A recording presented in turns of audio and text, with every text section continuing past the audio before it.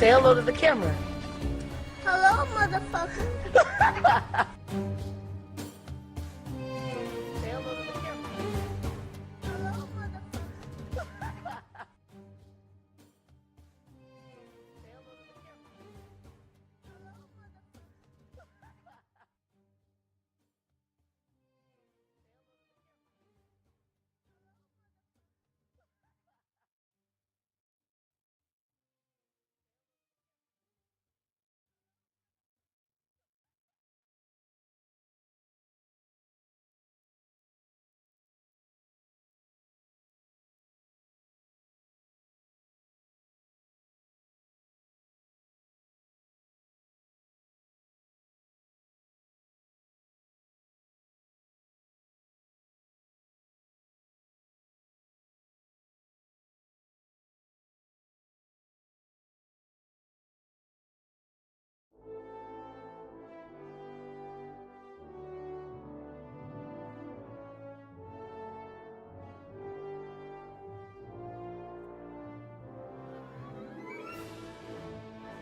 Of course I'm muted. What kind of stream would I be doing if I started out with everything fucking working? Anyway, good morning everybody. Hopefully you're well rested and ready for day 2.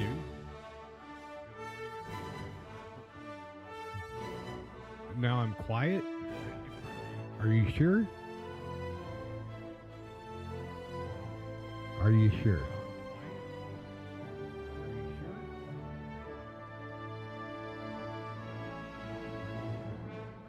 Why? That's fascinating.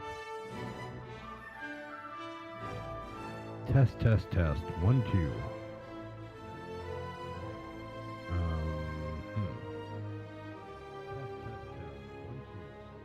How about that? Is that any better?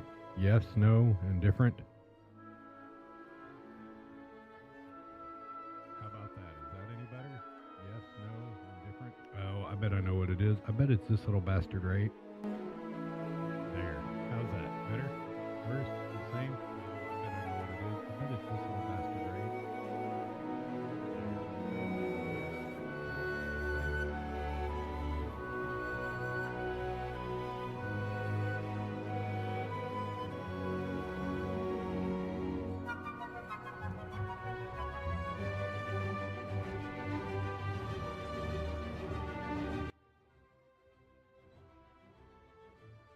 Martho, good morning. It's really weird because I actually turned my microphone up this morning. Testing, 1, 2. Hello. Well, tell me which one sounds better. Camera option 1 or option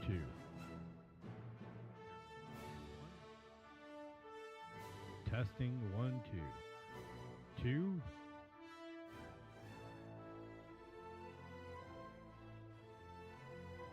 How about now? 2 or 1. 1. 2. Anything there. I just the fuck.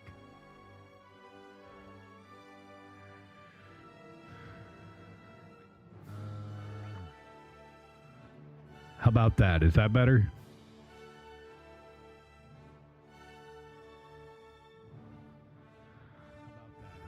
Testing 1, 2.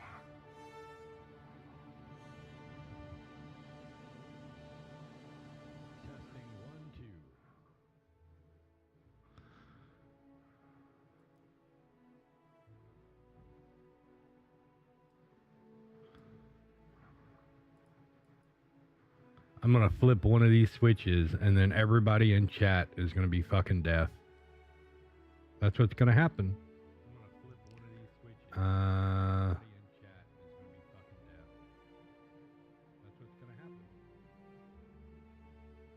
Why do I hear myself? I shouldn't hear my... Oh, fuck off.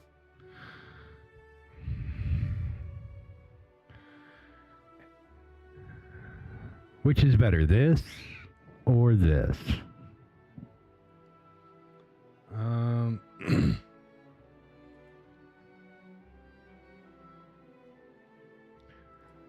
It might be this one. Oh yeah, I'm definitely peaking now. Testing 1, 2. Holy shit.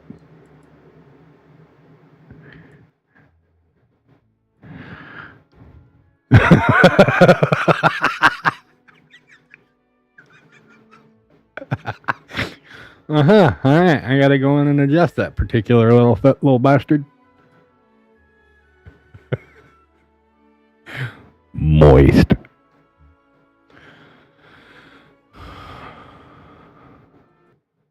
All right.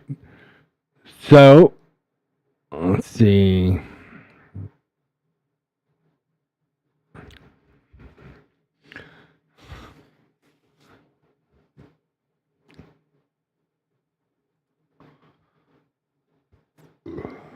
So it was Neutron Sculptor.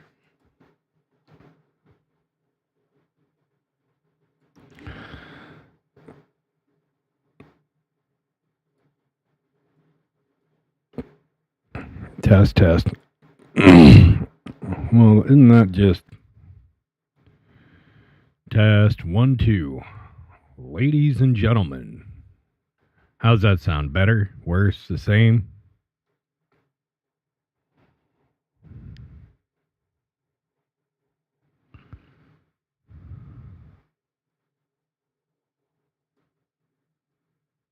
All right. For some reason, it got deactivated. I wonder if any of my other fucking plugins got deactivated by fucking Isotope. If you don't log into their software every like 3 goddamn days, it starts fucking your shit up. All right. Testing 1, 2, 1, 2, 1, 2. Hello, nurse. Moist.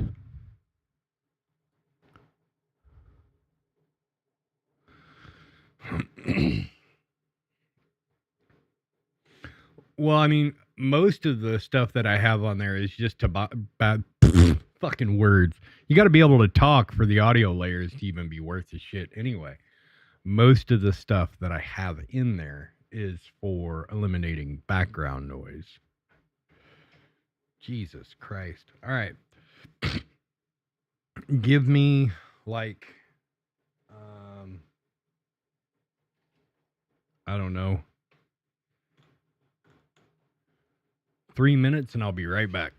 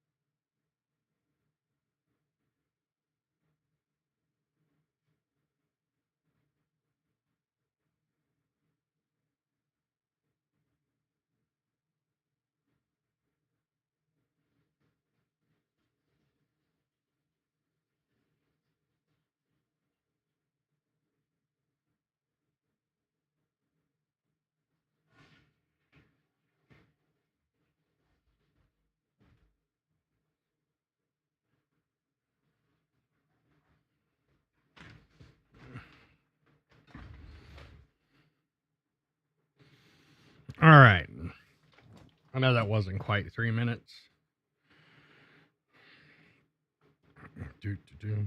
All right, so a couple of things. And then we're going to recap. One, we're now streaming on 4 platforms: Twitter, X, whatever the fuck you want to call it, Kick, YouTube, and Twitch. Because Twitch lifted their streaming, exclusive streaming restriction. 2, last night I was able to get it cut out and completed. A couple of them, actually. Yeah, I know books that are heavier than fucking bricks. This is the stainless steel card. Focus.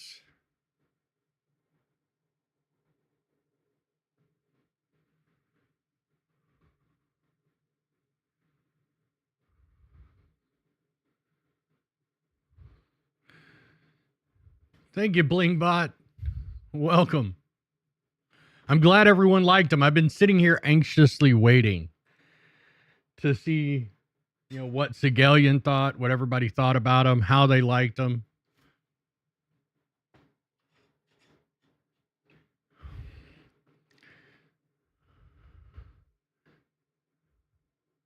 There's the titanium card. I'm probably not going to do the purple overlay on them. Probably just do blue and natural.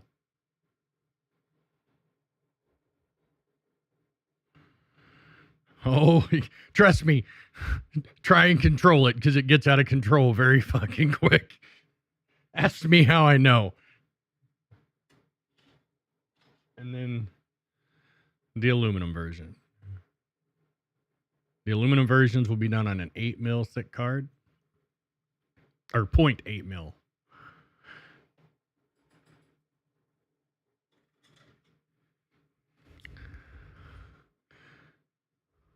Oh yeah,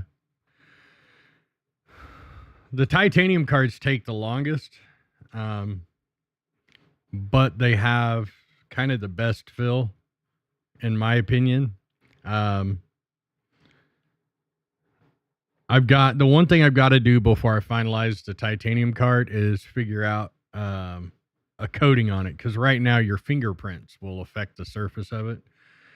The stainless cards aren't as bad. Come on, focus. There it goes. The stainless cards handle fingerprints much better than the titanium.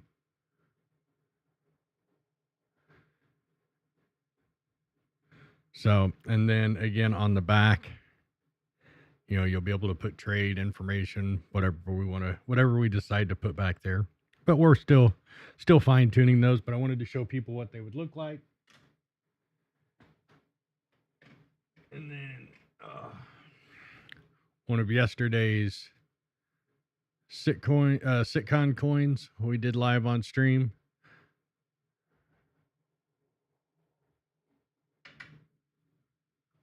I'm glad BlingBot. Words is hard. Jesus, BlingBot. Give my brain a minute to fucking reboot. BlingBot, I'm glad the coins were appreciated. Now, another announcement. You guys saw Nick at Night on stream yesterday, or on words. On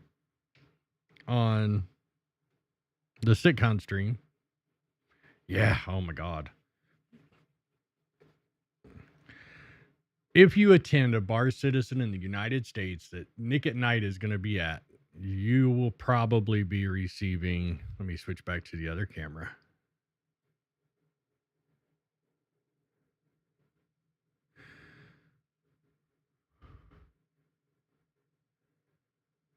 These will be available at most U.S. bar citizens. I'm going to be trying to work with them to get these to bar citizens around the world. I pretty much do these at my cost just to get them into people's hands. So, and we're working on other. I need toast. If somebody runs into toast at CITCON, Tell him to reach out to me for the love of God. I want to start doing coins and this shit for SIG. Like, legitimately, I want licensing. Like, we already, where'd it go? Here, check this out. We already put the community moniker on there. Focus.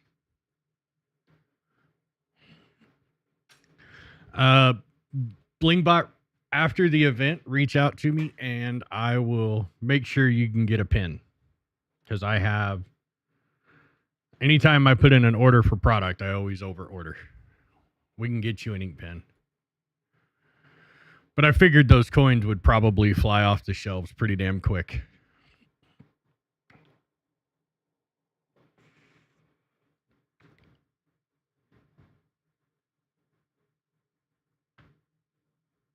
And I had other shit, but it's early in the morning. My brain is still processing all the data from yesterday, especially with the server meshing. Because I think that was a demonstration of dynamic server meshing, not static. No worries.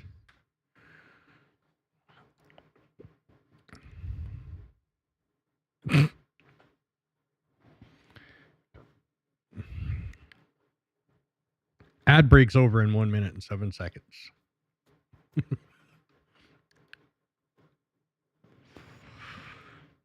Well, there's going to be a lot of testing for server meshing, for damn sure. Trust me, that's not the kind of nightmare you want to throw at the database. Just let's plug it in and see what happens. Especially on glyph databases. You talk about a wipe. Oof.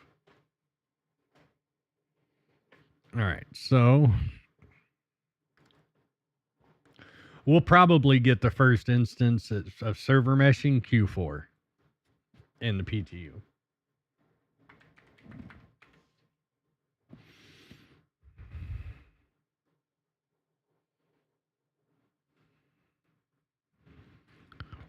The talking ships. Oh, Blingbot, did you get any other cool merch while you were there? See anything else that we didn't get to see on stream yet? I gotta turn that microphone down because now I'm blowing everybody's damn eardrums out. What's everybody's thoughts on the Zeus? Tell me, chat. I want to know your opinions.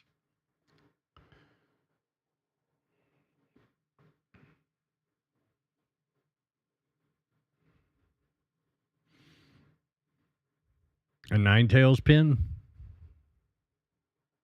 Oh, nice.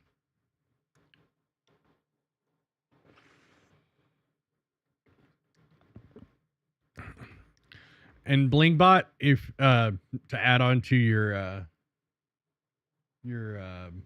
challenge coin fever, exclamation Patreon, we send out a new challenge coin every month. This coming up month is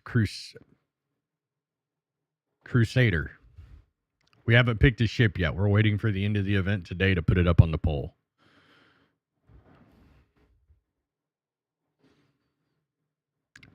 Soul Citizens had good candy? Of course they did.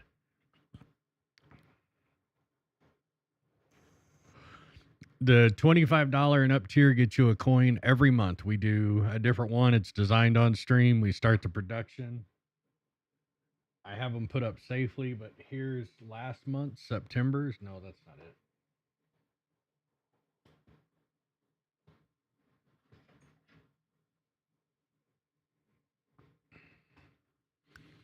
Here is September's, which was RSI. Doesn't really show up well on camera. Focus.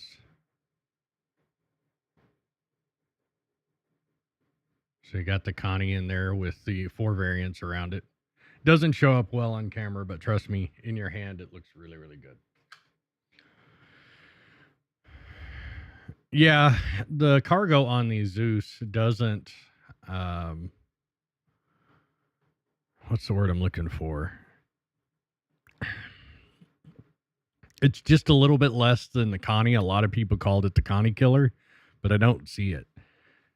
It might be if the struts aren't too horribly egregious on the front visor. But I'm what's the word I'm looking for?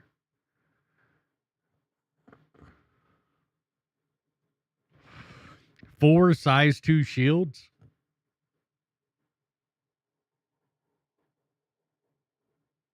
Did you look at the Zeus's spec sheet?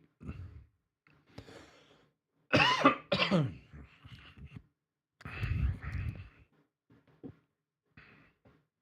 me pull it up here. RSI updates.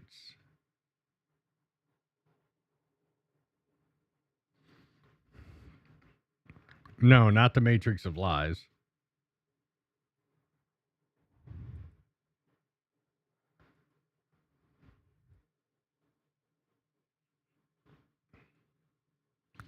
Based off what they've said so far.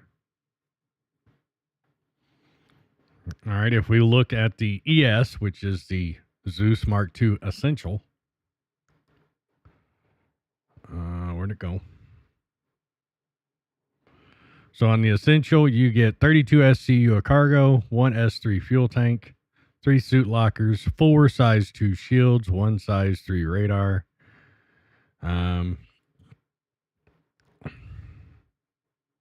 Doesn't go into guns yet. What's on there, what's not. Doesn't show it here. Oh, what's this? Oh. So the ES right here. Pilot, 2 size 4 fixed weapon hard points, 2 size 4 custom missile racks, and 1 size 3 remote turret. It's Explorer roll, 3 crew, 46 meters long, 34 meters wide, 8 meters tall, 3 suit lockers, 32 SCU of cargo. The MR, or the mercenary variant, 2 size 4 fixed weapons, 2 size 4 custom missile racks, 1 size 3 remote turret, and 1 size 3 forward-facing remote turret. Prisoner pod storage, armory, EMP, and quantum dampener. And then the Clipper, 2 size 4 fixed weapons, 2 size 4 custom missile racks, and we don't know how many it's going to hold.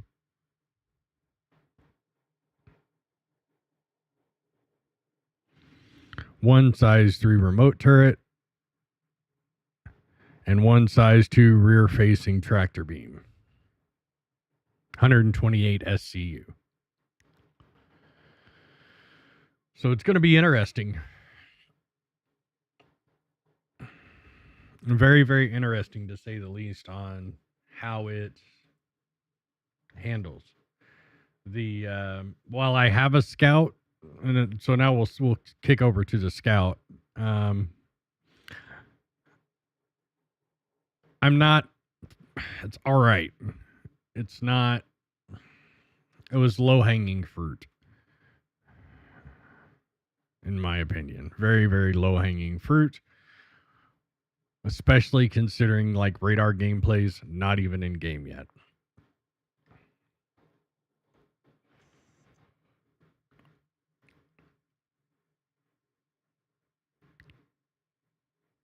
Man, they couldn't even have cleaned the fucking coin before they took the picture of it. There's a big fucking thumbprint right there. Look at that. Right there.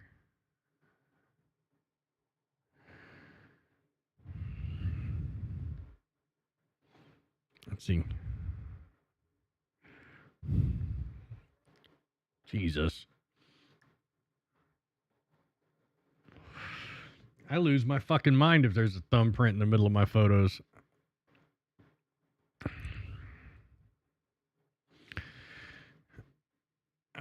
Yeah, the BMM, Kraken, Endeavor all dropped today. I expect probably at least one other ship. Let me see what's on the panel for today. I forgot what's on even on the schedule. Be more. I think I clicked the wrong fucking one. Yep. that one.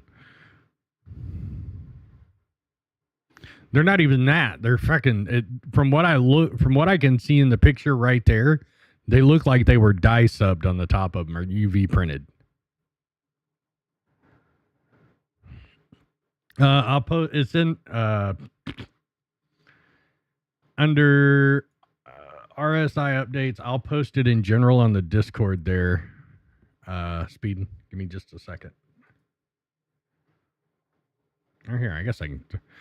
It is my chat. I guess I could fucking put it in here. Maybe. Cool, you're not gonna let me fucking copy link.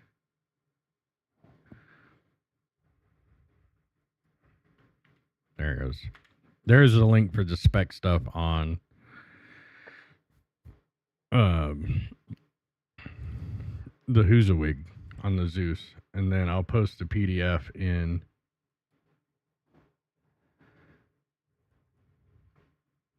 Discord general.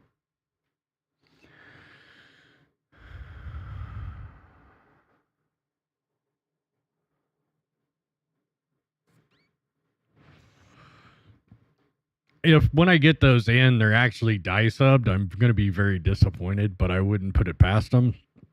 I do want to do, if I can get licensing from SIG, I would love to do a set of hard enamel pins, maybe even do a couple of hard enamel challenge coins.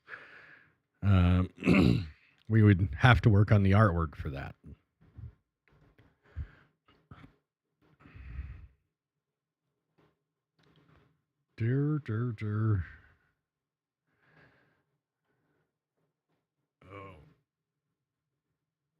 Oh, we're 42 minutes out from the start of day 2.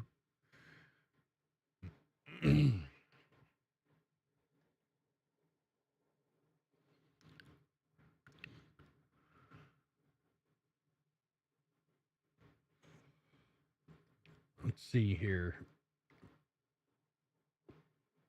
I was going to do something. Jesus, I do not have enough caffeine in my bloodstream. Oh, I hope Tony Z does something today. We really, really need an update on the fucking economy.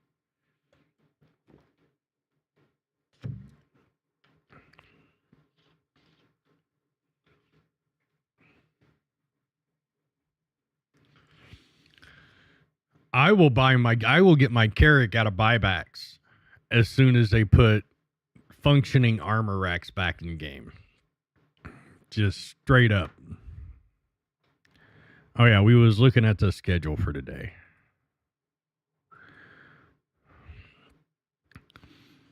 So we have character advancement, which is going to be talking about styles found on the frontier and the new technologies enabling our next generation of character customization and the much anticipated arrival of diverse coiffure. I think I pronounced that right.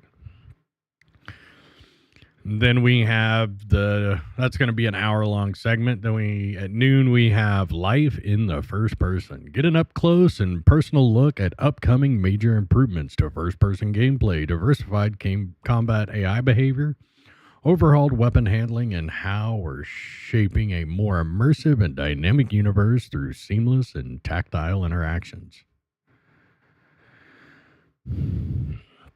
Oh, yeah, Von Cody. We tried to go put armor in it last night, and it wouldn't go in there. Remember?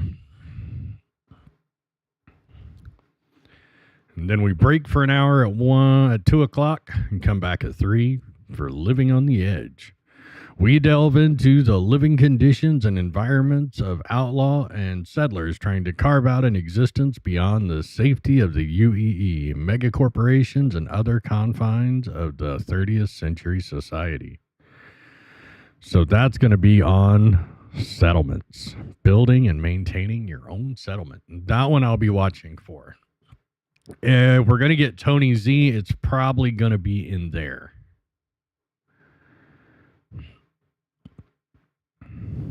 And then Destination Adventure, From high up in orbit down to the surface of our planets and deep into the underground, we delve into new interactions, missions, and gameplay and more coming to Star Citizen universe on all levels.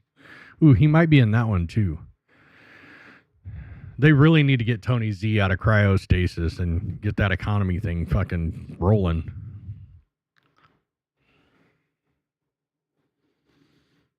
And then the closing ceremonies, which I've heard in no uncertain terms, today is the day to watch. Today's going to be when they drop all the bombshells on us. I didn't expect much as far as bombshells on day one, because why in the hell would anybody come back for day two if they threw everything to the wolves on day one?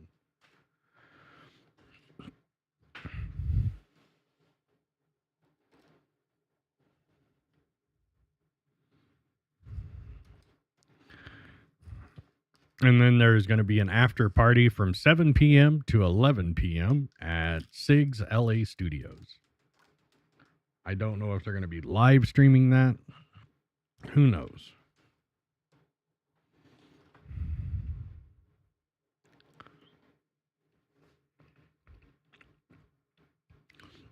Spicy cheese.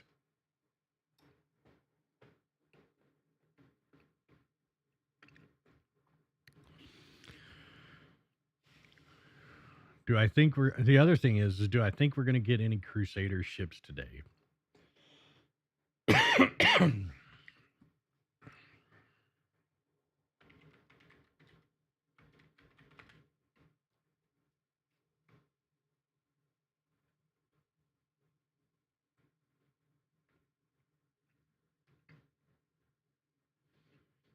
right, so we're going to go to create poll.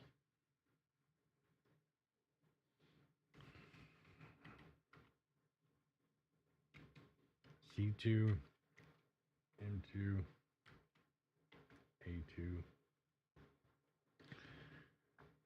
MSR,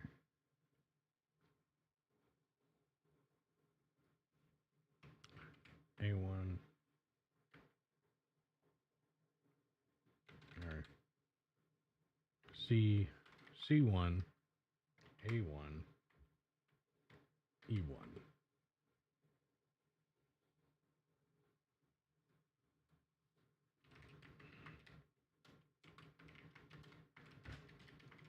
Mercury Star Runner. And then we have the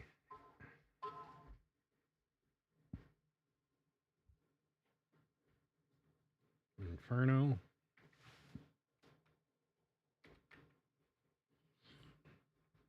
And then the Ion.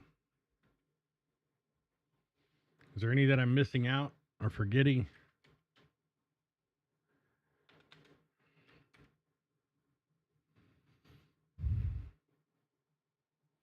C2, M2, A2, those are all going to be on one option. The MSR, the C1, A1, E1, the Inferno, and the Ion. That's all the Crusader ships currently in game, isn't it?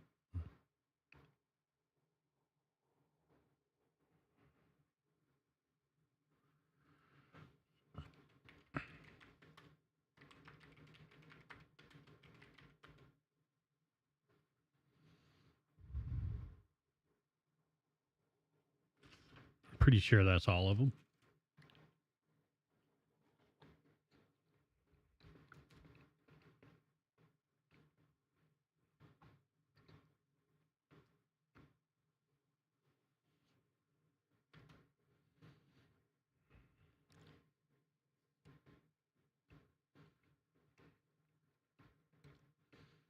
Negative creature. I probably won't until it's in game.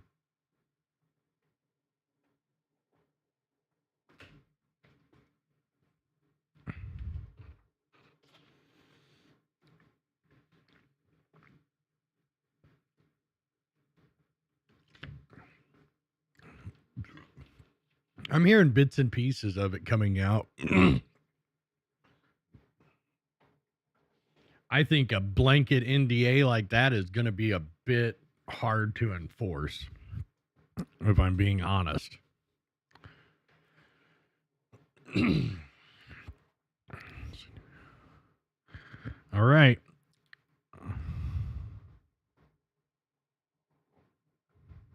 Yeah. Well, it's not even going to be an open release. It'll be concierge, and I'm not sure which tier of concierge. And then, the lottery of names drawn through the people that bought the CITCON digital goodies pack. All right, folks. So the poll's live on which ship. Everyone that's a member of the Patreon has the ability to vote. It's open to all paid members.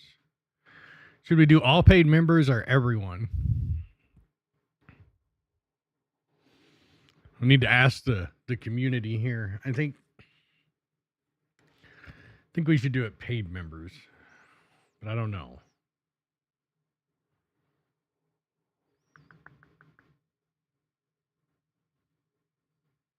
We'll leave it open to everyone.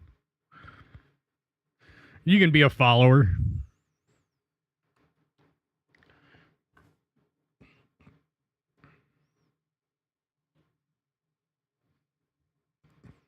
You know what? I'm a fucking idiot. Edit. Which Crusader ship for October's challenge coin.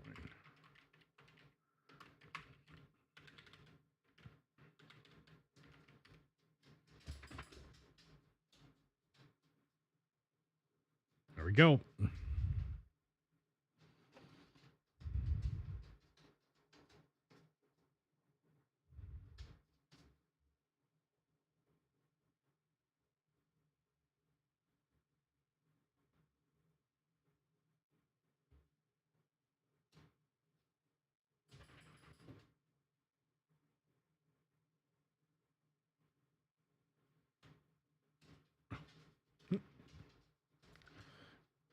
Four votes already. Spaceship goes brr.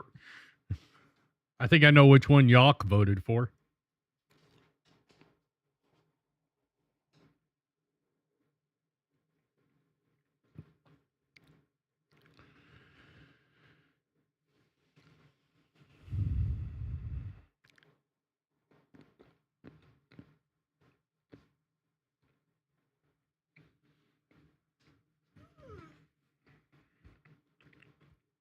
Oh, somebody wants to come say hi to the group. He's already starting today.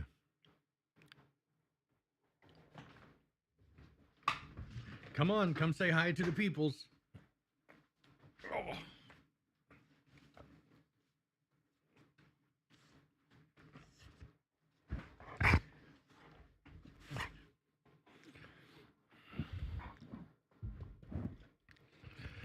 I don't think there is one.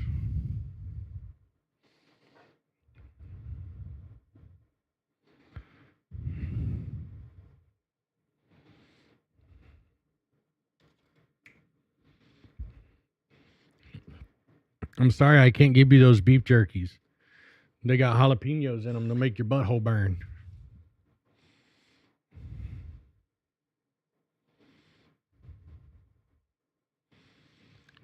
Then I wouldn't be able to breathe because I'd be out there. I'd be sitting here on the security camera watching you drag your ass across the front yard.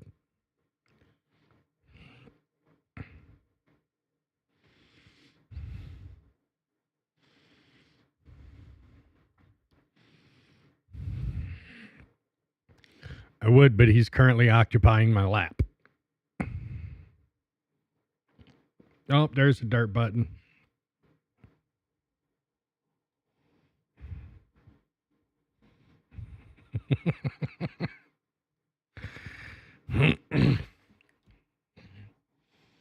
He's literally about to fall over.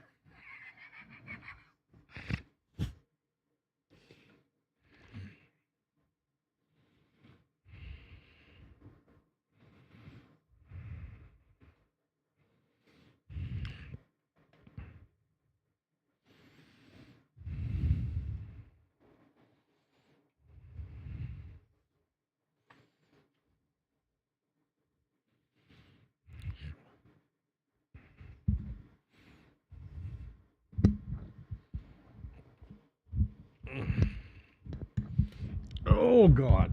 Oh, ow.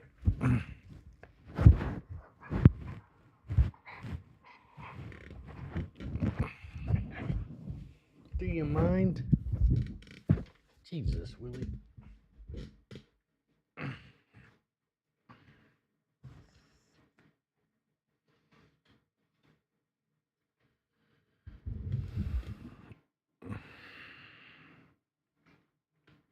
Hey, Vesmia.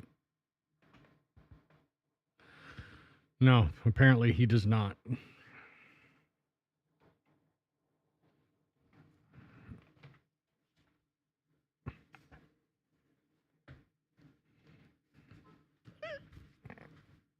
Nope.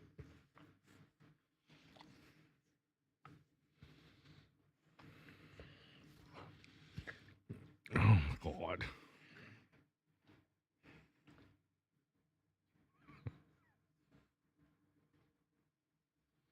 A 70-pound dog cantilevered off my lap.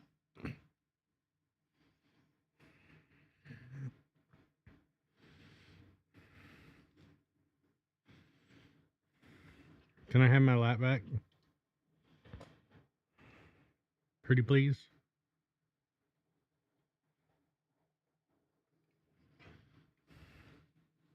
Oh. Oh, God. Yeah, Blingbot, this is my co-host.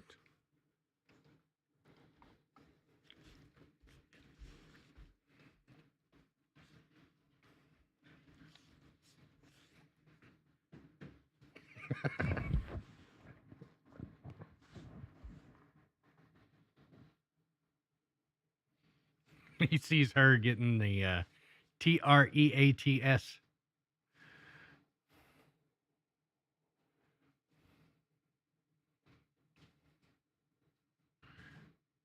One of two things is about to happen.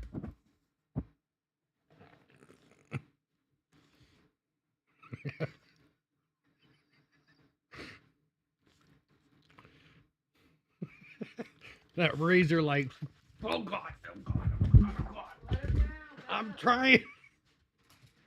Jesus Christ. Good boy. No. Sit. Well, that was violent.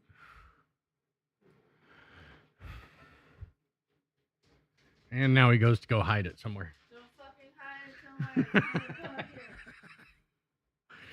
Oh, yeah, he is spoiled. Spoiled rotten.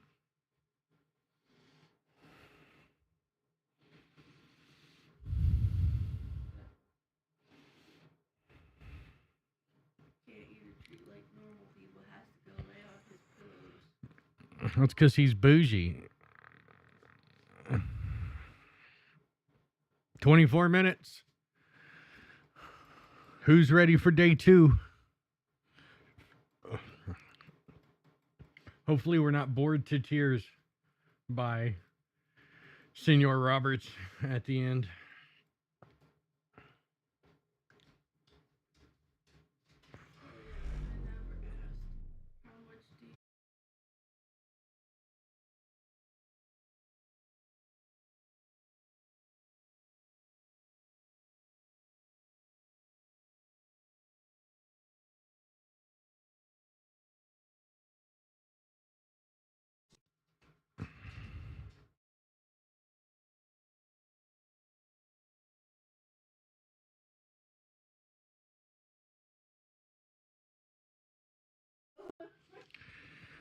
That caught me off guard.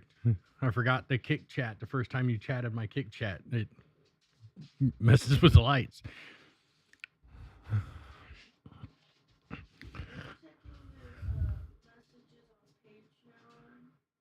Yes. I keep getting emails that you're getting messages. Yep.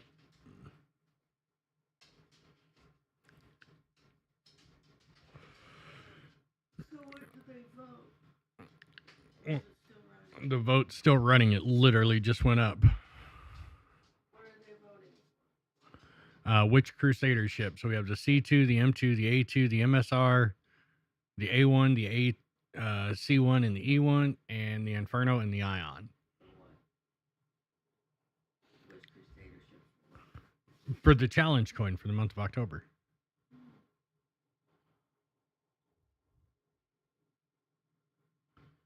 Tired of engraving Drake ships, are you?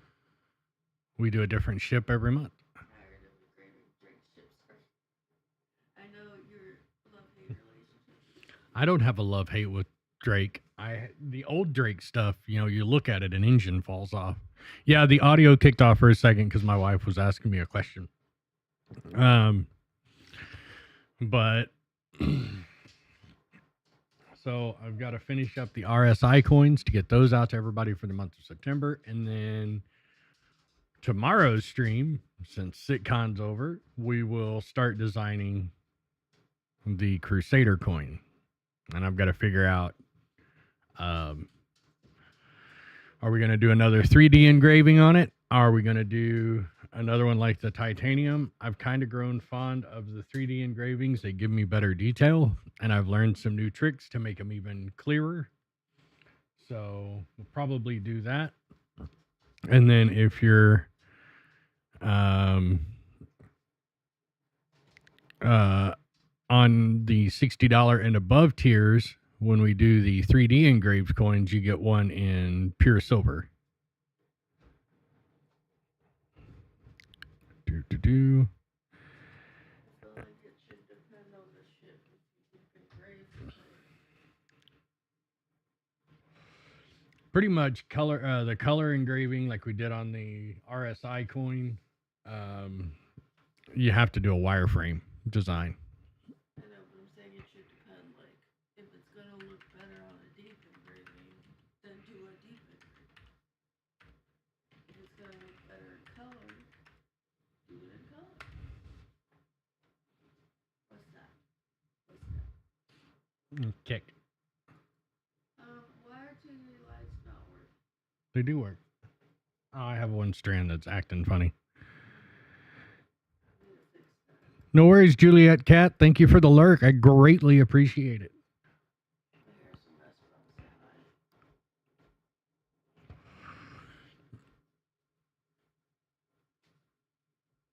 hi. Go have fun at the con there, Blingbot. Get some cool loot for me. That's fine. Baby here's going in 50 directions. Mm-hmm. As he says hi, everybody. She just woke up. I'm probably gonna go back to Today's her day off, so she's probably gonna go in there and go back to sleep. yeah, I gotta go. But no problem cannot be fixed with just a nap. So It's funny, growing up, we never wanted to take a nap. And the moment we get older, all we want is a fucking nap. people tell me that all the time, and I was like, yo, my favorite thing is nap time. Y'all quit playing with me. I love sleep. All right, so let's see here. That's on the Zeus. We got the Cutter Scout. I seriously doubt that's going to be the only two ships for the weekend. But I mean, this event's wasn't really put together so much for us. It's for the devs to showcase their work and what they do. I need a machine so I can freeze dry candy myself. But you need to try this. Remember those high chew candies? Yeah. Is that one freeze dried? Yes. All the color's gone. I mean, I think it just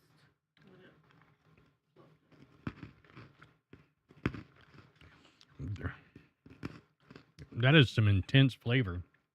I think that's banana.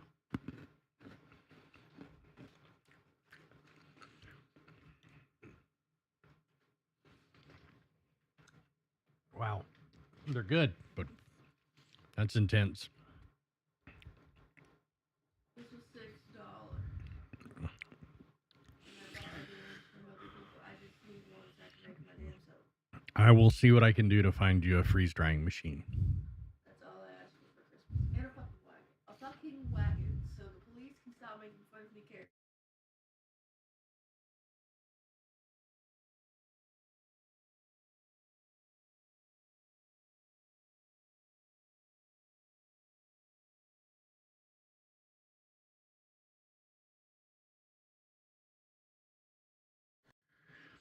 What would the ST variant be?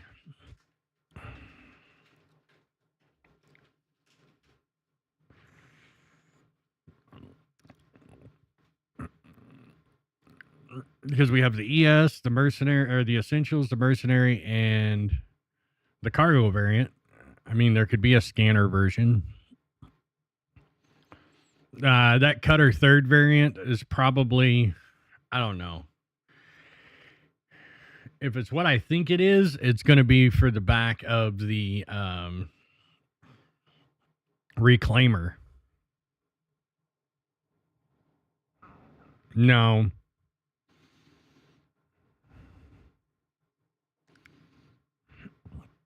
Touring, maybe. Racing, no.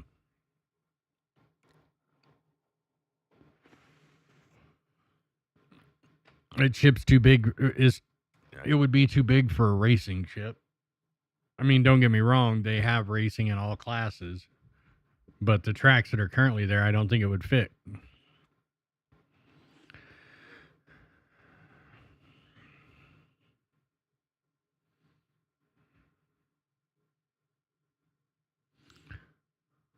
Oh, you're sorry for the cutter. Yeah, science and touring or science would be good for the zoos. Now on the cutter, the third variant for that is going to be an accessory ship to the reclaimer. We already know that the reclaimer was supposed to come with a cutter, and the fact that they're making it.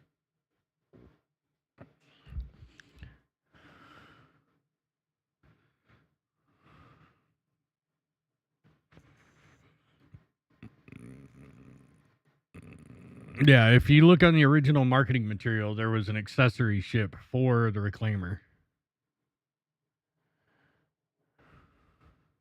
And it was called the Cutter.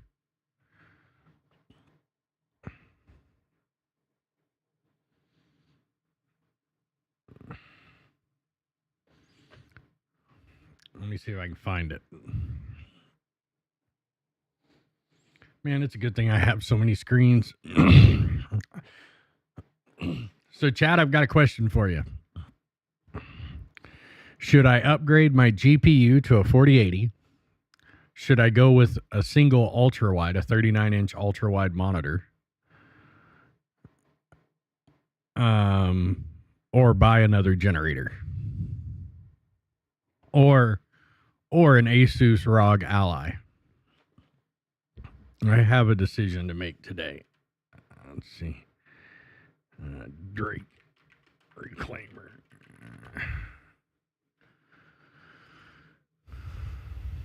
So I have I have three 27-inch monitors right here. I have a 40-inch monitor here, but I still need more real estate.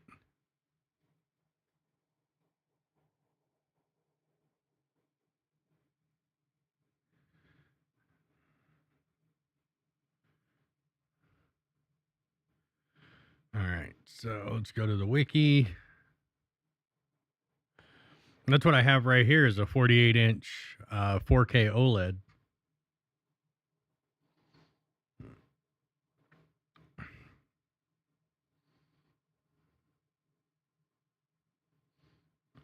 Let's see here.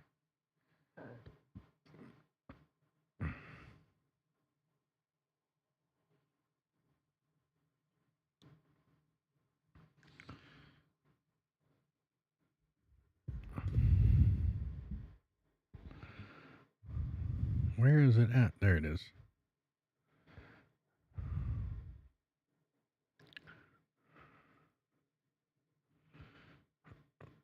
All right, so Control F. Additionally, it includes a manned cutter, which may be deployed for EVA recovery operations. We intend the game's salvage mechanic to include a search and recovery function in which players will exit their spacecraft in suits and maneuver units to explore wreckage. Pocket spacecraft like the cutter will carry tools and supplies and transport recovered artifacts back aboard the ship. Oh, so the ultra wide wouldn't be for gaming. It's mainly going to be just for data.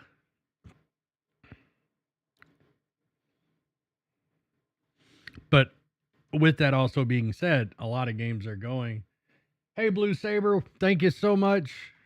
How's the weather over in your neck of woods? That didn't come through till just now. Nah, it won't be a cutter red.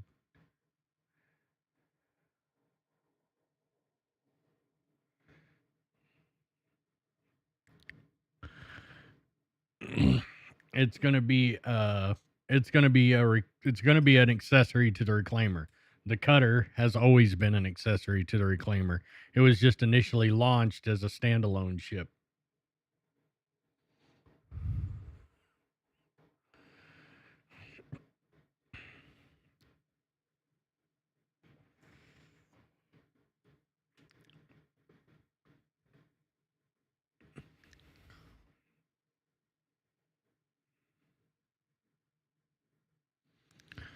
Oh, so I mean,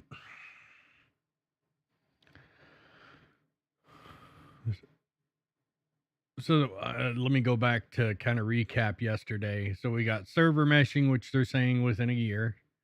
We got engineering gameplay within the year. We have scanning gameplay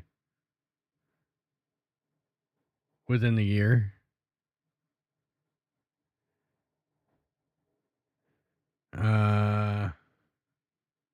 What else? We have Pyro coming in a week into the testing universe. You traded your Centurion in for the A1.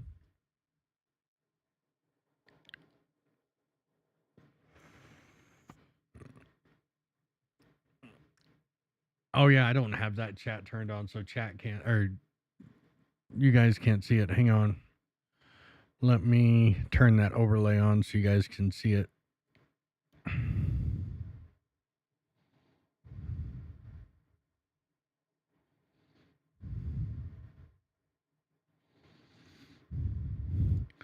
Mr. Jim, thank you so much for the follow there and on Kick. I greatly appreciate it. The medical cutter doesn't make sense. That's too bougie for Drake to put into that ship. The next variant for the cutter is people are going to lose their minds if they don't give everyone the accessory for the reclaimer, in my opinion. To just my opinion.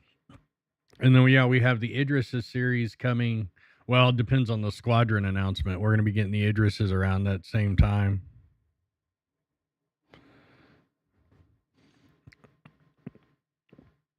The C8R, I'll move this over here. Turn chat box on so everybody can see it. There we go. Should be coming up there here, and I may have to reload it. HFX overlay. There we go.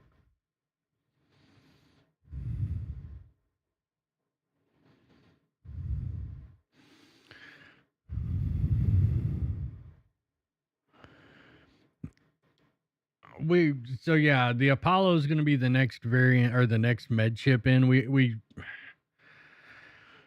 We're starting to get a bit med ship heavy. We're fighter heavy and med ship heavy almost right now. We're way lopsided when it comes to fighters, but we need exploration, we need mining, we need industrial ships. I can't believe that mining and cargo running are the only two industries besides medical gameplay and PvP fighting and PvE fighting.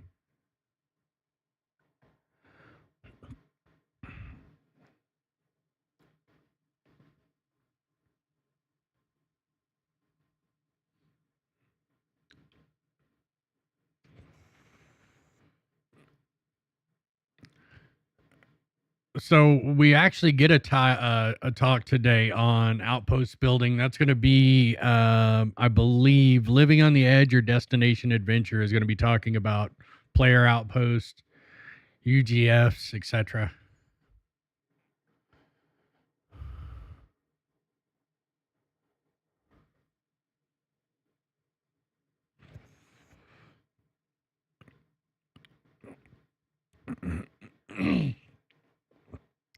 Does your dad solo mine a lot there, Blue Saber, or does he have friend? Do you guys all pile in together to go mining? Because if you guys all pile in together, the mole is going to be great. But with the new engineering systems coming on, so trying to solo a mole is going to be a pain in the ass.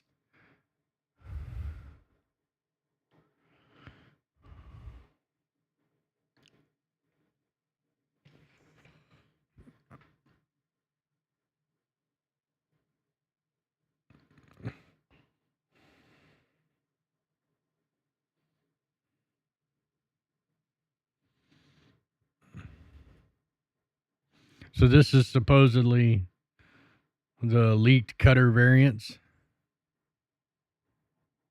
So that's the standard cutter, it looks like.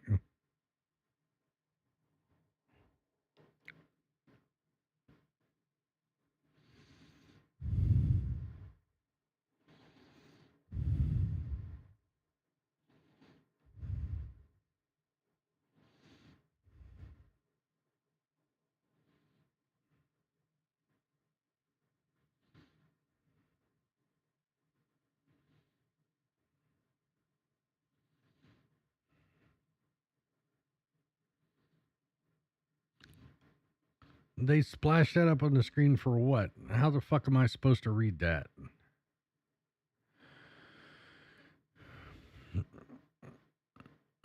So if it's an expedition variant,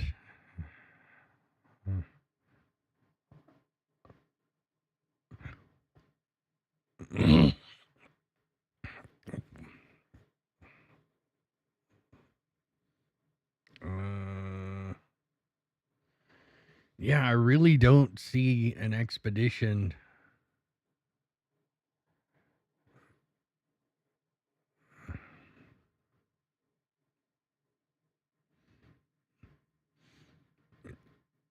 All right, so hang on. Let's go back to that overhead view. Give me a second.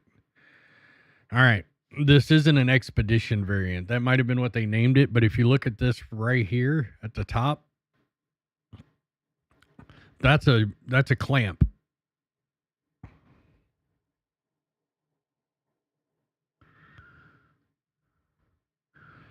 That's gonna, I would almost guarantee that that's gonna mount it to the back of the reclaimer.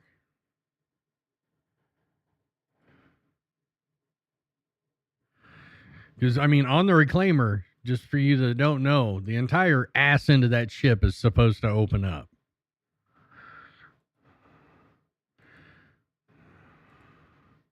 So, if you look right here, that EVA suit looks like you would be wearing like a chemical EVA suit. 2 SCU a cargo to bring back what you find in the ships.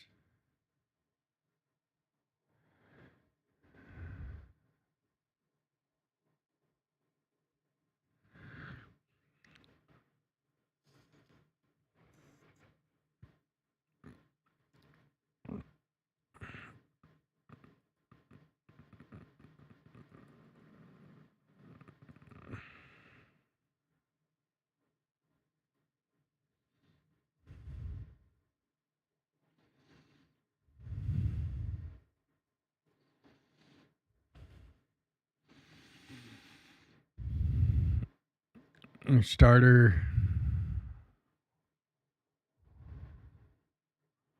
Why are you showing a bunch of screenshots that have absolutely fuck all to do with the cutter?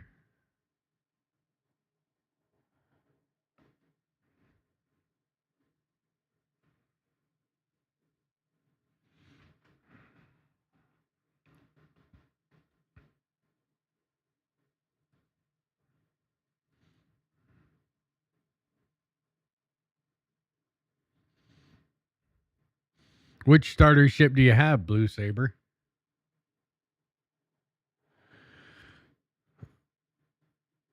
All right, we got to be getting close to the event kicking off. The Titan.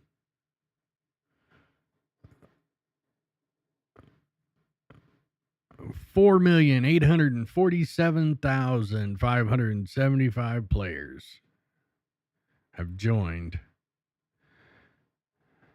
Go back. Those aren't active, but have joined. At least created an account.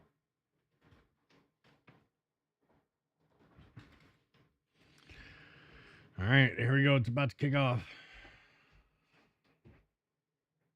Let me reload.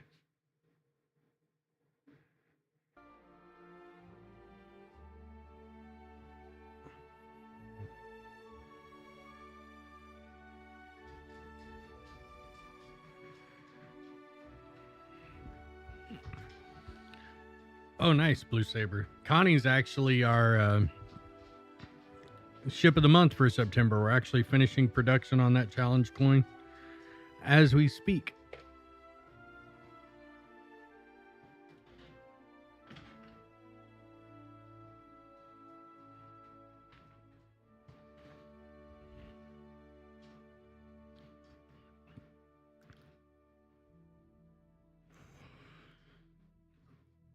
Come on.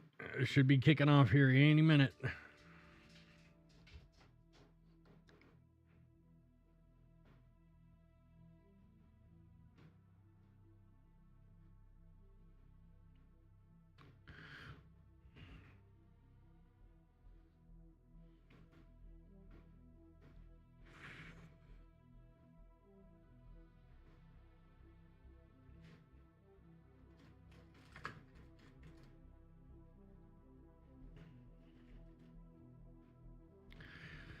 The Connie was my second ship, and then it went to a freelancer, and then it went to hell from there.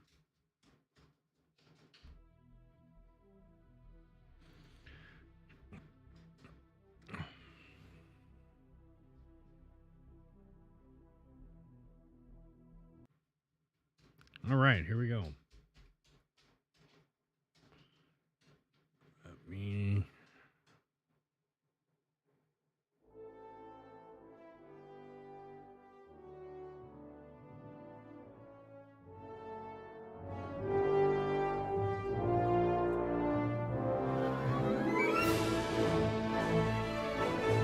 turn off the salt mine. The only thing I don't like about the Connies, the only thing I don't really like about the Connies is the fucking struts.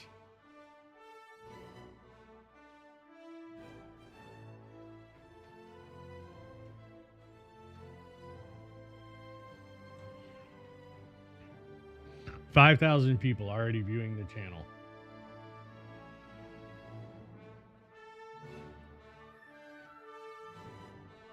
My stream would break.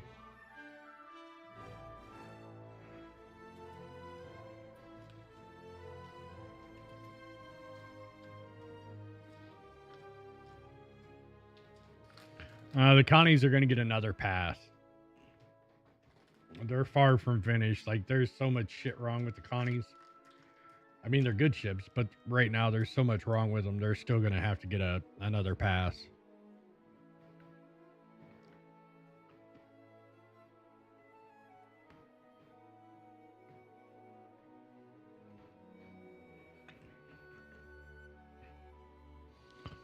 Those turbo fans are VTOL. But I agree, you should be able to use them for your yaw and row a lot more. I'll give you a bite, but it's fucking spicy, dork.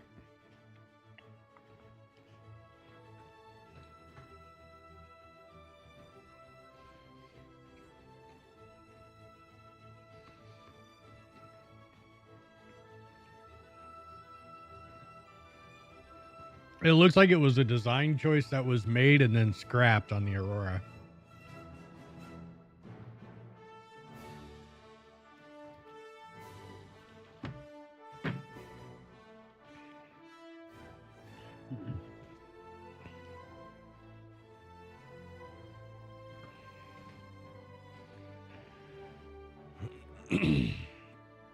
I'm going to try and keep a little bit better active watch on the audio levels today, guys, too. Hopefully we have less audio issues than we had yesterday.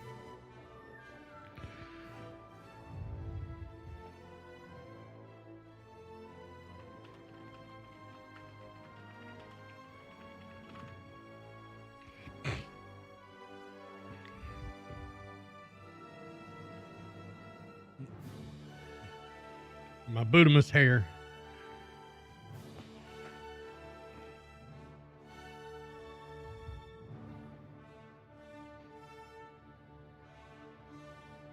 Day 2. Citizens Con.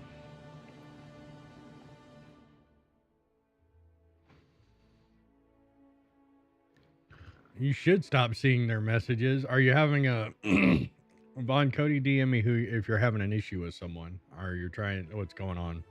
Is it in my chat?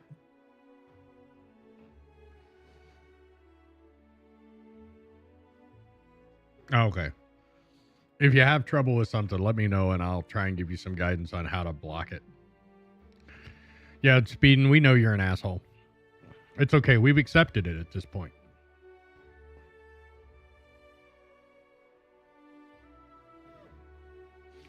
No, you're not getting any more.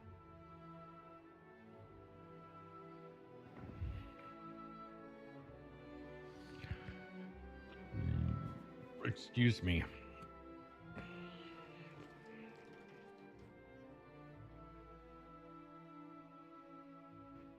Fine, I'll give you the last little bit of cheese. Now bugger off.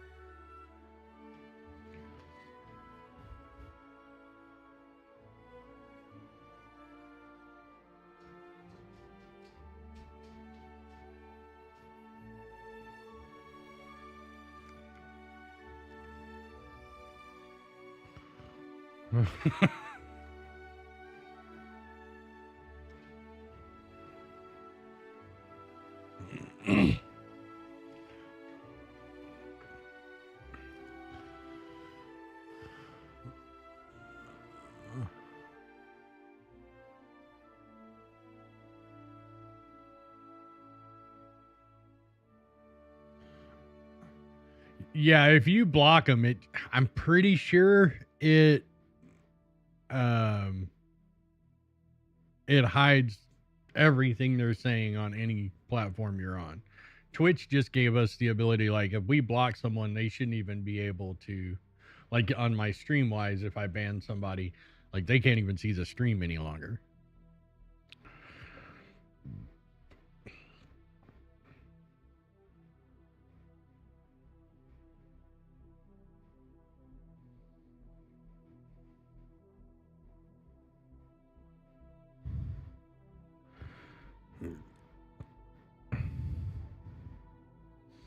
You are so fucking spoiled, dog.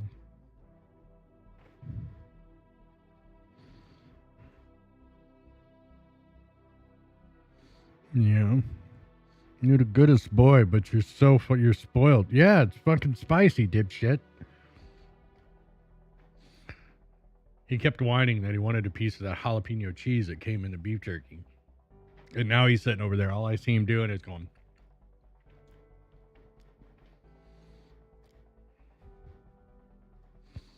Yeah, it's spicy. Your asshole's gonna burn later, buddy. Your little brown eye's gonna be pissed off. Go. Go lay down.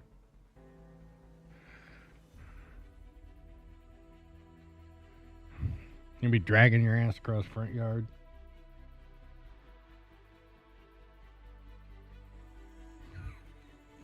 Sorry, I was probably oversharing there. Don't give me those fucking brown eyes of sadness. There's no more. It's all gone. We have hardwood floors, so he just ended up with a splinter.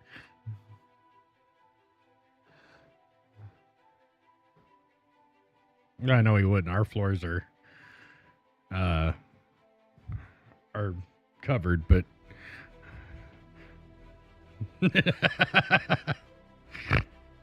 no, he will not learn.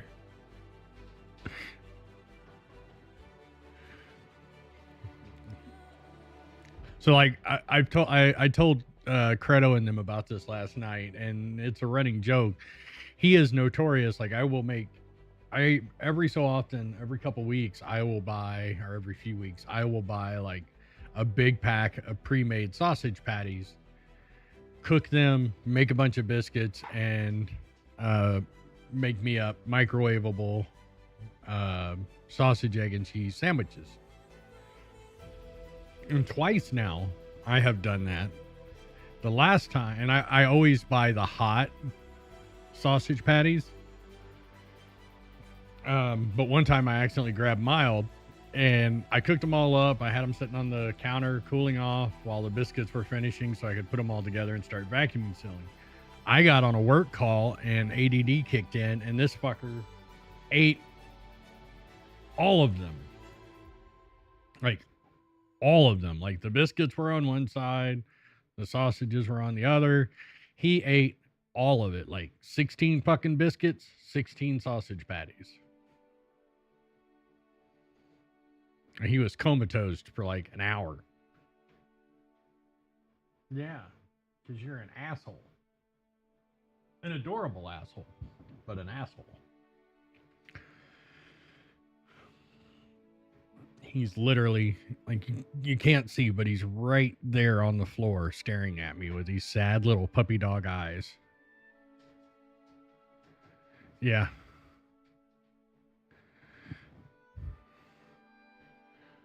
So fast forward 3 weeks later, we go to the store and I buy a 16 pack of the hot sausage patties. Cook them all up. They're sitting on the counter. Again, I get distracted with a work call. I should have put them in the fridge. I didn't. This fucker jumps up on the counter and eats all of them. And then about 10 minutes later, all I hear from the bedroom is, and then he'll run in here and drink some water and then run and go lay back down. And then run in here and drink some water. And like, I felt bad, but I was just like, served you right, you little bastard.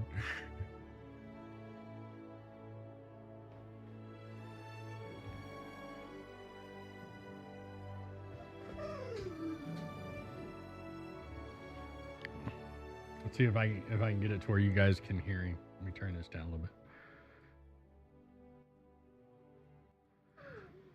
What? What?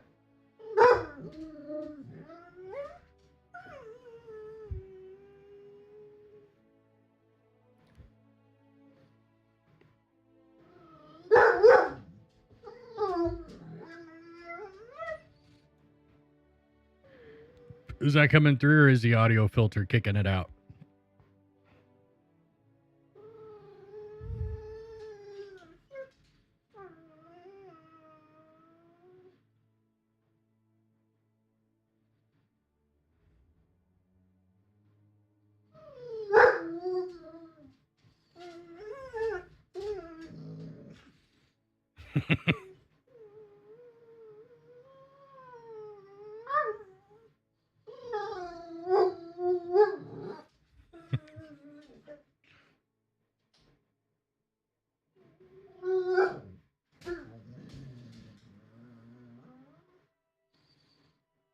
Are you done? No, no. No. No. No. No. Damn it. Oh, God. You're knocking shit off everywhere. Oh, my God. Hey, Terry. Ow, fuck.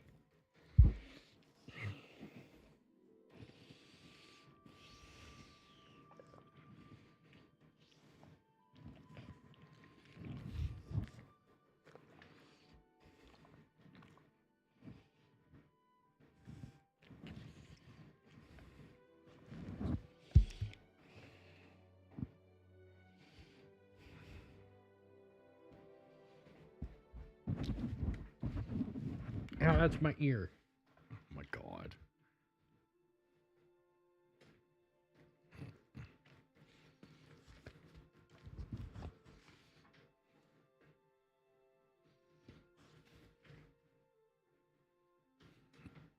Fire away, Terry.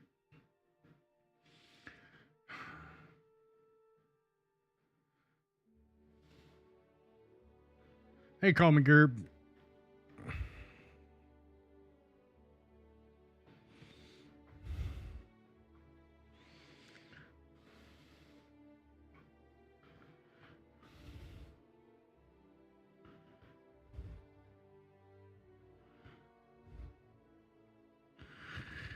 So it's just a Fury, and fifth, I think, is the Perseus or the Pegasus. I can't remember. But it's one of the RSI ships.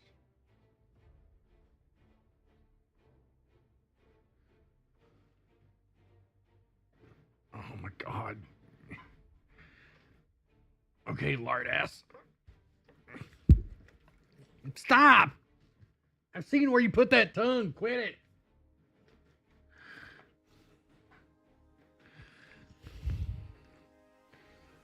Oh, fucking yuck. Stop.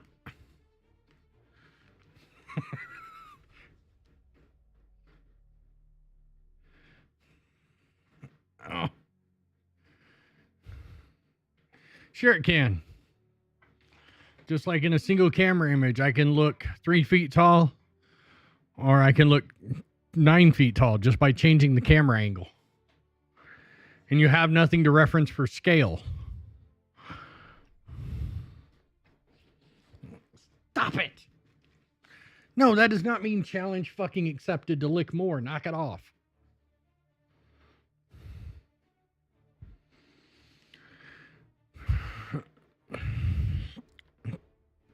So in Elf, you're saying everyone that played an elf in Elf were all short people?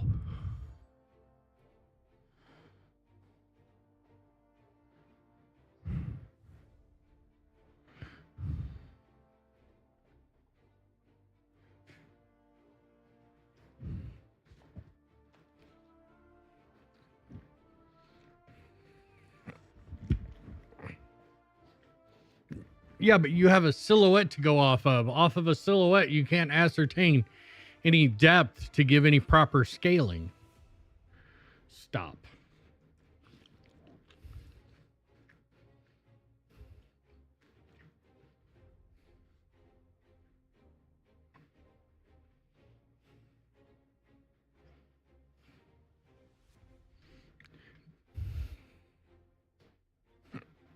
Oh my God. Why do you have to be so fucking heavy? Stop it.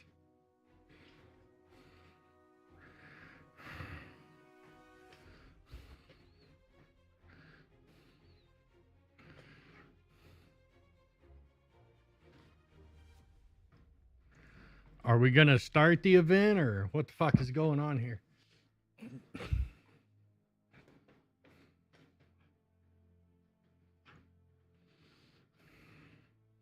That reminds me, I need to fix the Discord link. It's still fucking broken.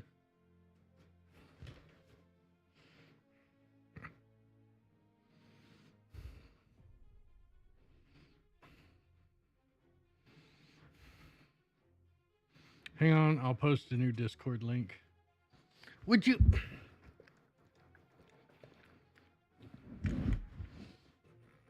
Oh my God.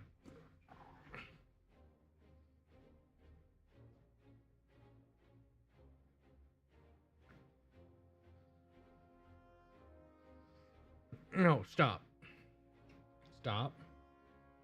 Yeah, it's the USSA Discord. I've just got to...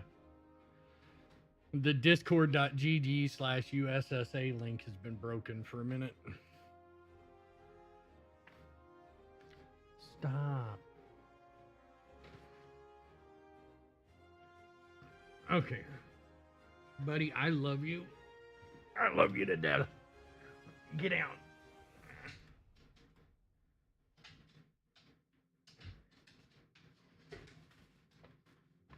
Go pester mom. Go lay down. Don't give me those fucking puppy dog eyes.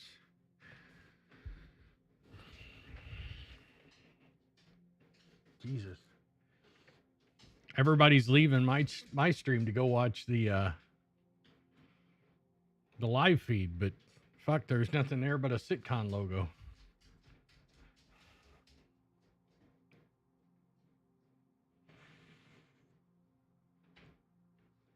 All right, let me check it out real quick.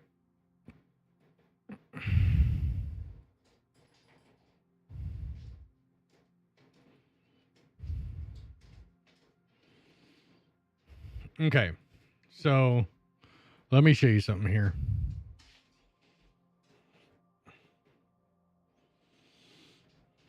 All right. So you have no real sense of scale in this image. Because I can ascertain off what I'm seeing here that the ship is much closer to the camera than that person is. Just like that person is closer to the windows than he is to the ship.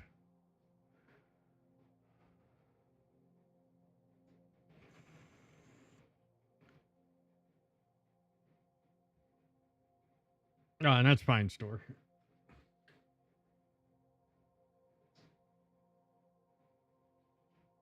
So your perception of scale is going to be skewed because if you look at the floor, okay,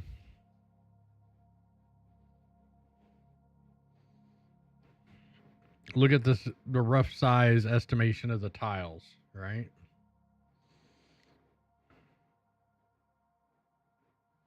And I don't think he's Taverin. I think he's mid-stride in that screenshot.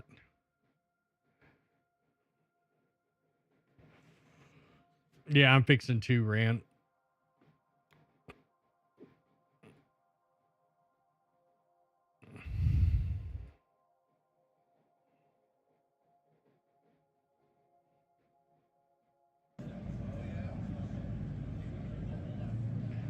You missed a CITCON logo. We're still waiting for the cameras to fucking turn on. They're apparently having some kind of technical difficulty.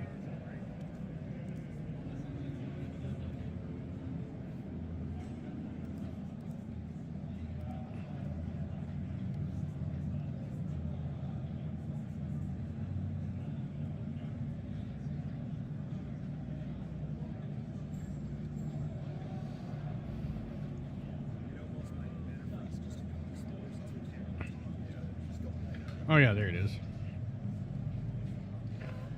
Oops, that was not what I wanted to do. While we're waiting for that to load in. That's the RSI coin as it currently is being finished. Minus the spelling errors. Because it says Andromeda and Aquila.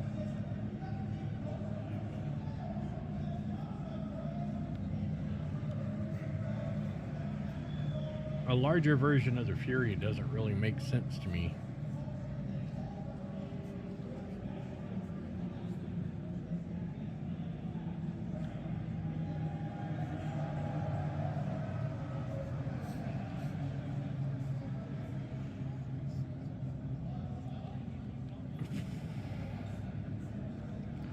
Probably one, if any, Renoxus.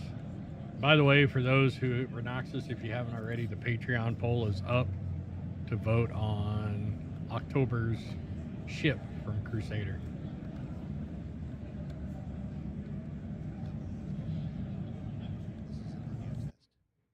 This is the sound of my voice. Do you hear the sound of my voice?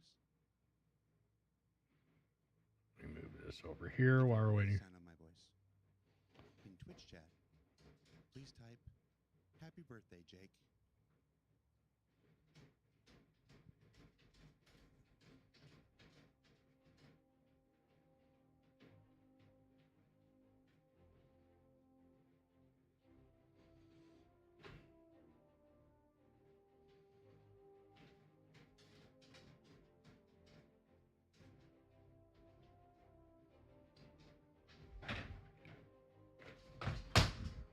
Fat ass.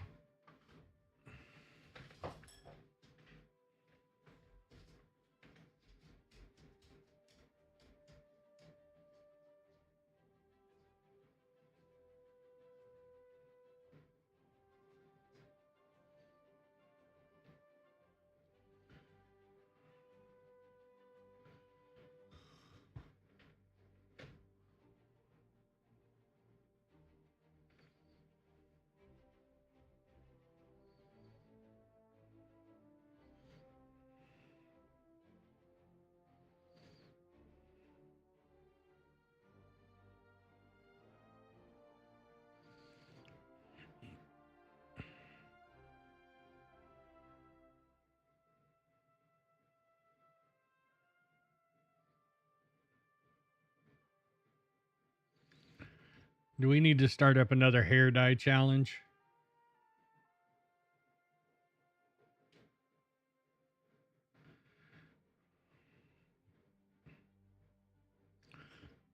What did he record? I'm guessing he recorded this with a cell phone.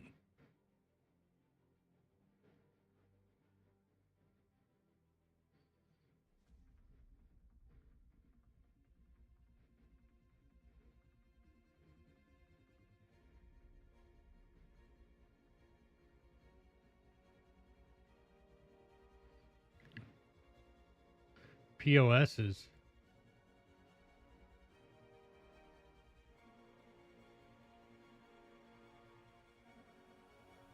Oh.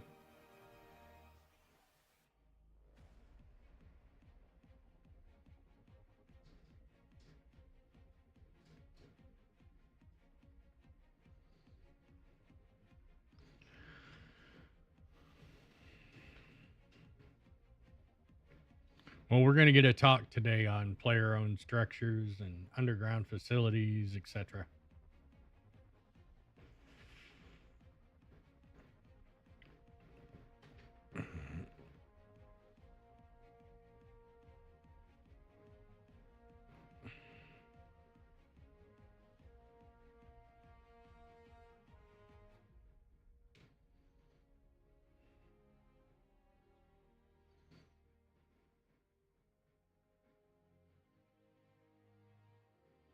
Ship talk was yesterday. I don't think they're doing another round of it today.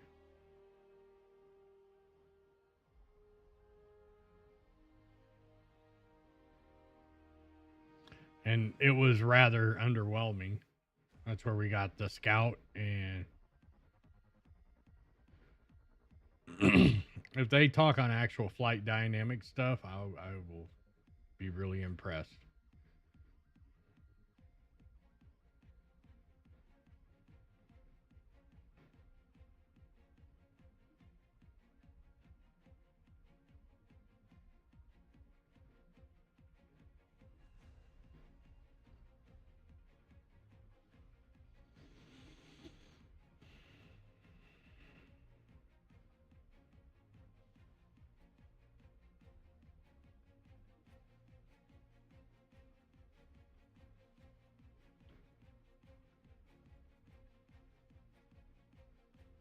I read it earlier. I just probably wasn't paying attention.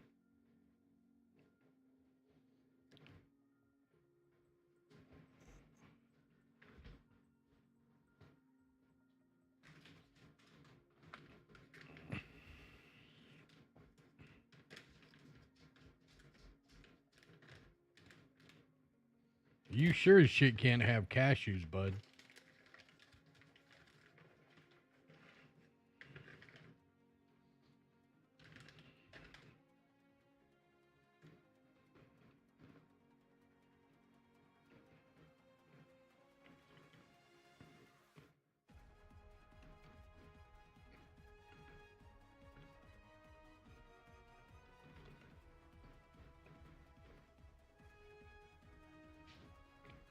No. Lay down.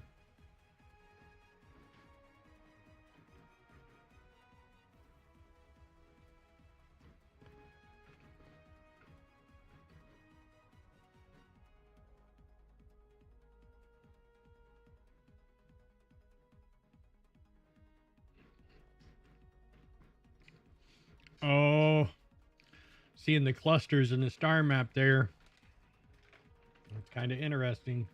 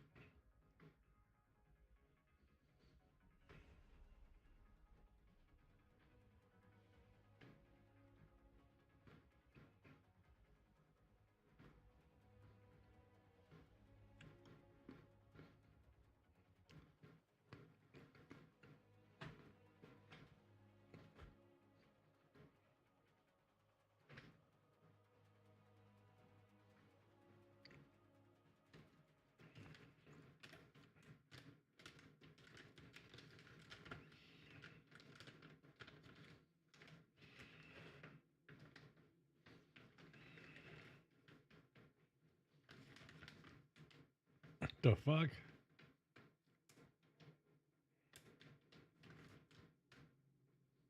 Was this shit getting pelted by ionized particles or debris or?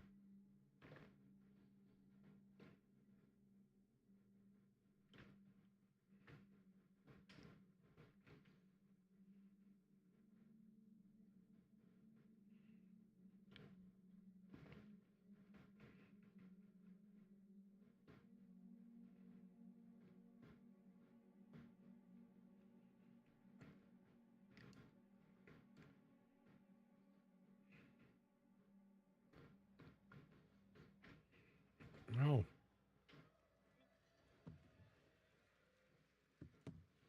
We'll come back to that. Hi, everybody. We made it. CitizenCon Day 2!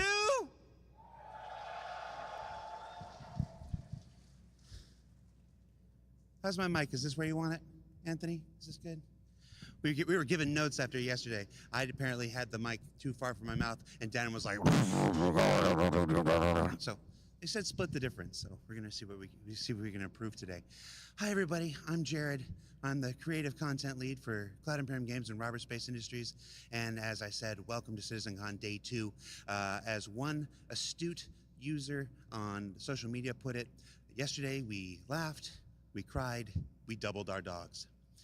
On Day 2, we're bringing a whole new slew of presentations for you to enjoy. But before we get to the programming of today, it's been 4 years since we've done a CitizenCon, a live event like this, and it may have gone under the radar with the pandemic and missing a year. This is actually the 10th anniversary of CitizenCon and the 10th CitizenCon we've done. So I wanted to take some time.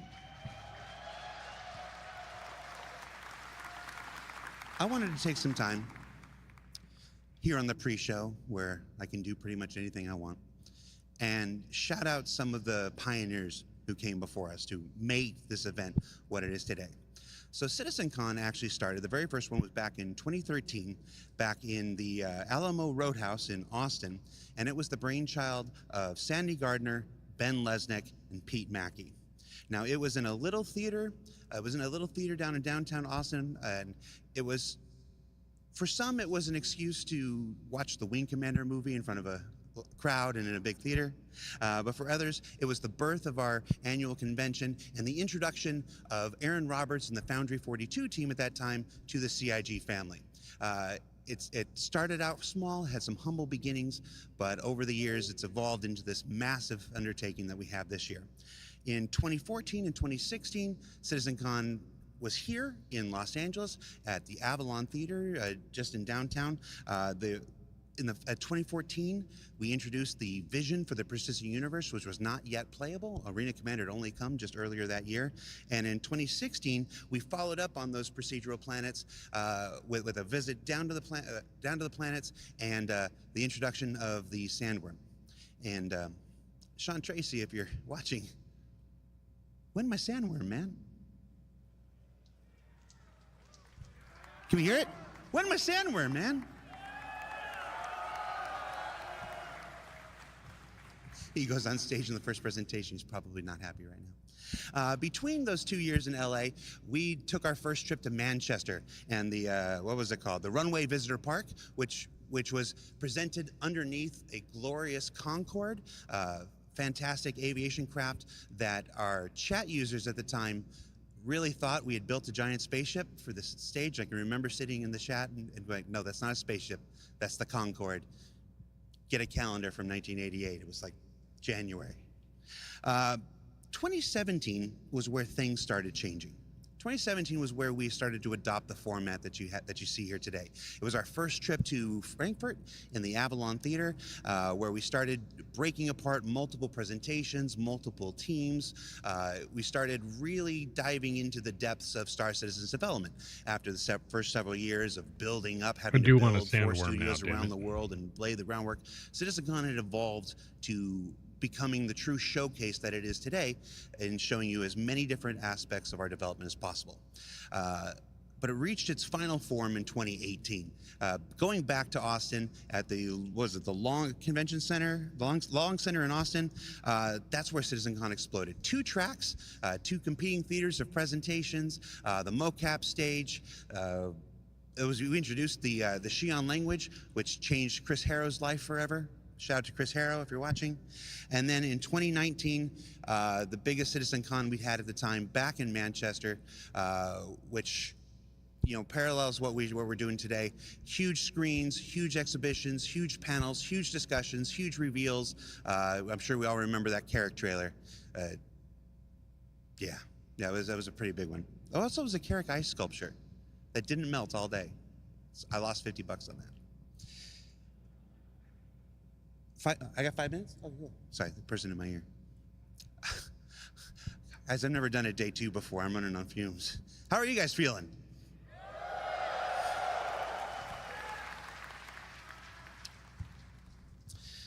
I do want to take this time, so like I said, CitizenCon started from humble beginnings, the birth child of Sandy, of Ben, of Pete Mackey back in the day. It's evolved over the years with many stewards, Eric Kyron Davis, David Roth, our stewards this year. They're going to hate me for shouting them out. Leah and Tyler, please give them a huge round of applause for Leah and Tyler, who have driven this year's event and made it everything that you guys hear live and in the theater have seen. Hall B, geez, I hope you've seen Hall B during the interstitials between the panels if you're watching from home. Leah and Tyler have kicked the ball out of the park. I mixed my metaphors there. I wonder what I'm going to be like at the end of the day. Let's go into the day's programming, shall we? So in just a few minutes, at the top of the hour, we've got Ian Leyland, Sean Tracy, Forrest Steffen, and Sean Tracy again for character advancement. They're going to show you some of the latest advancements in our character tech. You saw, and Andre, don't want to forget Andre. You're going to love Andre. Sorry, Andre. You saw a little bit of it in the Star Engine presentation yesterday. It's going to explode. And they're going to show you the full potential of that work for the star hair and the star cloth and the facial stuff and the clothes stuff. You're not going to want to miss that. Life in the first person is a look at the first-person existence in our Star Citizen's first-person universe. It's not just FPS combat, it's how you interact with the universe around you, and a lot of improvements I think many of you are going to appreciate. Then Taking Flight, Yogi and Diego and Inez and the team there are going to be here for another live demo where they play the game and show you the amazing master mode and flight changes that have come from their work on Squadron 42 that are being brought over to Star Citizen. We're going to break for lunch again, 2 o'clock. Get your lunch. It's a long day. Then finally, 2-part environment and gameplay summit here with Living on the Edge and Destination Adventure, where we're going to go through a bunch of the new locations that are coming to both Stanton and the Pyro system. You're going to want to check those out. And for those who are here, be in your seats. If you have a chance to be anywhere, be in your seats as those presentations progress. I can't tell you why, but you'll thank me later. And then, of course, at around 5 o'clock thereof, timings, Chris Roberts will return to the stage for his closing remarks, his closing ceremonies, and you're not going to want to miss that. So that's our day's festivities. With that, I'm going to throw it over to Dan. He's back in Hall B. Dan, I hope you have more energy than me. Take it away, buddy. Thanks, Jared. It's good to see you guys back at CitizenCon Day 2, CitizenCon 2953 at the Los Angeles Convention Center. So many awesome things yesterday. We saw the server meshing panel. We saw people experience Pyro for the first time. We saw the community booths behind me, which we'll get to in a second. So many awesome things yesterday. I remember it like it was yesterday. What's that? We don't have the graphics budget for the extended flashback sequence. We have to move on. Okay, we're moving on. Well, welcome again. My name is Dan Haubrick. I'm the community producer here at CIG. Welcome you all to the show floor here at Hall B of the Los Angeles Convention Center. We have so many awesome things to show you guys today, whether they be community booths, we'll be talking to content creators, we'll be talking about JRDF stuff, or, things will go long and maybe we'll talk about some of it. Who was that strange leprechaun of a man? So many colorful characters here at CIG. Sometimes I regret being his producer, but there's no job security otherwise, so I guess here's where I am. At least he makes it easy for me. So here we have the community booth. Here we have the community booths. We're going to get right into it. Follow me this way. We're going to go right into the corporation. We have some people here now talking to the corporation. Excuse me, guys. We're going to have a quick chat with the corporation if you guys don't mind. Welcome, everyone. This is the corporation. Now, these are one of the biggest orgs in the game. They're friendly to newbies. They have this really immersive scavenger hunt. So we're going to get into it. Welcome, guys. So can you tell me, what's the main focus of the corporation? The corporation is a friendly environment for people to have game sessions regularly, to have a good community, to encourage more people to play Star Citizen, and for us to explore all sorts of sessions, that everything from racing to combat to just creating a better environment for Star Citizen players. And we look forward to its release so that we can have a wonderful exploration of the universe. Awesome, that's a great answer. So I hear you guys have a really immersive scavenger hunt you guys are doing for everyone on the show floor. Can you guys tell me a little bit about the scavenger hunt you guys are doing here at CitizenCon? So the scavenger hunt is right here. I'm sure a number of you have grabbed some of the beads that we have, and if you are managed to find someone and trade with them to have 3 of the same color, we are entering you in a raffle for a vulture tonight. As well as a raffle for our Pyro plushies, and a couple other little surprises if you come by and say hello. Well, guys, be sure to come by and say hello. The corporation are, again, one of the oldest orgs in Star Citizen. They are a staple of the game, and we're so happy to have them here. If you guys are wondering, these community booths are all different orgs that represent a variety of facets of the game. Each of them brings something new and unique to the table, and it's why they are the backbone of the show floor here. They help represent the community, which is you guys. Now here we have Equinox. What's up, guys? Hi, I'm looking for you. How's it going, man? So, you know, you guys are focused on these massive immersive LAN party events. I mean, if you guys haven't seen one of these Equinox events, they are amazing. If there's one in your hometown, you'd be fools to not check them out. We sent CIG folks to them this year. They had an amazing time. So what are you guys doing here on the show floor? What are you guys talking about? So here we want to make the next LAN party at Equinox June 1st next year bigger than last time. So we're trying to promote that and get as many people sign up and get the word out. So that's what the Lego model is here for, to help bring attention to it. It'll maybe at the next event. We have Vanguard over there, the large org. They're helping us run events, racing, fighting. We give out prizes. Yeah, let's talk about this Lego sculpture. So this is an awesome Lego sculpture that you guys made. First off, where was this during Battle of the Bricks? And second off, how long did this take you guys to make? This is amazing. The first question is, I just built this 19 days ago. And for Battle of the Bricks, I built a Scorpius and took an updated version to last LAN party at the Equinox. What was the other question? How long did it take to build? Yeah, how long did it take to build? About 120 hours in 19 days. So that's like, you know, an average session of Star Citizen sometimes, yeah. So no gaming at all.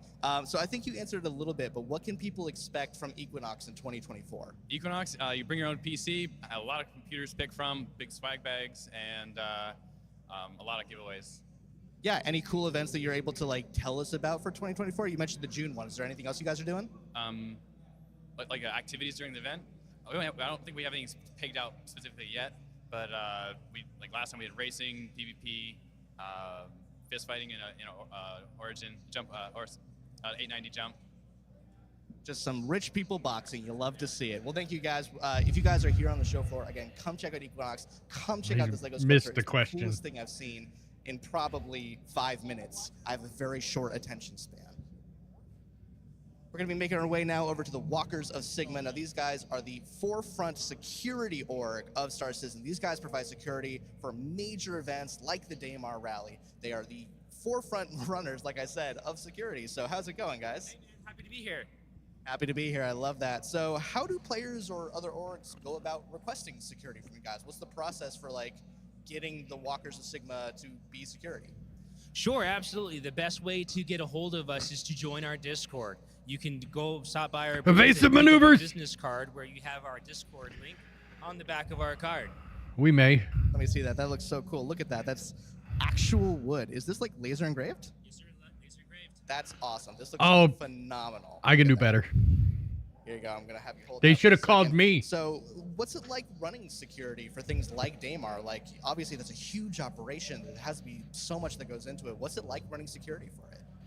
So running security can be both very stressful and also at the same time a little boring. You're going to have some of those servers, securing roughly 15 different servers for something like the Daymar Rally. So some servers might not see any action at all, and you're just kind of sitting there. If we hoping were and to do a cheering on your booth for favorite racer. USSA, But there are other servers that can be if we were- super chaotic and are nonstop bombarded by outside forces.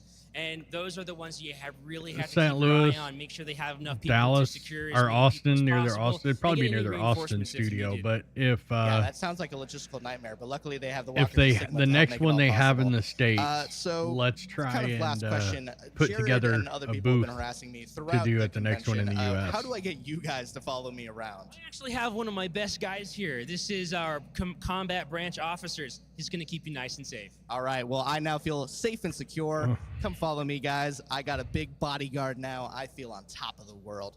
We're finally going to end our community booth segment. For now, we're going to go to other community booths later today. We're going to end on Asus Republic of Gamers. Now, we talked about them yesterday when we were over at Pyro. These guys are the forefront. I was that word a planning lot. on going These guys to are this the one. precedent makers of I wouldn't have had a technology, booth, whether they're but- monitors, accessories, etc. Star Citizen people alike know that Asus means quality. So I'm going to talk to some people over here. Hi, guys. How's it going? Hi, how are you? Doing great. So I don't know if you guys know this. Every single monitor in the LA studio is an Asus monitor. Like, we love you guys, and I think the same is probably true for the other studios. What kind of stuff do you think people can expect from Asus in 2024? So actually, we do have some new products coming out in 2024, and actually towards the end of this year, we do have this beautiful OLED that's coming out. Let's take a look at that really cool. I want really that quick. tower. The tower is gorgeous. Dang, that is a nice monitor. Look at that. Too bad the camera washes out Yeah, all that's that going to be some color. quality. So you guys have that coming out in 2024. Anything else players can expect? So we actually launched our C790 refresh motherboard as well. That's compatible with the 14th gen recently. Yeah, that's pretty much it we have this year. I mean, that's going to be amazing. And my final question, what was it like to bring Pyro to people for the first time? I think it's great. I actually Yes. hope everyone enjoyed the peripheral and the monitors that we provide to you guys. So yeah, it's a great experience working with you guys too. Yeah, everyone I talked to had a great time. Well, I think that's all the time we have. I'm going to cut it back to Jared. You guys are going to see some awesome presentations today. We'll see you back here on the show floor later. Until then, stay safe and see you in the verse. Thanks, Dan. I'm here in the hallway audience. How you doing, everybody?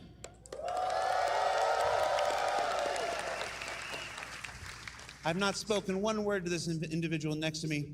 Hi, individual next to me. Who are you? Hello, Jared. My name is Jack. Hey, Jack. What do you do in the verse? Salvage. Do you like it? I love it.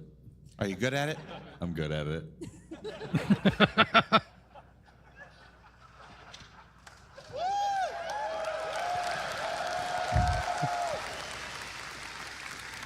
Humble sort, huh? Very. Would you say you're the humblest person you know? Possibly.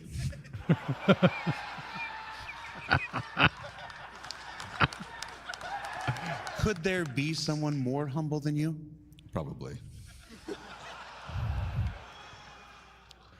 Never mind. All right.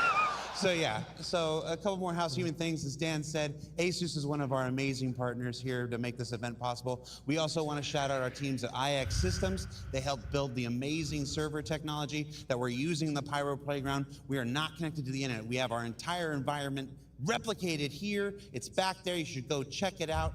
Talk to those guys there. What Ahmed and that team at IX has done is fantastic, and they've allowed us to run the Pyro Playground at 60 frames a second with the best server stuff possible. It's like we're all like, oh, this is what's possible with this game.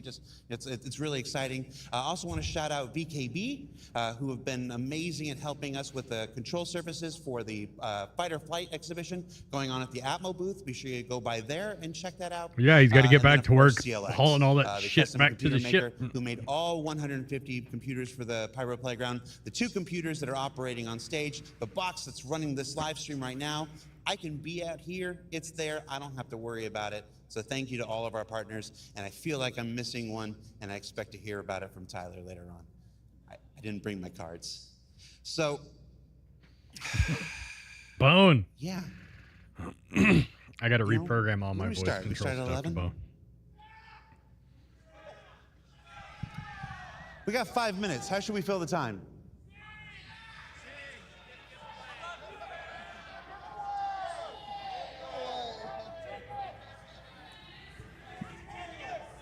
All right. Okay. So here's what we're going to do.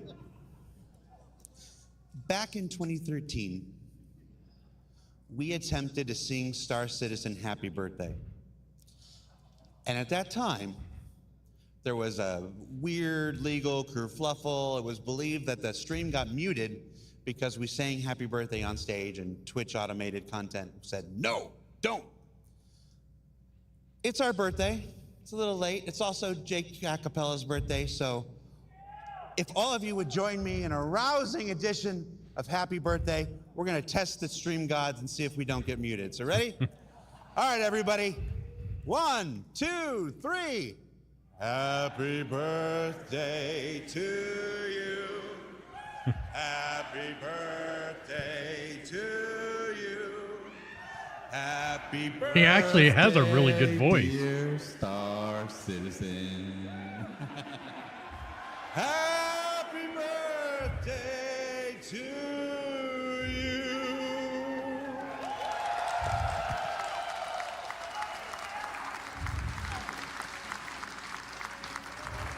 All right, with that, we're going to take a break. Hang out, get your last drinks, get your last snacks, everybody. The show's starting in about 10 minutes with our character. It was advancement 5 minutes panel a minute right there on ago. Stage. So stay tuned. If you like day one, we've got more to come, everybody. Take care. We'll see you in a bit.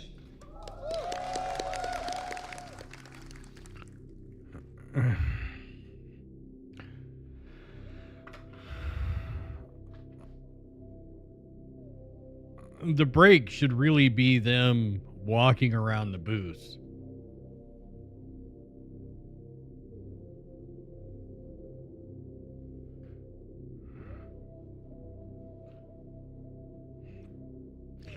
Alrighty.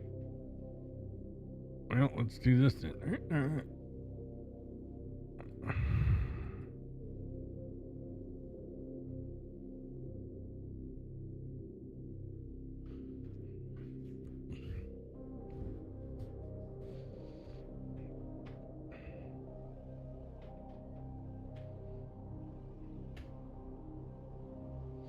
So yeah, if we were to do a booth, we'd have to come up with some, we'd have to do some next level challenge coins, some next level business cards.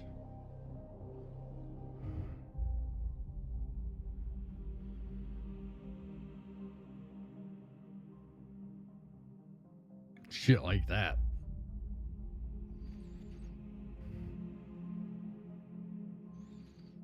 My brain's literally sitting here going through like, what all could we make?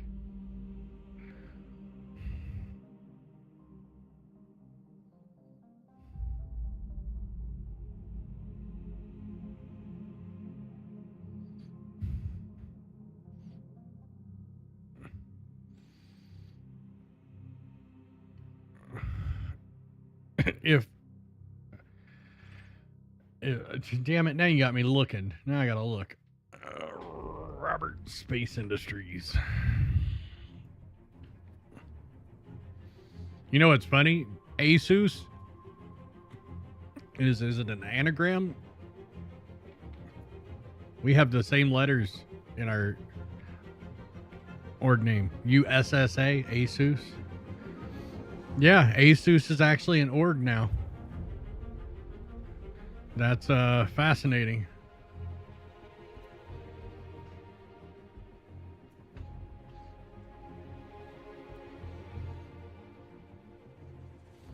Let's read their history. Asus Technologies takes its name from Pegasus, the winged horse in Greek mythology that symbolizes wisdom and knowledge. Asus Technologies embodies strength, purity, and adventurous spirit of its fanatic creature, and soars to new heights with each new product it creates. Earth's information technology industry has grown enormously over the last millennium, and the planet is now a dominant player in the universal market. Asus Technologies has long been at the forefront of this growth, and although the company started life as a humble motherboard manufacturer with a handful of employees, it is now one of the leading technology companies on Earth and employs over 1 billion people from around the universe. ASUS Technologies makes products in almost every conceivable category of information technology, trading development around the universe. This included the shipment and manufacturing of computer systems and technologies, energy and plasma arrays, and the latest in ballistic energy weaponizations.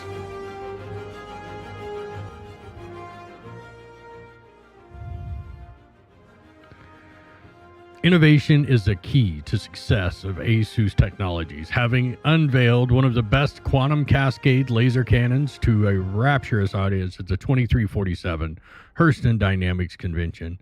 ASUS Technologies kept striding forward to create and innovate the best technology available. This year's ASUS Technologies CEO, Sam Fredericton, raised the bar once more with the announcement of Tai Chi and Transformer Array Quad-Purpose Energy Beam, a machine which provides state-of-the-art electrical remaneuvering for ships of all sizes and statures. This visionary approach is why ASUS Technologies is a major proponent in bringing quality innovation and design into its users' lives. ASUS Technologies products won 113,886 international awards and accolades over the span of 500 years. And with plans of providing just as much quality and innovation in the years to come. Why do I have a feeling we're going to see something come out of this today? Their manifesto. ASUS Technologies continues to deliver on our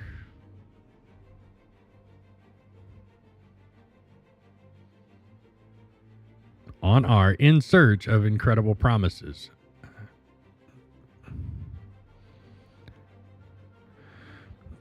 This doesn't belong here. Let's try this again. ASUS Technologies continues to deliver on our idea that we should strive to become the world's most admired leading enterprise in the new exploration era.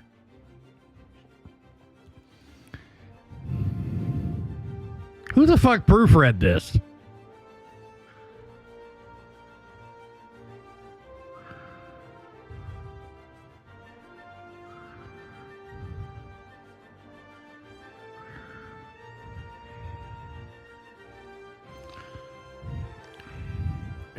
Our search of incredible promises.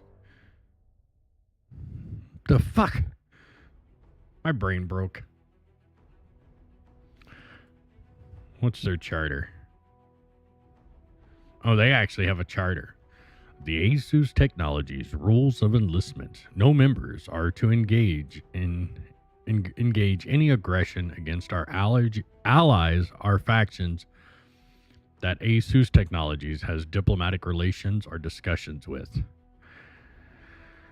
Every member has the right to defend themselves if engaged from any aggressor. Members will not engage in any diplomatic discussion for the Empire without the approval from a board member or the CEO himself. Members are charged with maintaining integrity and privacy of information within ASUS Technologies.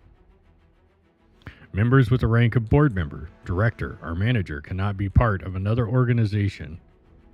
Members with a rank lower than manager are free to have other organizations as their secondary organization. ASUS Technologies deals in matters of trade, discovery, engineering, and development. Remember to focus on those traits of the corporation. Follow the rules. Any disloyalty of the rules will be met with a swift and dignified end of your career at ASUS Technologies. And don't forget to have fun.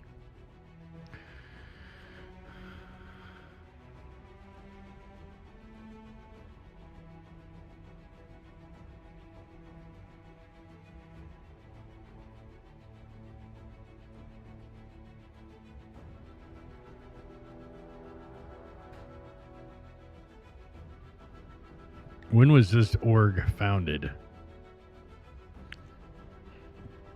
What's its age?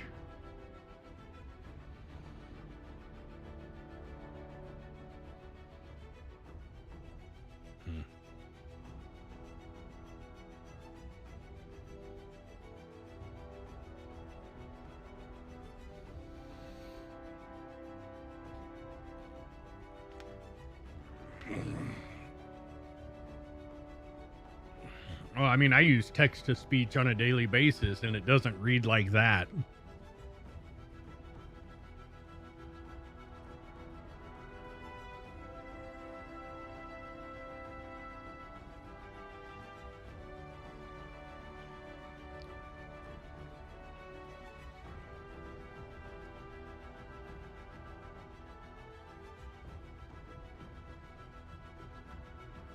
Or speech to text, sorry.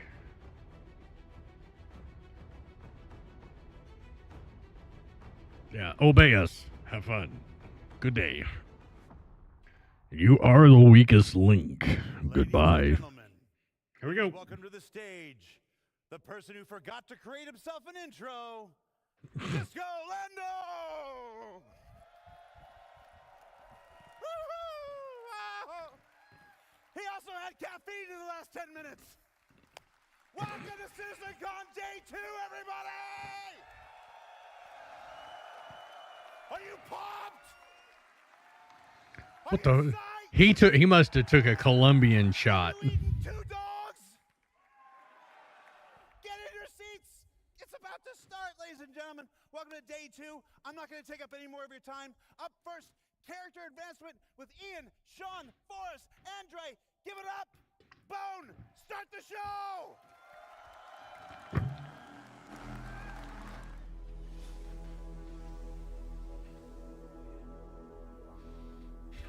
Yeah.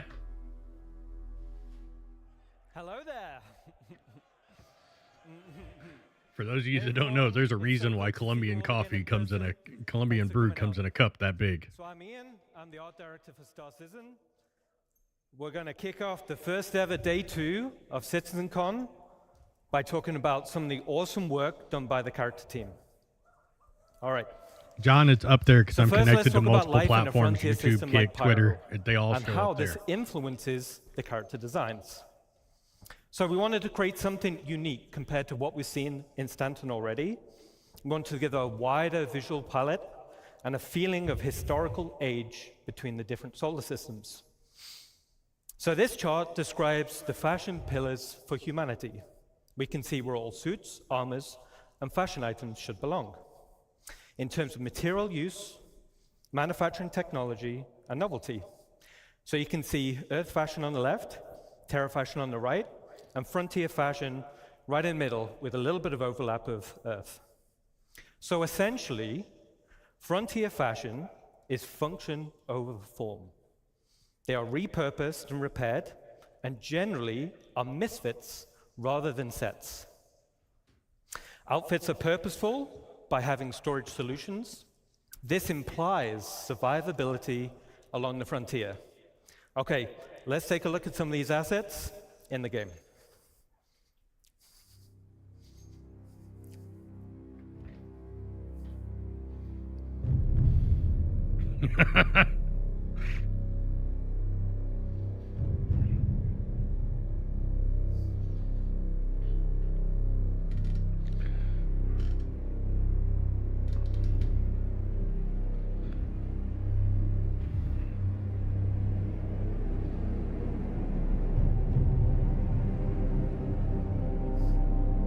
What's still fascinating, though, and a lot of people don't realize this, the people in Star Citizen, us as players, we are the top 2% of income earners in the game. We are the richest motherfuckers, among the richest motherfuckers in the verse.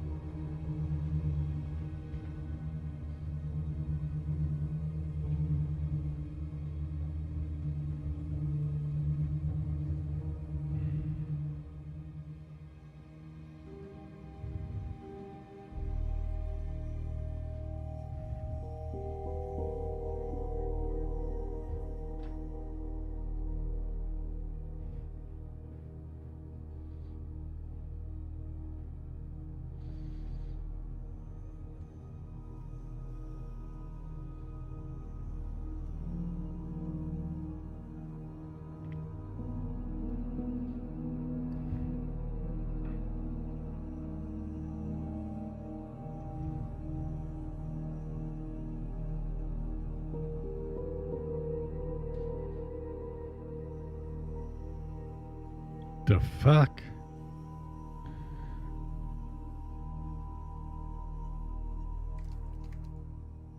Okay, awesome. So hopefully you guys that played Pirate Playground, you will have seen a few of those assets being showcased. So as we saw from the video, pouches and storage are a key part of the Frontier aesthetic. This drives the feeling of survivability. But from here, we thought it'd be really cool to give the functionality, but also some customization options. So let's take a look at a video we just developed internally. And this is that for was 100% modular form storage over items function. on the player.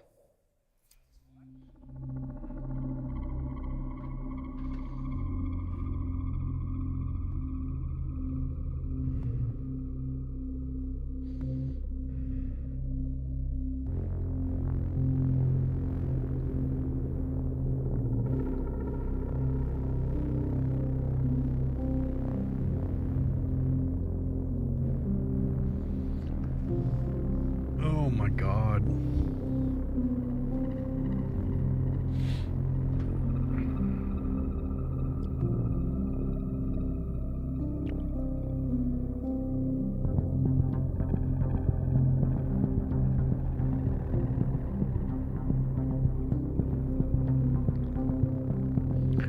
I'm kind of confused on like this whole thing they did with the ball, the cloth drapery.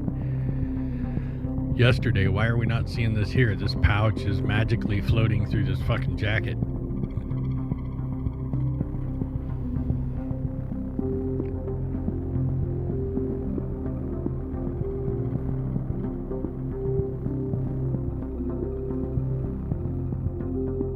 What the fuck am I looking at? Oh my god. Pretty cool, right? So I think this will Weird. provide loads of customization options in the future. We're super happy about that. So we also created some extreme weather costumes for Frontier locations, and these also follow the same mismatched and repurposed design aesthetics. Now we've also been focusing on achieving a higher visual benchmark. So this is all driven by our new Layer Blend V2 shader and its texture library. And we focus on more consistent wearing between 0 and 100% values. So to showcase this, let's look at a quick example asset.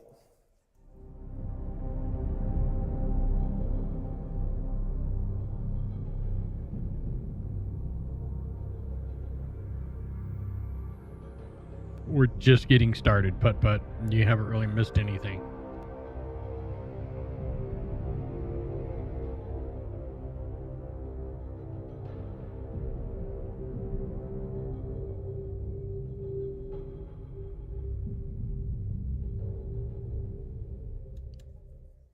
All right.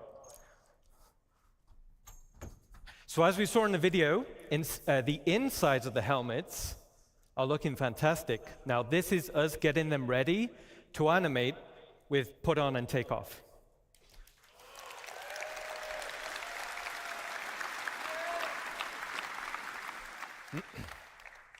So in summary, Frontier Fashion is expanding the visual design palette for humans, giving a more credible feeling of age and history when you travel across multiple solar systems.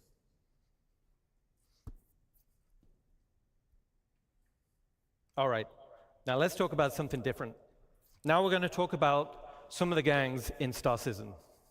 So Ninetales have been one of the main gangs in the game. So far, over 105 million have been taken out by you guys. That's a large-ass gang. So you guys have been busy. Great job. All right. So it was like, all right, now we're going to need to introduce a few more factions to the game, okay? So the first faction we're going to talk about is Rough and Ready. So the aesthetic of the gang was to be subtle. They're understated in terms of clothing, and they almost blend into their environment. On closer inspection, you'll notice their tattoos. These signify rank and progression within the gang. Let's take a look at a quick video.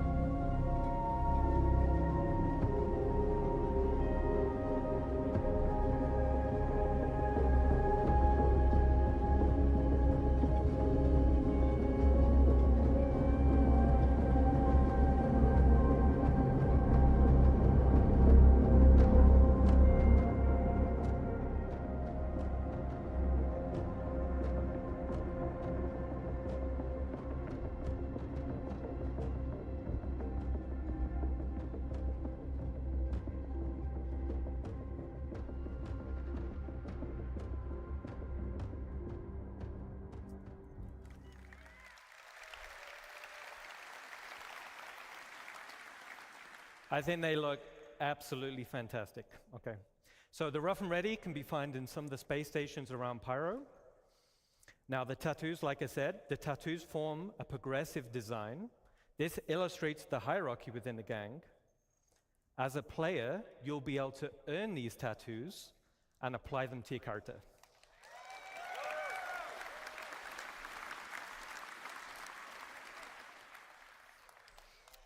Okay, cool. The next gang we're going to talk about is Headhunters. So this gang is also located in Pyro, but offers a completely different frontier aesthetic.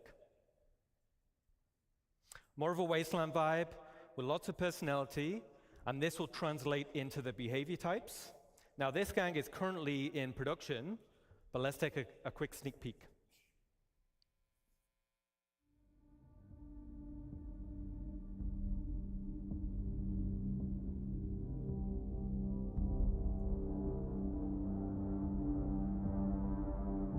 As they just said, those tattoos and stuff, you'll be able to earn and apply them to your character.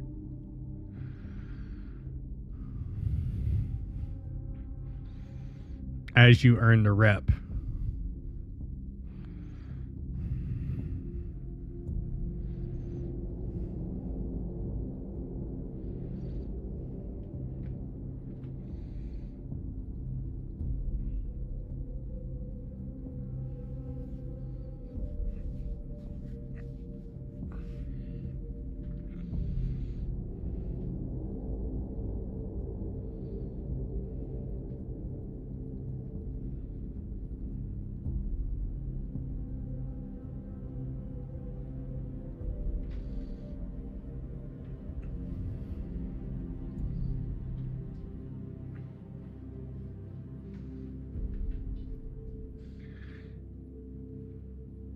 It looks like somebody just farted in his face.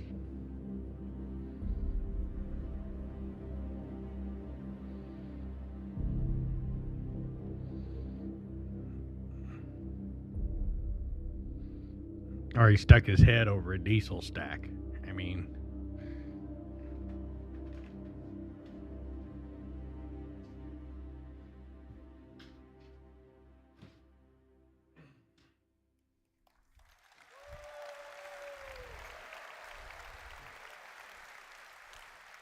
Okay, so cosplay competition next year. I can't wait to see what you guys come up with. All right. All right, so they're looking awesome. Now the last gang we want to talk about is Dusters. So Dusters are a criminal gang specializing in mining-related crimes. Now internally, I love the original Desert Nomad armor. You can see him here, right? Now I wanted to use it as a starting point to establish the Dusters design language. So here we can see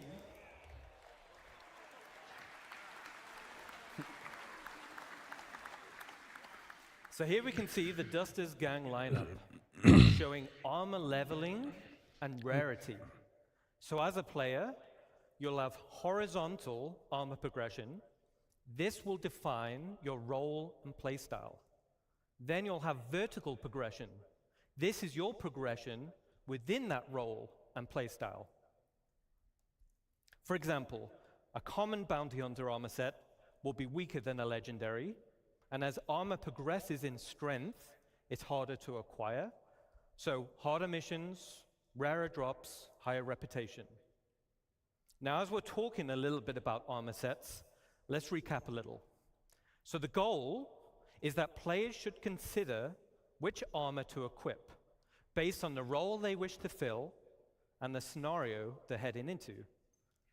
There will be also greater differences between the current armor types. So light, medium, and heavy, and this will be in protection and mobility. New armor categories will be combat, specialist, utility, and support.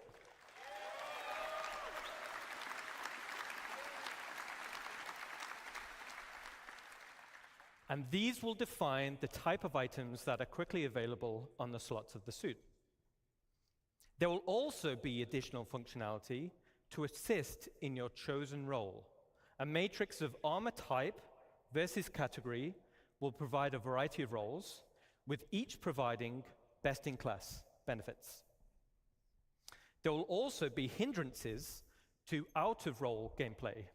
For example, if you're wearing a heavy armor set and you're trying to fly a little snub fighter, you'll have restricted visibility and less vehicle control.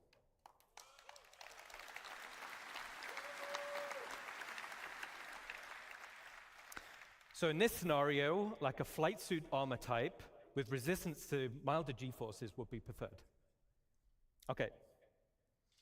So as we saw in Ali's presentation yesterday, hygiene simulates and tracks the accumulated effects of a character going unwashed for any length of time. Poor hygiene can lead to disease, lowered health, and snarky comments. Hygiene decays faster if a character becomes dirty or wears dirty clothing or armor, and visual effects are going to be displayed on the character's skin, such as blood, sweat, and dirt. Certain usables, such as a shower, will reset the character's hygiene and clean away all of those dirt effects. So let's keep clean. Yeah.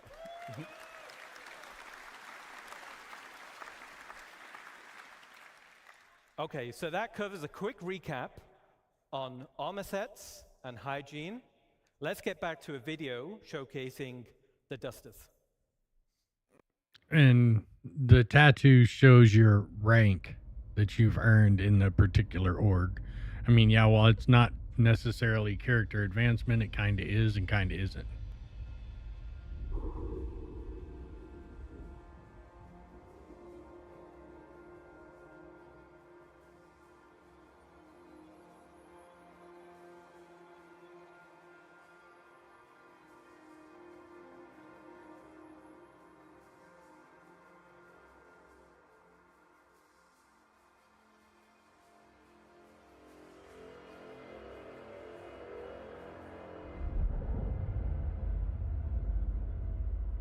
Your armor will probably be cleaned when you hang it up in the armor racks on your ship.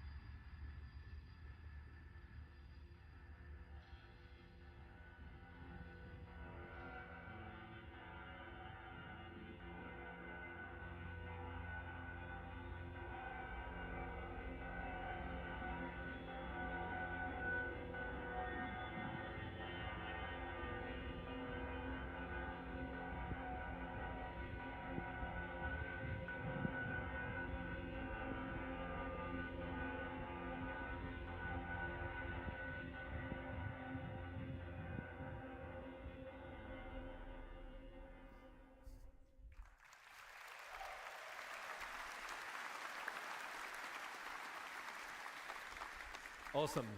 So you'll be able to find the dusters scattered around various sterile settlements and wrecks in Stanton, and the dusters will be available Q4 this year.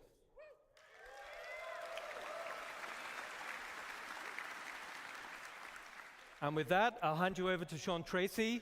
You guys have been awesome. Enjoy the rest of your show.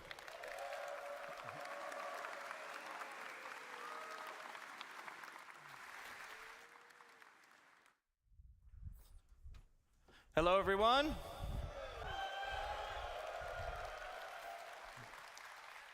All right, so I'm Sean Tracy. I'm the Senior Director of Tools and Tech Content here at Cloud Imperium Games in Los Angeles. So today I want to talk about Starcloth. And Starcloth was initially unveiled at a previous CITCON kind of in an early stage. So it's now rolled into full production, and it's used in both Squadron 42 and Star Citizen. So it's going to be seen on more and more assets, like some of the great art that you just saw. So what's really cool about it is that it's unified with the physical world, whereas before it wasn't unified and was based completely on character movement. Now, it's faster than the previous cloth setups, and in the end, it just looks a whole lot better. So today, I'm going to cover some of the tech, the pipeline, and we'll see some results. So let's get and see it in action.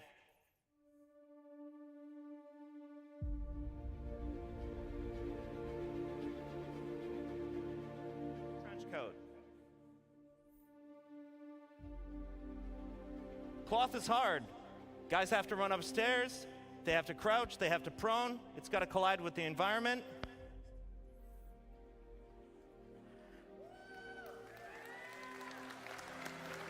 And even more difficult, it needs to hold up in high-end cinematics.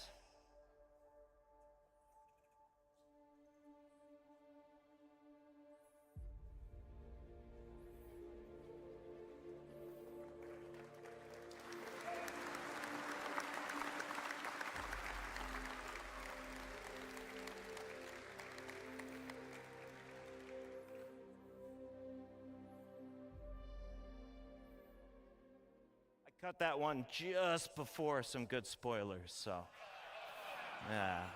All right, so how's it all work? Well, cloth uses two meshes, a simulation mesh or cage, and the render mesh itself. So vertex colors indicate how it's constrained to that cage, and thus the simulation. So for example, black vertex colors indicate a full constraint. Basically, it follows the skinning. White vertex colors indicate unconstrained vertices. So the movement is determined entirely by the simulation. And then we can do a blend of gray values that is used for fine transitions and blending and fall off in between the fully skinned and fully simulated assets. So in the end, these meshes are sent to the engine where we bind the cage to the render mesh, and then tech artists can leverage some of the runtime tools. You can see up on the image that the sim cage mesh has about 5,000 triangles, whereas the actual render mesh is about 45,000 triangles. So it's obviously much more efficient to simulate the sim cage mesh versus just the render mesh itself. So part of the technology is the runtime iteration support, which you can see in the image above me here. That's with all the red spheres. Here we're actually painting the collision radius of every single one of the vertices, and it allows us to fine-tune the simulation without having to add arbitrary collision meshes, though we can. We paint a variety of properties, so some of these other properties are mass or displacement. Hey, In gentlemen, the top right? right, you can see an example of the old legacy implementation using pendulums. And this uses joint chains and collisions, but assets with multiple layers like the one that you can see there, or ones like skirts or gowns, they were really, really difficult to do with pendulum simulation, but they are solved with StarCloth. So I mentioned it's completely unified with the physical world. And what that really means is that wind, impacts, object collisions, thruster backwash, all these kind of things actually react to the cloth reacts to these things, and so much more. So it's not just character movement. Now, it's a hyper-efficient simulation, and it's several orders of magnitude faster than the legacy implementation that we used before, and has a lot of easy-to-control parameters for tech art, which are compression, stretching, and bending. So as mentioned yesterday by Chris Rain, our senior lead physics programmer, we support soft-body tapered capsules, which are twice as fast as our ragdoll capsules. It's also key to solving one of the most important aspects of plausible cloth simulation, and that's mitigating the tunneling or the clipping that happens through a character. So it's very, very difficult to solve with pendulums. So with all this tech in mind, we can do really complicated assets like the duster and the one I want to show you now.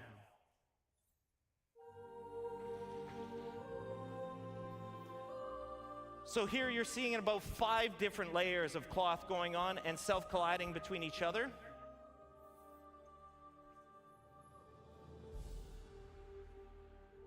It's reacting to the planet wind, which is always changing. On the front, there's a big leather apron. So this one's actually a lot heavier, and it moves a lot differently than the cloth on the back. Looks like he's smuggling something under it.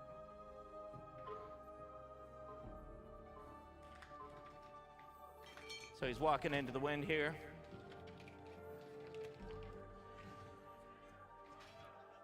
And in the end, as I mentioned, it just looks a whole lot better.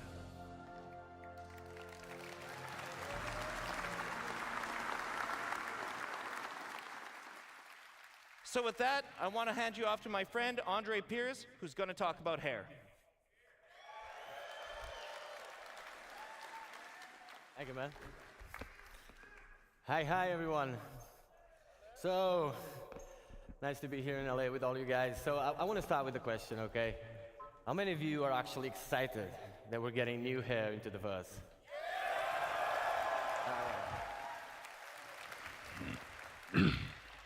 All right. So, I'm Andre. I'm the lead artist in our recently formed hair department. We branched out from the character art team and created this department. And it's a pleasure to be here today with all of you and tell you that we're damn proud of what we achieved. It's been a long road, but definitely worth it, okay? Now, we're going to start by just looking at the most impactful changes that we have in our workflow, okay? A bit of a technicality part. Then you're going to get to look at the benchmark assets we have created, okay? And from there, we're going to take a glimpse into the future of what the hair could be with a more diverse hairstyle, where we're trying to run away a little bit from the military look that was driven mostly by what Squadron 42 was, so because we did a lot of work for that as well. And yeah, from there, as a last note, I'll have a special announcement for you guys, okay? Don't want to spoil it, but you stick around, you're going to love what we have, okay? So, first thing I want to touch note, very simply, okay? Hair for games is hard. It's really hard. Oh, by the way, did I tell you these are actually game-ready assets in the persistent universe?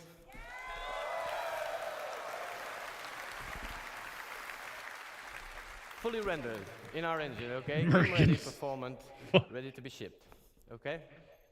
So, Damn it, hair Ark. is really hard, like I was saying. It is a AAA challenge, basically. You see games that get it, games that don't. Some of them get it more or less. Either way, for us the challenge is the same. We're not different, and the challenge is real.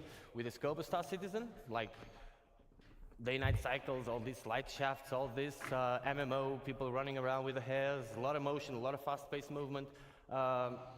Yeah, it is hard. But the best thing is, we have arrived, okay? And it's, yeah, clap. It doesn't end here, okay? Yeah. It does not end here, okay? It's the nature of CIG. We just keep pushing the boundaries, but like I said, we're really proud of what we're showing you here today. So let's dive in what we made all this possible, okay? On a high note, on a high level, basically, a successful hair requires 3 fundamental elements, okay? There's the texture, there's the placement, and there's also the shader. If one of these elements fails, all of them do. Okay, so it's basically, you can have a great texture, great placement. If your shader is wrong, no go, really. And the same if the texture fails or if the placement fails. So really vital, really important that everything works together. But the good thing is, by breaking down the hair into these 3 parts, it also allows us to actually go deep into each of them and push the quality up. Or like Chris Roberts would say, bring the high fidelity, right? So, on the texture end, there was a lot of changes. What you see on the top there, the common approach of a AAA game would be to have true black, true white on a transparency map, a bit of taper on the tips and roots, and call it a day. That's what happens in 99% of the games. Now at CIG, we went a bit further than that. We tested all the thicknesses that were actually reasonable to test, of course, and we came to a realization. The hair doesn't need to be thin enough. It just needs to look thin.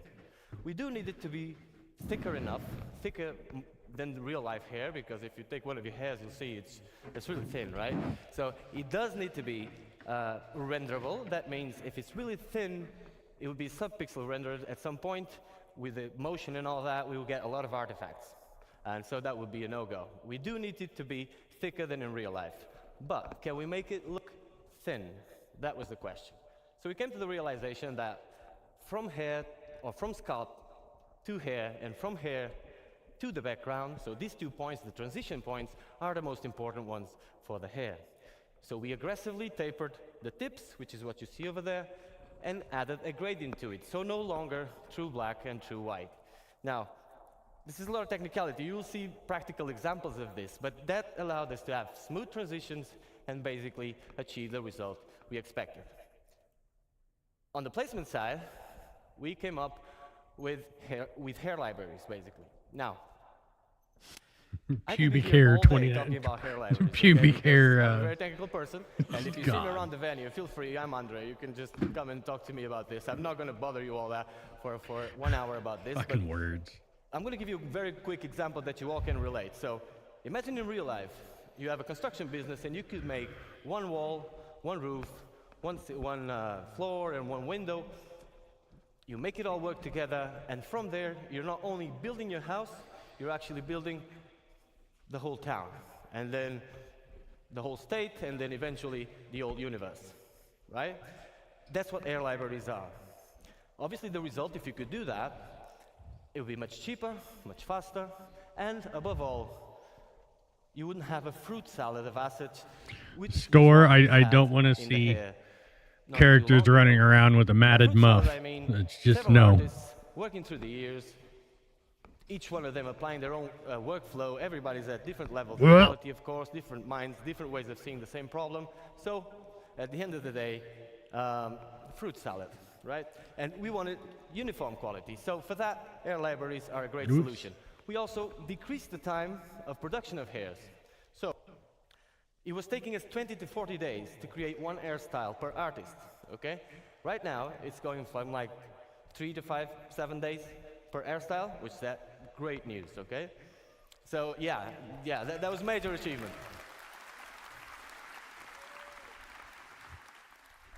Cool. So hair libraries are just a thing. We love it. It's not just picking up a texture and putting it there.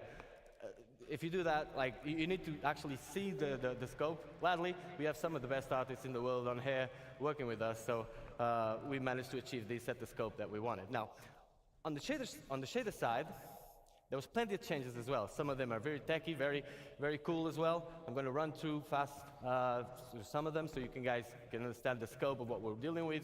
But let's just understand, like, at bake time, so bake time is prior to runtime. Runtime is where the game runs. Bake time, we're preparing the asset to actually put it in the engine. At bake time, we calculate the custom normal and we store it per vertex. So each vertex gets a custom normal. That makes, in a practical sense, for those who are not too technical, it basically makes the card, the air card, not look like a card. So the normals is help with the way the light reflects. We kind of do more smoke and mirrors on it and make it look not like a card by just baking it that way.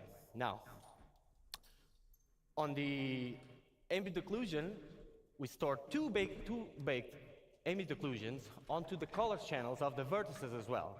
Now, each vertex on a mesh in any game has a color to it, okay? You might use it or not. Imagine in a car, you have a trunk. You can use it or not. It's up to you. It's not silly to use the car without using the trunk, of course, but if you have a luggage, you can put it there or in the back seat, wherever you want. Now, we decided to use this because it was free. The trunk was already there, so the vertex color was already there, and we just decided to store two ambient occlusions on it. These two ambient occlusions work this way. Light hairs, like a blonde hair, obviously needs more shadowing, or less shadowing than a dark hair, right? And so we store two. The length of the card is now baked onto the last one, and that gives us a metric of where the card starts and ends, and allows a lot of cool things you're going to see on the videos I'm about to show. So, one last thing before we can start looking at videos is that, and this is really creative, total credit for the people, for the tools programmers. I personally had nothing to do with this. This was already at CIG when I joined. It's absolutely amazing. So, we have an hairstyle that was ready, that you can see over there. And we have a hair cap. An hair cap is basically a mesh on top of the character's head, which is invisible, transparent. It is just there. Sometimes we use it for shadowing. That thing has an UV. And so we project the hair, or where the hair starts, onto that UV, and gives us that image that you see on the middle, right? And so we now have a 2D space that relates to a 3D location. Meaning that if I want to have hair like mine, which is white on the sides and dark on the top, I could just paint this part and get it white on one side and then dark on the top, which is an insane advancement because cards normally are stacked on top of each other. So when an artist is placing cards, if you paint one card to make it white here, well, it's going to be stacked on top of the other and you're going to get spots all over the place and no control over it. So this allows us to give control. And what you see on the last image is the possible results. For example, now I can paint one side of my 2D representation of my 3D space and get this possible result, which is pretty amazing. So,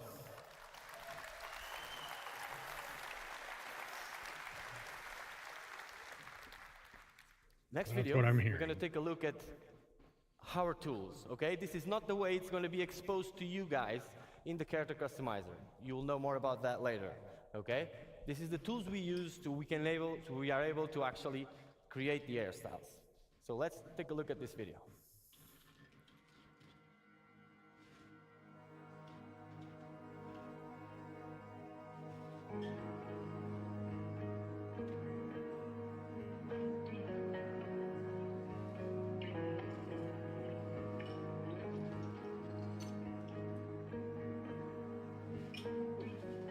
You have the full range, so you can go for full white. These are melanin ranges, so realistic ranges.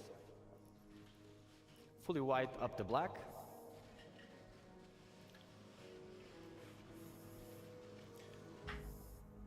Obviously, you can go redhead as well.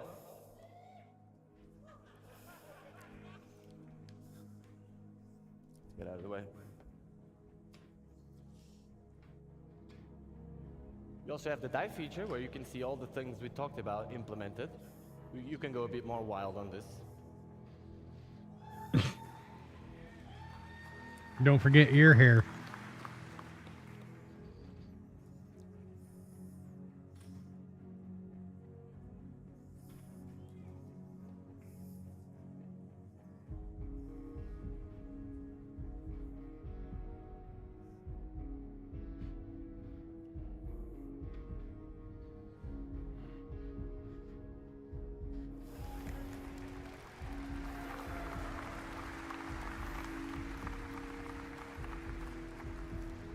And this is why important, the length of the card is stored in those vertex. 5,000% attraction, but a 500% hearing reduction. The realistic melanin ranges and the dye layer, okay? This is how the occlusion is working, so you can see these shadowings, creating more negative spaces, more structure to the hair. And if you look at the temporal line here, you can see how this pixel depth of set helps us with the transitions as well. Cool.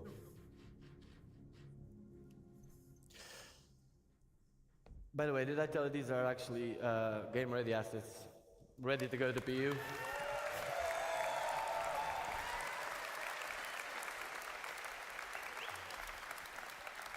So now that we understand a bit better, But when will they be in the that's PU? why the boring part that I told you just before, you can examine these images with a bit more of an informed opinion. That is basically the example. Now, that's all very exciting, but we want to show you hairstyles that are actually in Star Engine and working.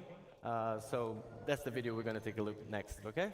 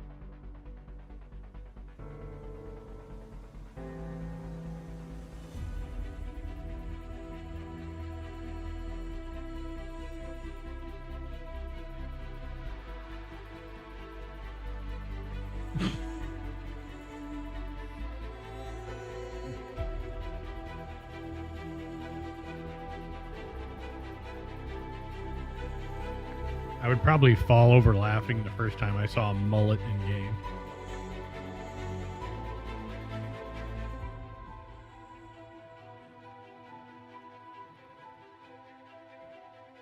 That'd be Hurston Mullet Man.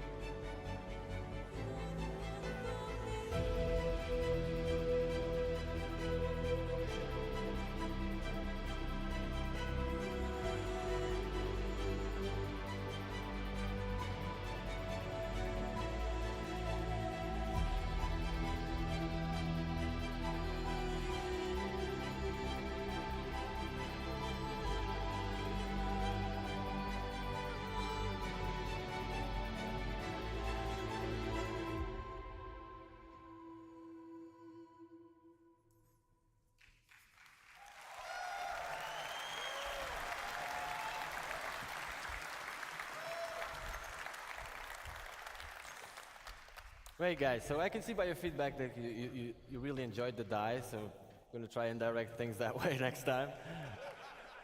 Pretty cool. Okay, yeah, these are game-ready assets as well. Now, like I promised you, we're trying to make this diverse and get away a little bit from this type of hairstyles you just seen now, which is a bit more military. And for that, we'll have the next video. Now, it's important for you to understand if there's any 3D artists, character artists, air artists out there, you will know. Some of the hairstyles you're going to see next are some of the hardest things you can do in hair for games. In a practical sense, if you can do what is going to be shown next and render it at 60 frames per second on an MMO, you can do pretty much anything, okay? It's our glimpse into the future of what type of diversity. Here come the Merkins. We're not only going for this style, but just showing you that if this style is one of the directions, then the full range will come. I hope you enjoy.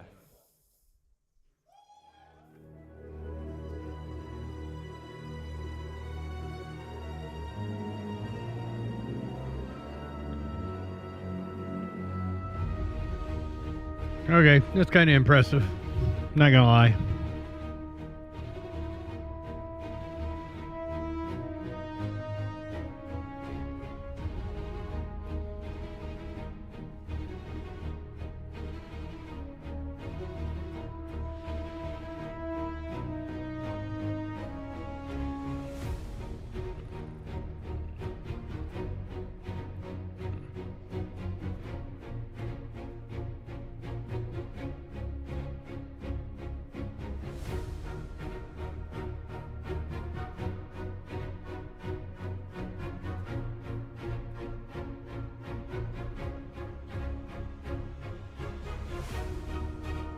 I want to see someone peel a helmet off and an afro go poof.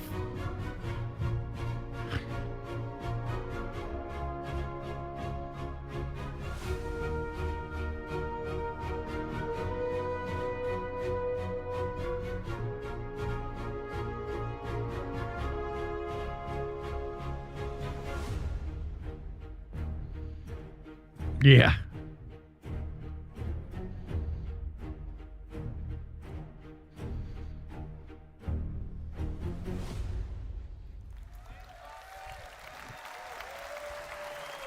Thank you, guys.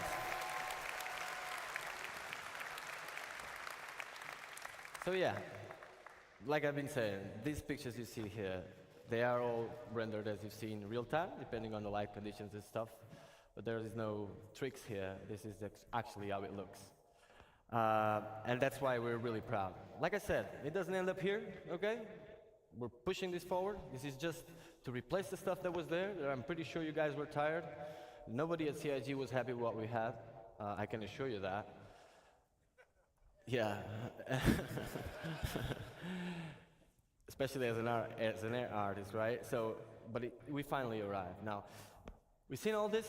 What does this mean in a practical sense for you guys? It's the question you may have.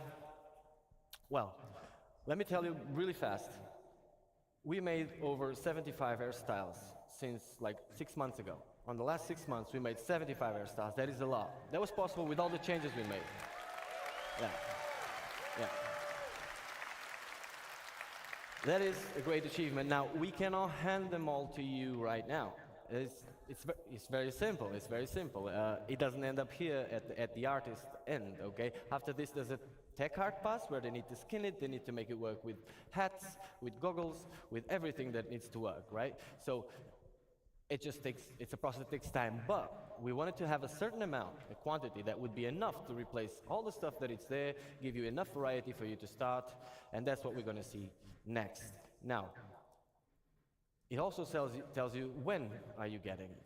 So, as a last note, I'll leave you with this video, and next, Forrest will come here to talk about this stuff. So, let's take a look at this, guys. This is actually what you're getting. Into the PU.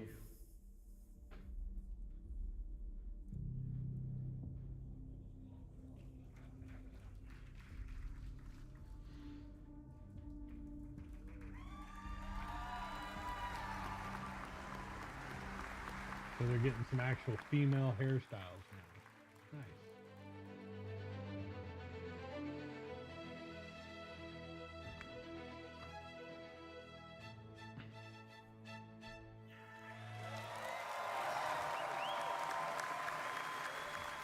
So before the year ends, you're all gonna get to enjoy these hairstyles. It was a pleasure to be here with you today, guys, and see you in the bus.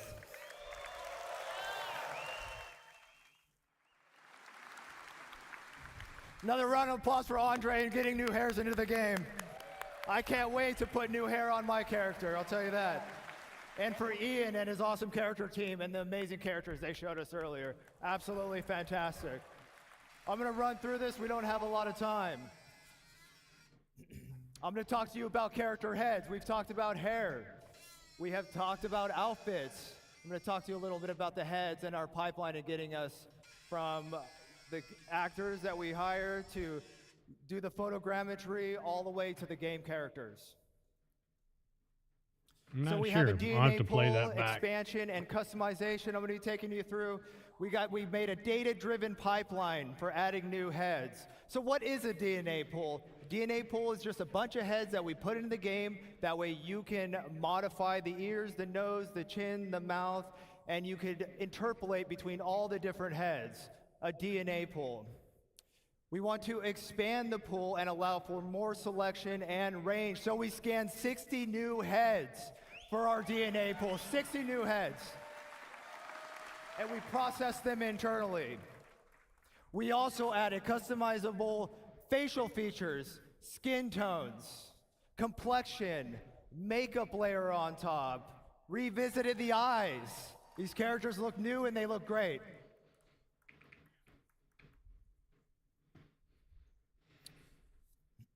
All right, so our current pool, there's the 18 heads right there, but that wasn't enough.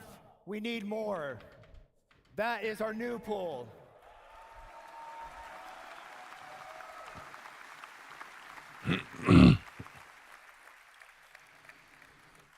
That would be kind of cool to be able to put our right own now head in. in. The PU, when you're playing, see that center row? You get 9 females and 9 males. And now we're going to be getting all these characters. It's for Squadron and the Persistent Universe. How do we do it? Well, we partnered with Clear Angle over in Pinewood, London. And they have this thing called the Clear Angle Dorothy Scanner. The scanner improvements allows us to get shoots done in 4 weeks of sessions. Custom coded flash that just kind of does it automatically, all calibrated in seconds. To give you an idea, our old process for doing this took hours to calibrate. This thing does it in seconds. Talk about state of the art. Average of 4 scan actors per day now. We used to be doing 1. What this means to you is we can get you characters faster. We can get you new heads faster. Polarized image data resulted in improved spec, blah, blah, blah. Those are awesome texture maps that we could put on the head. That way we could render them, make them look really good. Yeah, there's a way to do it, but getting the skin color and the texture and everything to look right. Images at 8K texture map resolutions. Hyper accurate scan results. Now, close your eyes if you're a little sensitive to light.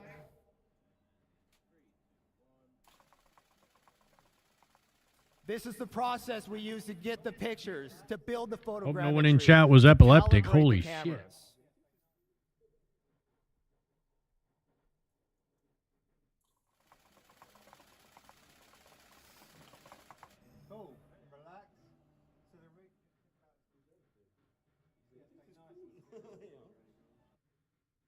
All right. So we got some characters here on the screen. Those are all built using all these things that I've briefly mentioned. I want to talk to you a little bit about skin tone though. Skin tone's tricky because we want to apply it. We want to be able to customize it. We want you to have the ability to do whatever you want. So what you see is some really weird looking characters. We see a head with some yellow. Yellow's good in this case. What we're trying to do is we're trying to find the average skin color. Once we find the average skin color, we can figure out what that skin tone is, and then we can apply it. The blue means it's further away from the average skin tone. So when you apply your skin tone, it has less influence, keeping those high details, keeping the color, the blemishes, the imperfections. That middle one, that whitehead, that's where we get once we've extracted the data. It's now ready to apply the skin tone, which you see at the end.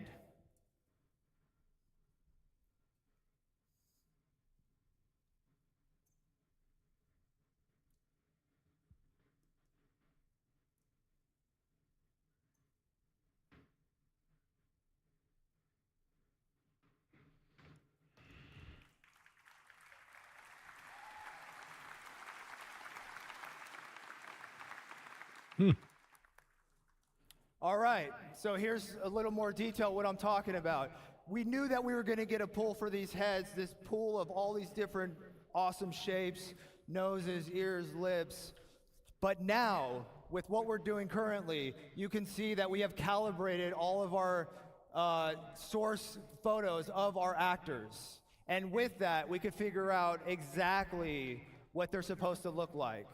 And then once I extract and do the average thing, I'm able to get a value. And that value that would be kind of cool next year at CITCON. Get your own face put in the game. Translates into a chart that you can customize your character with. And what's great about this is as we grow our pool and we get more heads, we get more skin tones. So our skin tones aren't based on, whatever it should be, what should it be, what does it look like? These are real data. These are real data that we get from these incredible clear angle scans and the incredible tech that is written by our staff. And the skin tone will grow along with our head data and along with our heads. And there's an example of me just applying it and showing that in practice. And now here's another look. Here's a couple more characters that I put together with this stuff. And here's what's great about that. I did that with our brand new character creator, character customizer for Squadron 42. Every head you see in here, which will also be applied to the persistent universe, so all heads are in the verse.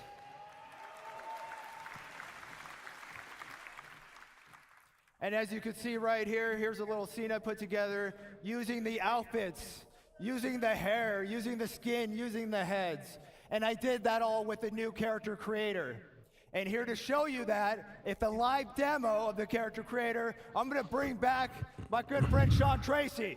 Hey, Attacks. Thanks, buddy. Give me. Oh, it's awesome. All right, so what's this all mean to you guys? Let's show ya. Time for live demo. All right, so I want to welcome you to the Biotic Corp Calliope machine.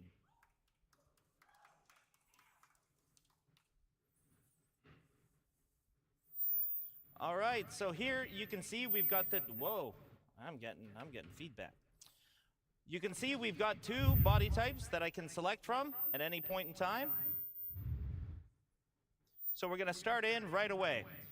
Now you might recall how the character creator currently works. You would have a whole bunch of source heads from our DNA pool. We would select one of the facial shapes, and then we'd blend it up or down, depending on how much you wanted that certain facial shape. Now, this was pretty good, but it's not the most intuitive of systems. So instead, what we wanted to come up with was a much more intuitive way to control this. And what we've now introduced is sculpting mode. Oh, that's fucking cool. So it's quite interesting to know what's going on behind the scenes, and this wasn't an easy problem to solve, but our animation programmers and tech artists and everybody came together, and they figured out a way to basically make it so that from the DNA pool, we are making a selection based on what you want out of it. So it's going on between all the different options. Now, I'm gonna start making some changes here right away. So I wanna widen up the nose. You can see that it's all very intuitive, it's fast to use. I'm gonna make the lips a little bit bigger here. There we go, something like that. I think that looks pretty good. I'm gonna adjust the brow here, maybe make a little bit of a heavier brow. Now we can adjust the eye shape, we can go more almond eyes, we can go more oval, we can have a heavy lid. You know, I can find a whole bunch of different options within here. So here, we're starting to look pretty good. I want to give him a little bit more of a hero chin. There we go. I'm liking that. Yes. That's cool. All right. So not to spend too much time on that, I want to show you some of the other features. And speaking of features, we go to our skin tone. So finally, you're not just selecting a preset skin tone. You can move through the whole gamut of the lookup table. And this is melanin and hemoglobin at the same time.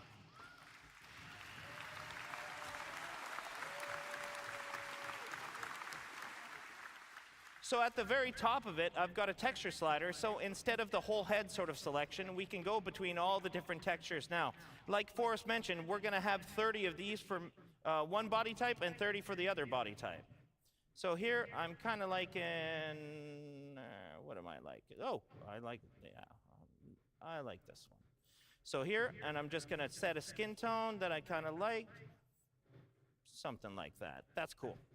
All right, so the next step in our skin tone is the complexion. And complexion, we've added freckles. Okay, that's getting kind of cool too. So here I'm just blending in and I'm blending out the amount of freckles. Now I've cranked it all the way to the top just so you guys can see it. But for my character here, I'm gonna keep it kind of subtle, like this, but quite a few of them. Something like that. We've also got sunspots. Now this is, you know, a little more weathered skin. We'll give this sort of look. And we've got a whole bunch of different blemish masks planned for you guys. Whether that's sunspots or liver spots or anything to that effect. Now, I'm gonna give this guy kind of a weathered look because I think the skin tone looks pretty cool like that. Yeah, I'm digging that. All right, so next up, eyes. So no longer do we have the green and the brown, just the full selection. You've got a full RGB chart of what you want to select. So if you want to have bright green eyes, if you want to have hazel eyes, if you want to have blue eyes, if you want to have any of these eyes. This is all very, very nice. So again, we can go with deep browns. We can go with sort of a steely blue, which I'm kind of digging for this skin tone. I quite like that look. That's cool. Oh, well, we'll get into some funky colors, don't you worry. All right. So one of the other things we've added, and it was mentioned before, we've added a makeup layer. And with the makeup layer, we're totally inclusive. Any of the body types can have makeup. Now, I don't want to spend too long on it here because we're going to get into it in a couple minutes. But I just want to show you sort of blending that in, blending that out for this particular body type. So next, as Andre talked about, we have all the hairstyles that you could want. So I'm just going to pick a couple different ones. There's a reality for some of us and another reality for another one of us. There it is. That's what I want my reality to be here. Something like this. I'm digging the Mohawk, though, for this one. He's got a bit of a Mr. T look to him. I kind of like this. Yeah, I pity the fool. All right.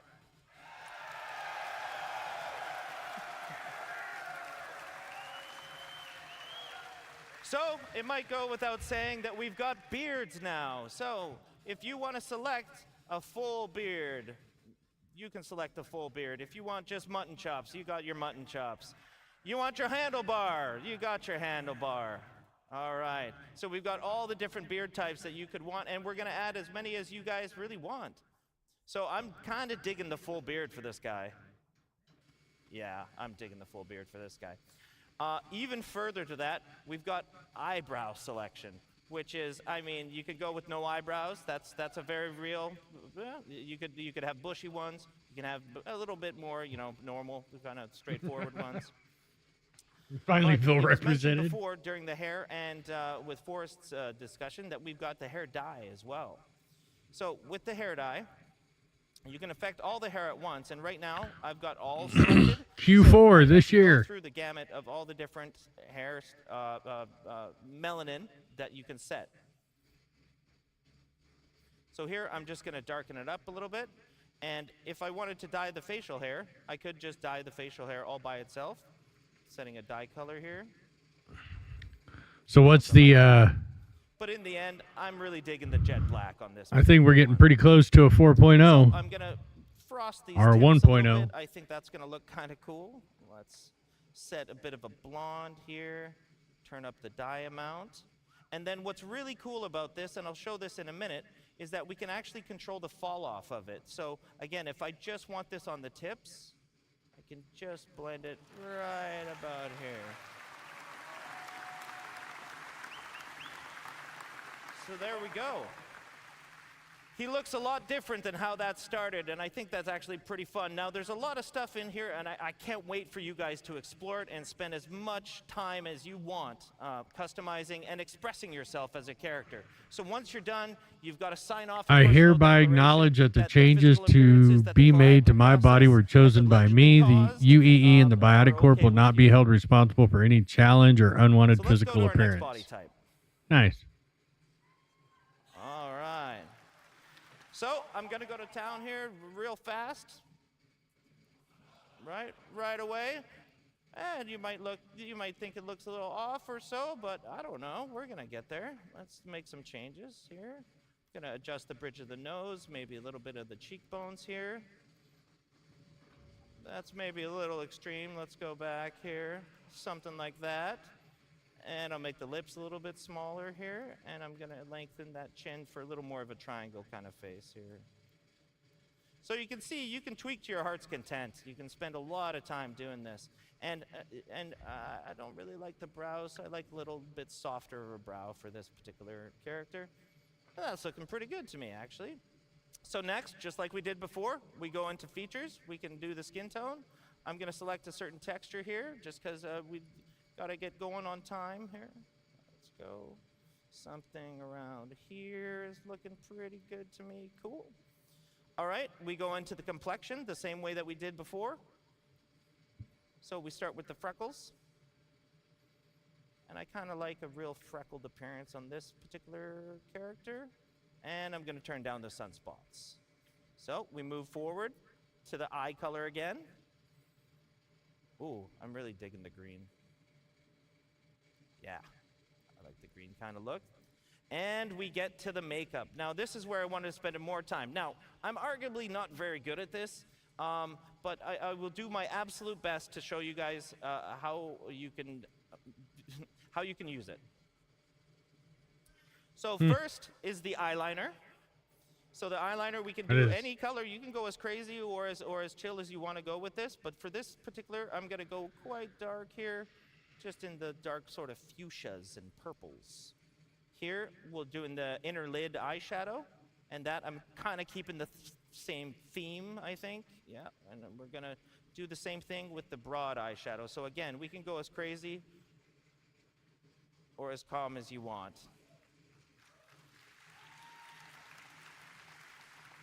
So what I've had good success in doing is kind of having it cranked, and then I just pull it back to a little more of a natural blend, something to this effect here. Next, apparently not. The lips. We can do the exact same stuff on the lips. Now what we have is a whole bunch of different makeup masks, and you've got 3 different channels within those masks, so basically 3 different colors that are affecting different areas of it. Now for the lips, we can go with the same sort of theme if we wanted. And I think I'm actually kind of digging that. And let's go on the lip liner, a little darker. And then lips are a lot more glossy, so we can increase the gloss there, so that looks a little more like a lip gloss. Yeah, that looks pretty cool there. And then, like I was doing before, I kind of just pull it back a little bit. And there we are. So next. I think we're good. Yeah, I think we're good. I have no business doing that, that's for sure. Same thing on the hair, again. We've got a whole bunch of different hairstyles. These will all be shared between the 2 body types, but for this particular demo, we've got the ponytail, we've got the slick back kind of look. Yeah, I'm not finding one I'm really digging yet. Ah, yes, yes, now we're talking. All right. So cool. Now, again, we're fully inclusive here, guys. So if you want facial hair on any body type, you got facial hair on any body type. That is up to you guys.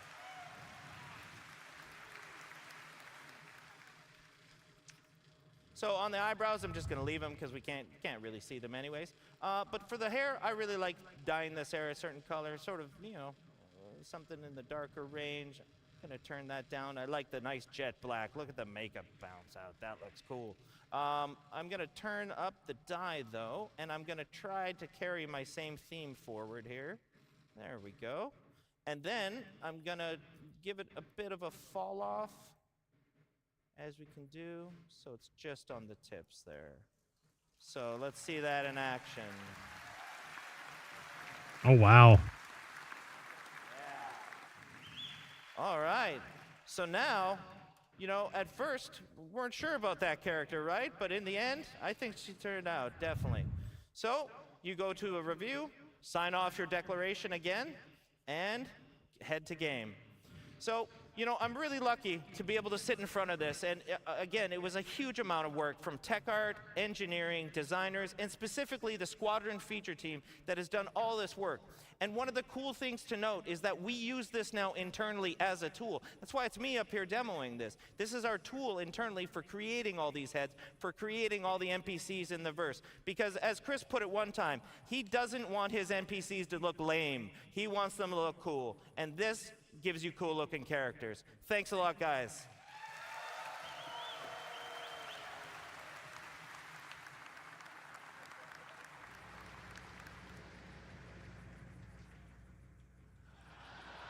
The fuck?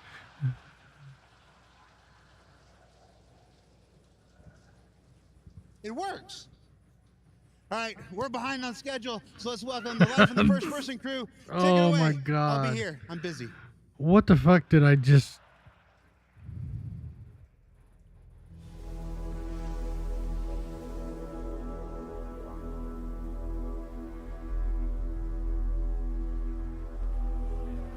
Hello, everyone.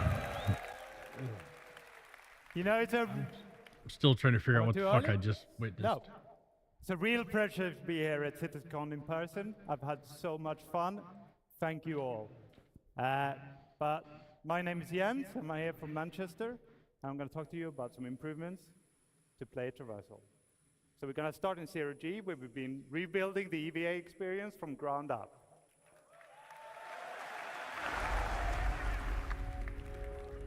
So the first thing you should see is that we've made the exit from gravity less disorientating.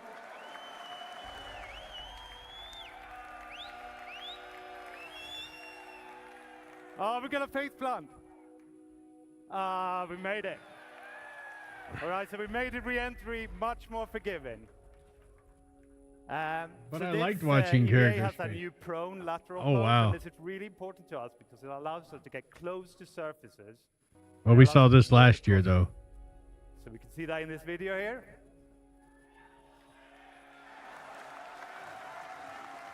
Okay, and as it gets to the end, we're gonna jump off. Okay, here we go, into that. And this smaller profile lets us get into spaces we couldn't get into before, or not easily with the old EVA. We're gonna traverse through here, thread the needle, and also the collision is much more forgiving. We're gonna slide off at slower speeds, so we're not gonna be spinning away. Okay, big reveal. Love this station, this is amazing. And we're also adding grips, so in interiors, you might be able to hold on to grips to do interactions and walk between the grips to get better control. Now, thank you very much.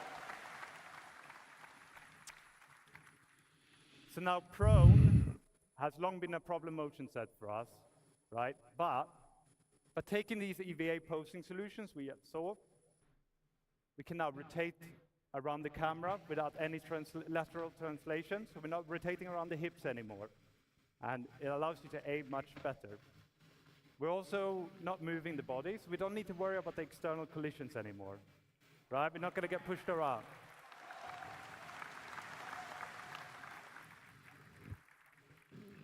Of course, prone isn't all about looking around. We want to traverse as well, so we're gonna head down this bend.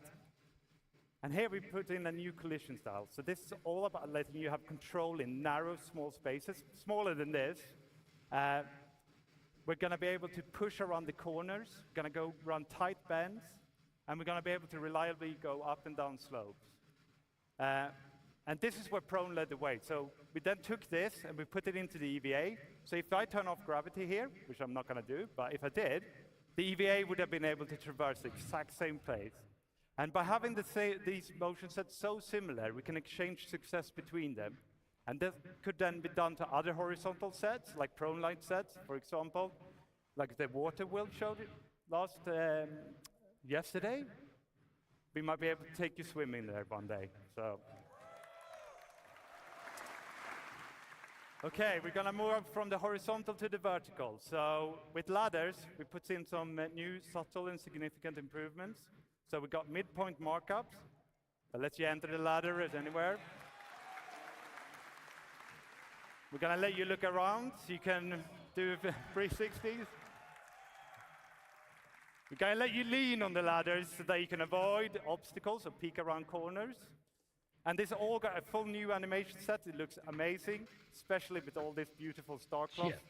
You know, you got both the hood and the cape there. It looks amazing.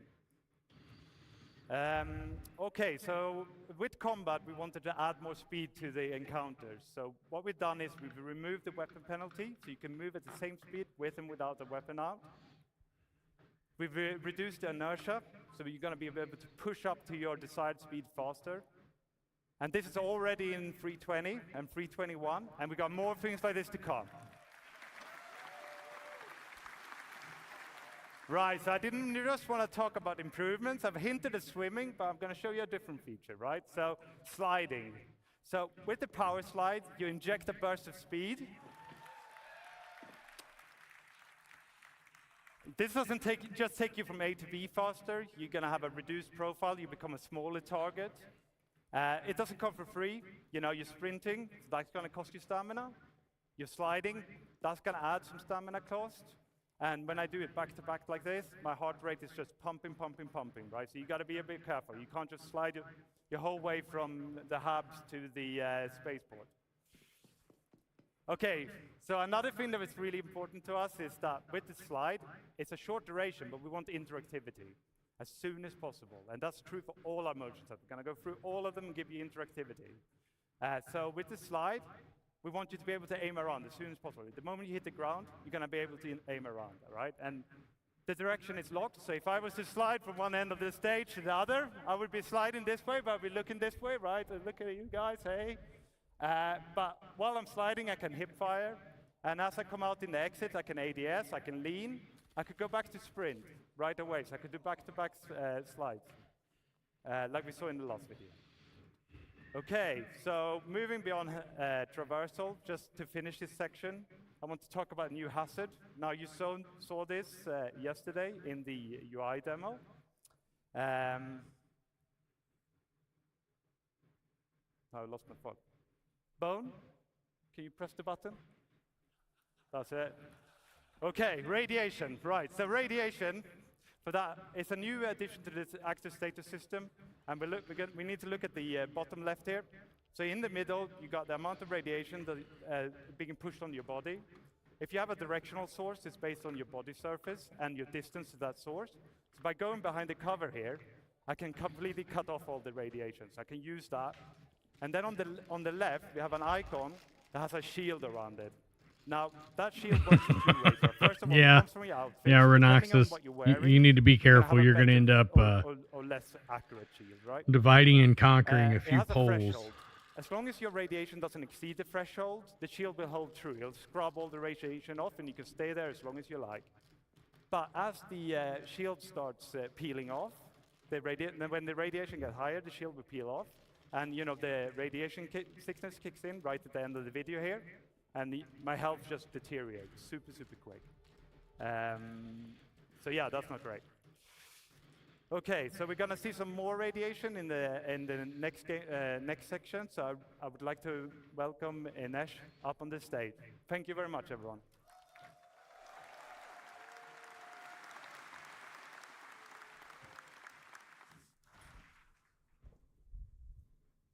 Why are we showing that? Okay. Hello everyone, my name is Inês and I'm a gameplay programmer here at CITCON.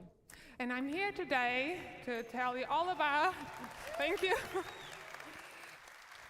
I'm here today to tell you all about the features we've been working on to improve the player interaction experience with the physical objects in the world.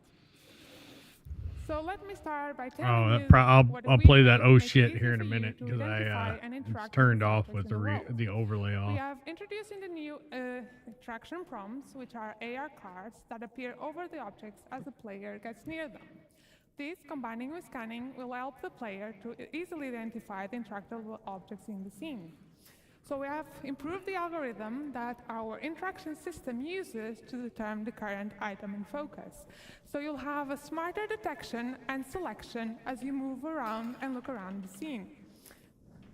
So the prompts will show you the active interaction and the key bind that you can use to quickly trigger it, like you see on the pictures. So we are trying to minimize the friction of the player to interacting with these objects. You no longer have to go into interaction mode to bring up the cursor, then drag it over, and to select using the inner thoughts. So we're removing that.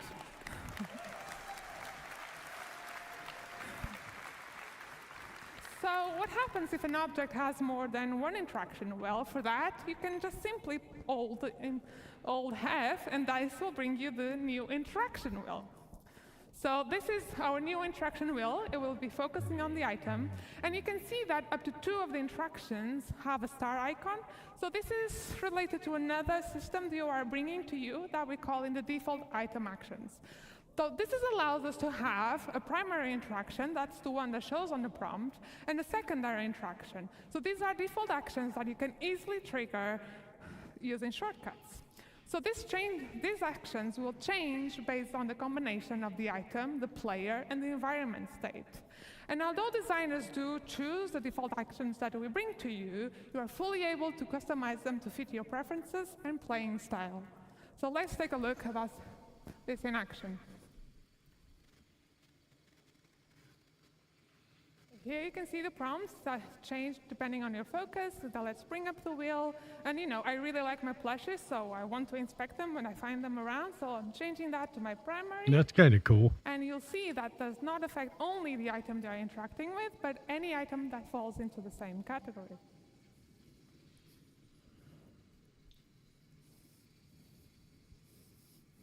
But again, this is all stuff we saw last year. So I've shown you some features that improve. Thank you. So I've shown you features that improve the readability and easiness of interacting with the objects in the world. But the other part of our focus was to bridge the disconnection between the player and the object you are interacting with. In a fully physicalized world that we want to provide you, a tactile experience is very important to sell the experience. So we've introduced a new system that allows us to play animations on the player of actually reaching out and physically touch the objects in the world. Yeah. So our main goal was to give you a better immersion, but at the same time, minimizing the friction and the control we take away from you. So this really was an exercise between code, design, and animation No, to give you the not best yet. experience possible. Let's see That'll be in some of Taking this Flight. in action. Maybe. And you know, pressing buttons has never been so satisfying and fun.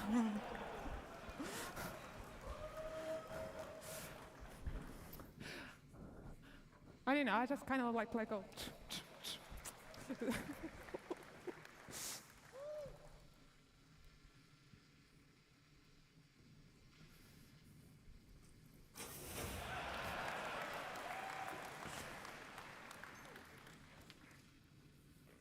And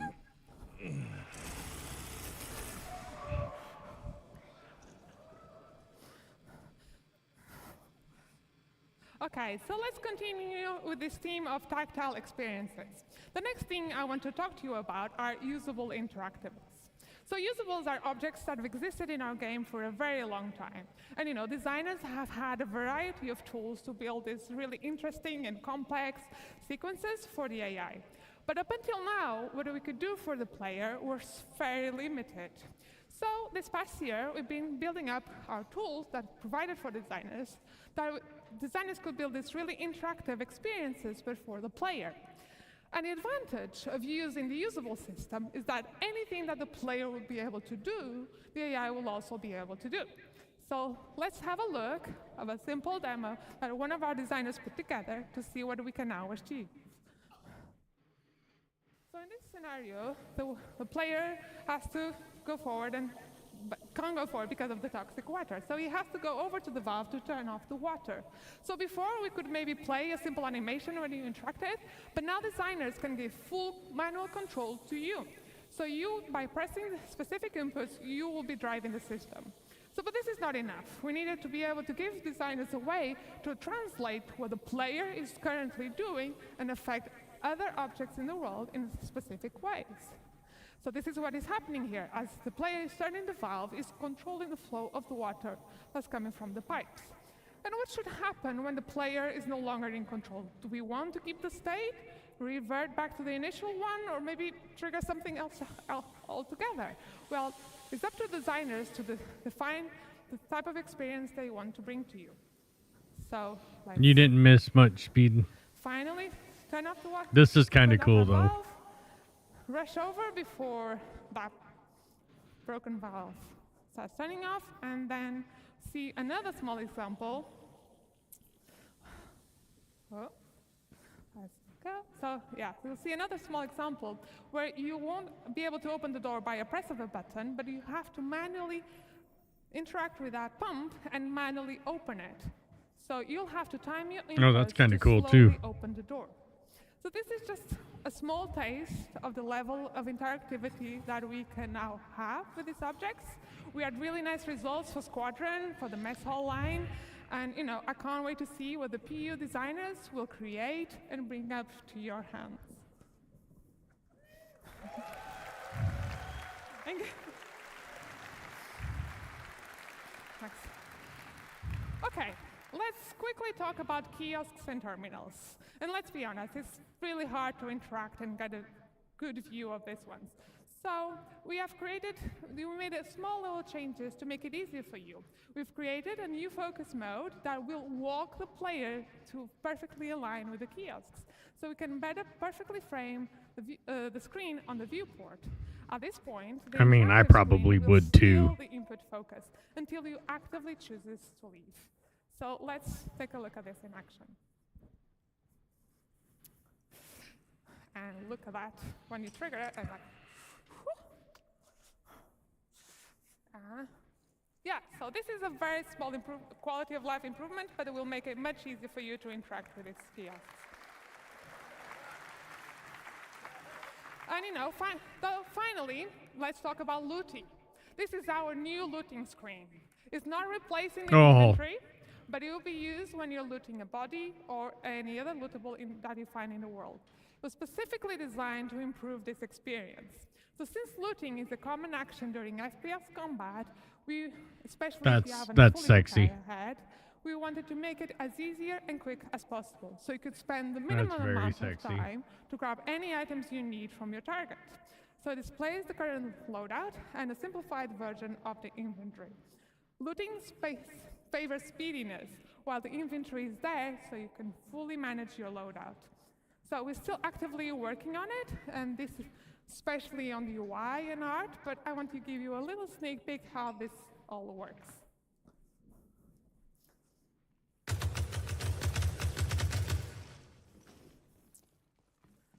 Okay, let's go over to the divergence. So you see the player loadout is on items are on the bottom, the target is on the top. You can if you hover the different widgets, you'll see a tooltip that with the different quick actions you can do. You can just simple press. Oh, that's nice. That's nice. Yeah, it'll be so much easier.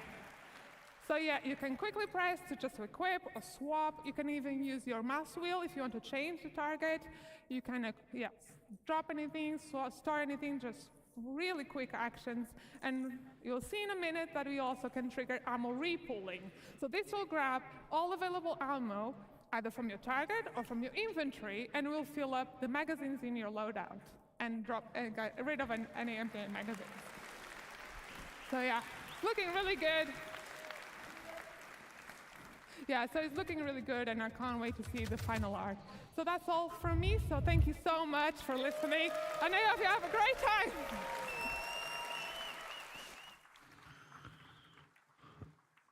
I don't know. I figure probably, again, this is like... Hello everyone. For those who cannot I don't know how we remember, may not even my get name this is shit Jens, till and I'm now going to talk to you about some changes we Squadron made to our comes stealth gameplay, and I'm going to give you an update on weaponware. Right, so takedowns is an important part of our stealth encounters. So this is where we're going to add some player skill progression. So it's going to move you through different action sets. You're going to start off by struggling. You might fail. Of course, this sort of added time and the extra noise you're making is really going to increase the risk of detection. You're going to get faster the more you do it. And then you're going to reach maximum efficiency.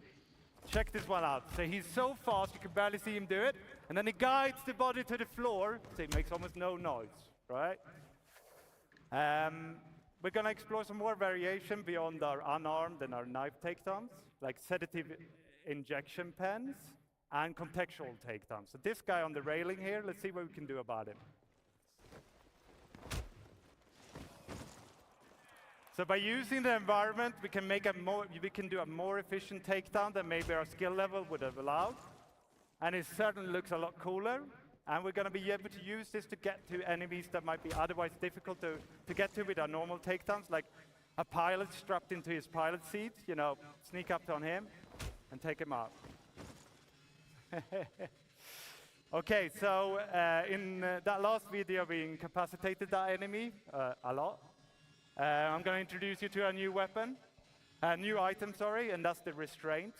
So with the restraints, okay, let's take him down first. One more. Oh. Okay, so with the restraints, we're going to turn him over. We're going to cuff his hands. We're going to cuff his legs.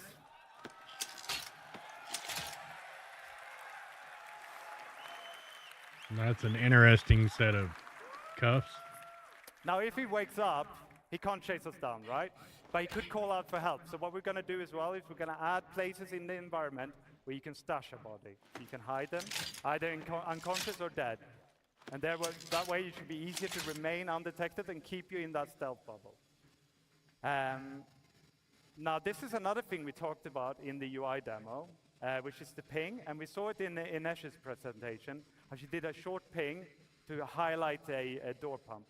Now, of course, we allow you now to charge up that ping. And by doing so, we can see further, and we can see through obstacles, and we can populate more information into our data bank that then shows up in our box outs here.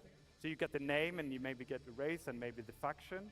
And you can use this information to figure out where is the weak link, which enemies can I BDSM take citizen. down without being discovered.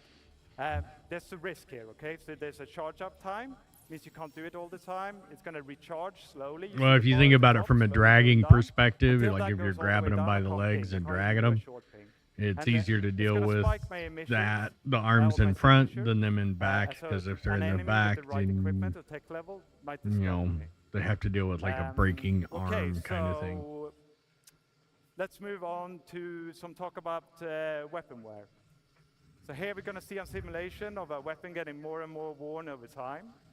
We're going to expand this beyond weapons to other FPS items like your armor, your clothing, your helmets. Yes, this is one thing I wanted to see. This will be triggered by weapon usage, right? So the more you fire your gun, the more worn it's going to get. And this is going to affect its efficiency, it's going to affect its reliability, and it's going to reduce its resale value. Each item is going to wear it at its own rate and persist at its own rate. So you could have a worn rifle with a pristine scope, or a pristine rifle with a worn scope. Check this one out.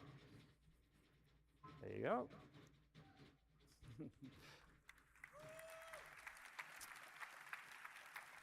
So the geometry isn't the only thing they're going to change as your weapon wears. So here we're going to see a pristine Gemini pistol in the little window and a worn one in the big window. And you can see the visual effects. It's belching out smoke here because it's very worn, right? It's telling you, you know, it's time to get this one changed. Yeah. And you should be able to hear the audio as well. It's get growlier. Okay, on to some consequences. It's not all visual, so we're going to start with misfire. So the first thing that's going to happen is you press the trigger, your gun doesn't fire. The second thing that happens in this video, you got... I hope you guys know what's happening. So you go, and then it goes click. That's the bullet getting lodged in the chamber, right? So we've got to fix it. So it's telling us to fix it. We're hitting the button, Our enemy's firing on us. So you've got some options. You don't have to fix it. You could holster your gun. You could pull out a new gun. You could use that new looting interface that Inesh showed to grab a better gun. Okay. Okay, I'm going to finish this section with the features that's tangentially related to wear, and that's the dirt accumulation. So here again, we're going to see a simulation of dirt accumulating over time on the same rifles we saw before. But in the actual game, this would be based on your activities and the environment you're in. So if you're running around in a sandstorm, you're rolling in mud, you leave biome interaction. Storage, it's going to accumulate dirt, and that's going to increase the rate at which it wears. So the dirtier your gun is, the faster it will wear out. And this is true for other biome accumulations, like frost. So let's take a look at this one as well. Oh, or not. Okay, so yeah, so in the future it's going to be really important that you keep your guns clean and repaired. I'm now going to welcome Zach on stage, and he's going to talk to you more about the FPS weapons. Thank you very much.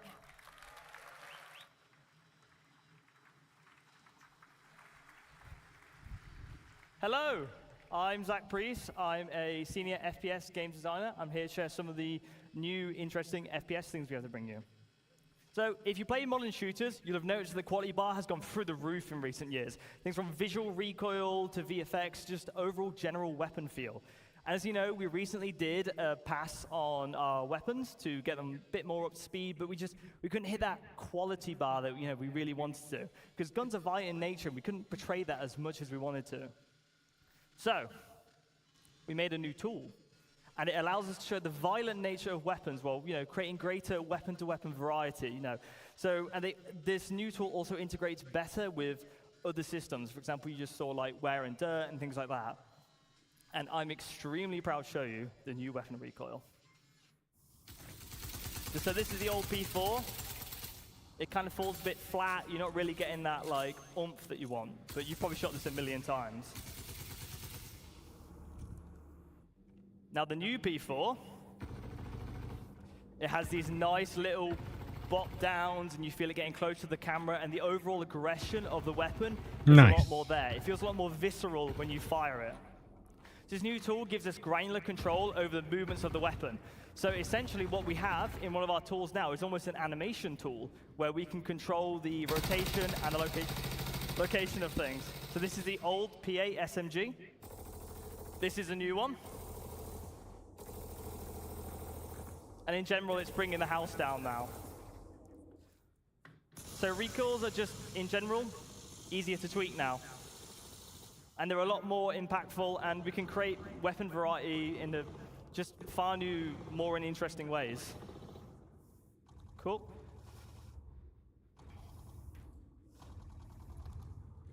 Okay. Thank you very much. Cheers. We also have new procedural animation over our ADS.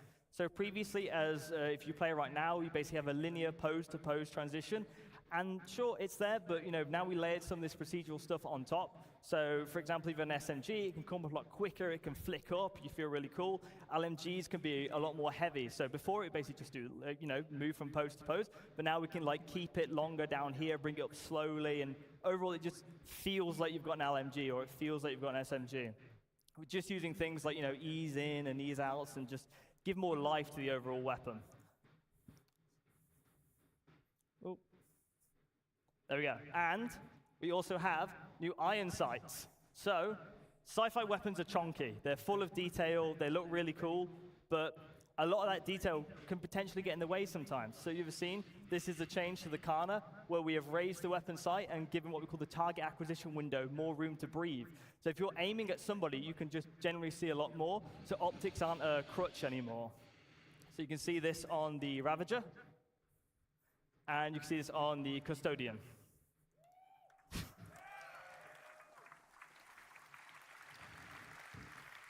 Now, and I am paying attention, guys. So as you imagine with the new recoil tool, done we're to going to go do a out pass on a existing shipment weapons. tomorrow. They're going to look and feel great.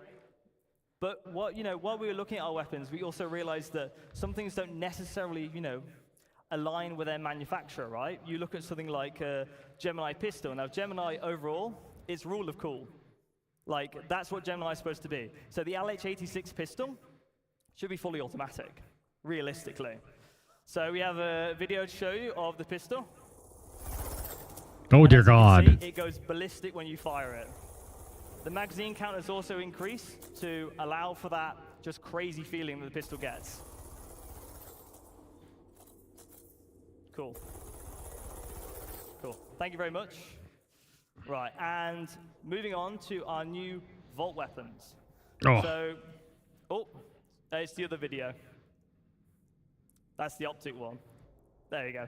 Thank you. These are the Vault weapons. So Vault is primarily based around controlling a heat of a weapon. These weapons have the potential to overheat. And if they overheat, you will be unable to fire.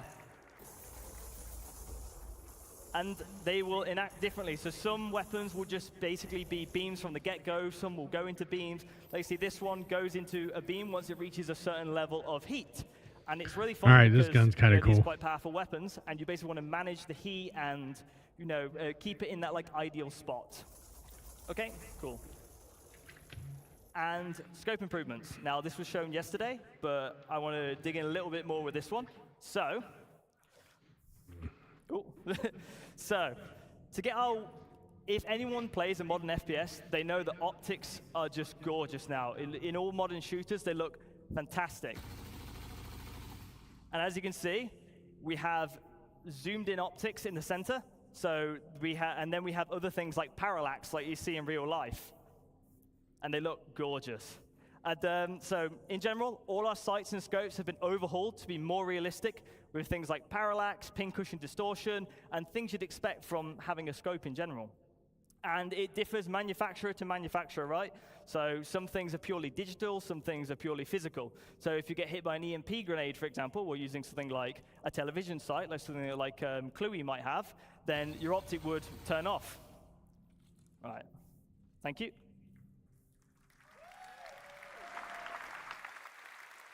Cool.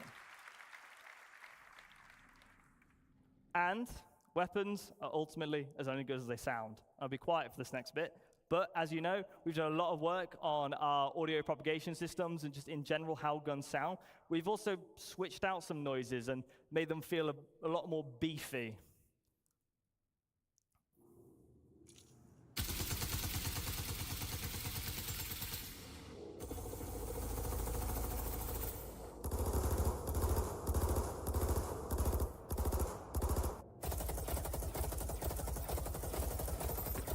To me, all the new gunfire sound incredibly muffled. Like I'm listening to them through like 6 pairs of socks or something wrapped around my head.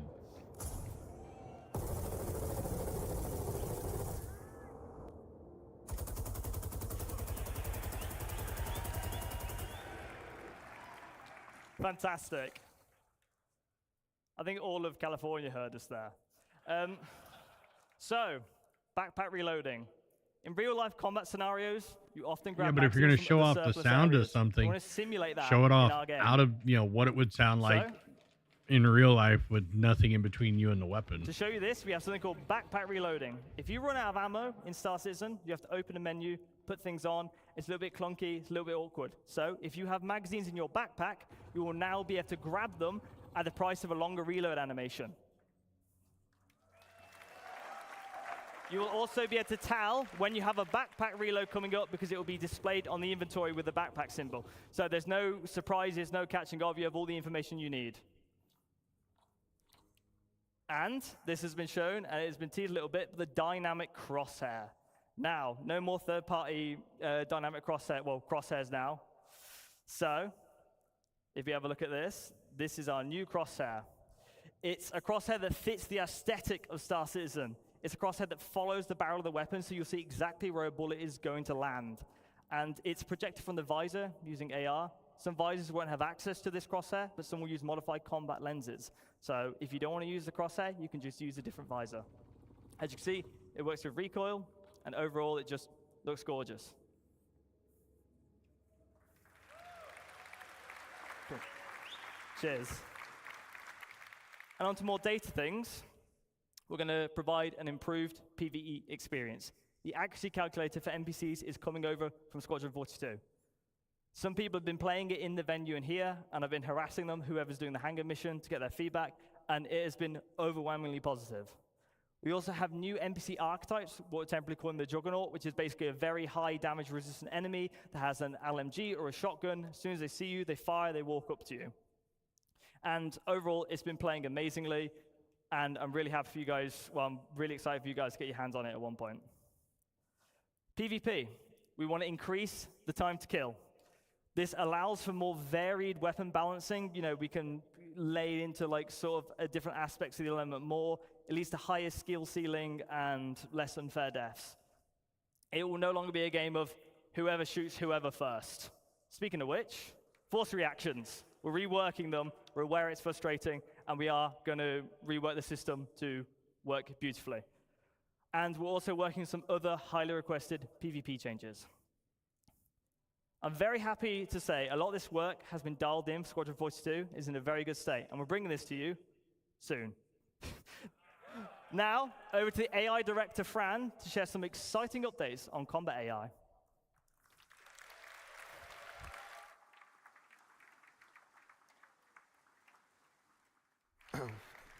Hi, everybody.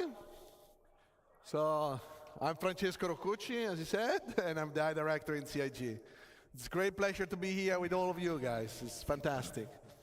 So, what we're going to do today is to explore how all the work we've done for Squadron 42 is going to flow into the Star Citizen experience. So we wanted to make the AI presentation about how you guys are going to experience the tech and the features we have been working on. So from the player perspective, you've seen how many new opportunities you have. And now it's interesting to see how the NPC are going to react to that. So the goal of Star Citizen is to build a breathing and living environment where your actions matters, and the NPC you will find in the universe needs to have the same opportunities and Turn same the overlay limitations off that you again. have.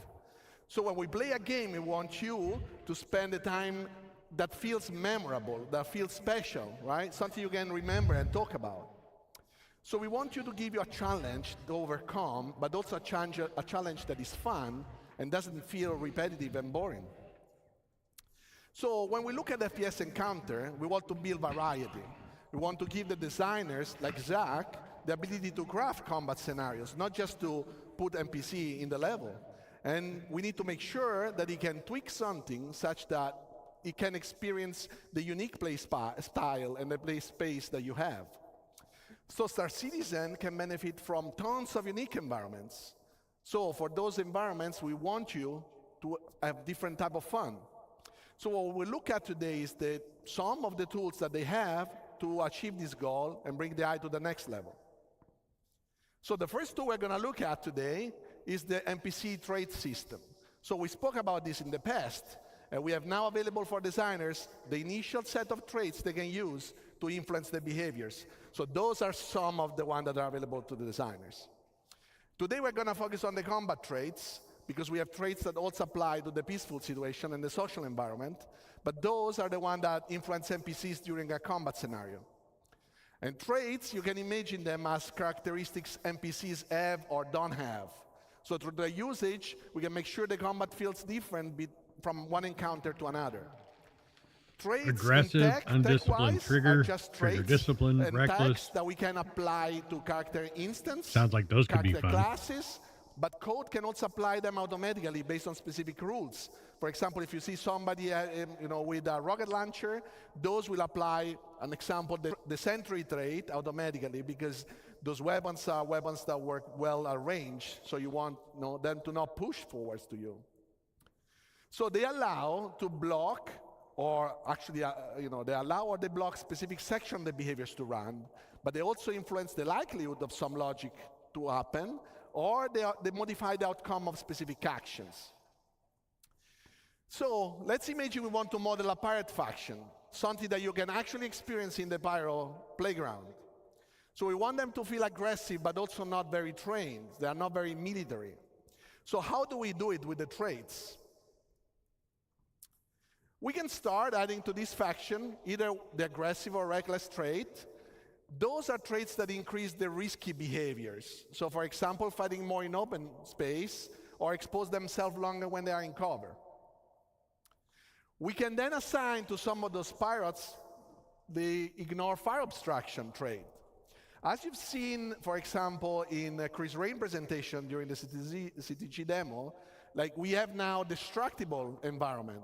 So what the NPC will try to do is to keep shooting at the position the enemy has been hiding into. So you will see destroying environment, but you will also see them being less careful and managing their ammos. For others, we could use the undisciplined trigger finger trait. So this trait is, for example, meant to convey the inability to control their weapon when they are emotionally engaged in the fight. And what it will cause is them to trigger the weapon much longer also just a bit longer compared to what the behavior is asking.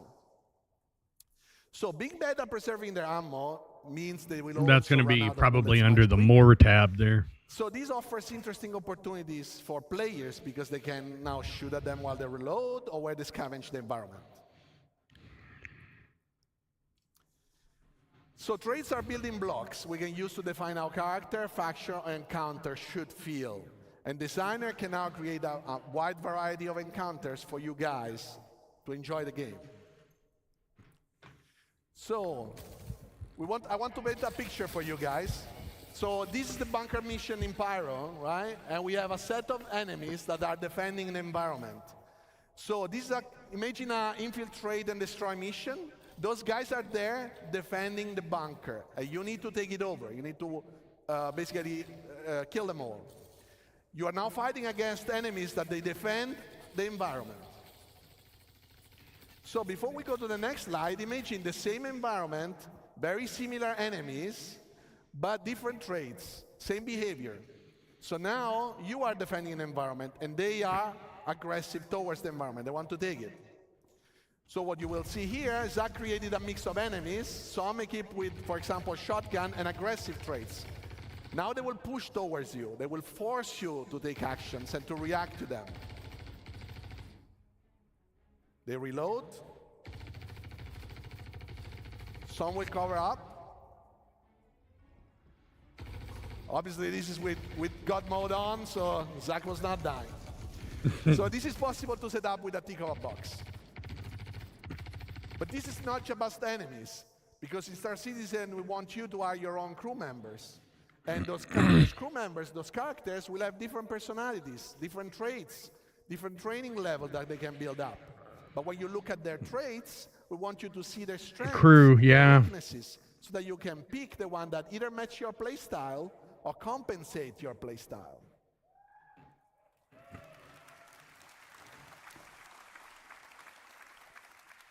So one good thing that we want to show you today is the medic. So there are some NPCs that can carry, obviously, med pants, but not everybody is able to use it well or wants to use it in a specific encounter. So we want to tweak this, and we have the medic trait. Here we combine a lot of the tech that we have spoken in the past, usable tech, behavior tech. And as Jens showed you, players now can just not only kill enemies, because before our NPCs would just die, but now you can take them down, you can restrain them. So the hyperception is to carry all this information about the different actor states. So he needs to know if he's down, but if he's still alive, or if it's just, somebody that you need to wake up. So a medic in the regular combat flow can, when it's safe to do so, and at the right time, attempt to heal his mate that can be helped. So now you can imagine guard patrolling the environment, you take down a character, the guard finds this body on the ground. He doesn't know if he's alive or not. So he can go there, he can check it, check the pulse, see the state, and if he can be helped, he can basically execute the right healing process. If he needs a med pen, he will use the med pen. I want to see that conversation. And if he needs to unrestrain him, he will unrestrain him. Your crew members Be a developer. do the same with you. So if you are down in critical condition, they can come and help you out. We'll see now an example of this, where two factions are fighting, and you will see that at the right time, when the guy retreats, this guy can go there and heal his mate.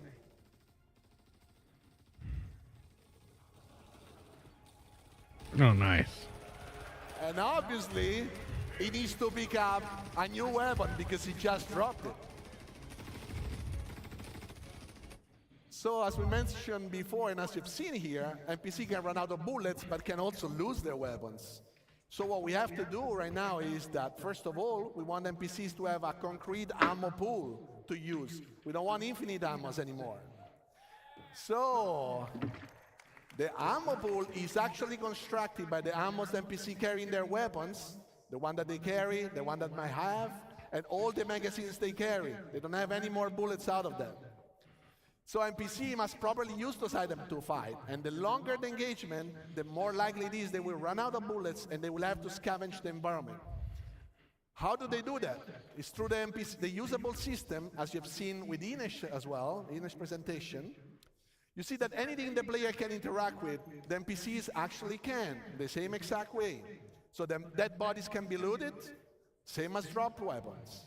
Ammo crates will have physically inside some weapons, magazines. They can provide you with items. An NPC can understand where you can find ammos that are actually functioning with their own weapons. And they actually can decide. For example, if it's better to reach an ammo crate and gather some new ammos, or if that is too far or towards the enemy, they can decide to pick up another weapon.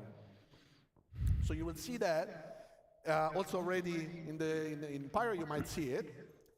And once they decide to do so, obviously they don't have bullets, so they cannot fight you. What they can do, they can also switch to their sidearms. And the sidearms is less effective, obviously, compared to the primary weapon, but it is still better than nothing for them to protect themselves while they go around and they loot the environment.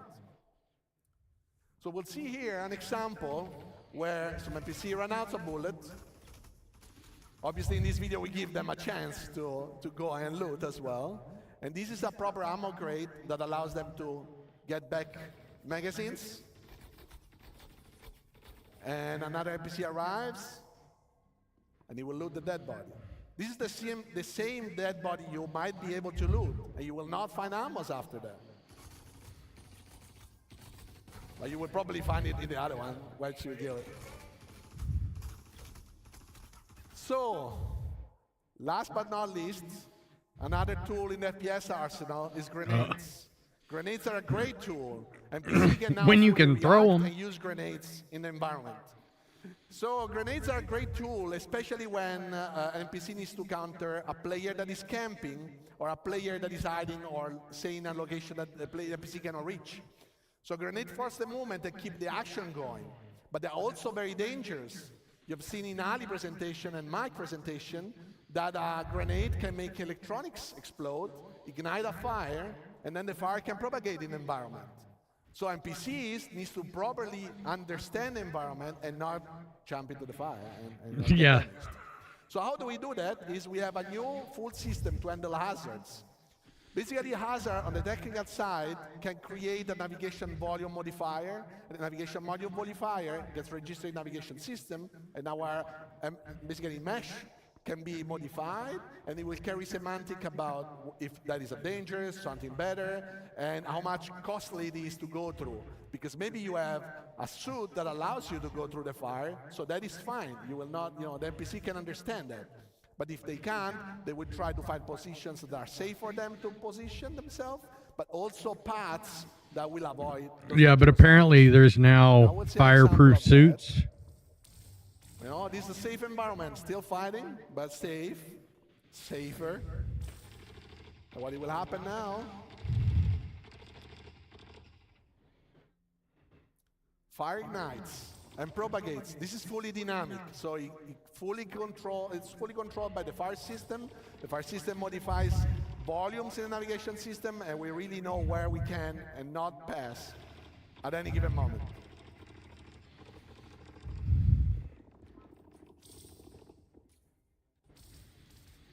So this is a subset of the things that we worked on and we wanted to show you today. Thanks very much for listening, and now back to Jens.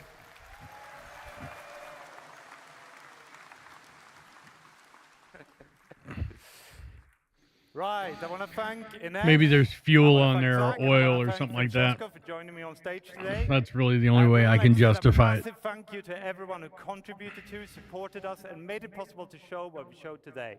Now, with relentless optimism, we're looking forward to bringing you this all to the Star Citizen and more. Okay, we're going to leave you with a quick peek of a demo in Hangar 14 of Checkmate with some of these new features. Enjoy.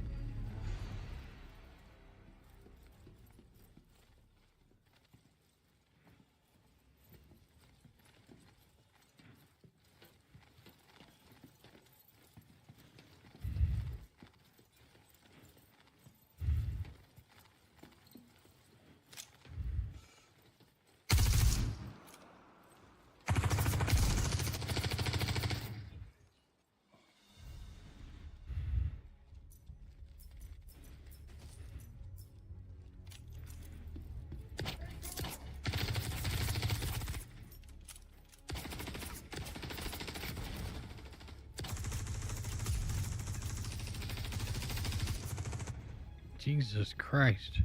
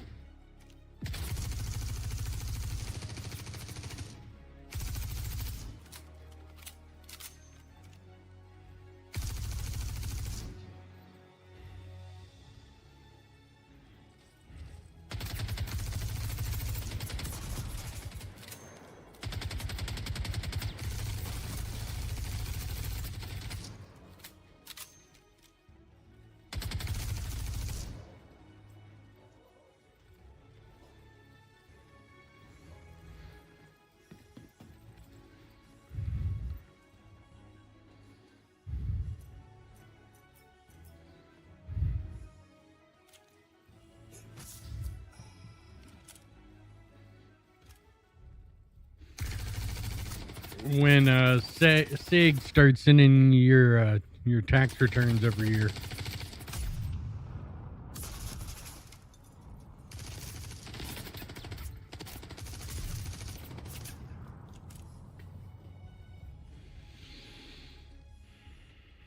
New armor's clean looking.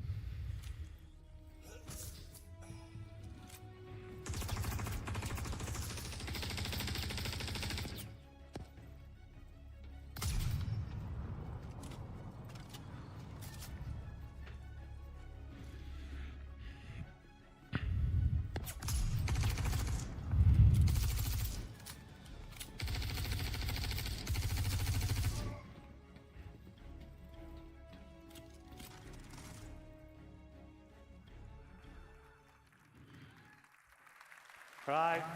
Thank you very much. I urge you all to come and join us in the Pyro Playground pit and have a go at Hangar 13 in Checkmate. It's a really great encounter. Thank you.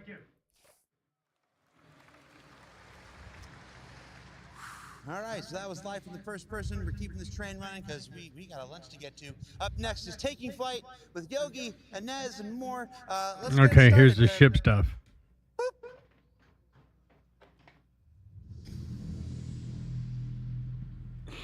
Jesus Christ, Jared. Ugh.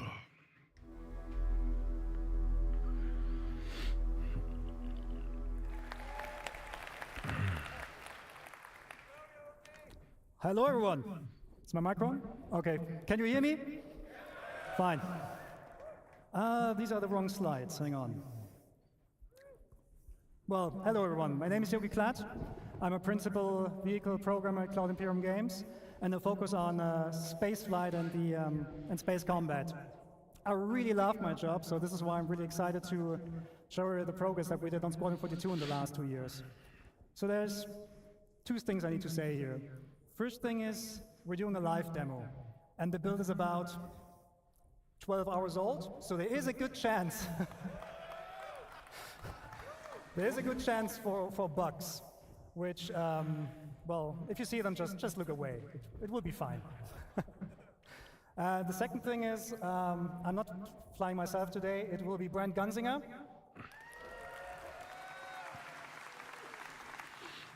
He's using a setup of 2 VKB sticks, so left and right HOSA setup from VKB, and he's also using the fantastic Toby device. So we'll swap during the presentation between using head tracking and not using head tracking. Yes, so, but the good thing is, the relationship between you and your starship, it doesn't start when you take off, it starts way before that. There's a lot of stuff we do now in pre-flight. So please welcome back Ines Caldas, who will walk us through that process.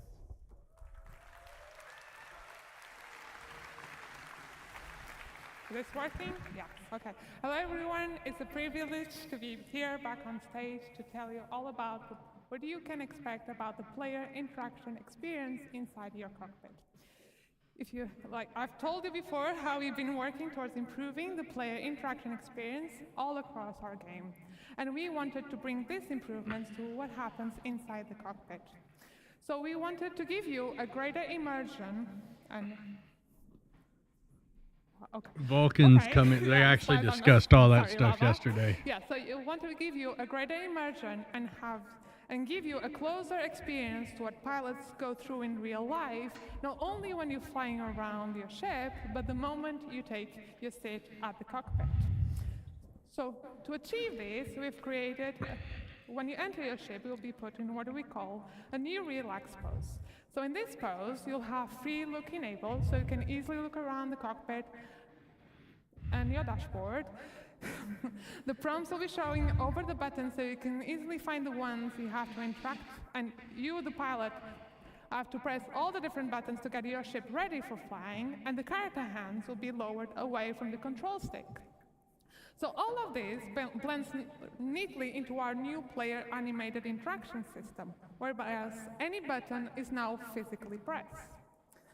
So this new system uses what we call a CDIK approach. This stands for code-driven IK, or inverse kinematics, and gives full control of the IK setup to the code.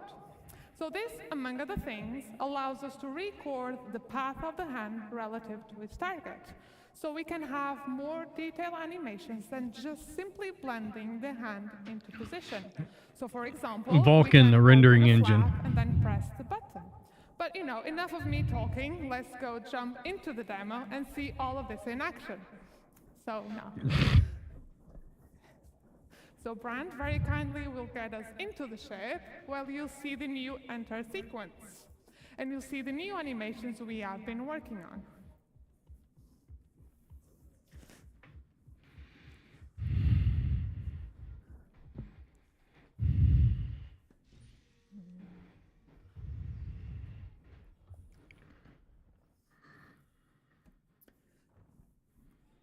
So you can see now that you won't directly grab the control stick. You'll be put on this relaxed pose with free look enabled. And you can see the different prompts appear over the buttons. So let's get this show started and get your ship ready for flying. So Brand, if you could close the canopy so we don't go flying around with that open. Power our systems. Oh, look at that. Aegis combat assist. And finally, turn our entrance. Yeah, so you are now ready for flying. So we will be bringing all of this to all. Oh, look at the new power management triangle. And that's all from me. So please join me in welcoming to the stage Tony to tell you all about the new UI.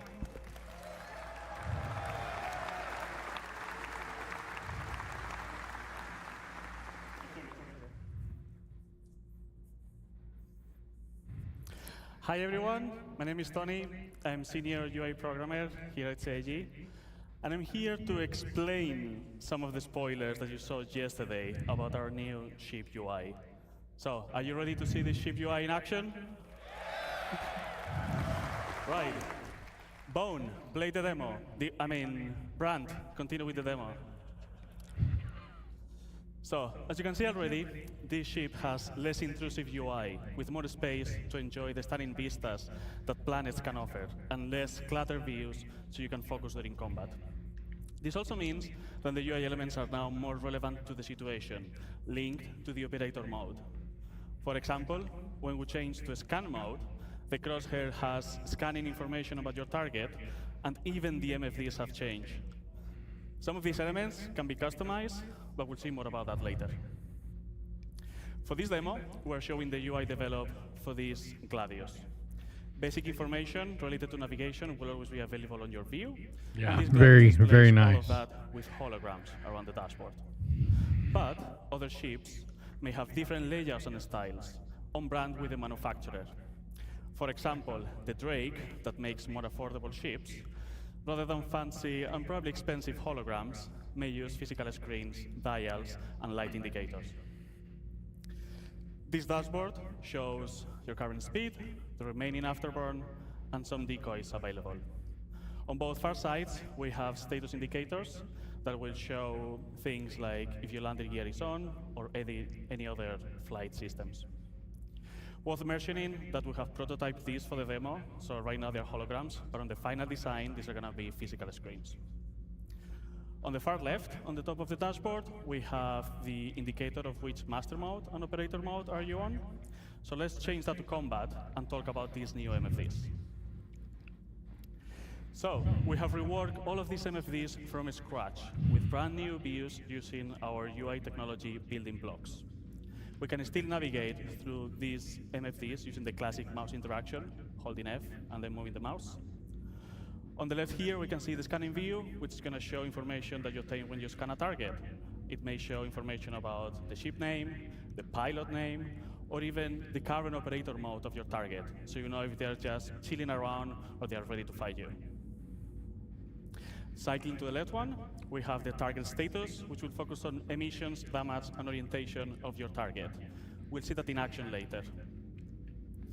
The next one, continuing to the left, will be the self-status, which is contextual. So during navigation, that will show your current fuel, but during combat, like right now, will show information about your guns. You can click on the gun, and you can see basic information about that. You will see the name, and you can also see in which group they are assigned, which Yogi will explain later. On the MFD on the right side, we have the power management, where we can distribute the power of different systems of the ship. You can click on the triangle and move it around to change the distribution, and you can turn down the total power of the ship that will generate. The classic key bindings that you all know already works, so when you change the power management, you will see now a triangle on top of the radar to show you the changes. Now, instead of using mouse, you can also use key bindings to select MFDs and cycle through the views, which might be faster when you are in certain situations like during combat. And for those pro players out there, we have added about 100 key bindings, and I mean 100, to navigate through all of these systems. So you can fully customize how you want to navigate through them. Oh, very nice. Really That'd be nice with a Stream Deck more or than enough Game to use Glass. on your keyboard, on your HOTAS, or even on your Game Glass setup. But if you need more, just let us know. Anyway, I think you're not going to need even those many shortcuts.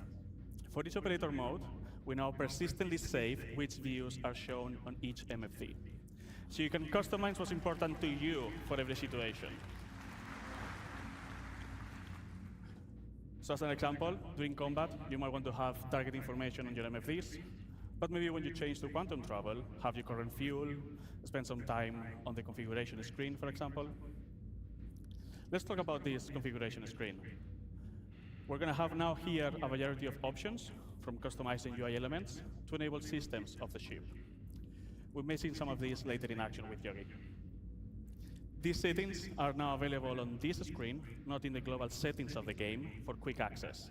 So just as a warning, expect changes on the settings that you already know, but we'll tell you all about it when we have it ready. And the important bit about this is that they will persist to your ship.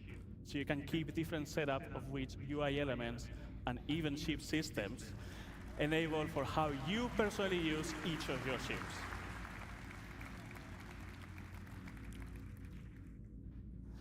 Now, some of you might be thinking that this Gladius doesn't have enough MFDs. Can we enable the top setting?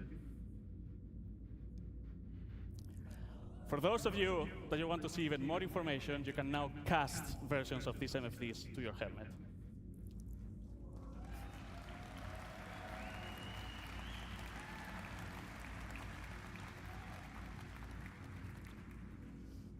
For this, you're going to need to equip the appropriate helmet, so it's connected to your ship and I can get all this information. You can use the key bindings, as I mentioned before, so you can select which cast do you want to control and how to cycle through them. So you can pin views that are important to you that will move with your camera. So as you have seen, if you're aiming at the target or if you're moving with your head tracker, those views are going to be always with you.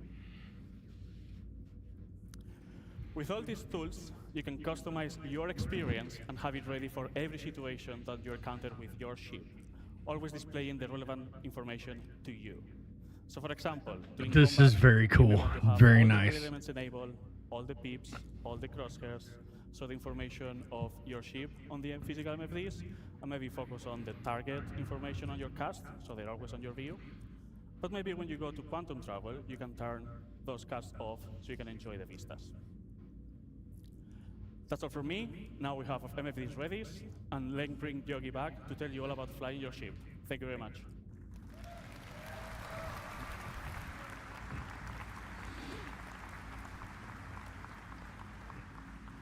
Okay, at this point, our ship is fully powered up, ready to fly. Pre-flight is complete. So Brent, please take off, put the landing gear in, and bring us out.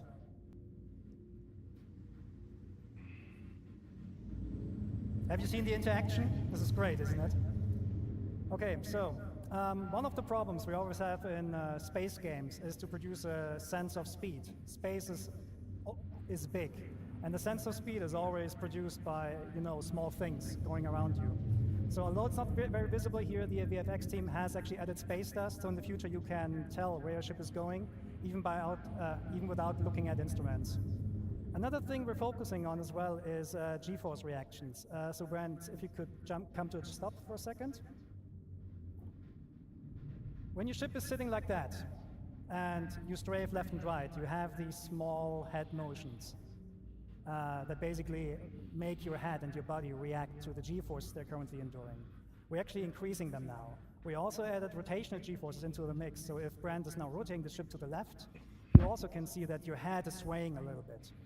Things get a little bit more interesting when Brent is actually taking boost into the mix. So the now boost forwards, we now added a camera shake, we added FOV changes, and this all then plays together with the other things like, you know, the other exhaustion effects that we have. So overall, May not the be ship should able now to. feel a little bit more reactive than before.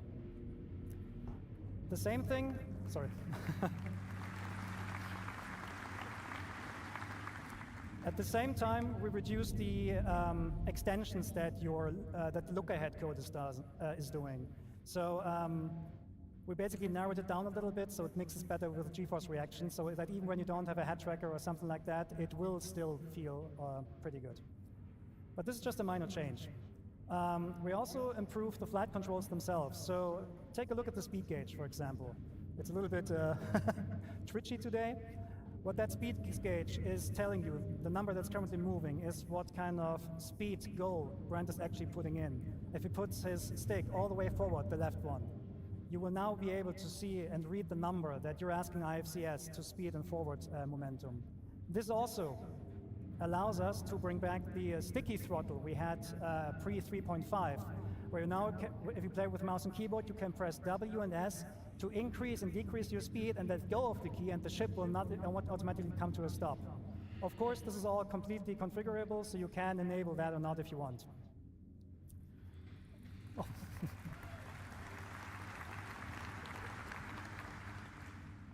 Okay, Brent, give me some hard flying now, like blackout and all that. Okay, so another thing we changed in the flight model is that we actually looked at the tri-coding exploits. These are really important for PvP and racing players among you, because tri-coding gives us a mathematical problem that we're trying to resolve. On some ships, when you tri-code, you get actually up to 50% more acceleration. That huge difference actually makes a lot of the ship difference exploit. So we're cutting back on those. So a first implementation of that is already available in the master mode testing areas in 3.21, I think. But we're improving the algorithm right now so that it actually is less punishing in future master mode builds. This is actually a current version, so as long as you go roughly forward, you get the full Gs from your back engines. Okay, so now the biggie in the room. We're talking master modes. Master modes is by far the biggest change we're doing on the ship gameplay. In general, all of your ships will be put into, or will get a master mode setup. And the master mode is affecting basically everything surrounding everything on the ship. The ship itself, the flight model a little bit, but specifically the items and what they do. And there are two master modes we're going to talk today about. One is SCM, which stands for Space Combat Maneuvering, and the other one is Navigation. So let's look into SCM. SCM is the mode that Brent currently has active. So you see the, Brent, can you go into the indication, please, for the master mode? Just point with the mouse there, if you can. Yeah, so this is your current master mode. It says SCM. When you use SCM for basically all the gameplay that is not traversal. So combat, mining, salvaging, you're using it for that. You have full access to your combat system. Your shields are working, your thruster boost is fully active, your weapons are working. It's the high performance, high alertness mode that you're in. However, we will heavily restrict how fast we can go. We can go with your ship. Okay, Brent, go to full max speed. So this Gladius on max speed and SCM can reach about 225 meters per second. That might seem slow compared to what you have in the Pew right now, but it's still pretty fast. However, you can extend that speed. Brent, if you just go forward and boost. So the Gladius can extend up to 550 meters per second. On this slide here, you can see the speed spaces we're talking about. So if you're just flying around in SCM, which is like the max speed of your ship, you can reach the 225 meters per second. If you boost, you can reach up to 500 or 550. However, that boost space is not spheric. That means if you boost forward, you reach higher speeds than if you boost backwards. That is really important for space combat maneuvering, or for dogfighting in general, because it discourages backstrafing. It actively actually punishes backstrafing, and it creates more interesting combat maneuvers. The PvP players among you, they basically call this encouragement to closing the gap, which is basically more forward-centric combat, which is much more exciting than backstrafing and just trying to get some shots on. It also forces you as combat players to commit to the decisions you did early in the fight. So it's going to be, we think it's much more exciting. Okay. So in short, you pick SCM when you need to fight, when you want to fight, or when you need to fight, right? The thing with the master mode switches is that they do not happen instantly. They take a while to move over. So we're now going to put our ship into the second mode, which is navigation. So navigation mode is basically the opposite of SCM. What this does, it gives you a based on what I'm hearing, dogfighting is going to be pretty much dead in space combat. Your weapons will not be able to fire. Your It's defensive jousting systems with guns. will not be functional, but you have higher speeds. So in nav mode, you can still reach the speeds of what you have currently in the PU, something, I mean, depending on the ship, sometimes 1,000 meters or 1,400 meters per second. But all your regenerative systems, so regenerating the weapon capacitor, your thruster boost, will be inhibited. So this means when you want to go fast, you need to be very, very careful when you want to swap over. So imagine you're in a fight and you want to escape. You should not do it right away, because if you just swap to navigation mode in the hope to flee, you are being left with no shields. And the first thing that will go offline when you are hitting with distortion guns is the quantum drive. And that is important, because the quantum drive will spool automatically up when you enter nav mode, and it will then unlock the higher speeds. So this means when you're in nav mode and you're fighting, you're very vulnerable, so you should get out as fast as possible. Luckily, navigation mode not only allows you a higher speed, but also gives you access to the new quantum travel experience, which we're going to show in a minute. So that is a nav point that you see there on screen. This is the point where I want to go to and quantum travel to. Before we do that, I need to quickly explain what this is about. I'm sure parts of it will be. Currently in the PU, when you quantum travel from A to B, you're actually not really moving. You're going on a spline, and you're teleported in every frame along that spline. So there's basically no meaningful gameplay we can add there. The new quantum travel experience is fully physicalized. Physics is always on, which means when you quantum travel from A to B, you're actually accelerating using our awesome physics engine. And because it's physicalized, it gives us a lot more meaningful gameplay we can play with. So Brent will start the quantum travel in a second. What will happen then is your quantum drive will initiate the jump. You will see an effect that distorts the space around you, and you will accelerate forward. During the acceleration process, and so this is the time until you actually reached your cruise speed, the ship will experience forces, and you as a player, you're responsible to counter these forces. So there is an element of failure. Okay, Brent, let's show that. And take your hands off.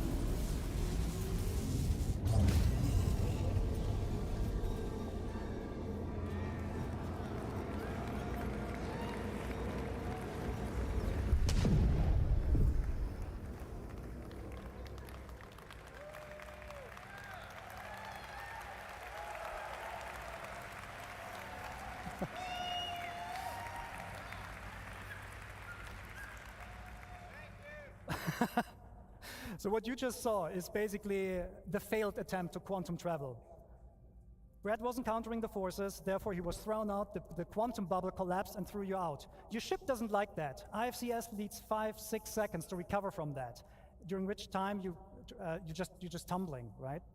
So, and this is not just like dependent on your skills.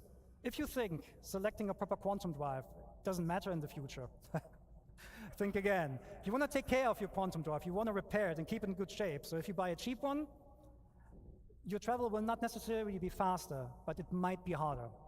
Okay, so Brent shows how it's done properly.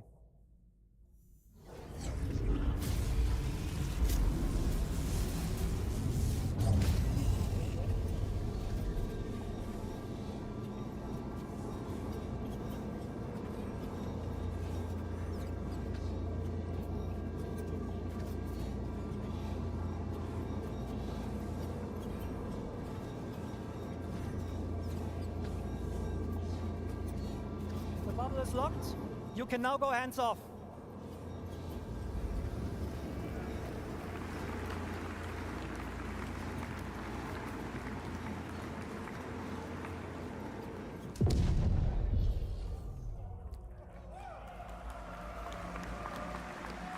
I'm fucking talking to myself. There's a second variant of quantum travel. Yeah, that's and this is fucking for wild. short-range jumps. Sometimes you jump somewhere or you go somewhere and you see the Yeah, next it's point just of at the interest is beginning like until 1,200 it's locked. kilometers away.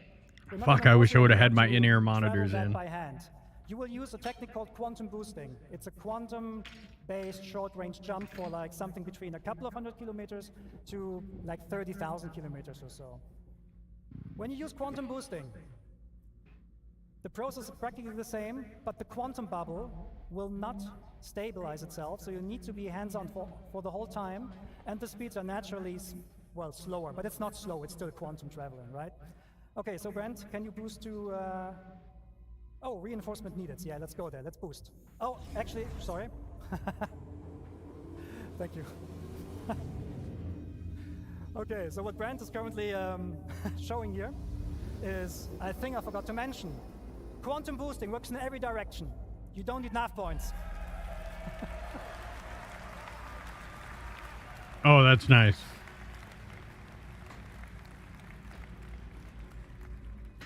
Brent is awesome, thank you. Okay, so now, please boost to reinforcements needed.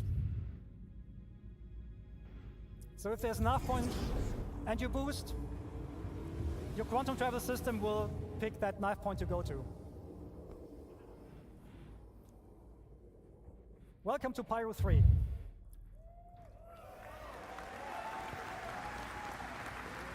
Oh my God. Give it now. Put it in the game. I don't care if it's finished. Right now, there's a lot of context there. And this is not an online demo, it's a single player. So that means all these units there, they're friendly and hostiles, they're probably fighting with each other. Which is a good segue to talk about AI improvements. And there's one man who can tell you all about AI. This is the man with the nicest legs at CIG. Well, please welcome Diego Marty Mason.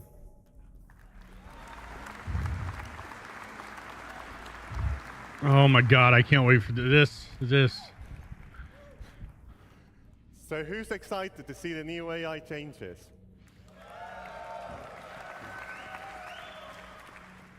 Hi everyone, as Yogi said, my name is Diego Marty Mason and I am the AI programmer focusing on the fly combat.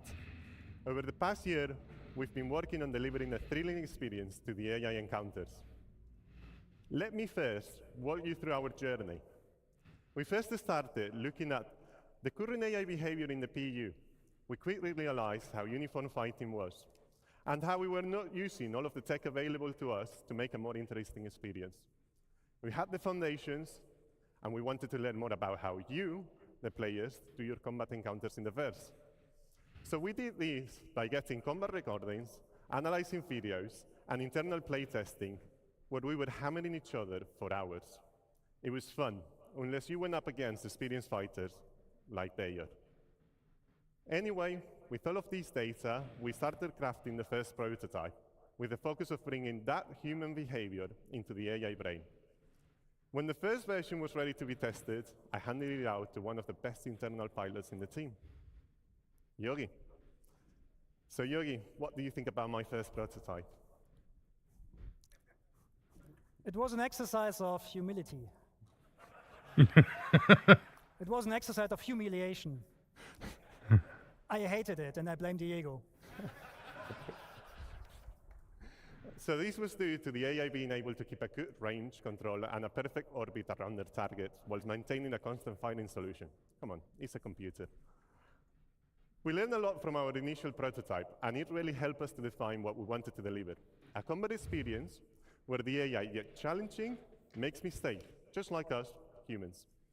We want players to leave every combat encounter with a feel of satisfaction by encouraging you to keep on the move and make use of the vehicle systems available to you, so you can at least try to win the fight. Let's see how we brought this new iteration of combat to life. We broke down in multiple stages. The first one, interception. Then the main engage phase, which we broke in different tactics: strafer, jouster, chaser, and finally, disengage. Let's switch to the demo. As you can see, Brent has encountered a skirmish. Let's talk more about the combat flow there.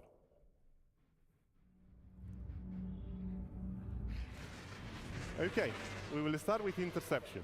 After acquiring the target, the primary aim is to close the gap with the target.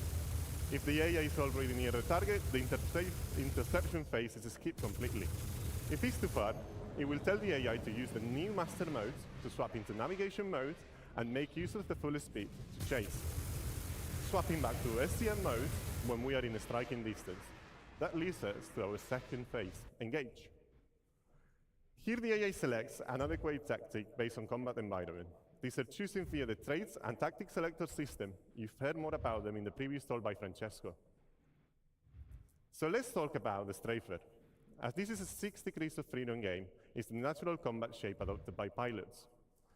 We have related the same behavior to our AI, ensuring also that orbits are closed and adding variations to include rolling.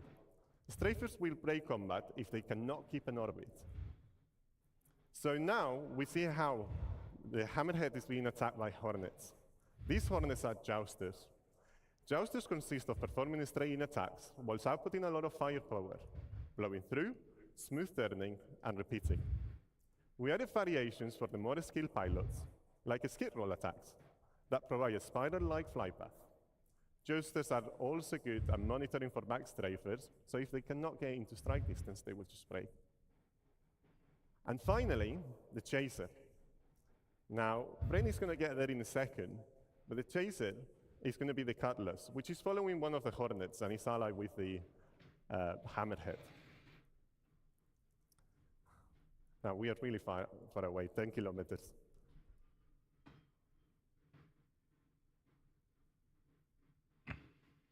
So the Chaser, it will try to always stay on the target 6. The idea is to force the target into a defensive stance by making them turn into the Chaser. This maneuver will be seen mainly in squads and atmosphere combat. The final phase, which can happen at any time, depending on the combat situation, is disengage. This phase is triggered based on constantly listening to multiple events in parallel. To name a few, critical health, damage to shields, or weapons depleted. There is also a shorter version of disengage that we call pace breaks, which occurs during long periods of combat due to fatigue, nature of the combat encounters. These pace breaks are short, and the main objective is to perform a simple maneuver to gain a new advantage position and strike again. This new flow Jesus, look at the shit flying off that ship. Our new AI fly combat experience, in combinations with AI traits that will give designers the tools to tailor each combat encounter in the verse. Like, for example, they can choose the ace traits that will allow AI pilots to make use of all of the ship's angular velocity so they can keep a more precise orbit. So for some of you out there, it's going to be a good challenge. While we've been mainly focusing on fighter behavior, we've also started to follow the same process to other ship types, like gunships and capitals. In the near future, we want to deliver an experience where going against a capital ship like an Idris is a tough fight, that unless you bring the right combinations of tools, meaning ships that are equipped to take down capital ships, you will get demolished by their powerful turrets. Now, after all of the feedback, in our first internal playtest, we've received a lot of constructive and positive feedback. And Yogi's not longer being destroyed by the AI, so I think he likes it a bit more. Thank you, everyone. I hope you enjoy the new AI. And back to you, Yogi.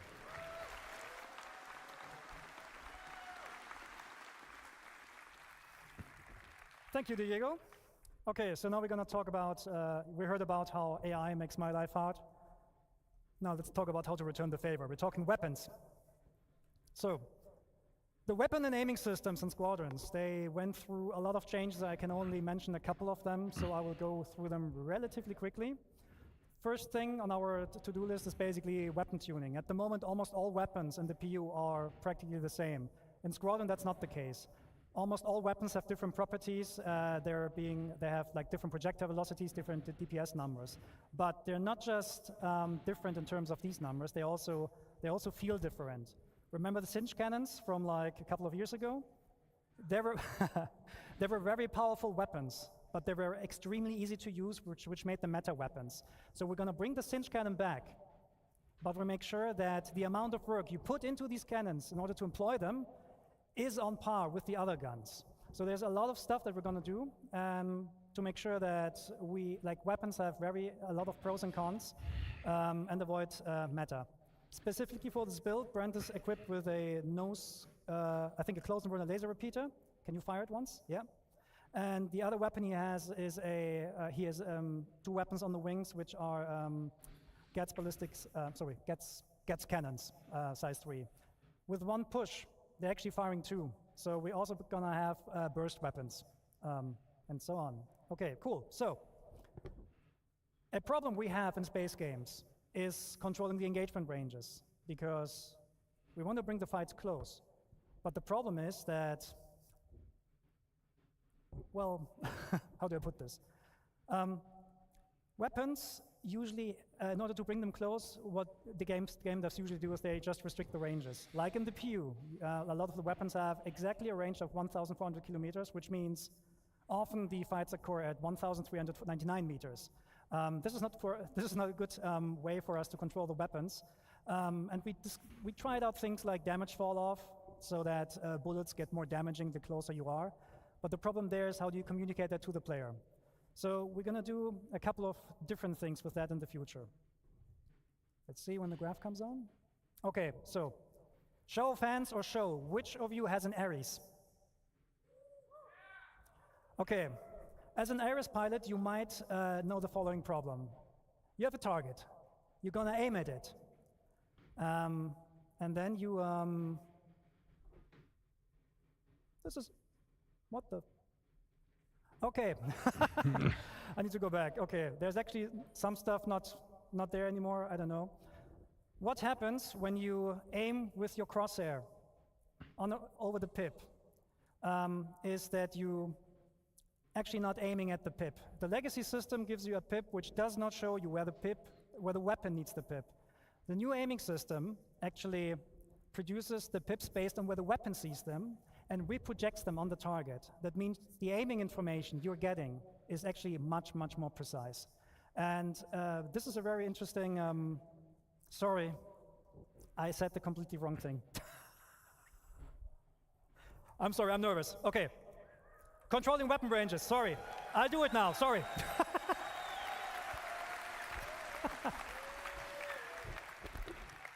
Okay, sorry.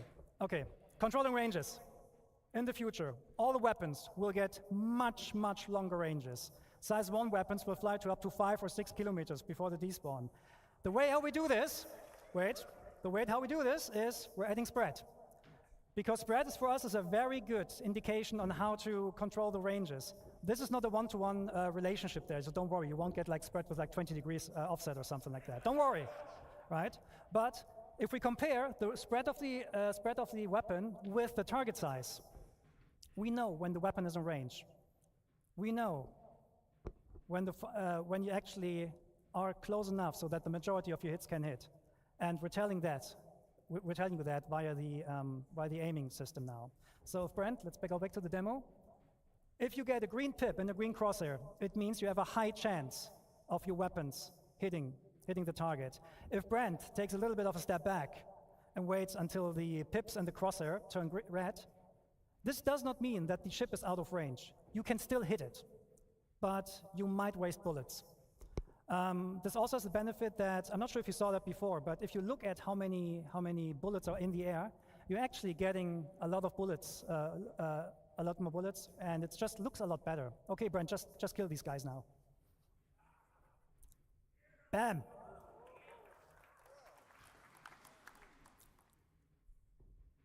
Oh, well. Okay, so that was this one. Okay, a thing you might have seen is that Brent is loaded with size 3 guns on size 3 gimbals. That means we're removing the M-1 system. Nice, very, very, very nice.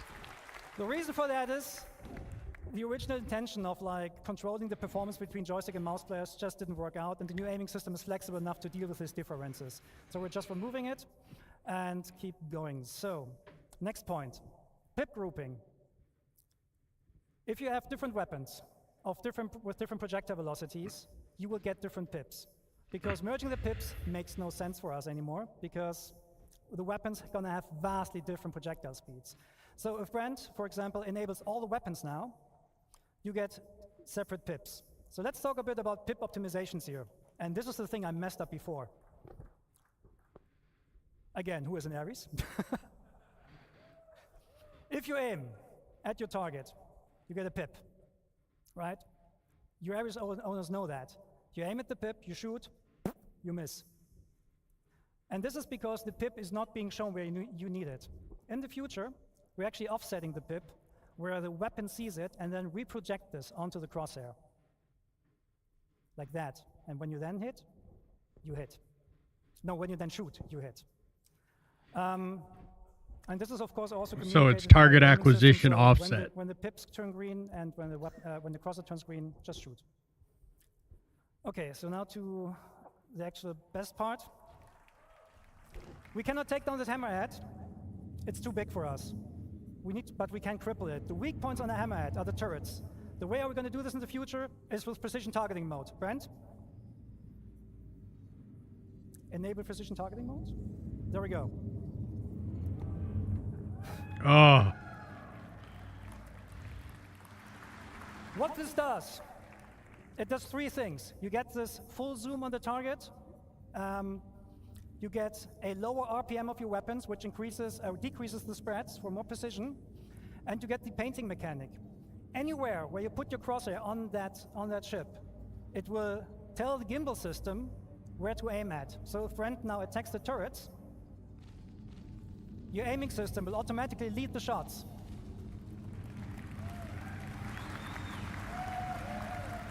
Bam! One turret down.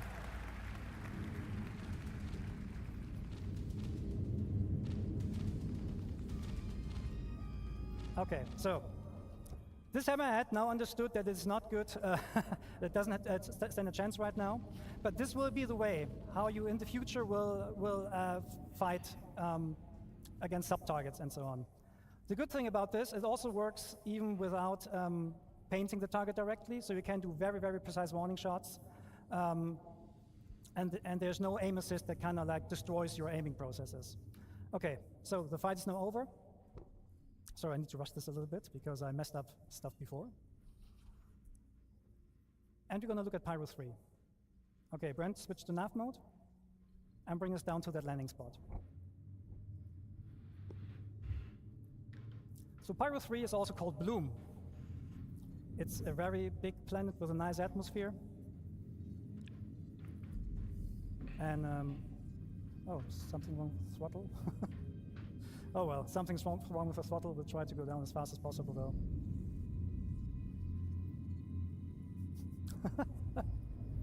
I said gameplay demo might have bugs.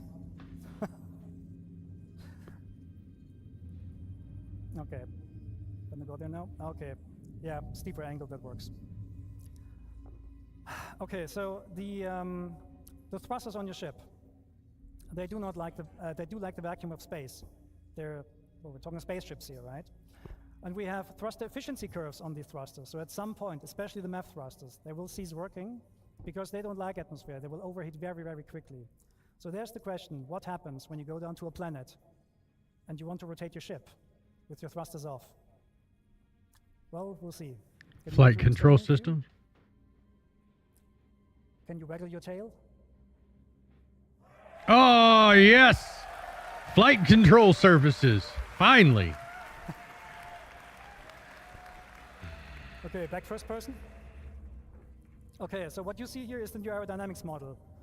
Because obviously our left stick is somewhat damaged or so, we can't be as fast as we want. Actually, Brent, can you try W and S on the keyboard instead? Oh, it doesn't work. Oh. No, it doesn't. Yep. Okay. No, the stick is affecting us. Okay. Anyways, we're gonna go down as far as possible. Sorry, I didn't mean to deafen you guys, but I've been looking forward to flight control surfaces. And you need your control surfaces to actually turn the ship around. It simulates the airflow over your lift surfaces, and therefore, the slower you become, the less effective those control surfaces will be in order to turn your ship. So we can demonstrate this. So if Brent just sits here and yaws left and right, you will see he cannot go further than that. That is in line with what real airplanes also experience when they're trying to use the rudder to yaw left and right. So what Brent can do here is he can roll and he can pull to actually change his direction.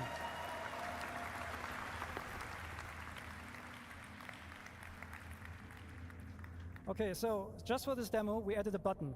The button is called Thruster Disconnect, because at the moment in the PU, when you go through a planet, you're using the thrusters to rotate. We're not doing that anymore. So Brent, disconnect the thrusters, please, and put the ship into a purposeful stall. A stall happens when the airflow over a wing ceases, there's the stall shake. or over a lift surface ceases. And then at some point you will not have any authority anymore, and your ship will not turn and so on, and you will basically fall out of the sky. That is naturally a state that every plane wants to avoid naturally, right? And this is happening right here. Brent is not able to use the control surfaces right now because the ship is in a process of stalling. However, the airflow will pull the nose back into the wind, and once you have enough speed, he can actually, well, he gets authority back over these control surfaces. Oh, I can't wait. That means for you as players, what you can actually do, you can do aero braking, you can do pure gliding if you want to. You can even do like competitions like, I don't know, like drop ships out of orbit and then see how far they glide. This is all possible with a new system. So let's talk about the problem. How do you come to a stop now? To come to a stop with the new system, you need to purposefully put the ship into a stall. But don't worry, when we don't have the thrusters disconnected, IFCS will help you. So you're gonna bring down the speed more and more until you're reaching stall speed, which is about now, and then the thrusters will kick in and catch you. Hover mode. That means, however, you are now in a state that the thrusters don't like, right? So at the moment we have turned this up, but in the future you will not be able to hold this for long. So if Brent, for example, now from a hover, strafe is left, more left, more left, more left. The wind flow again pulls the ship over, and you go forward again.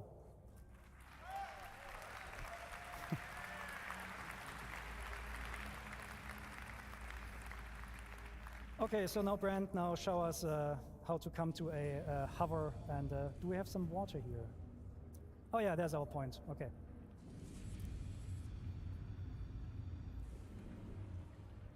Highway to...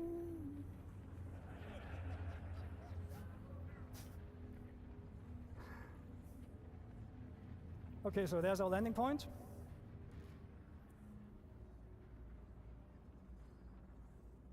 Can become a little bit slower, I don't know, 100 meters per second. So we're trying to land somewhere here.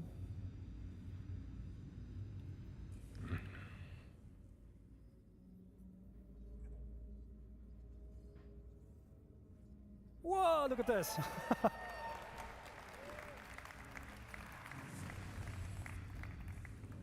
Yeah, that water is great, like, awesome. Okay, so now we're coming to a, so now Brent will try to land with a broken throttle.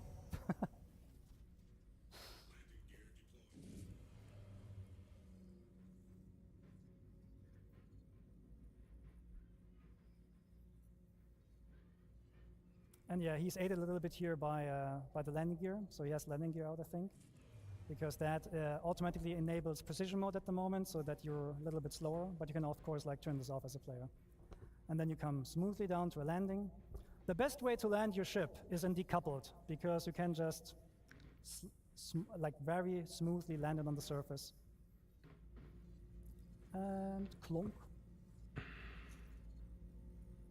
And now you're gonna power down the ship using the new interactions. Engines off first. Then we're in the relaxed pose again, as Ines showed before. Power off. And the canopy off. No, open, not off. Don't put the canopy off. and get out of the ship. And probably go for a swim or something. Okay, that was a bit of a buggy, bumpy ride, but thank you for taking the time with us. Yeah, I can't. Oh.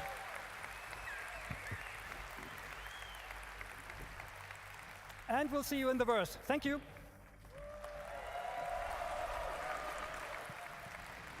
Thank you so much, Yogi.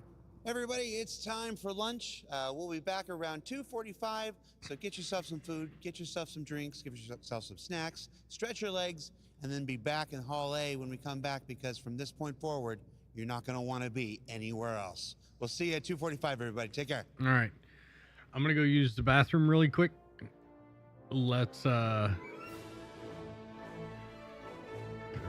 a good chance for everybody to use the bathroom. And then we'll come back and kind of discuss what we just watched, because that was fucking wild.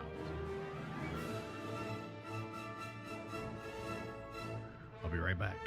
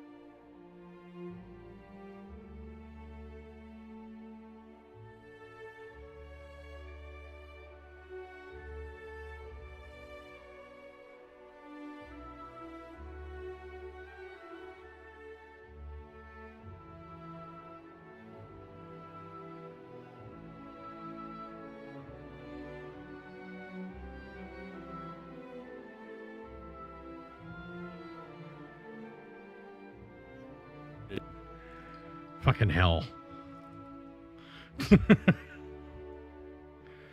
So I'm I'm really excited for the new flight modes. And yeah, those mountains are fucking gorgeous. I can't wait till we can fly through them. And now that we actually have real flight models, I'm kind of looking forward to doing some actual like low flying shit. Like it might actually be worth doing. Low flying in the game now to me felt hokey and gimmicky. Give me just a second. I gotta find something.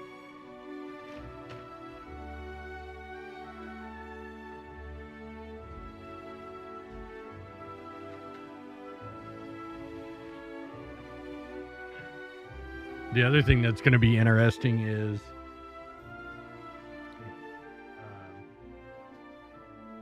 a lot of these aces are going to have to learn how to fly all over again.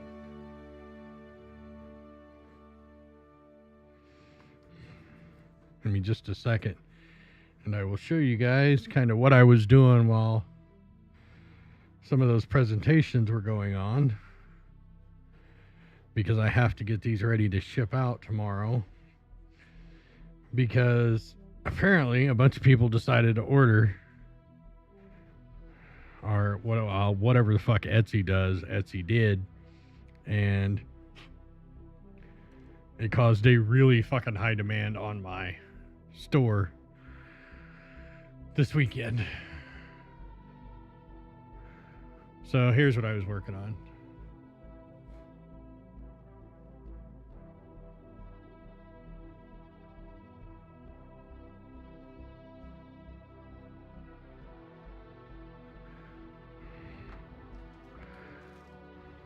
Getting them all cleaned up and put into their packaging to get ready to go out the door.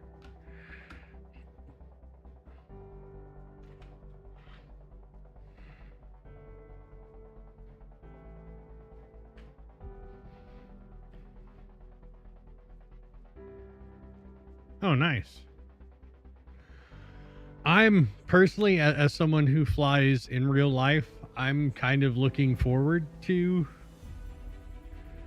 the new flight model, and may actually order a set of rudders, rudder pedals, like real rudder pedals.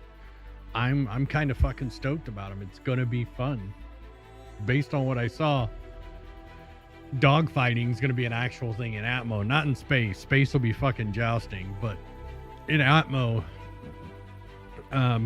being able to, like, one of my favorite things to do in a lot of combat sims, like flight sims in the past, you would be in formation with bogey on your 6. You would come up, speed up, let him match speed, and as he gets close, you cut speed, nose up, he'll fly under, you throttle back up and drop in behind him.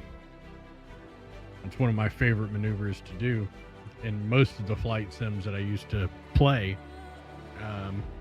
But like I was saying, as someone who flies in real life on occasion, I don't fly as much as I'd like to, but fucking planes are expensive. The flight control system in Star Citizen and Atmo always felt kind of hokey.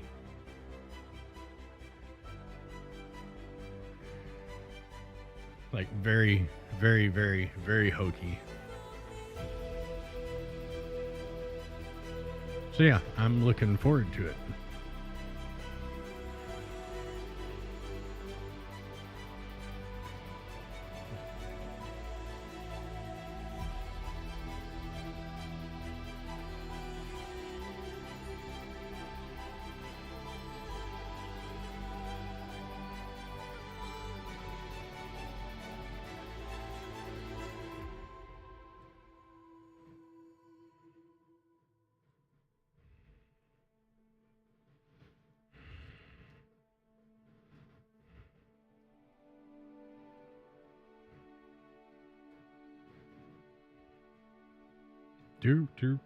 Red.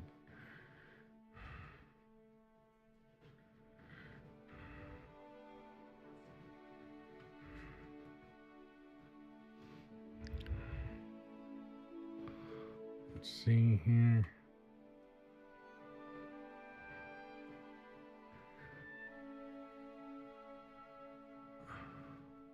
So what's everyone's thoughts on the new character models? I mean, to be honest with me, I kind of forgot a lot of that because the character model thing doesn't really appeal to me much. It may be different once it gets in game, but a lot of this stuff, you know, what my character looks like isn't necessarily, at least at the moment, really going to affect what my gameplay is like, at least as far as I know.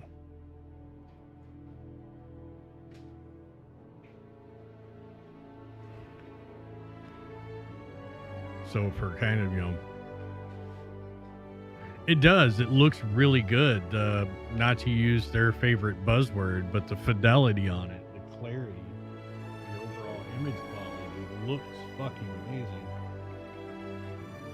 And I can't wait to, you know, see it actually in game. That's my biggest thing with almost all of this is seeing it in game. That's the wrong fucking button. There we go. That one. Frame.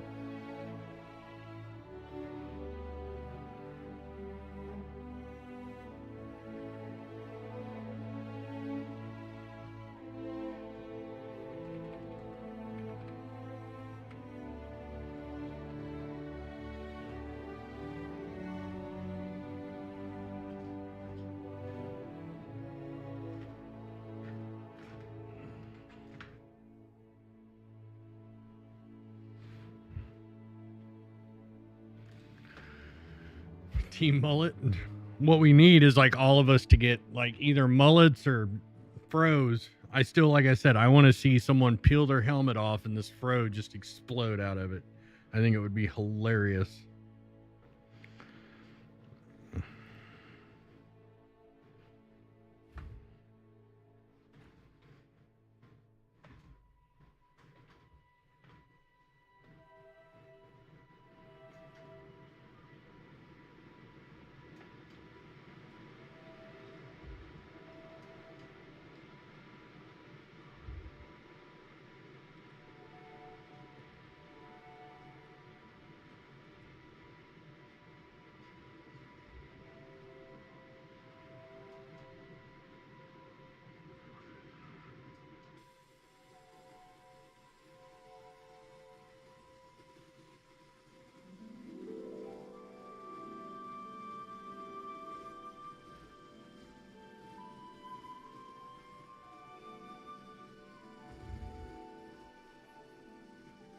Cups, American, and good to go. Good. Oh yeah, lots of really cool shit coming in soon. TM. No, there'll be two.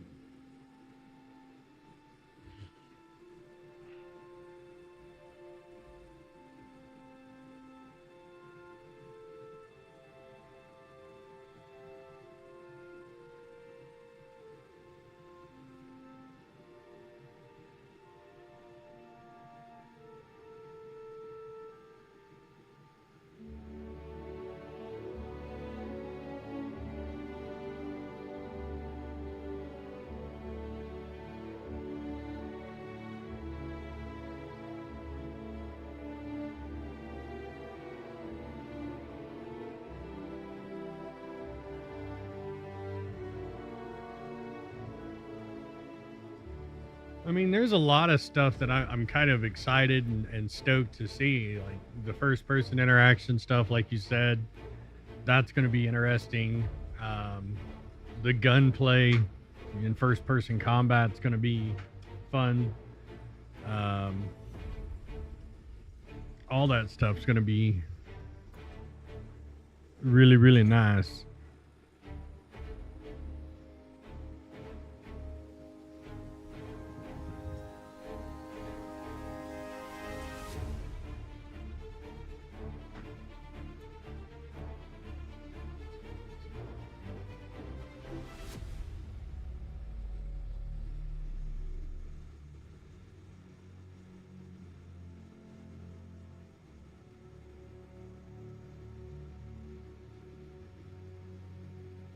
See here.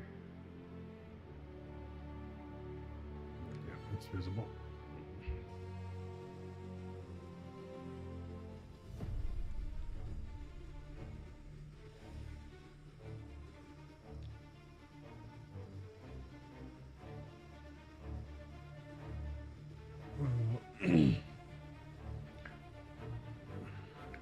But yeah, next year you'll be able to get your face scanned in at CITCON based on what they're doing. I mean, the deal that they're using to do those 3D scans is the same thing you see at like the,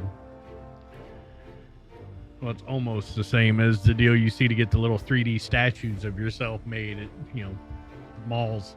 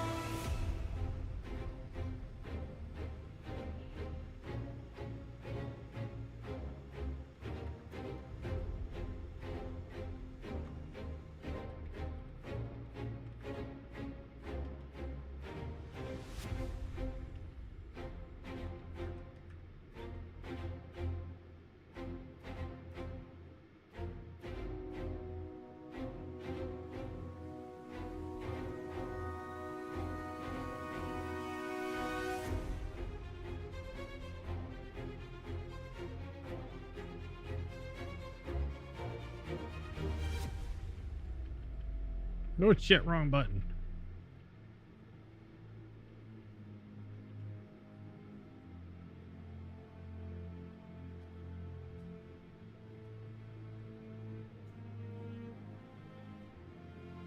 Have they said for sure that that shit's even coming in game?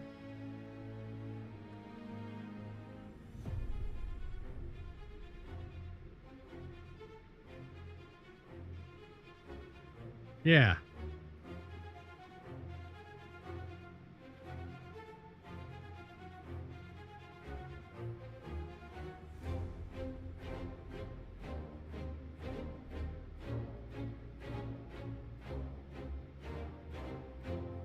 Yeah, I'm not sure if those are a thing anymore. Not meaning to be the bearer of bad news, but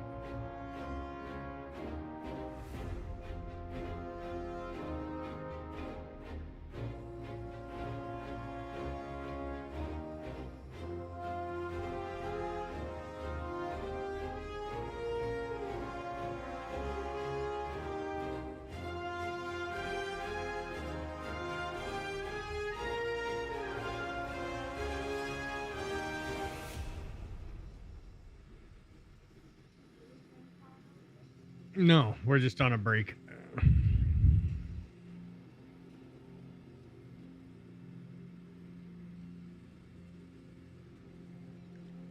Pull this up here so I can keep an eye on it.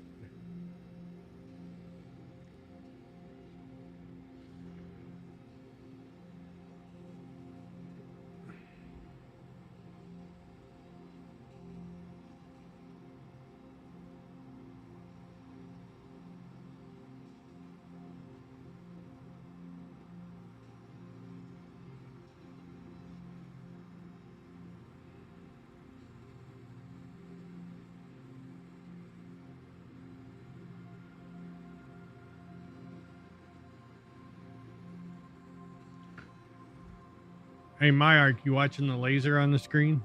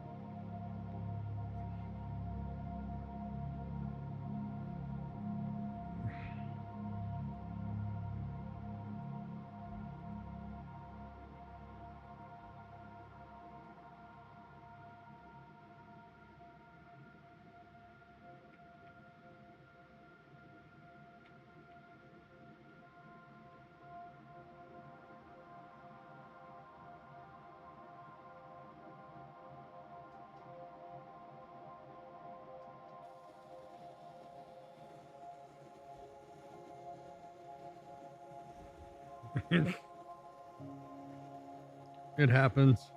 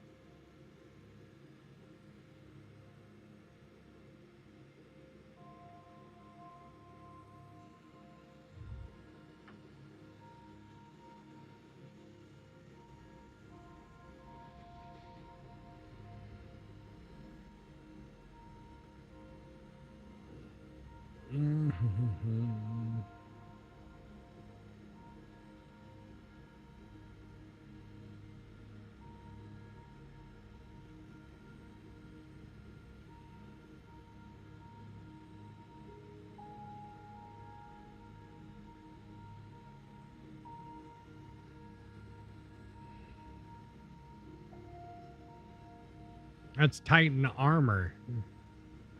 That could be, that doesn't necessarily mean it's like a cargo suit. You're talking about like mechs, right? An actual mech.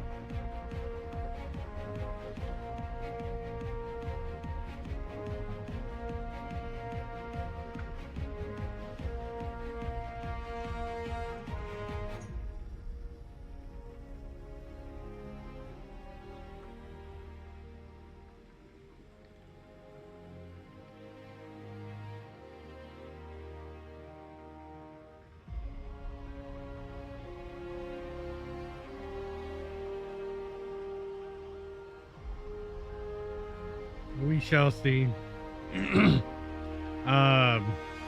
Fuck. Flight control systems, master modes, targeting systems, weapons systems, quantum travel, 2 different types, the quantum bubble,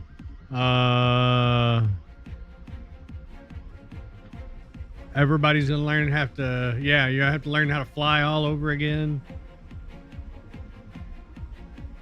The rate they're going, you're actually gonna have to have some kind of you're gonna have to have working knowledge of your ship's systems. Yeah, if you go to stop in Atmo, there is a good possibility that your ship may just fall out of the fucking sky if you take too long to land.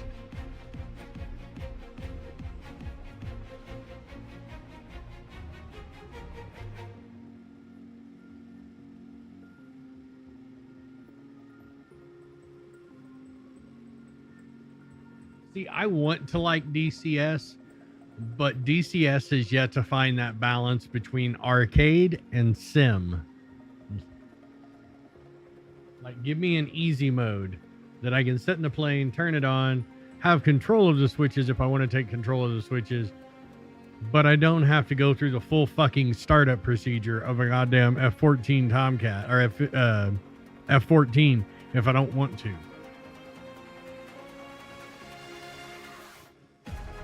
Joke's on them. I never learned how to fly on the first go.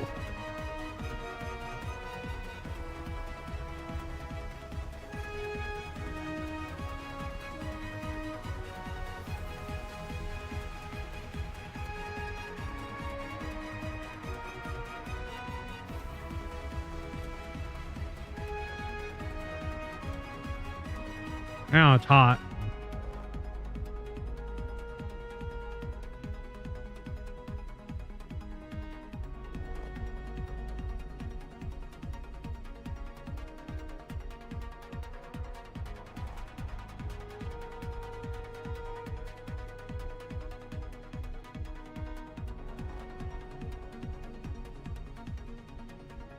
That's a very valid fear.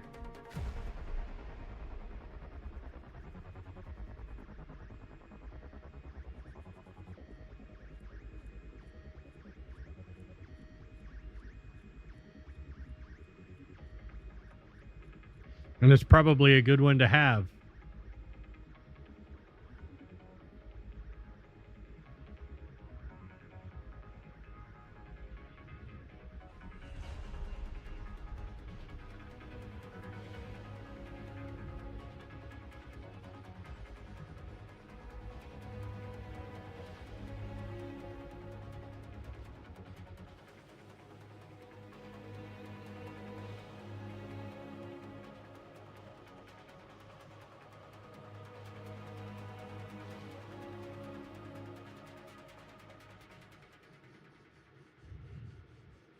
Yes, Terry.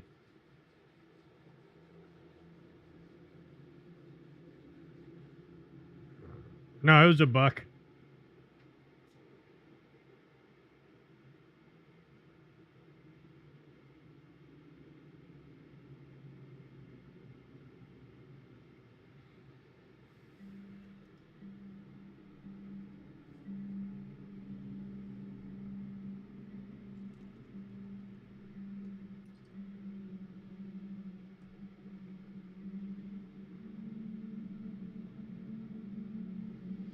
Well, remember, oh yeah, the other thing too is in the future, gimbals do not make your weapons drop down a size.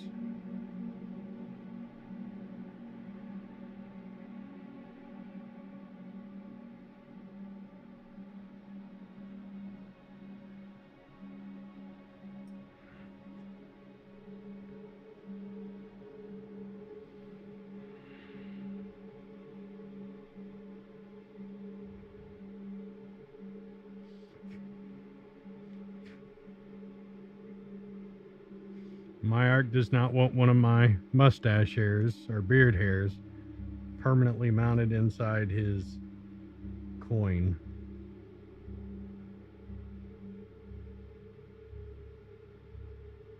Or maybe he does.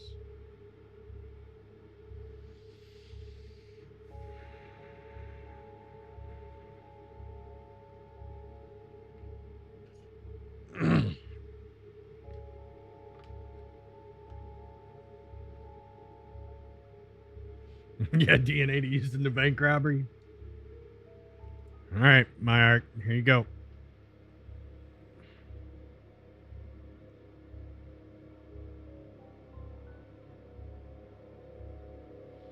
See, why can't Star Citizen sell my merch? Come on, Sig.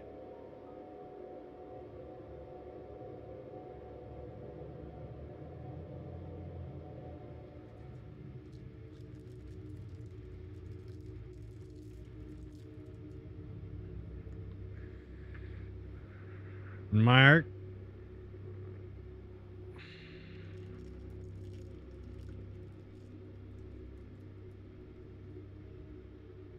And I'm getting one of these as well.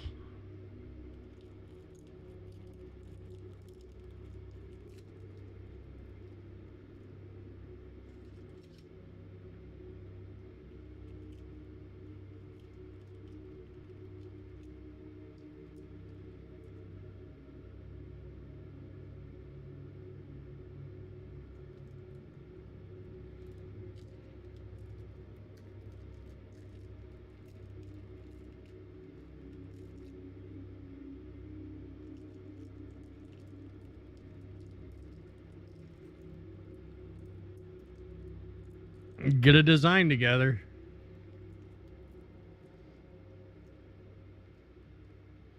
So there you go. Nice and sealed up. It looks like I actually know what the fuck I'm doing, doesn't it?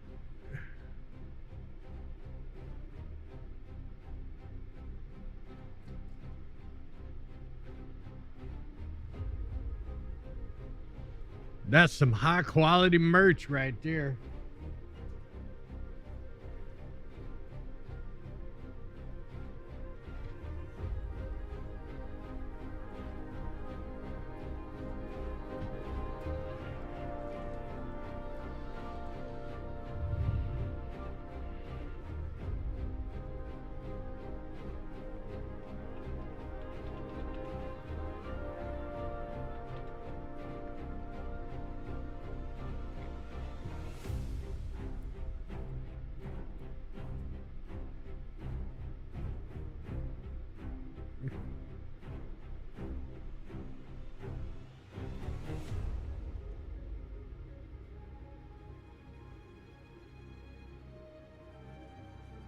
So yeah, the brass blanks you guys saw me cutting out yesterday at the start of the stream, that's what these are for.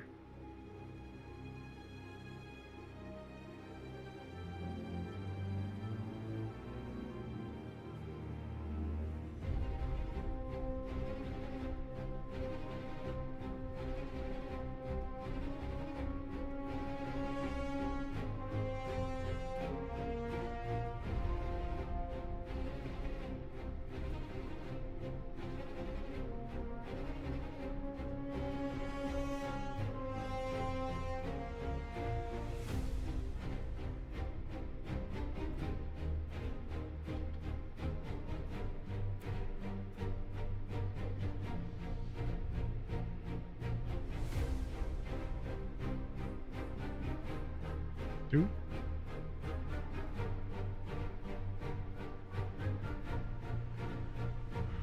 Should I put it to a community vote?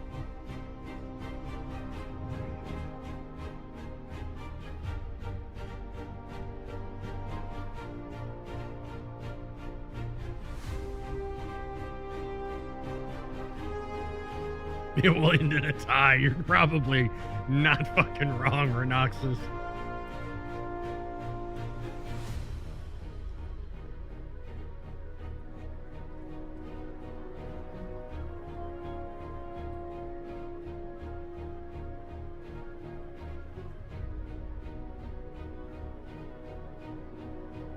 Okay.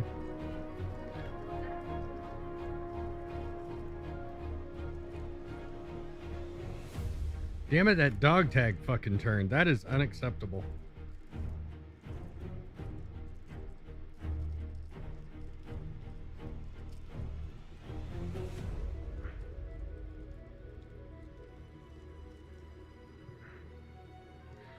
I'm going to be straightforward and honest with you. The MSR is probably going to make me cuss a lot if that ship wins it. Willie?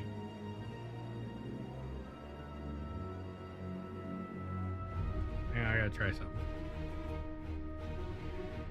Exclamation Patreon if you're a Patreon follower, and you get a chance to vote on which ship is made into next month, into this month's coin. This month was Crusader, so you vote on that. If you're $25 and up, you get the coin once we get it designed and made. You also get, if you're a $25 tier, you will get a card similar to this once I get the design finished. Let me show it, because some people may not have seen it yet. This is the titanium card.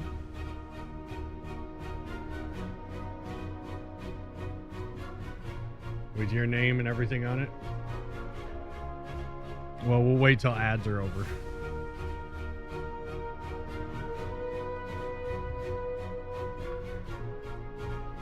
While we're waiting on ads.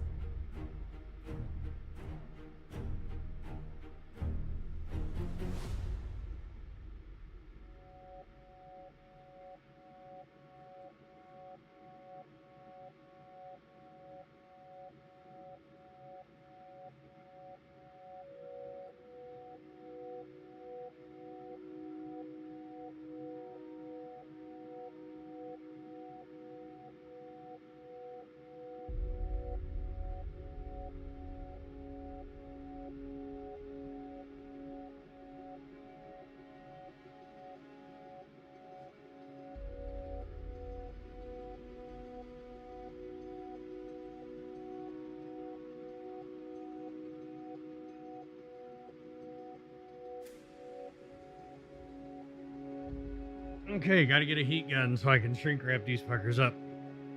Anyway. So for those that didn't see it,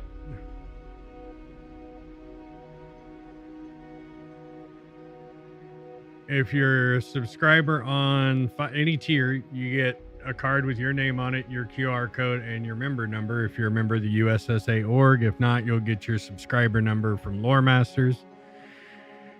If you're $10 and up, you'll get a stainless card, which I'm still finalizing the design on. And if you're $25 and up,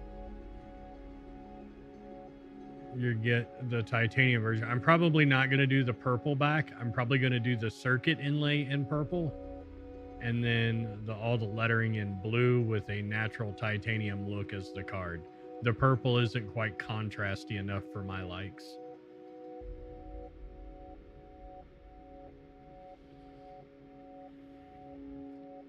So yeah, if you want a subscriber card, subscribe. Your support helps me make cool shit. And send it out to you guys in the community, because we all know SC merch is horrible.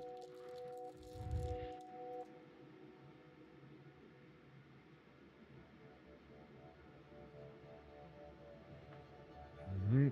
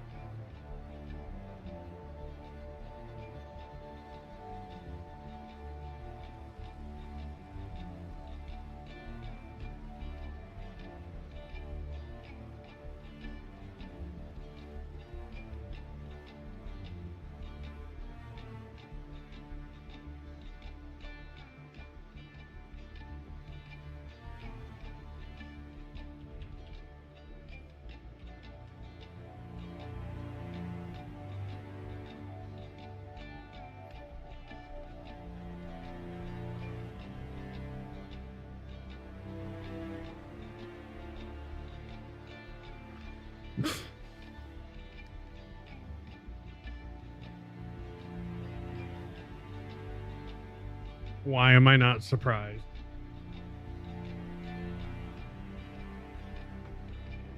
Okay, let's do this. Let's just...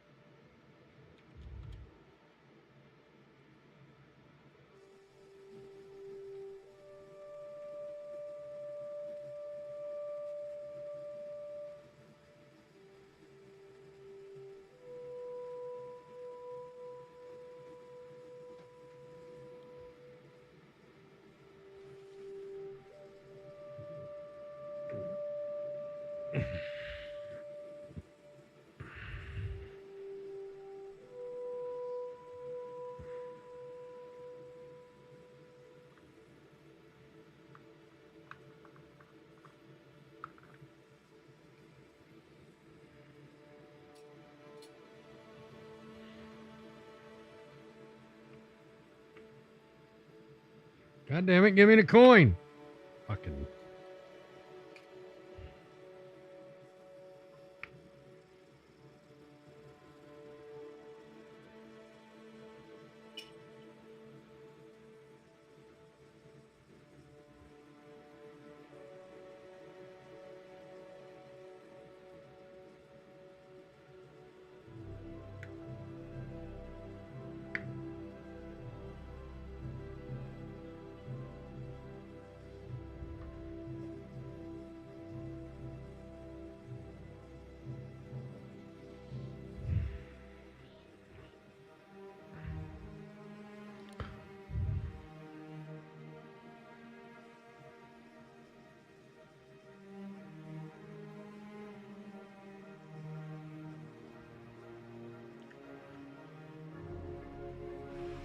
Yeah, looking at it in its case and everything, it does look a bit bougie for a Drake coin. But that's all right.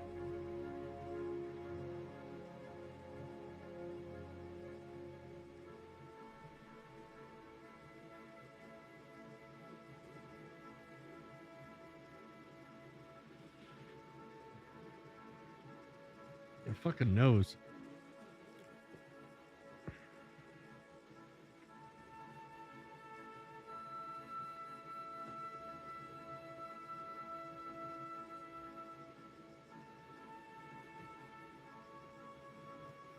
Noxus.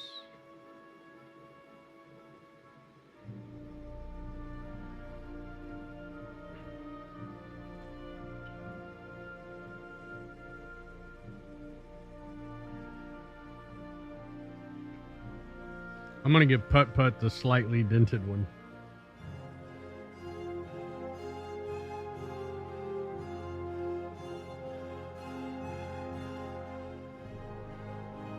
You're alright with that, aren't you, Putt Putt?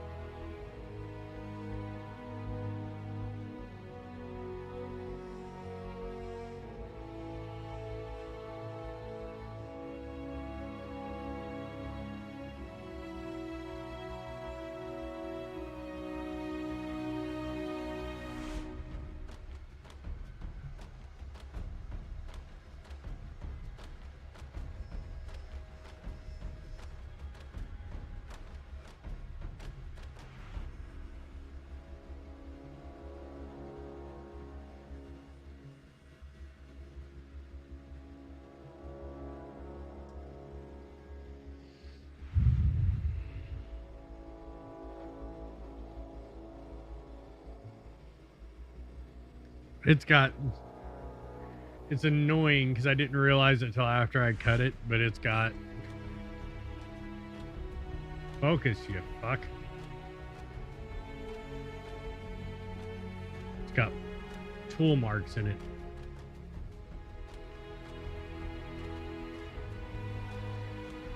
Oh wait, I got a fucking whole stack of them right here. I thought I'd cut more.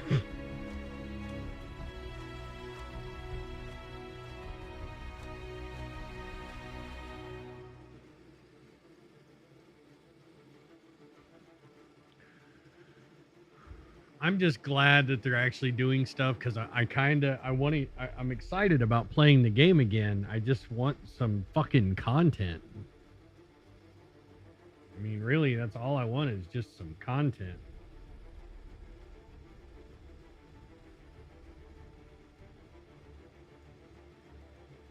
Something different than the same fucking bunkers. Over and over and over again.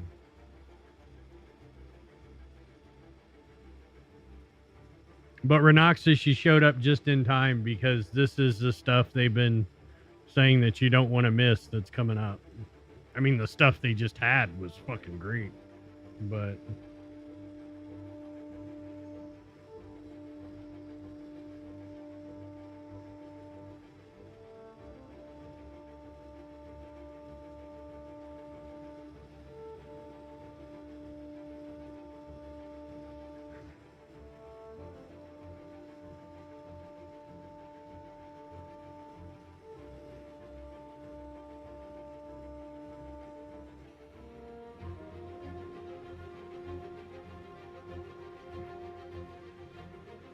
Alright, so Renoxus is there. Putt-Putts is there. Yawk. Who am I missing? Oh, I gotta do one for speed.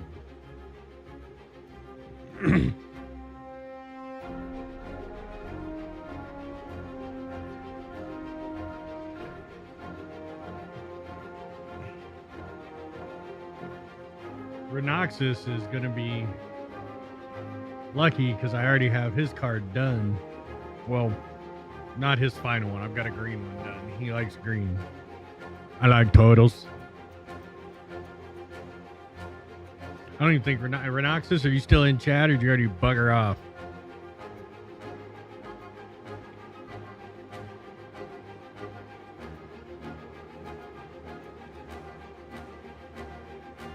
Where what are?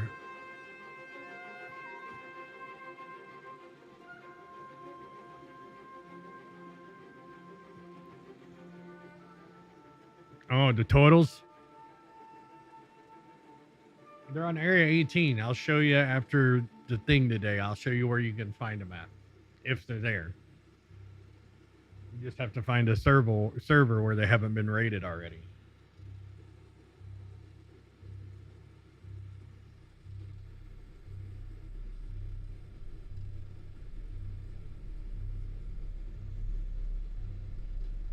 Yep, you got to pick them up and then put them in your inventory.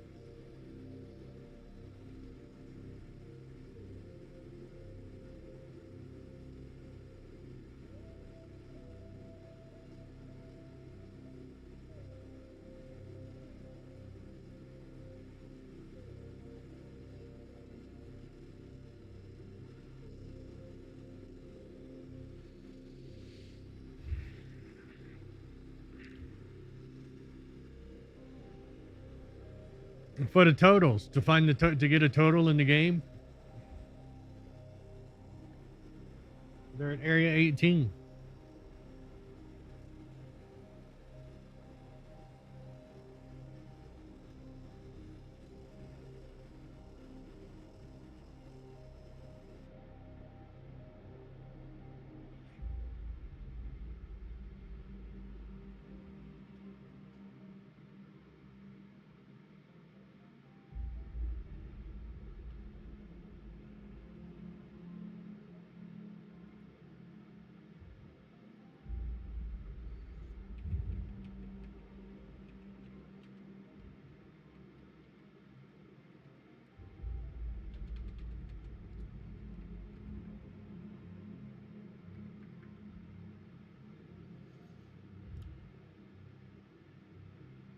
Yeah, it's right in front of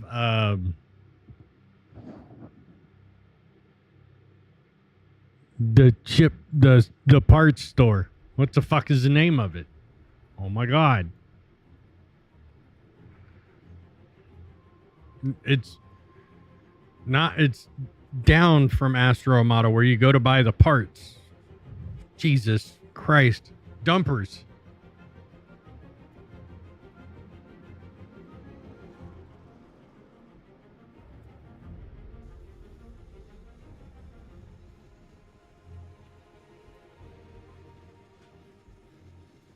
After these messages, we'll be right back.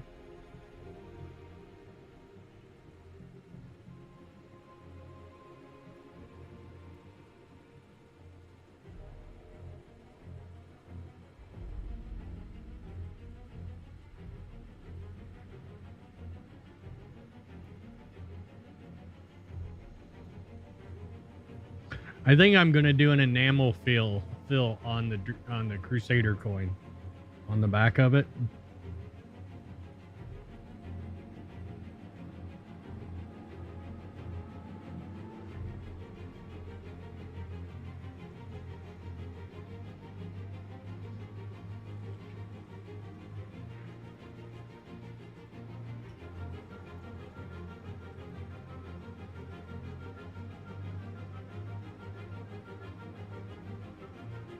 Sorry, where'd my stick go?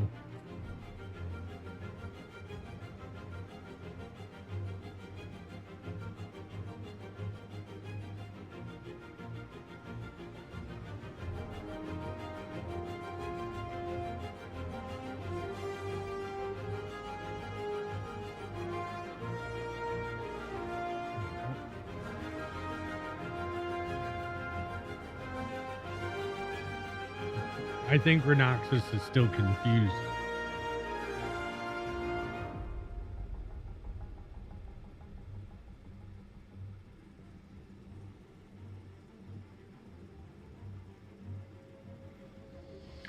No, a wild Tony Z has not appeared yet. Unfortunately.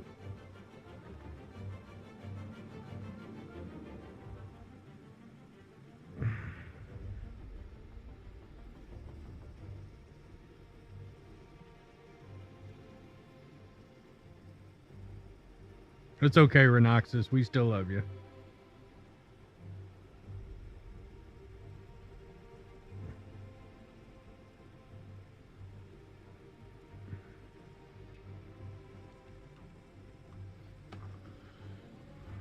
Oh, Rhinoxus, by the way.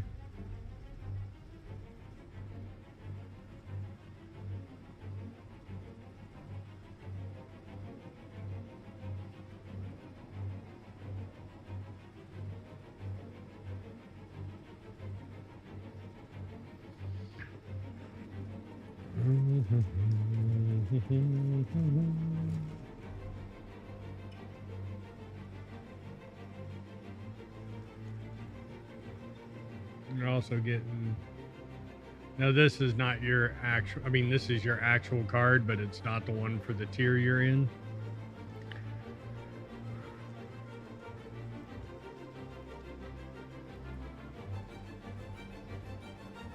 I'm sorry, but your CITCON dog tag. Shit, I gotta start designing stuff for IAE. Fuck.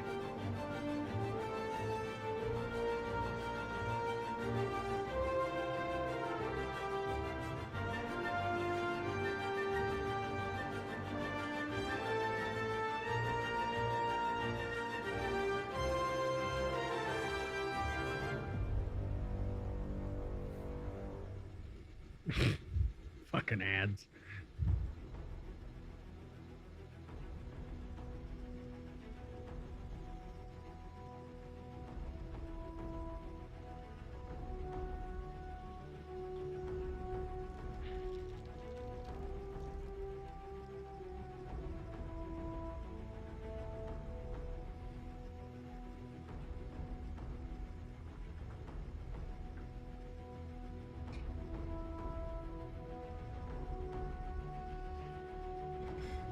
Over in Kalani, oh, many years ago.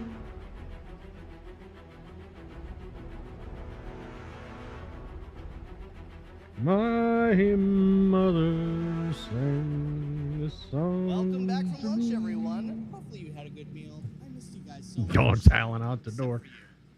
Oh, we're back. And you know what you did, and I will never forgive you.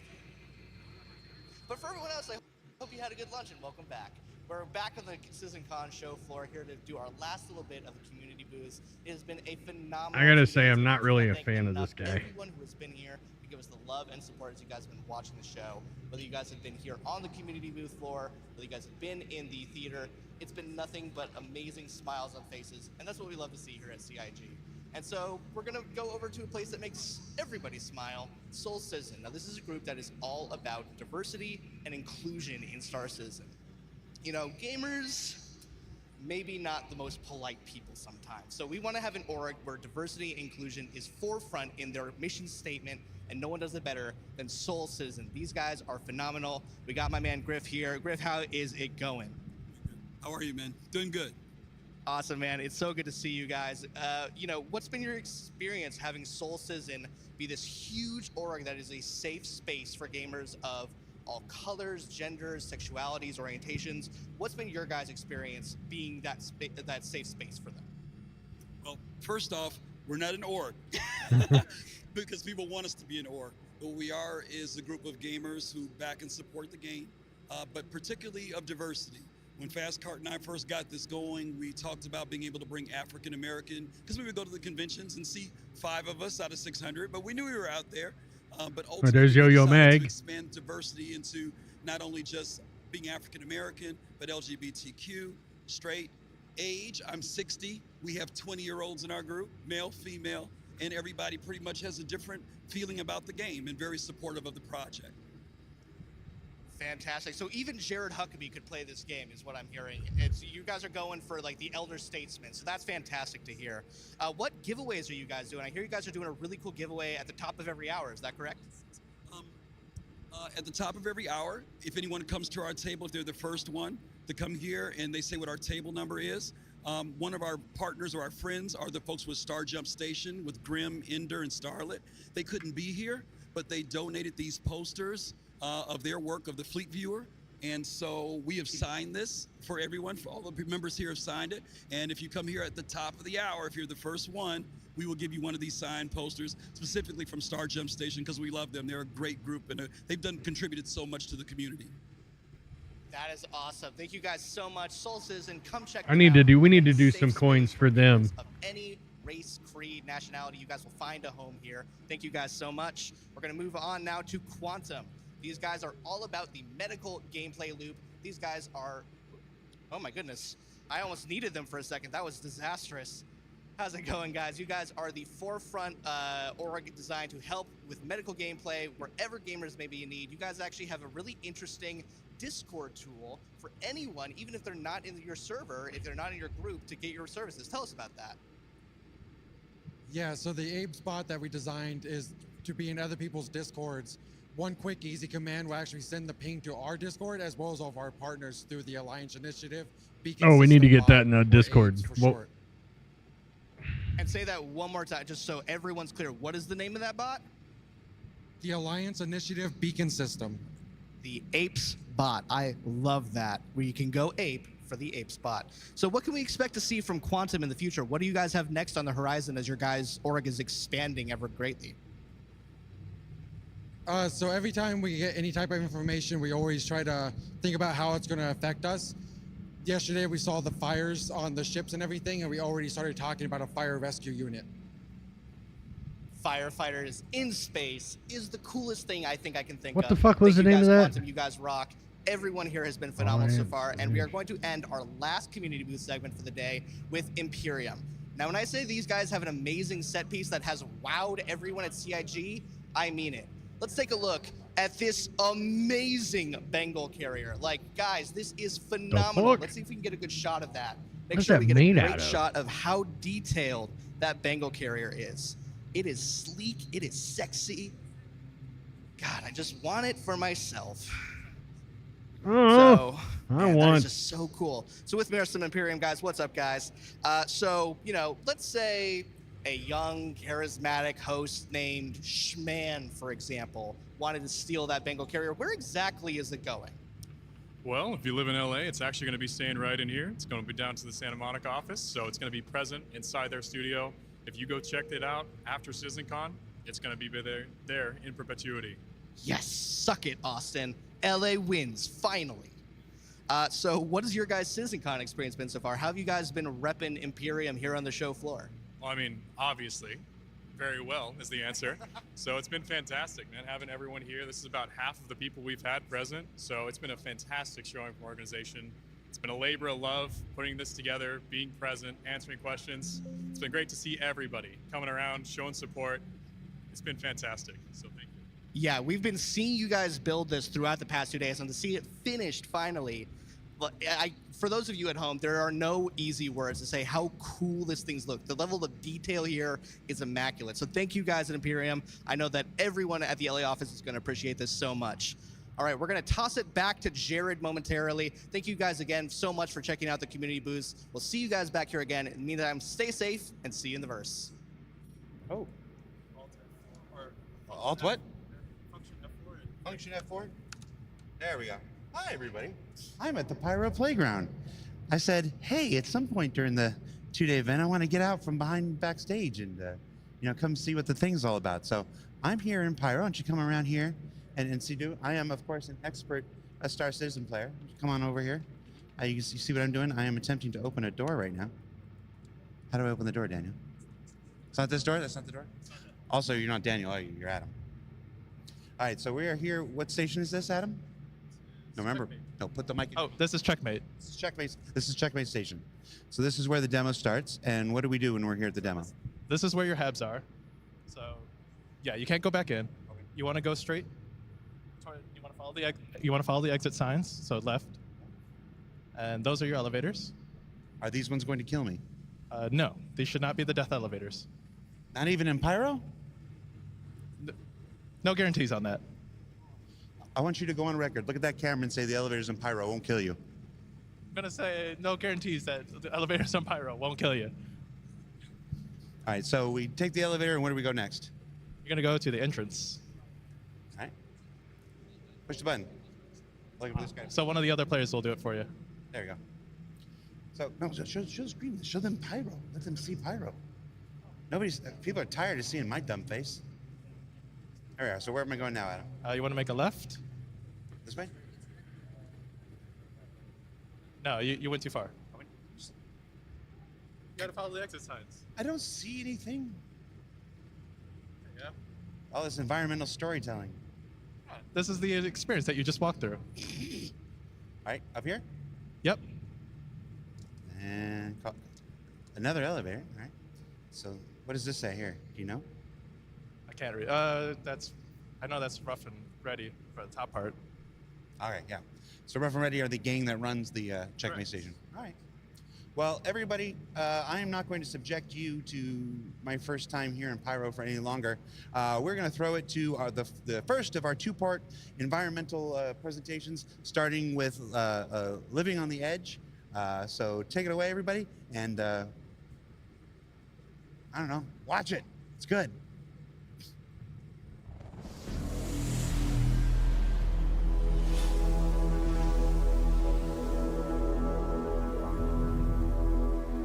Thought that said Adam Sandler for a second.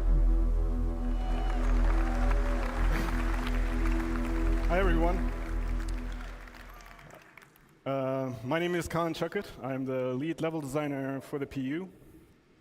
I will give you an introduction to our locations when it comes to the design, a high-level overview of the design of our locations. I'm going to describe you the processes of our workflow and the goals that we aim to achieve.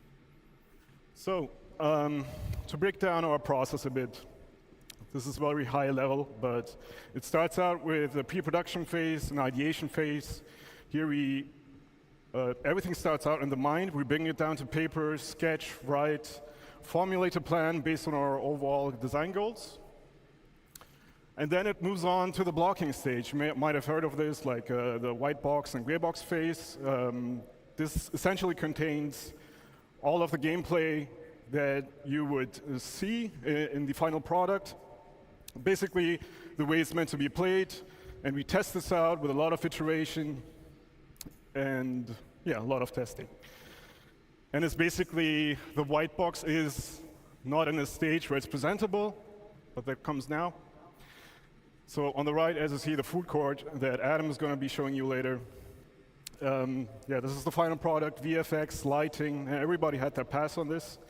And level design or other designers still maintains the space and makes sure that the systems that get created are being retroactively implemented. All right, so one key aspect of game development in general is the balance of narrative, visuals, and gameplay.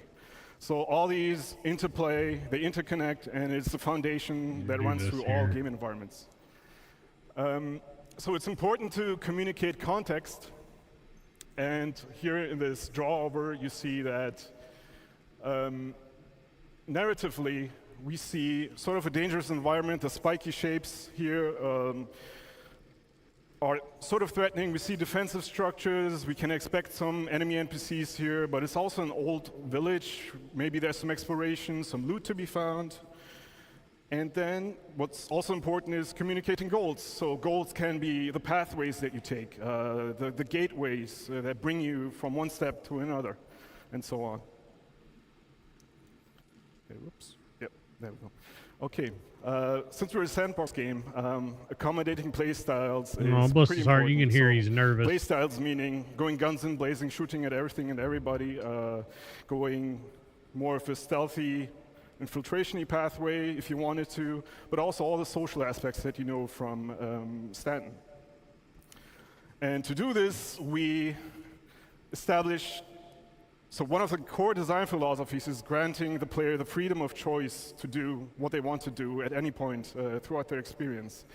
And we do this by establishing or defining multiple pathways or archetypes that we call primary, secondary, and tertiary pathing. So the first one is pretty straightforward. In a social setting, you have the goal right in front of you, and it's a single goal, such as here in the Habs. In a combat setting, this is very exposed, so it's dangerous to traverse this route. Where it gets more complex, even creators get nervous. It's different being in front of your, have multiple goals. It's psychologically different being in front of your own camera versus someone else. This is where we need to have a bit more design put into it with, for example, the landmarks that serve as orientation points. So to help you orientate yourself wherever you are in this location. And leading you to these locations by utilizing shape language and composition. The second path is, these are secondary pathways, so these are alternative routes. And these are options that are offered to you as you traverse the area on the primary path, for example. And so you may know this as a tourist when you go to a new city and you look around the corner and you see an alleyway that sort of looks nice and it evokes your curiosity and you want to investigate. In a combat setting, these are covered approaches or opportunities for you to flank the enemy to get to your goal, which could be this building on that sketch. Yeah, versus more open spaces when you have, in a combat setting, in open spaces, you tend to be a bit that's why I said bless his heart. Want to feel more secure, unless you're in a vehicle. The third path is tertiary pathing. So these are more hidden infiltration routes, especially discoverable throughout the rundown stations that Adam will be presenting later on. Because in the back of your head, you're going, don't say something dumb. Don't say something dumb. You can explore these, find loot, or different routes to traverse through the station. Environment interactivity. You might have seen this in a previous presentation. It's very important to ground the player to their environment, authoring them ways of interaction, being able to change the state of rooms, to toy with the AI, or just simply being able to unblock your pathway. Where it gets a bit more complex is when you talk about resource network systems, such as in day one when Torsten mentioned that we are planning to implement this as well in locations. And this will allow the player to engage with their environment in different ways. They will be able to power up or down entities such as turrets, gates, and doors, and also alter life support systems. And also, this ties into security systems. So being able to power up or down certain sections of a security system. And security systems in turn will be dependent on security tokens that you will be able to grab from other NPCs in your environment to then gain access to other terminals, to security terminals or other areas. Reputation is a big topic for us, especially with Pyro. So reputation, what does it mean? It means that it's basically your standing, your relationship with factions, and factions are the UEE in Stanton, or outlaw gangs, especially now in Pyro. And this will define your play style within this environment. So it will define how you experience the location that you're in a more social context or in a more combative context. So we talk about reputation gates as well, especially in the later presentations. So in the case of the food court, in the rundown station, we have multiple floors. So the first floor is the gang floor, and that might require you to have a better relationship with the owner of this location, which then will give you unique mission givers that you can go to and accept a mission that are offering you missions themed after the faction or the owner of this location, but also give you access to unique gear, collectibles, ship weapons, and items. You might have seen these locations in the demo if you've played it. So to close this all off and move on to the other presentations, the glue behind all of our locations is the content. It is the reason why you go to these locations in the first place, and our main goal right now is to not have that divide between social and gameplay as much as we do in Stanton, but mix it up a little and make that dependent on the reputation that you have with the factions or the owners of these locations. And yeah, we're looking into more content. As you've seen listed there, there's a bunch of new stuff coming as well. With the later presentations, for example, with the logistics hubs in the second portion, we're also looking into raids. But yeah, that's it for me. I will pass it over to Eddie now. Hope you've enjoyed this. Take care. Bye. You can't get off that stage. Back it up. Hi, everybody. So, I'm Eddie. I'm an assistant art director on Star Citizen for locations. Before we start, I'd like to mention that all of the footage we're about to see comes from our current stable builds. So all of that beautiful tech, all of those features that we've seen in the last 2 days is coming from our tech development builds. Now, all those features are going to make their way to you, of course, eventually. But that is the reason you're not going to see some of them in the builds today. I just wanted to get ahead of the comments a little bit there. So with that said, what am I going to be talking about? Well, I'm really excited to show you that the hard work that the Sandbox One team have been doing to expand our new outpost locations. I'm going to start by going over how we've expanded the library and what that means we can now achieve with the new locations, and then how we achieve that variety from the library by categorizing our locations into both archetypes and themes, and what that means for you as a player. So, I don't know if you remember this, but at CITCON in 2021, we showed this new style of outpost for the first time. Now, at this point, we had our art style locked in. We'd worked on our library of content to the point where we could make smaller locations like this one, but with a limited amount of variety between each one. And this is what that library of modules looked like at that point. We'd established our main building modules, as well as some of our larger buildings, and a number of smaller secondary and dressing and standalone modules. But each outpost couldn't be too large without there being some obvious repetition between the modules used. So let's have a look at that library today. So, in order to achieve that greater visual and design delta between each outpost and have them not feel like exact clones of one another, we've massively expanded our module library in terms of breadth and depth. And what I mean that, we go broad by making more modules with different purposes, and we go deep by creating multiple thematic overlays for each of those modules as well. I'll go into what that means. I'm looking close at these, and they look very fucking similar. Location There's a like lot this, of them. as you can see, it's not about building a single unique location. That can be quite straightforward, to be fair. It's about giving our artists and designers the building blocks, the affordance to build multiple locations that all feel somewhat different, even if they do share that same basic DNA. So it's about creating both the ingredients at the same time as the recipes, and making sure all of those flavors work in harmony with one another for both visuals and gameplay. So every individual part has to take into consideration all of those design philosophies. So every single module has to take into consideration those design philosophies that Khan mentioned. But we also have to make sure that they work with those same principles when an artist or a designer combines them into any one of a number of different layouts. So the more ingredients we have to work with, the more recipes we can create. But with that complexity comes the challenge of keeping everything harmonious. So we like to think we've done a pretty good job with that. But that's me. Using this expanded library, we've been able to increase the individual location size because there's less of that obvious repetition between buildings within any single location. And we can't really call some of these large locations outposts anymore. They become something more like settlements and imply a larger and more established community.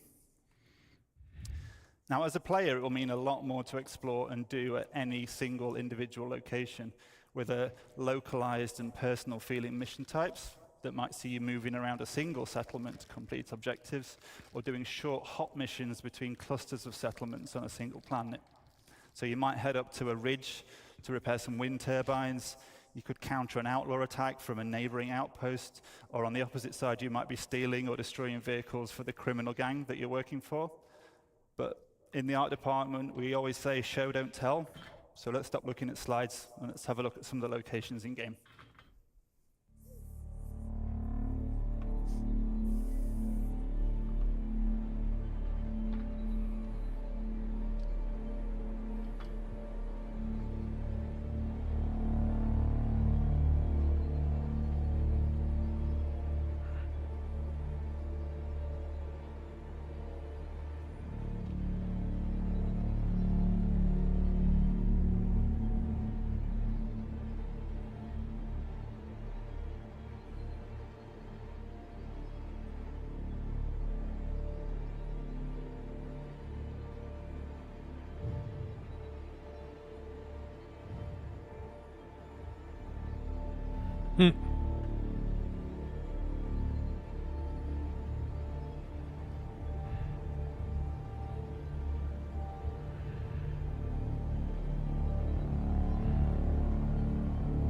Yeah, there's a lot of what appears to be Space Wars inspired content. What I don't want to flavors piss of off the outposts did mouse. we just see there? Well, we categorize them in two different ways, as I said, and then we mix and match those categories together to provide that variation. Now, the first and primary category is the archetype, and they provide that core gameplay hook and define the main function of a settlement. So scrapyards have a landing pit module for repairs and refueling. Mining operations can have a refinery module and ore extractors for resource and commodity trading. And trading posts themselves allow a broader range of item purchases through the dedicated trade building module.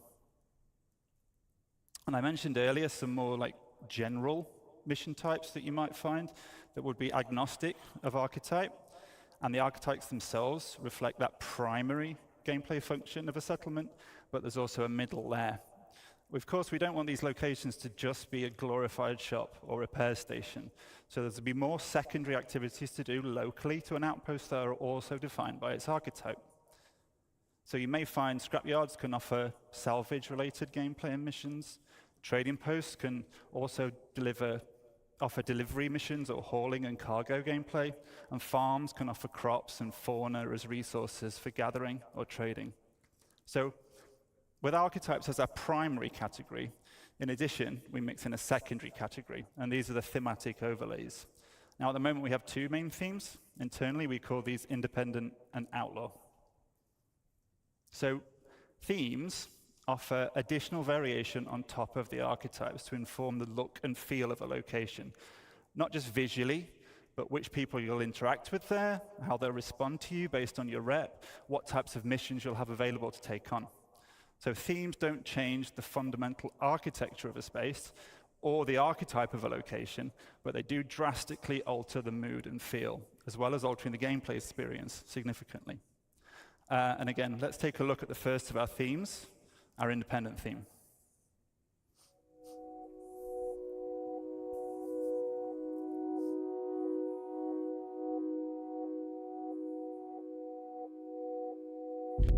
I just want to see it in game. I want to go explore it. Let me in. Open the door.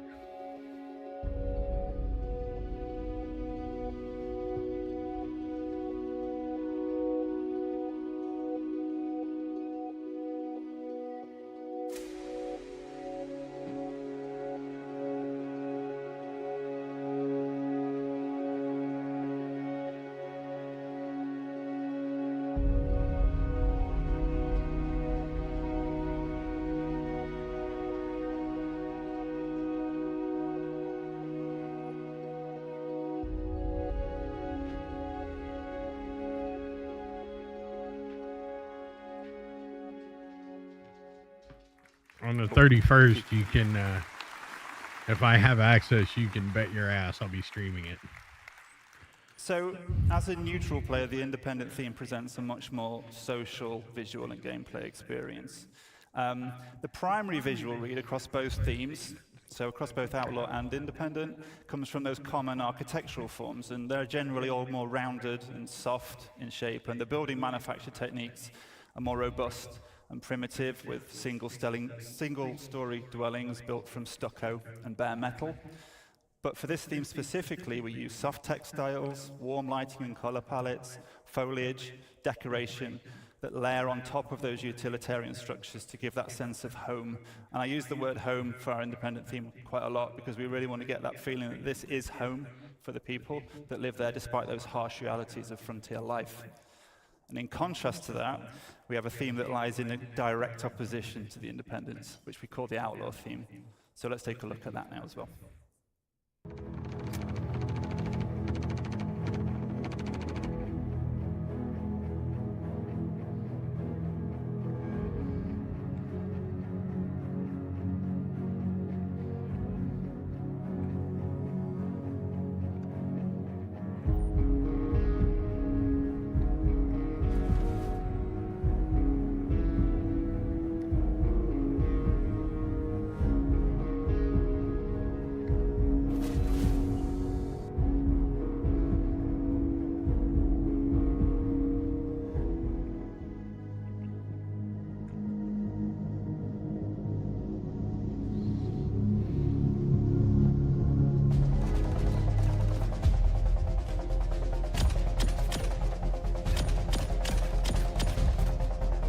That looked like a new armor type.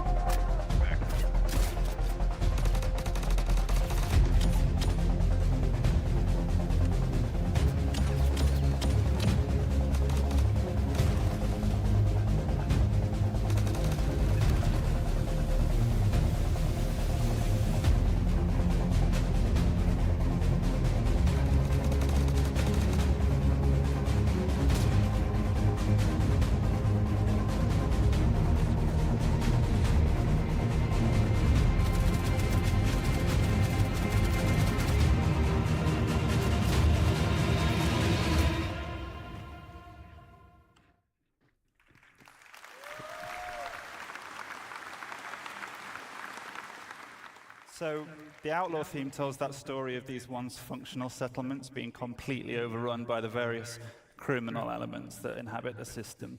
And visually, we have themes of a regressed and subverted civilization. So we layer on top of the architecture these spiked and aggressive forms, and we have evidence of our squalid living arrangements, and lighting comes from fires or poorly maintained fixtures. Some spaces are going to be recognizable as deformed versions of the independent theme, but some have been completely changed to more nefarious purposes. And while both themes employ all of the various alternative pathing and traversal considerations that Khan detailed just earlier, the outlaw spaces are weighted more towards combat. But just because these spaces are more dangerous and the experience can be more combative, that doesn't mean that the archetype of the outpost is lost. So if you as a player choose to be a criminal working up your rep with a headhunter gang, you'd be welcome at the trading posts, and you'd be able to buy and sell items or take on missions. But you probably won't then be very welcome at the independent-themed locations, and that's where you'd get your combat experiences. So while the outlaw theme looks very different, the functionality of those archetypes still remain. So I've talked about the kinds of outposts we've been hard at work on, and I hope you've enjoyed checking them out over the last 2 days in the Pyro demo. It's really made me very pleased to see people playing our content at last, so thank you for that. But where are we heading from here? Well, I hope it should be obvious that we're going to get these out for the first Pyro release. We still have some final optimization and polish passes to do across the whole library. We're also going to be expanding the amount of these locations throughout Pyro and beyond, and our tools allow us to do that very quickly now. And we've got the library as well to do it. And the new outposts are not limited to the Pyro system. They're completely system agnostic, so you can expect to see these outposts in other systems as well. And of course, we're going to look to add more ingredients, more of those modules to the library as well, to further expand the variety and depth you'll be able to see at these new locations. We want to encourage more on-foot gameplay within a small ecosystem of a planet to give that more localized and personal feeling experience. Our goal with these locations, as with many of the others we're going to hear about today, is to continue to work on the gameplay so that every location offers a rich playground to explore. And I guess I'd like to finish just by thanking everyone for listening today. It's really great to see you all. And I'm going to pass you over to Nick, who's going to talk about some locations that are coming in the nearer future. Thank you. Bonjour tout le monde. Yoo! We are French Canadian on the here. Cool. All right, guys. My name is Nicolas Pinchot. I'm from Montreal. I'm assistant art director, and I'm here today to show you the next new derelict settlement we did. But just before that, I just want to say thank you to everyone who worked on that mandate. You guys made an awesome work. I'm super happy and proud to be here today to show you that, all of you guys, and to the world. So let's cut to the chase, and let me present you the new derelict settlement.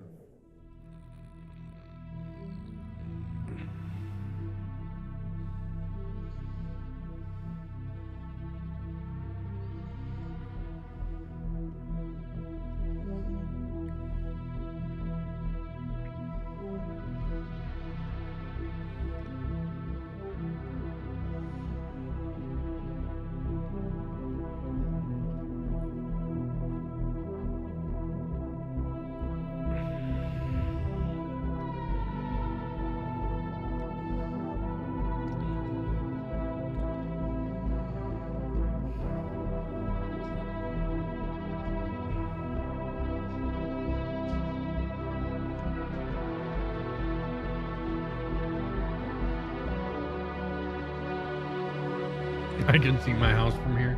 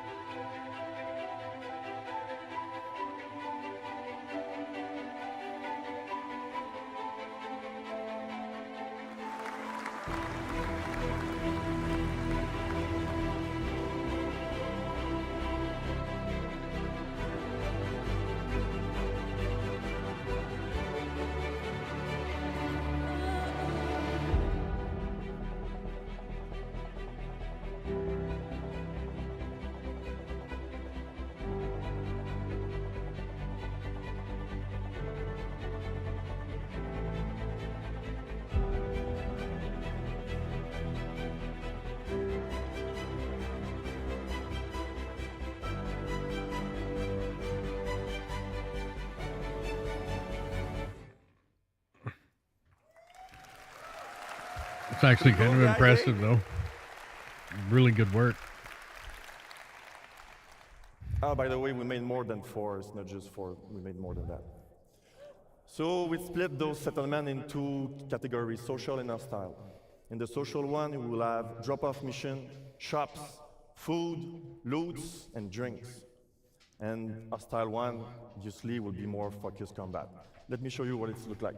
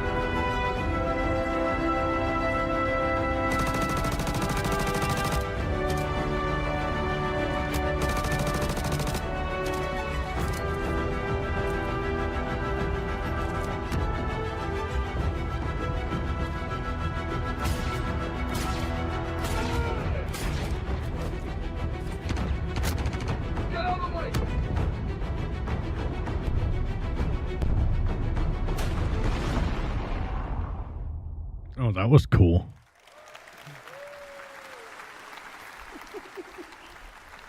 I like the end. The end's awesome. All right, in summary, guys, we're going to have a lot of new location on planets, links with nice mission and good gameplay. And the most important, all those locations will be in Q4 this year, available in the game.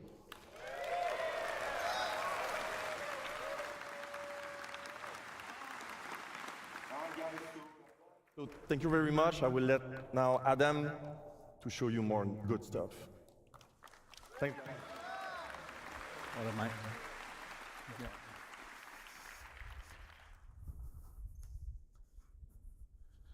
Hi, everyone. All right. So, welcome to Rust Up Stations. I'm Adam Sanders, lead environment artist for EUL1. We're excited today to show you our efforts for the Pyro Rest Q4. So, what are Pyro Rest Stop Stations? Well, these are stations reinvented. These have new themes, archetypes, and gameplay to support new and interesting experiences. Aside from the social aspects, there is gameplay and exploration on the location. I've hoped you had a chance to play the demo over the past couple of days. I know I've spoken to a few of you. It's pretty good, right? Yeah? It was a sneak peek of our current progress. Let's kick off with an overview of the Pyro system. For the Pyro system release, we plan on 6 planets and 26 stations, including jump point stations that connect for Stanton and future systems such as Magnus. Rest stop stations are either in rundown or abandoned states. Citizens of Pyro, the rough and ready outlaws, and Xeno threat may control these. Our focus today will on the Rough and Ready owned Pyrotech Amalgamated Fuel and Resource Station, Planet 2, Lagrange Point 4, otherwise known as Checkmate Station.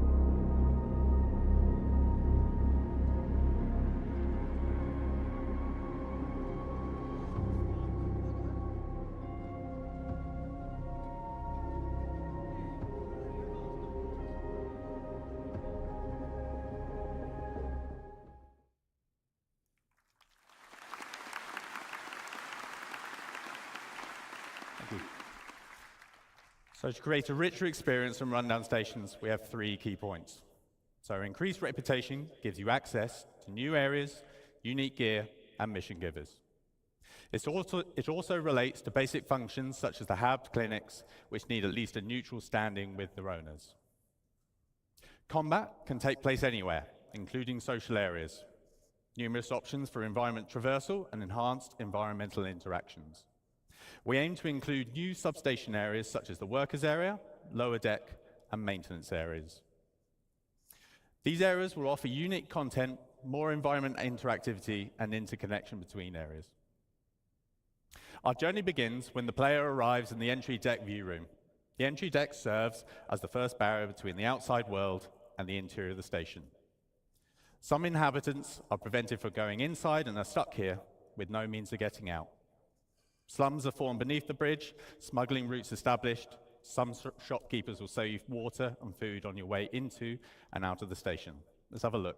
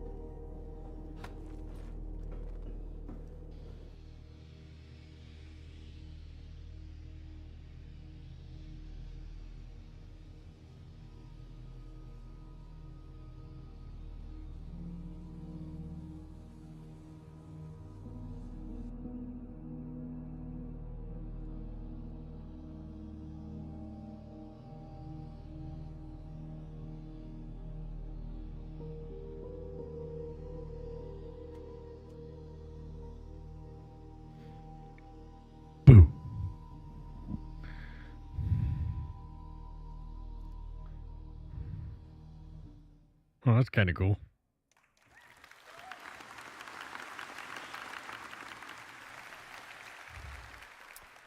Khan touched on reputation earlier. Let's see how that is applied to the stations. So how does the reputation gate in the entry deck affect gameplay? What happens if we have good reputation?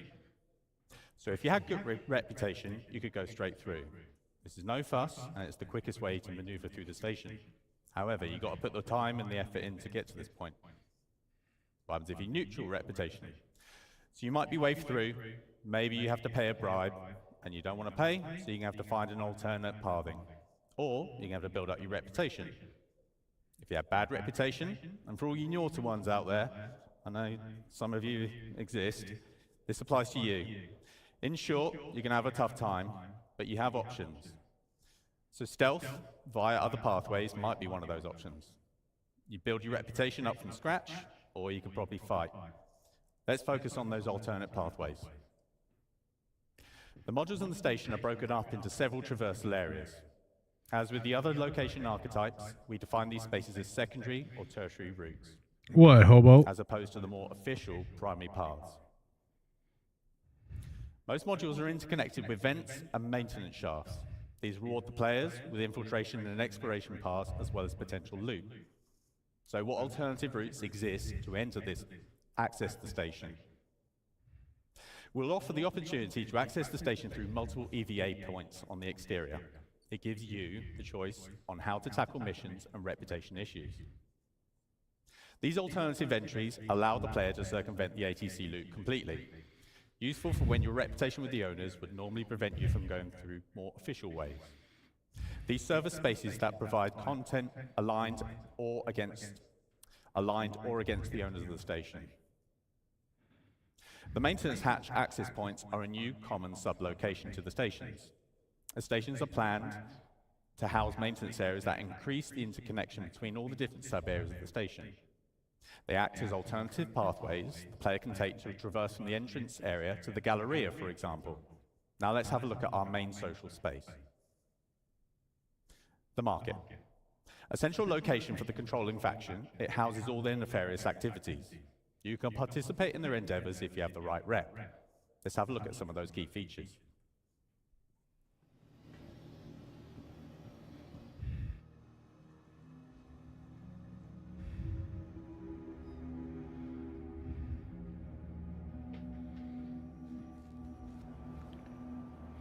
Jesus.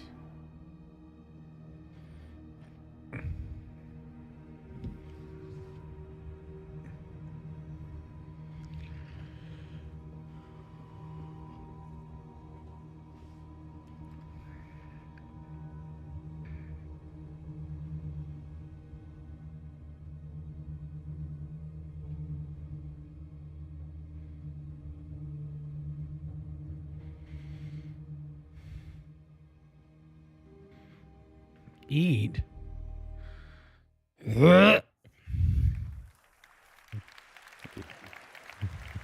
Nope.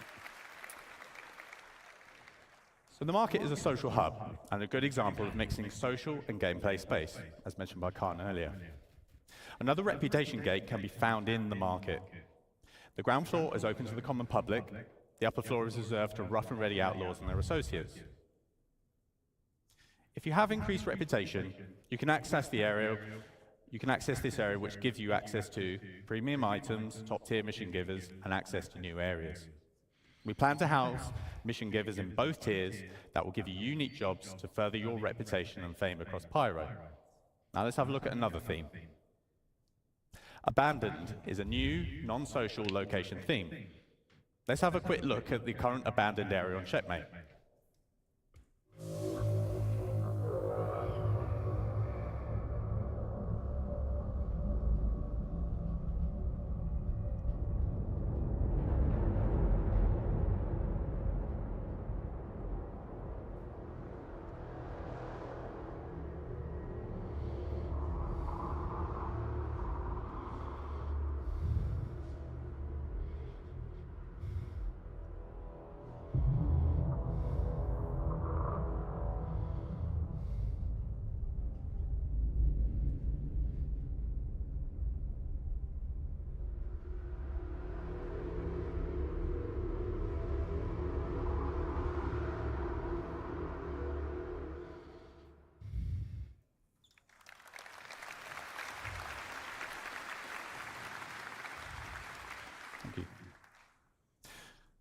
So we have entire abandoned stations as separate locations.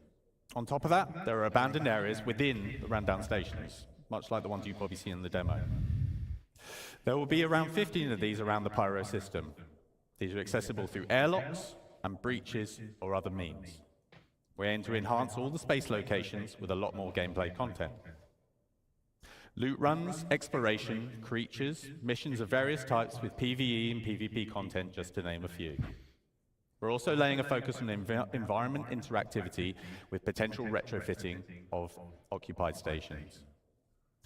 With the future addition of security systems and the resource network system, we will have the means to further improve the experience within these spaces and offer new challenges.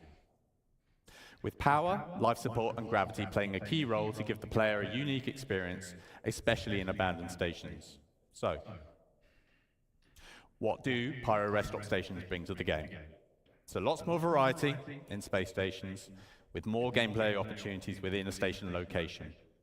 Opportunities for exploration, hidden areas, multiple options for access or traversal. These are faction-owned, and reputation will affect the location and gameplay. These feature lots of new mission opportunities within social space and multiplayer opportunities for combat on location. So I hope you have enjoyed this sample of what stations will offer and had a chance to have a go on the demo the past couple of days. That concludes the Living on Edge presentation. Thank you for your time.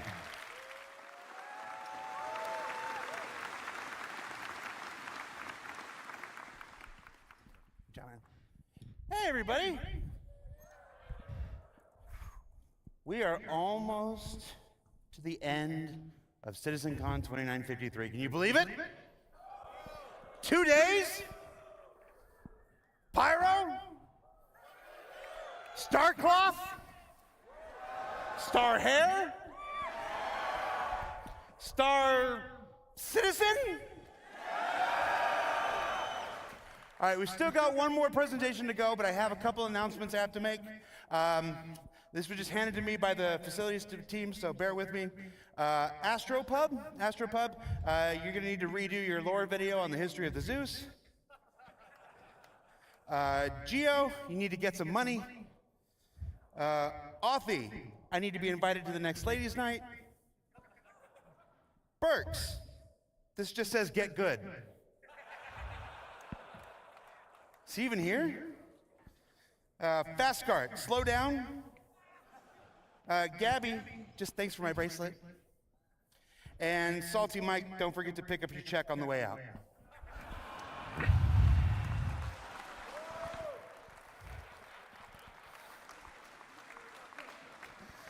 You know, that joke is so old, we would never ever pay him. All right.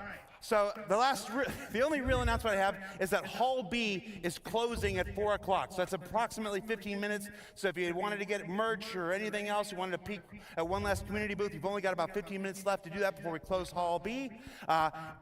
In Hall B, the last 2 days, we've had our good friends at Atmo Esports. We're running their fight and flight competition. So I would like to invite 2 of the members of Atmo Esports, their founders, their creators, the big cheeses at the top, Crucian and Corsair. Come on up, man.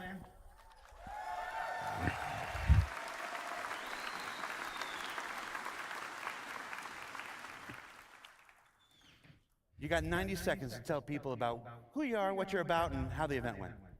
I'm Corsair, and this is Crucian, and we're from Atmo Esports.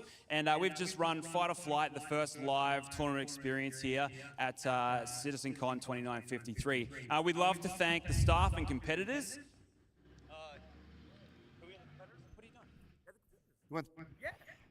Is that what that big group is?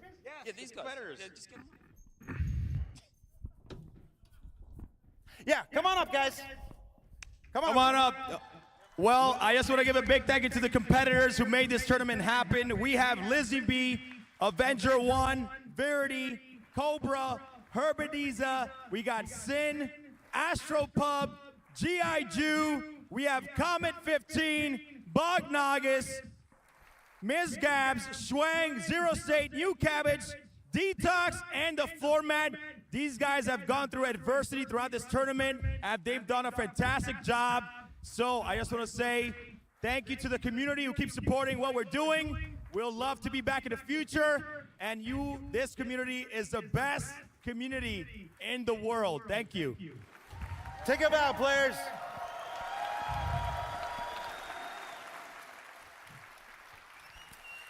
And of course, if you were here watching this, you can check out the stream, the whole event, up on their Twitch channel, I presume.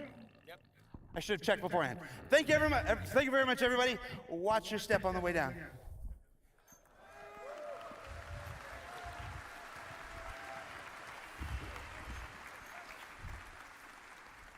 All right, I got one more housekeeping thing. There's a person not many of you know.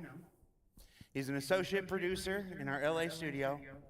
And when the workload for this event became as heavy and as detailed as it was, we turned to him to help with our broadcast this weekend, and he rose up and he excelled like a champion. So I would like to formally introduce you to Dan Halbrecht, who's been co-hosting the event. Dan, get on up here, man.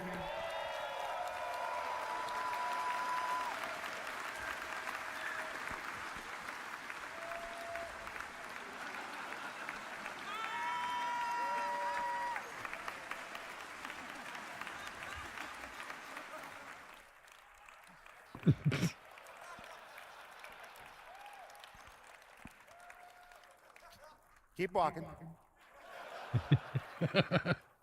Yeah. Now, we've got one more presentation. That's Destination Adventure. You're gonna see more about things underground, things up in space, and things I'm gonna let Todd Pappy tell you about.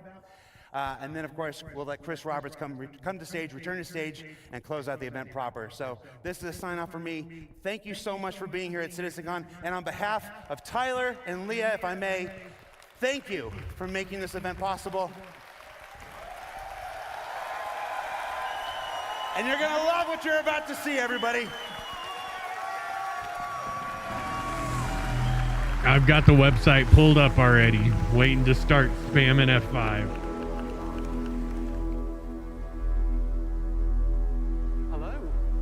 Hello and welcome to Destination Adventure. My name is John Griffiths. I'm the lead environment artist for EU Sandbox 2, and I'm the product owner for the distribution centers. Before we delve into, I'll put my slide on for a start. It doesn't look like Tony Z. Everything that you're going to see. He's still in cryostasis, connected to a supercomputer, building his economy these system. Distribution centers, what are they? Well, first off, they're the biggest location we have on the ground outside of landing zones. The reason why they're so big is intentional. We wanted them to accommodate as much world and mission-based gameplay as possible.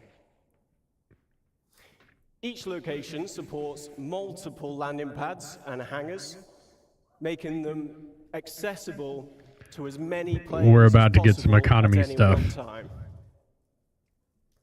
There's even a road network to support transit from the planet's surface, into the main building and to any berth ships. So every distribution center will be owned by a faction.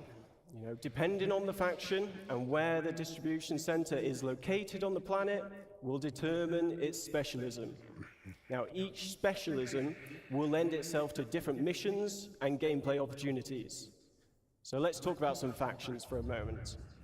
So, an example of a major faction would be the UEE.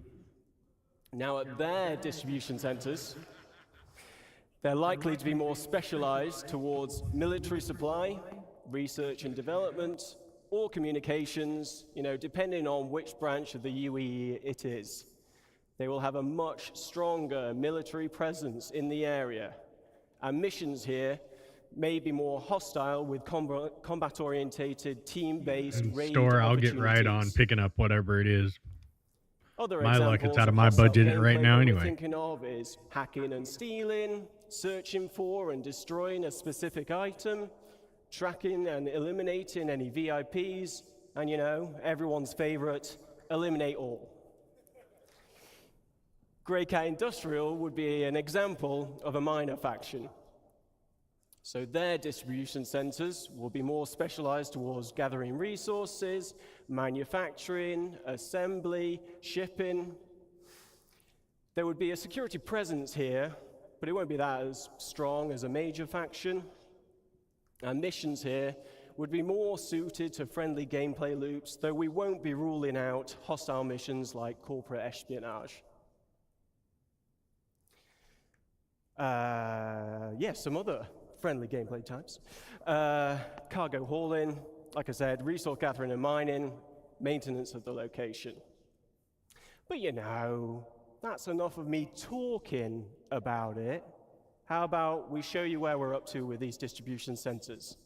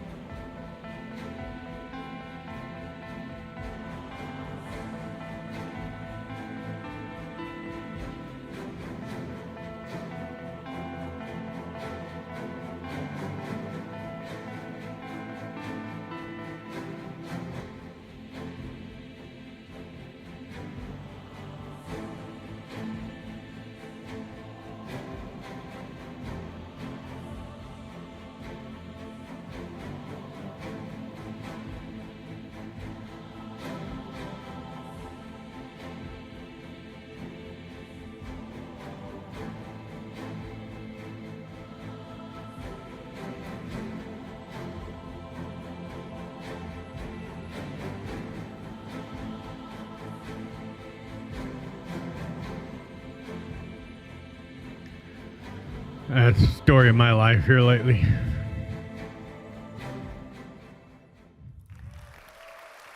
Thank you. I just hope one day we can build facilities at Complex. Please welcome Rainer Rick to the stage.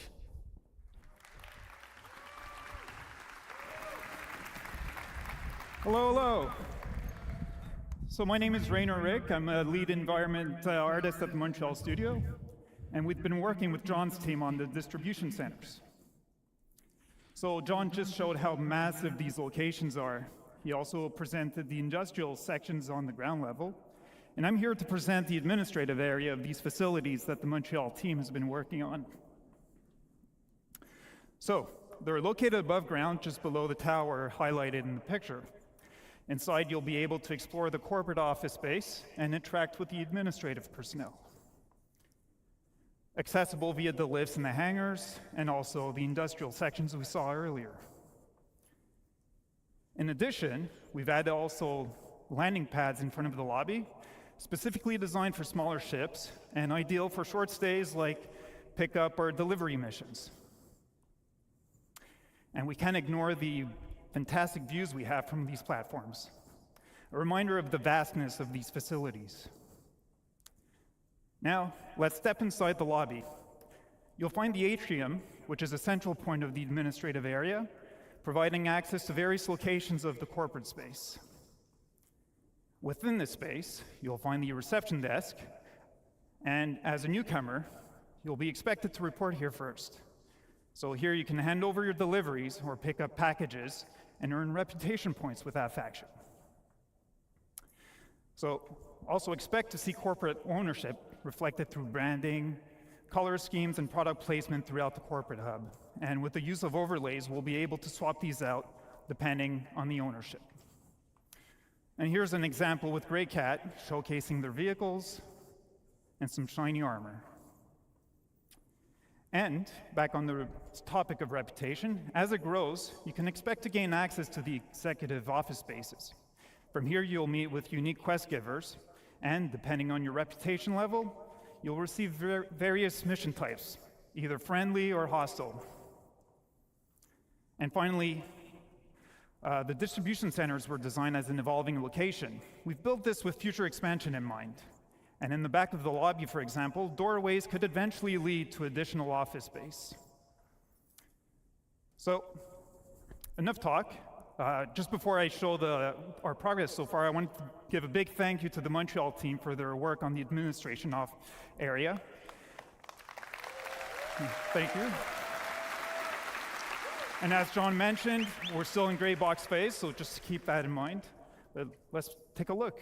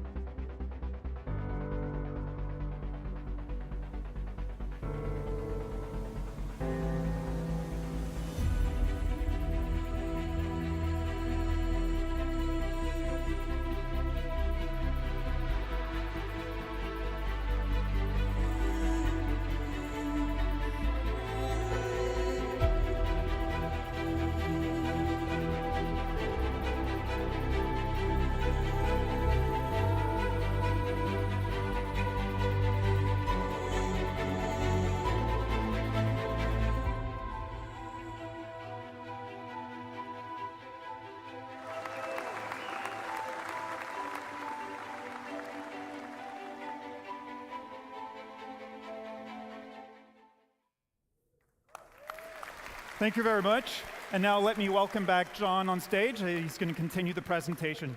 Thanks a lot, guys.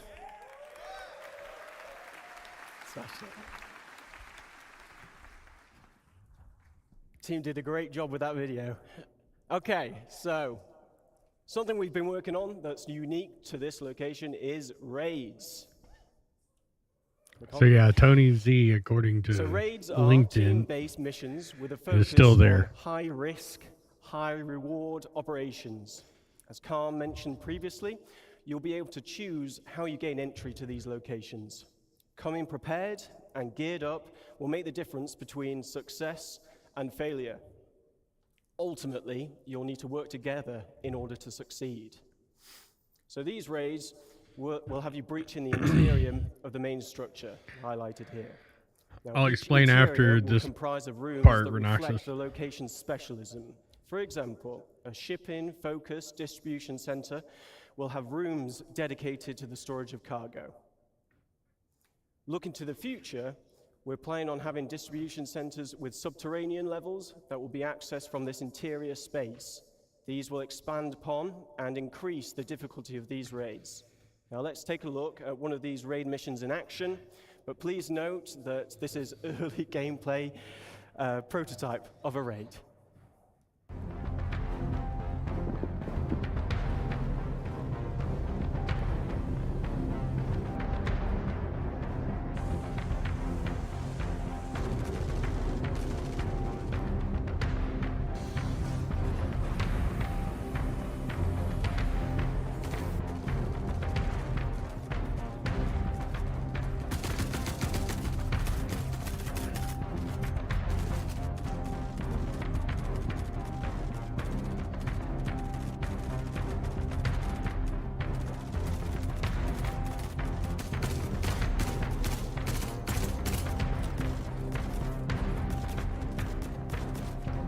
No, the steel's what you use if you want to die.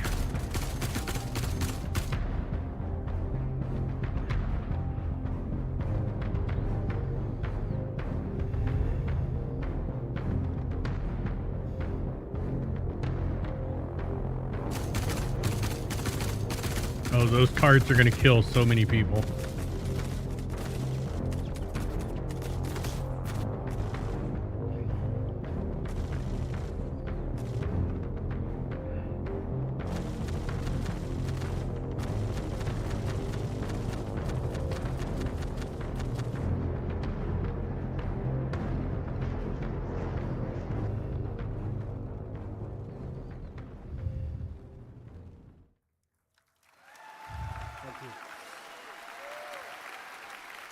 So, as you saw in the video, the team took a more aggressive approach to getting inside and taking what they wanted. But this isn't the only approach you can use. You know, multiple points of egress allow you to be stealthier, and it may make it easier for you to avoid obstacles in your path.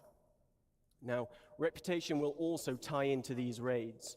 Missions will have varying objectives depending on the player's reputation level, and dynamic events may also be triggered during the raid, so players will need to adapt to an evolving situation.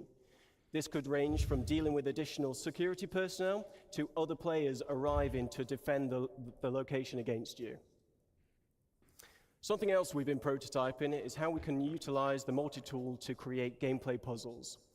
Physically interacting with the environment around you changes the puzzles for everybody. With multiple add-ons for the tool available, you may have to get creative when finding a solution to the problem in front of you. In this next video, we show you how using the tractor beam attachment can open up new paths to your objective, but it's up to you to decide what path you can create with what is available. Let's watch the video.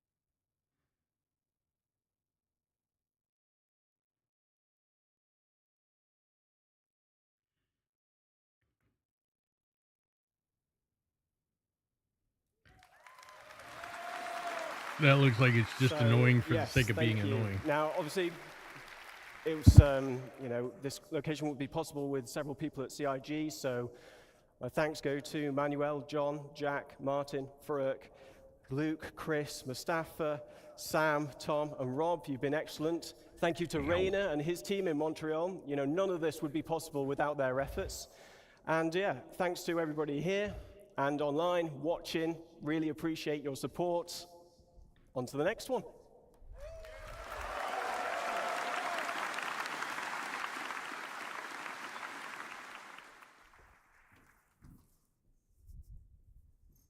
Hello. This is a good segue from the distribution centers, as I'll be talking to you about different aspects of cargo and freight on behalf of Art and Design. My name is Nick Etheridge, and I'm an Assistant Environment Art Director. So obviously, cargo isn't just about boxes. It's a big part of the game. Almost every aspect of the game has some kind of involvement with cargo. And I'm going to briefly go through some of them now. So let's start with missions. How will hauling contracts work in-game? We'll be introducing the Interstellar Transport Guild, as well as formalizing some of the main hauling and cargo companies that you'll be working with. As you do more hauling contracts, you will build up your reputation and relationship with the guild. This will lead you to gaining more lucrative contracts for specialized cargo and destinations, such as different forms of hazardous cargo, perishable cargo, riskier routes, and more. So what do I mean by hazardous and perishable? Well, as you know, there's lots of commodities in the game, and different commodities have different properties. As you know, with events like Xenothreat, we have some special cargo types with different attributes, such as time-sensitive cargo or quantum-sensitive cargo. But those were a small selection for the event, and they were the two-handed carryable types anyway. We'll be expanding those types, plus lots more types, to the wider game and to these hauling contracts. So how does this affect gameplay? It will affect the choices you make when you are handling, storing, and traveling with the cargo. Yeah, nothing. Squadron's For example, done. with size and weight. It's Is it just carryable? polished at this Do you point. need a tractor beam? What type of tractor beam do you need? Is it a handheld one or a ship tractor beam? Some containers can only be moved with ship tractor beams, for example. With health, has the container got good integrity? Is it holding fragile goods? Do you need to handle it with care? You can't just throw all containers about. For temperature control, do you need to ensure the container is powered so it can keep the contents cool? Or do you need to get to your destination quickly, otherwise the contents may perish? For security, can the container be locked or hacked? Can the contents be scanned, or is the container tracked? Will there be pirates or law after you when you're holding this container? Hazard containment. Is it radioactive? You might need the right protection against it, as you may have seen in Jens's presentation earlier. Can it explode? You might not want to put these containers on a more exposed section of your ship. And many of these attributes are going to be visually distinctive. So conversely, if you want to steal, for example, some cargo on a hull C, which does have very exposed cargo containers, you might want to avoid shooting blindly and accidentally blowing up your potential profits. So look out for those types of containers. Back to mission progression. We'll be introducing perks and rewards as part of fulfilling contracts and raising reputation with these companies. For rewards, we'll have branded ship and tool skins, branded clothing. There will be collectibles to decorate your hab, hangar, or ship, or you can put them anywhere you want. And there'll be more exclusive rewards that we'll be revealing later. Thank you. For perks, you'll get access to more items in shops and discounts on specific items. And all of these rewards and perks you need to earn in the game. You cannot just buy them. Nice.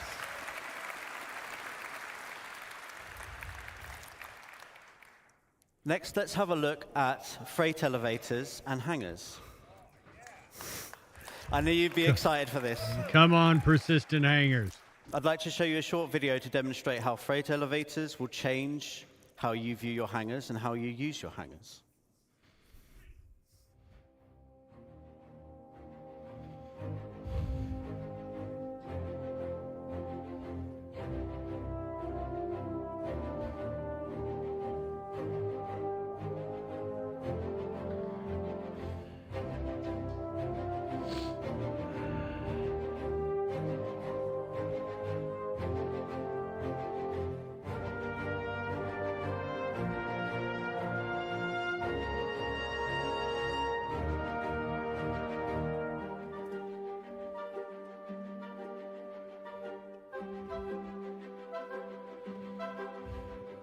Soon, Macacao.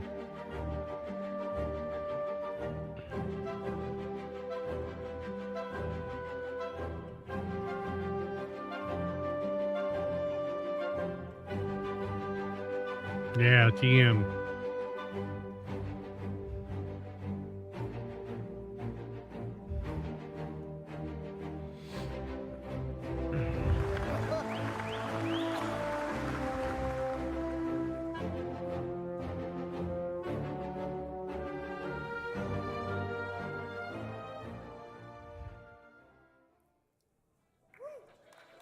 No.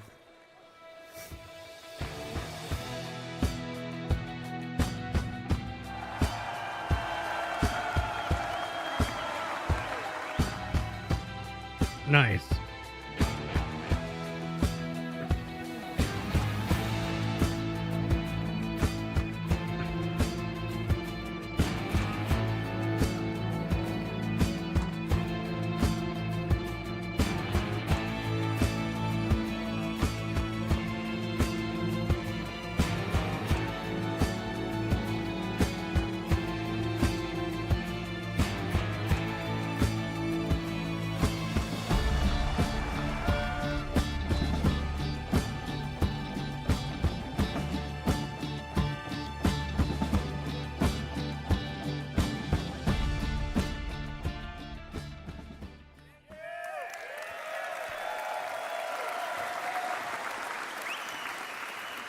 Thank you.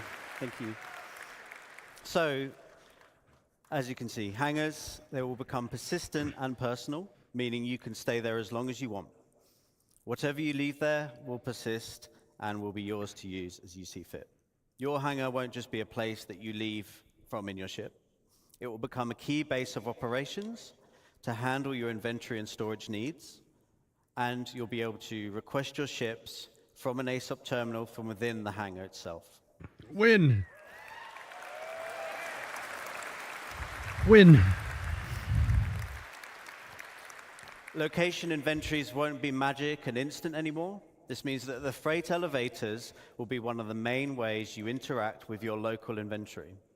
Items stored at the location can be requested via the elevator kiosks and will be brought up in a physicalized state to do with as you want. This would be done through a dedicated interface screen to manage large volumes of items. It won't be using the personal inventory system.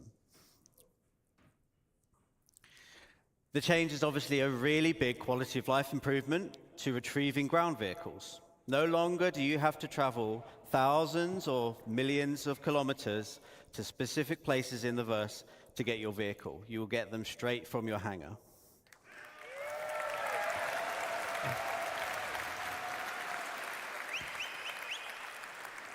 You'll also be able to bring up ship components, so your hangar is now more of a maintenance bay and outfitters where you can do repairs and swap around items and things like that.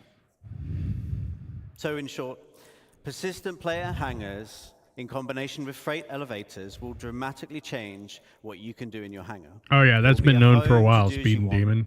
Which has always been the dream.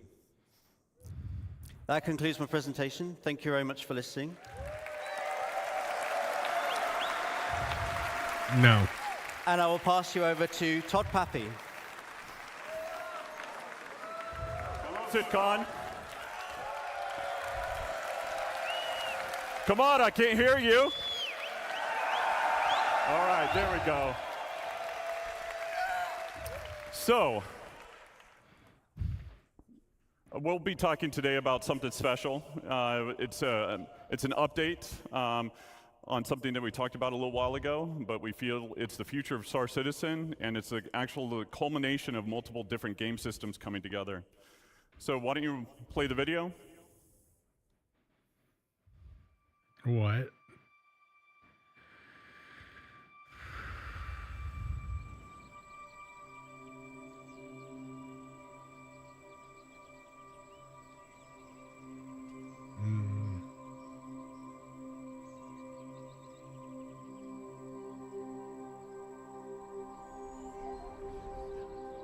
Yeah, and Star Citizen Live.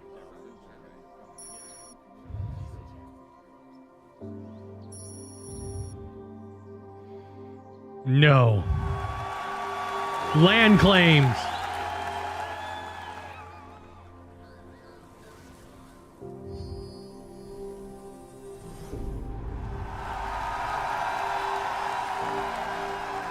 Oh, don't dangle this carrot in front of me and say, soon, TM.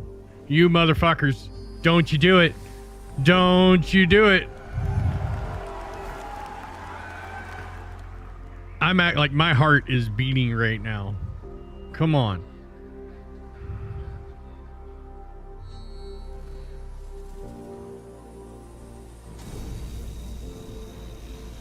What the fuck is that?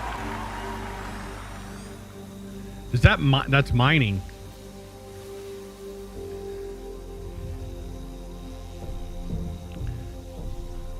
Oh, I'm getting a boner.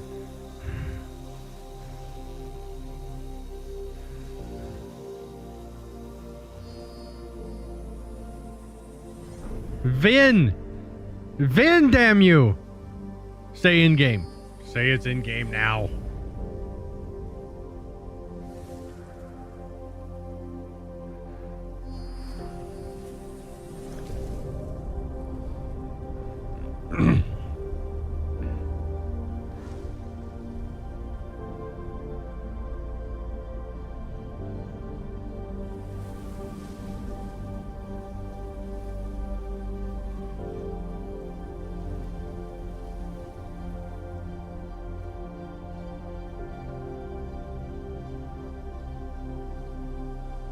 hydroponics farming.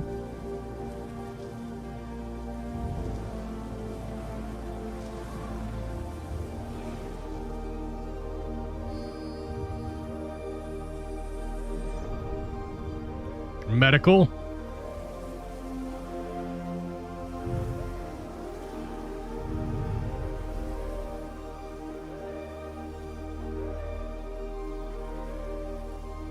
I was not expecting this at all.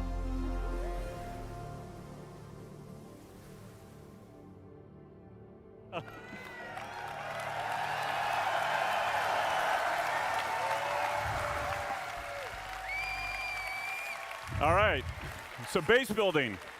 All right, it breaks down into two really large gameplay sections, planning ahead and prepping, and then you've got the on-site where you're actually gonna build.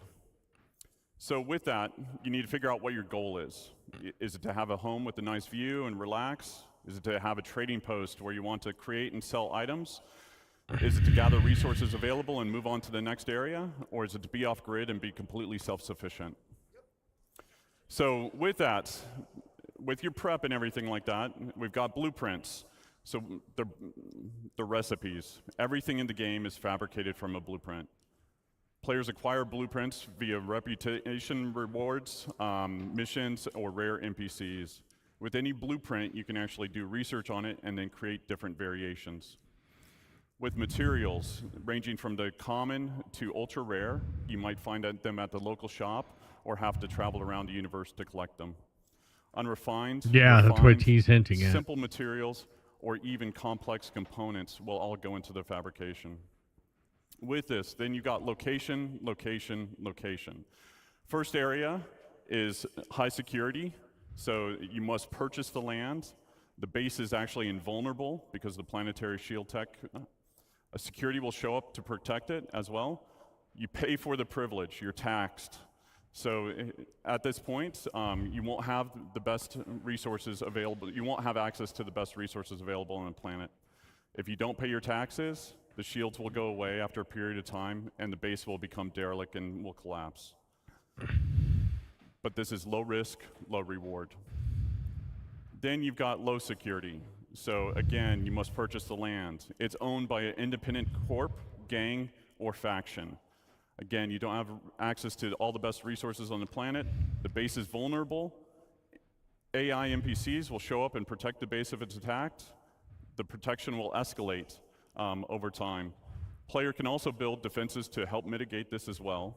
And then it's medium reward, medium risk. Then you've got lawless. So this is no protection other than what you build. There's shields, anti-air.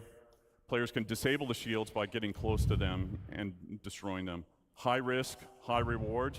Since there's no taxes, no protection fees, you get a high return on the resources that you collect. Now, there's some cross-shard and server meshing considerations that will kind of adjust this design in the future, but we'll get into that later once we're really building it. So from here, you've got the tools. So this is what we would consider a surveyor. With this, we want to actually cater to everybody's playstyle, whether you're solo or in an org. With this, you've got different buildings that you can produce, from small, medium to large to XL or XL. So with the surveyor tool, you can only build the small buildings. With a vehicle, you can build small and medium-sized buildings. With the Galaxy, you can build small to large structures. And then obviously with the Pioneer, Pioneer can do it all. And it still works as a mobile base. And we'll talk about some of the more expanded features that we're adding to it in later on.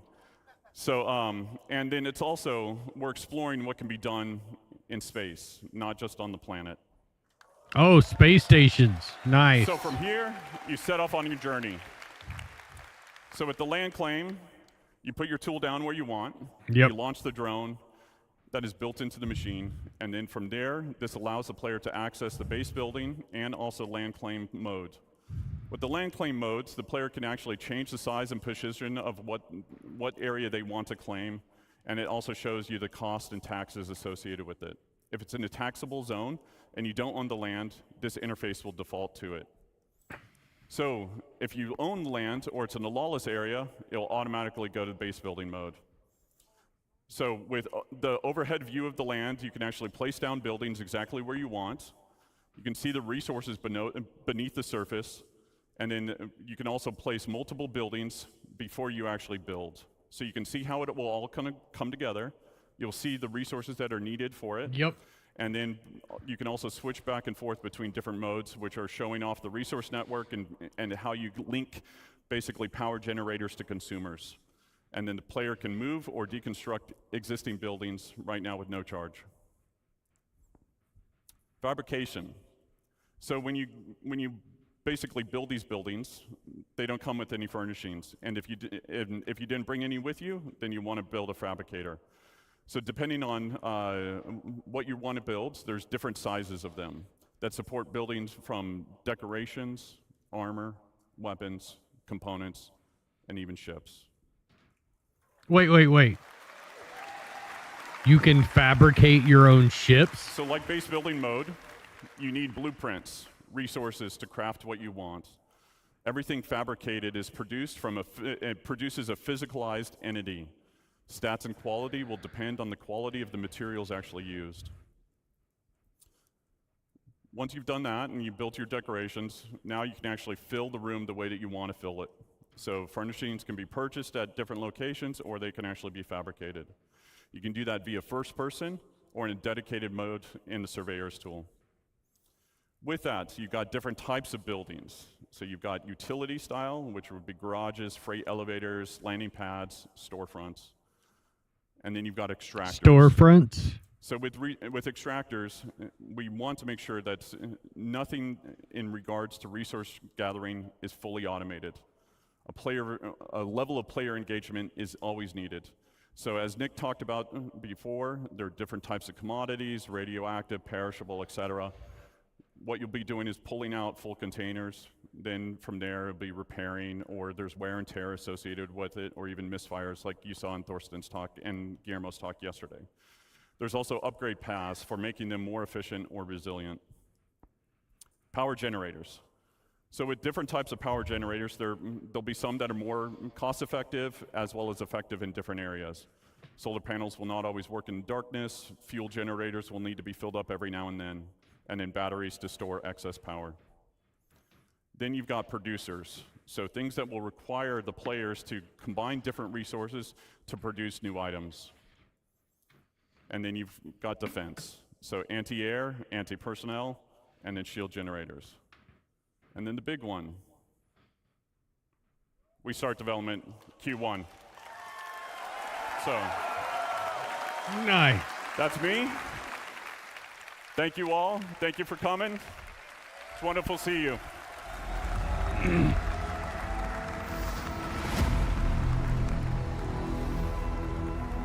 Nice. So that means server meshing 2021 or quarter one 2024. Shit. Hello. Hey everybody.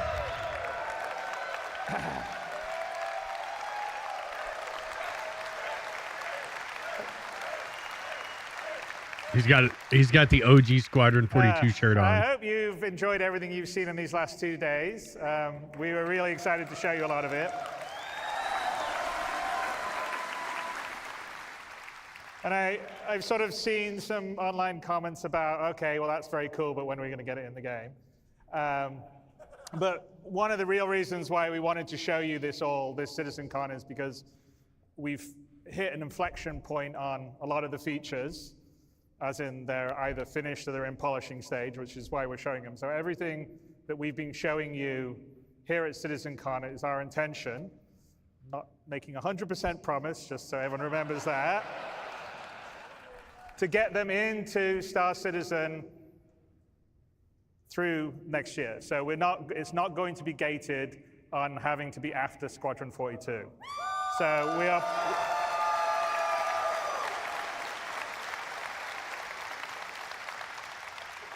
So we're planning over the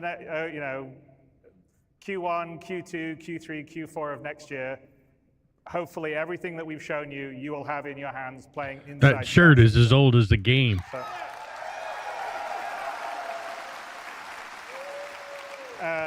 And it's very gratifying for the team and myself to finally be able to show you a lot of this. One of the advantages of being able to go and iterate on these features in Squadron was that we were able to do it without having to release every 3 months and make sure the old system worked while the new system was working, so we could actually really polish the features, which I hope you could see when we showed you the updated UI stuff, the updated FPS stuff, the updated flight stuff, the character stuff, which is something we're very proud of, because this is, after all, an MMO. You want to have as much freedom to create the character you want to create. So, as you may have guessed, and Brian Chambers may have let slip a bit earlier, we are feature complete on Squadron 42.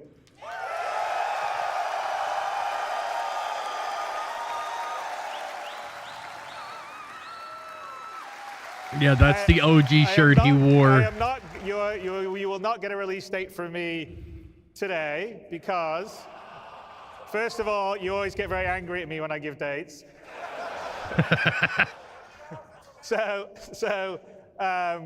It will be when I know that we're fully about ready to print the Gold Masters, but it won't be just yet. But we prepared, the Squadron 42 team prepared a small video for you. I may be lying, it's a bit bigger than small.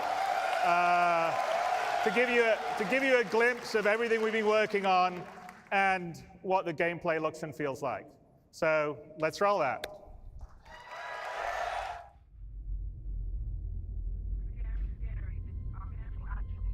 Turn the audio up for everybody.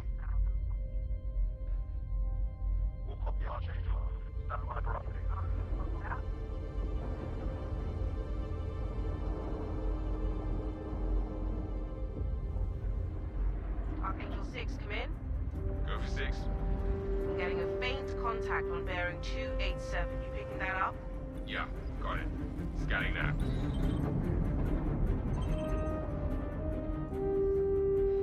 We're clear. Commercial vessel out of Vega 3. Provided that civilian traffic is restricted under lockdown. Copy that.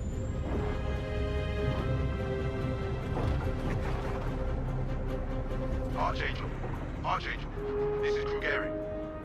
Come back, Krugeri. Redirect to sector 7 Bravo Echo for immediate tasking. Copy that. On our way.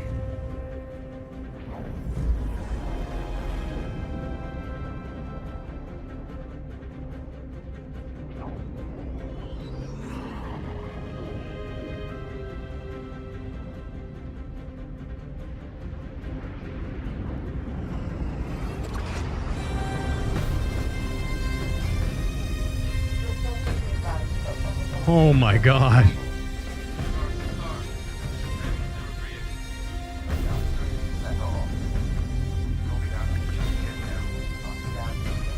Oh. A little bit of a chub here.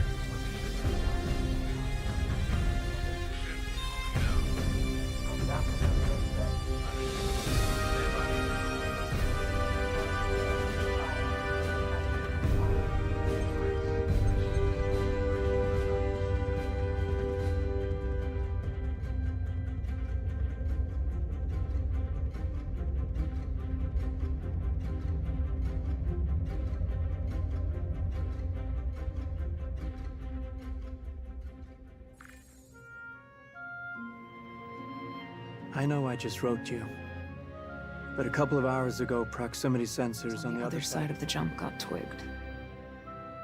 Word is it might be that clan we've been battling with. I guess that last fight didn't scare them off off. quite like we all hoped it would. Honestly, we've been out here so long, I don't know what to pull for anymore. I just wanted to let you know. I'll write as soon as I can. Stay safe. Your loving son.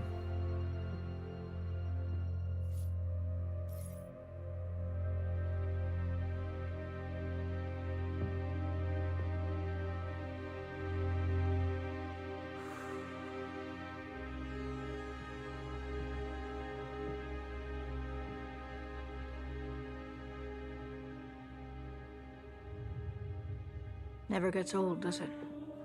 Sir. Eddies.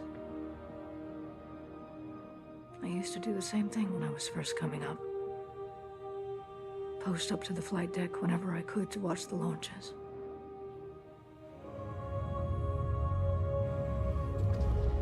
Have you seen the F-8s up close? No, sir. The thing's a beast. Nimble, too. 12 maneuvering thrusters and 3 mains. It sure sounds like it. Sir. Captain McLaren to the bridge. Captain McLaren to the bridge.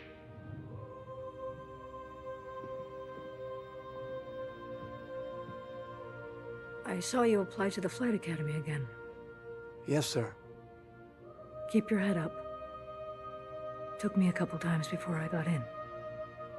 Thank you, sir.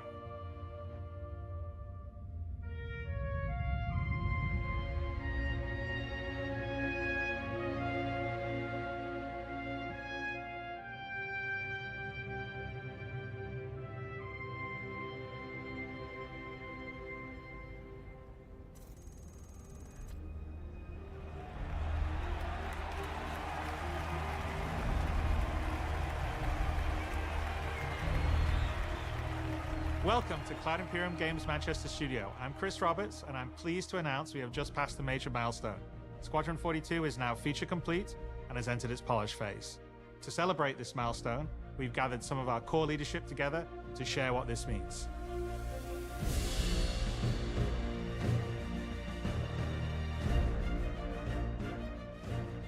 As Chris says, we've moved into the polish phase of Squadron 42, which means extra emphasis on ensuring things feel fun. This means focusing on the small and large elements of the game, such as dialing in combat encounters, but also looking at the feel of how you control your character or vehicle and making sure it's immersive as possible. We've paid extra attention to how your character reacts when in their ship, so that you feel like an actual pilot, whether that's firing your weapons, taking hits, or punching the afterburners to get to cover. Ship AI has also seen huge improvements, with closer engagement distances and more varied behaviors. And with our new precision targeting mode, the action has never been as close.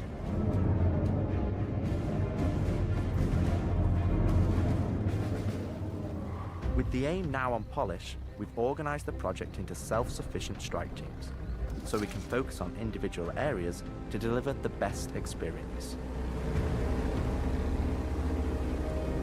Is that a boat? That's a boat. Get out of sight. The cutlass is gonna spot you. This allows us to bring all disciplines together with a unified vision of enhancing the gameplay by seamlessly blending it with polished visuals, final cinematic performances, and our ever-improving technology. Puddle Pirates.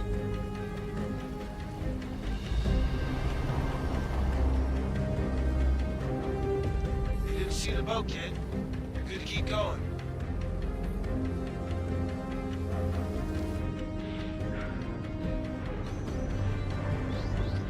We're also dialing in gameplay features, such as the ship flight model for both atmosphere and space, which covers master modes, Oh my control God. surfaces, and our gold standard HUD and MFDs.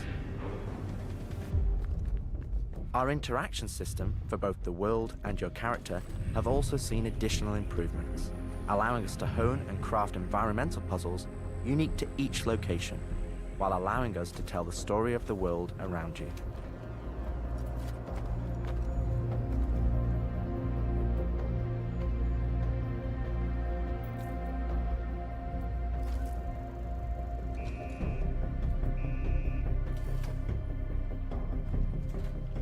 The military multi-tool is an essential piece of equipment for every pilot that integrates Yes, all this is the attachments squadron. into a single handheld device and allows us to create really interesting challenges, including physics-based puzzles using our updated rope tech.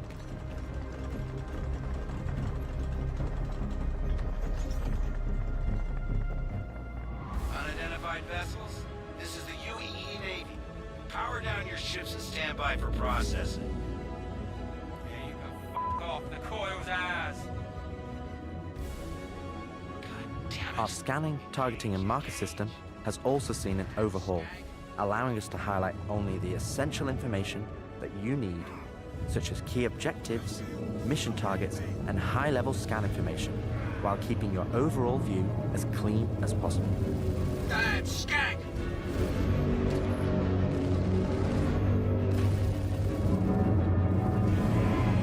Take him off me! No! Tactical FPS combat and stealth, which has seen a suite of improvements, from improved looting, weapon feel and balance, realistic scopes, and smoother locomotion, alongside our new and improved FPS radar and scanner that provides you an overview of the battlefield, but at the cost of ramping up your own emissions.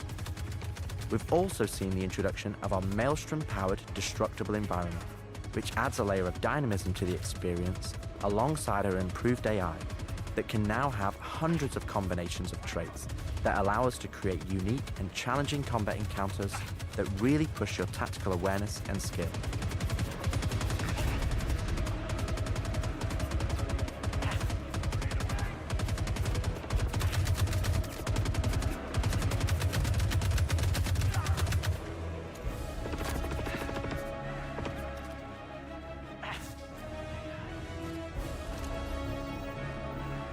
No.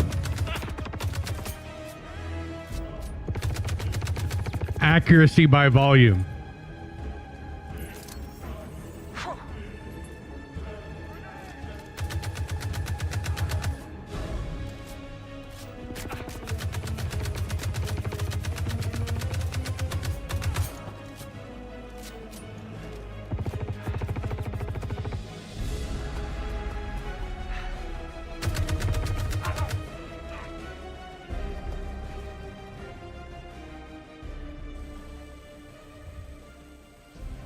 We play and review the builds regularly and call out action points in each level from start to finish on where we need to improve the gameplay.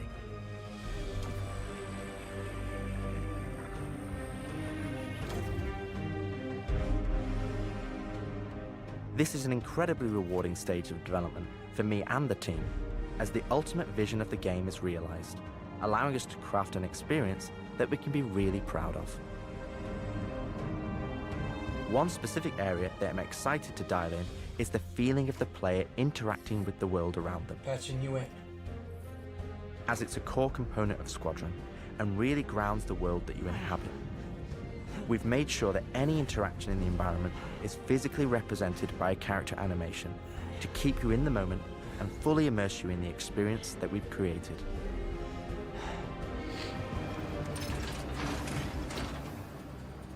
Ultimately, this is the final phase of gameplay iteration before we fully transition into optimization and stability on the road to release. Here's your trail. This is Colton. Come back. Always trips me out to see terraforming setups like this. Web Pride explaining how atmosphere processors work. Really shows how far we've come. What the hell is she? With the transition of Squadron to Polish phase, we've had the opportunity to find additional moments within the existing narrative to add subtle interactions where appropriate. It's been tremendously exciting to play through these areas and find places to augment the mood, support gameplay, and further embellish our story and characters. So yeah, man, I can't believe it. They said I've got to wait another 2 years before I can reapply. So that's why I figured I'd get a job trying in security, because that's you know, I can get some hours flying in the cockpit and whatnot. Can't hurt, right? Exactly. We've also been capturing pickups for our lead female player character, as well as wildlines for our various enemies that you all will encounter throughout the game on both foot and in the cockpit. These consist of a range of responses and reactions that you as the player can trigger, which has been the culmination of efforts by the gameplay and AI teams. This means that you're going to have to tangle with some very smart and reactive bad guys to complete your mission.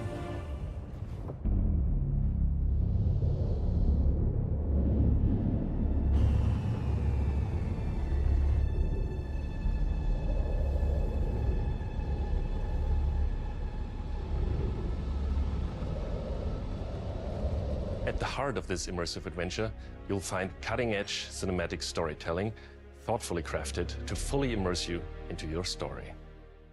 We fight today So in 40 years from now, when you're surrounded by everything and everyone you hold dear, and they ask, what did you do in the Battle of Vega? You can look them in the eye and say, I held the line. Men and women of the Second Fleet, I am proud to stand with you today. Good luck. Push your bout. Nice speech. Any word from the recon team? Not yet. Let's get into position.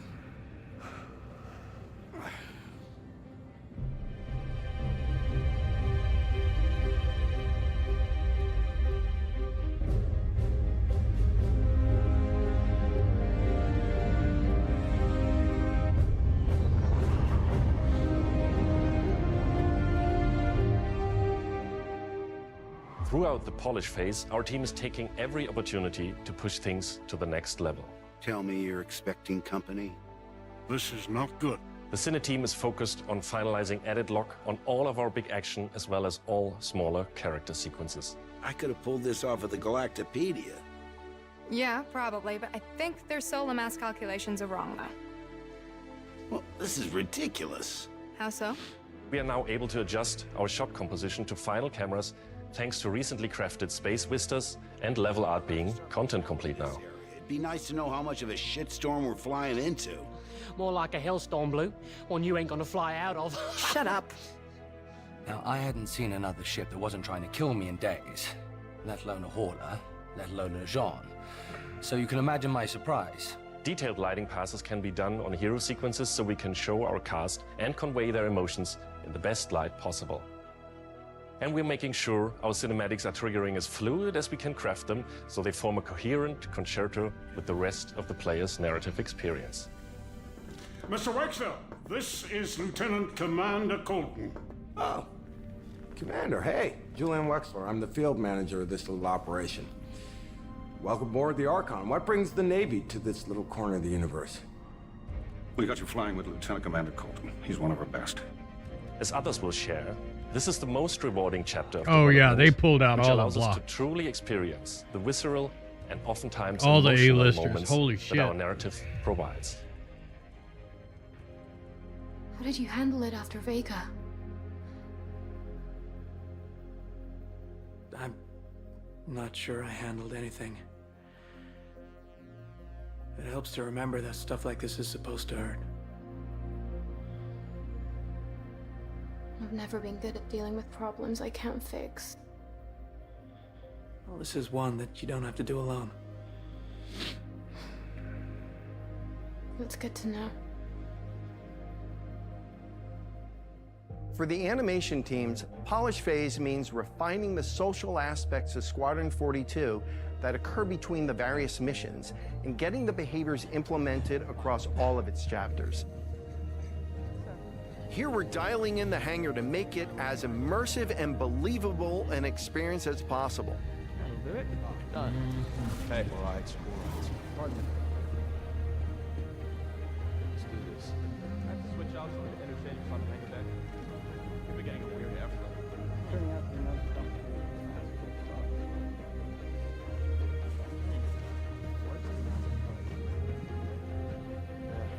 I feel that. Anyway, I'm off. For example, we're launching off a space carrier, but we still ground the feel in real-world actions, refueling, repairing, and inspecting, and making sure that your next flight mission is a success. This means we're looking out for pops, hiccups, or awkward transitions, and ensuring that everything flows and looks like all the great mocap performances we've captured.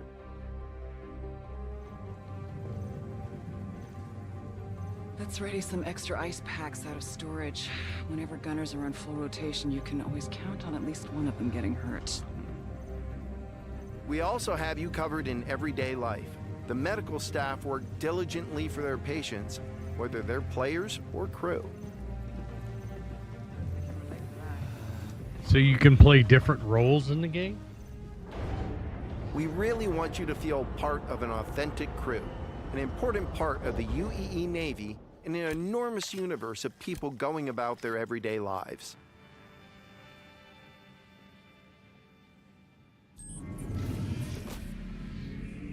Let's go ahead and clear for takeoff. Ground crew, prep bay for takeoff. Copy that. Hangar, ready for launch. Takeoff approved, Baron 2. You have the ball.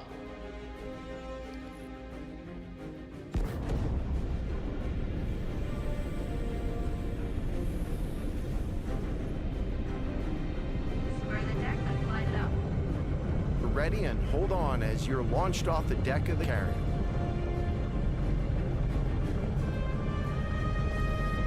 Baron 2, you are cleared for launch. Have a safe flight, Baron 2.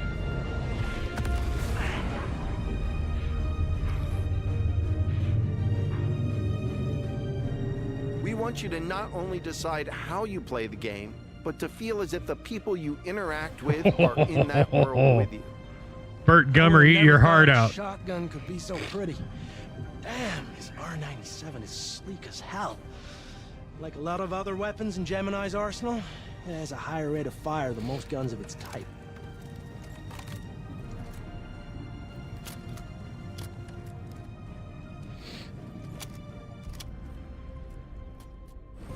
We're working to support a feel of authenticity through world traversals, running, jumping, and climbing, interactions with objects and the environment,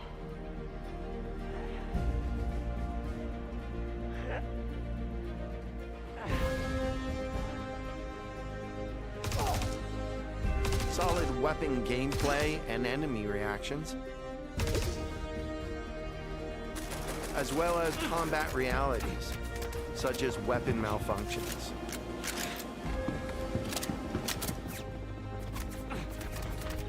Or in close encounters of the more lethal kind. Ooh, that's gonna hurt in the morning. As we continue to focus on the quality experience, we've been working closely with our art teams, and it's been exciting to see their environments come to life alongside us.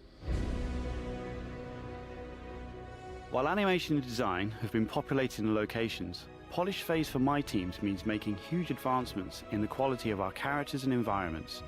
We've established our standard with recognizable characters like Mark Hamill, Gillian Anderson, and Gary Oldman, and we're now applying this to the rest of the cast and identifying any remaining tech requirements that need to be closed out. The story of Squadron 42 takes you through a variety of diverse locations of varying scales and styles. We shared glimpses of several environments before, and there's still plenty out there for you to discover. It looks gorgeous. One of the main challenges the art team has had to face during the development of Squadron 42 is ensuring the visuals are complementary to the narrative of the script. The mood and feeling of a space is just as important to us as it is making sure we hit the visual quality that CIG has become known for. Oh good, we can't hack it from this side. Graves, we got a locked door. Can you give us access? No, I'm afraid that's a negative, Steve. I would have to add you to our system to give you override permissions, and there's a lot involved in that. It won't happen quickly. Okay, we'll figure something out. Everything you see during the campaign has been heavily inspired by the classics of 70s and 80s sci-fi, but with a modern twist. We want everything you see to feel like it has a soul, its own personality, and tells of a history long before you arrived.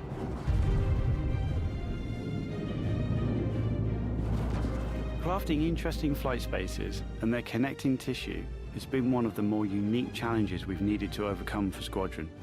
Developing our VDB tech to blend seamlessly between tighter traversal spaces and into wider space vistas and planets has proved incredibly difficult but rewarding, ensuring that Squadron flows seamlessly from one chapter to the next, without interruption.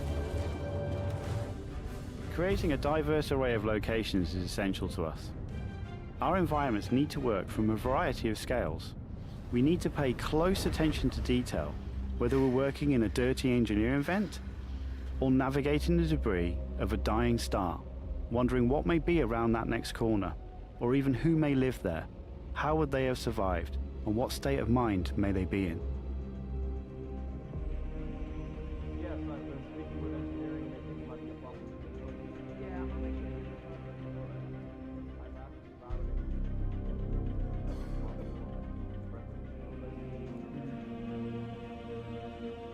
We've worked closely with our social teams in delivering a cohesive social experience when you're taking some downtime from our refined flight and FPS missions, or even missions of the more eerie kind.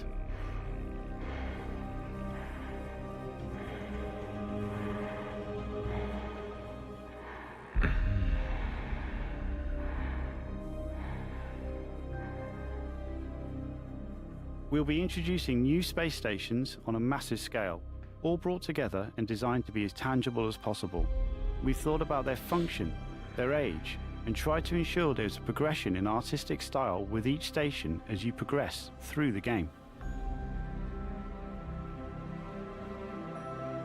I'm at a complete and total loss for words at the moment. Just the visual detail.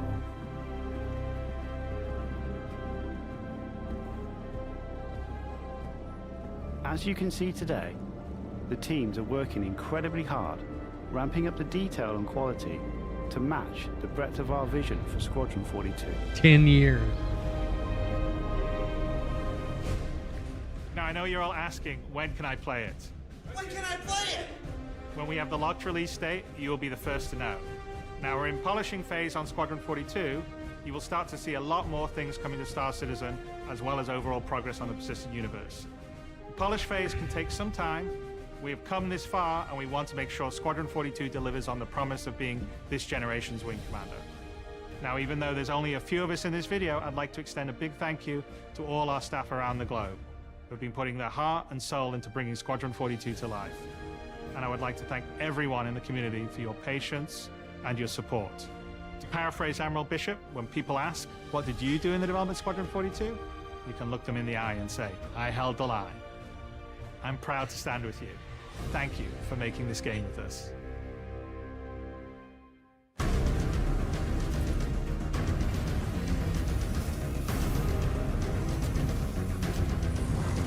Oh, our first look at the Vandal.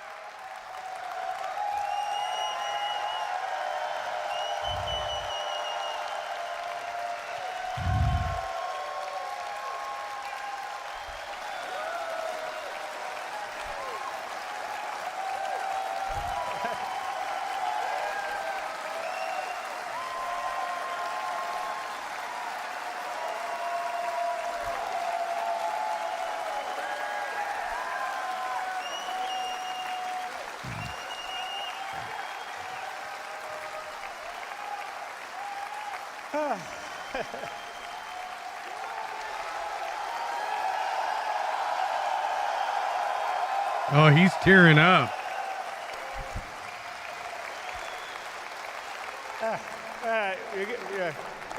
You're making me very emotional now. Thank you so much. It's been definitely a long time coming. We're, as you can see on that video, that's Squadron 42 gameplay. So we are really dialing it in and polishing it, and we're really proud of what it is. I mean, anyway, I think it's going to be something I'm very, very proud of. So I can't wait for you guys to play it in the. I'm not going to say when, but anyway. And anyway, we kind of spent the time to craft something that's that beautiful with as much attention to detail and love without your guys' support, just like we couldn't be building the universe of Star Citizen without your guys' support. So I am, on my side, incredibly grateful, as is everybody at CIG, for your continued support, because we're building, I mean, a universe of dreams and stories of dreams, and it's a really wonderful thing to be able to do as a creative. So thank you, everyone here, and everyone watching, and everyone that supports Star Citizen and Squadron 42. So thank you guys very, very much.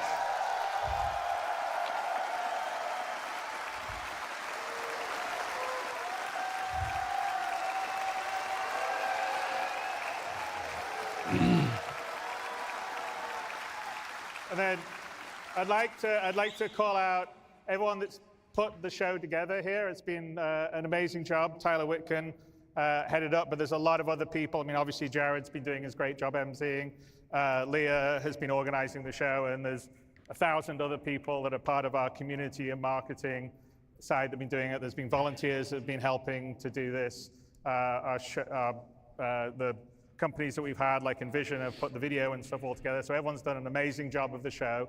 So thank you to everyone. And sorry if I didn't call everyone out by name, because there'd be a lot of names, so I had to call them out. But putting all that together, and thank you to all the devs that worked really hard to put the presentations together for you guys, because I think you could feel that they really love what they do, and they're very passionate about what they do. And they're really excited to get it into your guys' hands.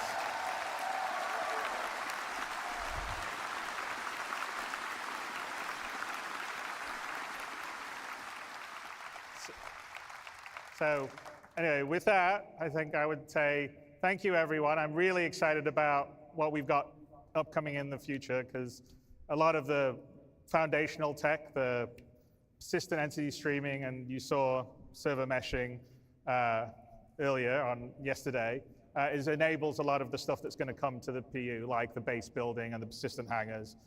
So I am incredibly excited by 24 and beyond. And anyway, thank you guys for supporting. I will see you in the verse. And thank you so much for coming out to share this with us. Bye.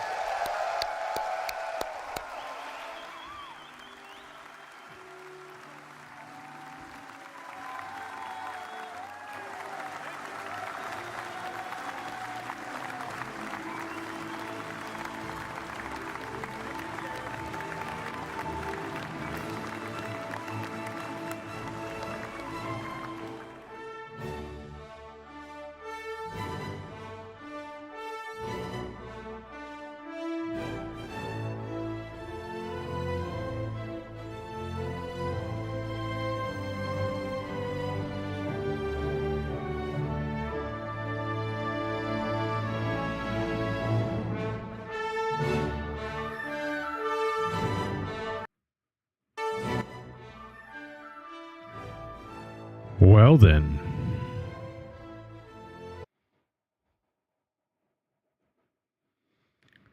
That was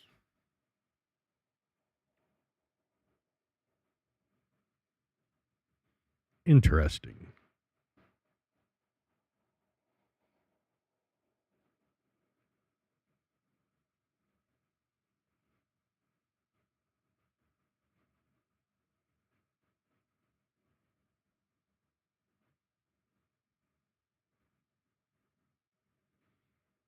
No, Tony Z wasn't there, but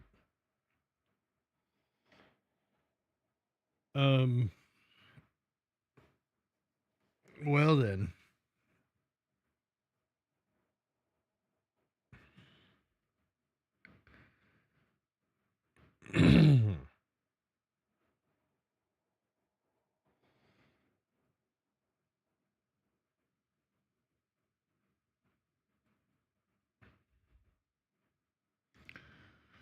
Fuck's sake.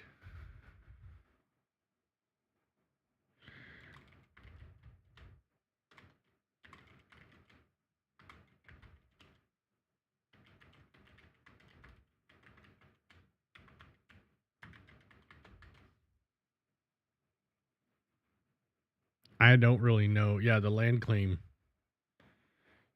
was really cool.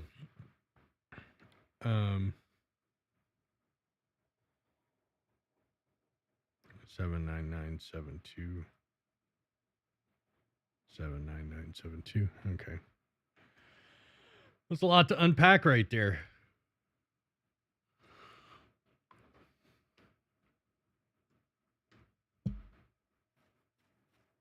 But what did we learn? We learned that Squadron 42 is feature complete. All those teams now will be moving over, which we knew Squadron was feature complete. So all those teams will be moving over to PTU, PU.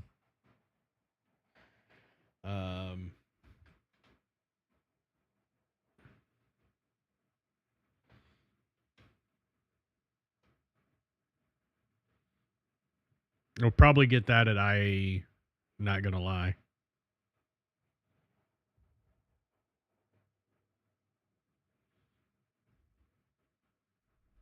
You guys want to watch the video again?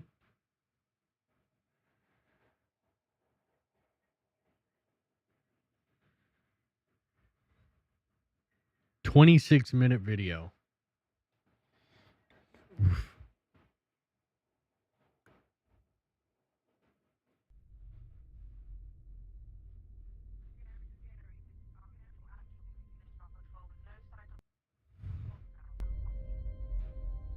All right. See where my audios are coming at.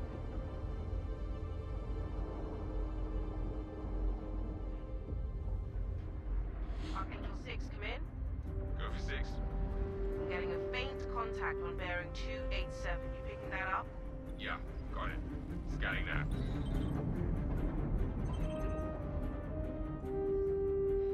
We're clear. Commercial vessel out of Vega 3. They haven't announced which module it is. I don't even think it's in the store yet. What are you doing to... Yeah, give me a second. That's what I was pausing because I'm doing like 6 things real quick. What are you doing? What's going on tomorrow, Renoxus? Or shoot me a message in Discord if you don't want to say in public. Oh. I just saw your message.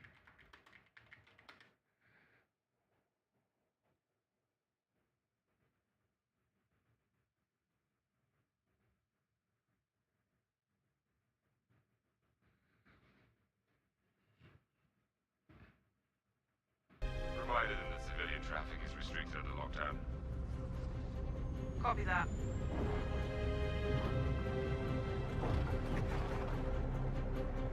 Archangel. Archangel. I'm curious if this is recorded in Engine.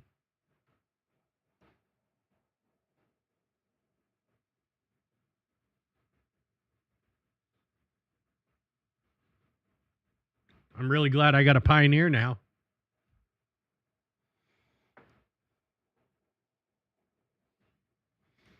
Which, don't worry, I mean, if you guys need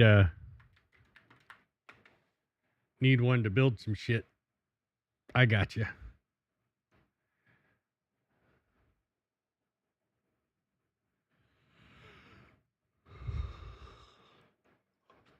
All right. This is Krugeri. Come back, Krugeri.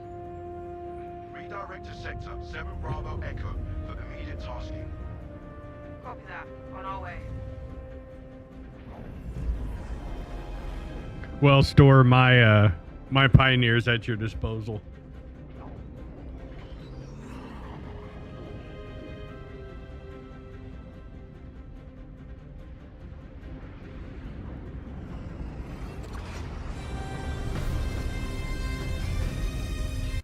All right, so let's see what we see here. We see 1, 2, 3. 3 Bengals. 1, 2,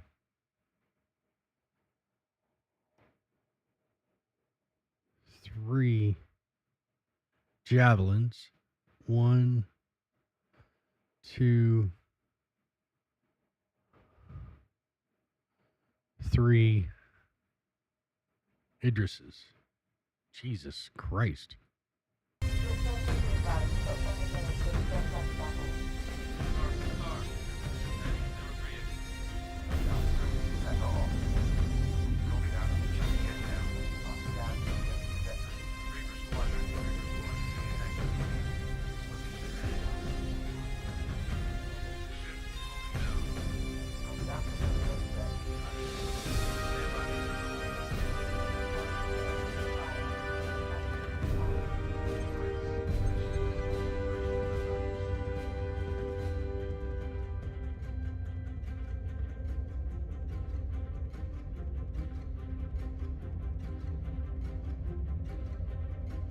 Still, it's a fuckload of ship.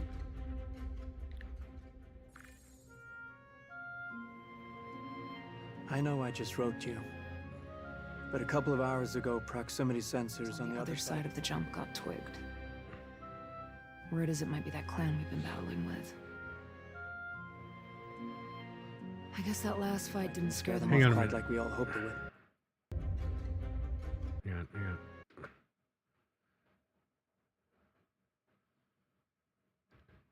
Right, your senator about the Pico, about the Polo Initiative, loan opportunities. I guess that last fight didn't scare them off quite like we all hoped it would. Honestly, we've been out here so long, I don't know what to pull for anymore. I just wanted to let you know. I'll write as soon as I can. Stay safe. Your loving son.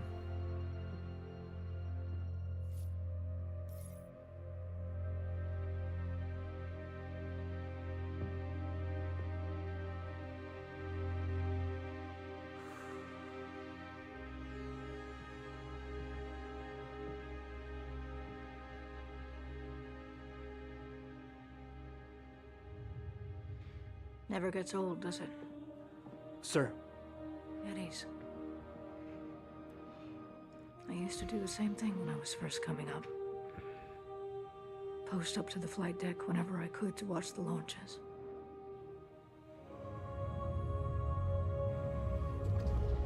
Have you seen the F-8s up close? No, sir. The thing's a beast. Nimble, too. 12 maneuvering thrusters and 3 mains. It sure sounds like it. Sir. Captain McLaren, to the bridge. Captain McLaren, to the bridge.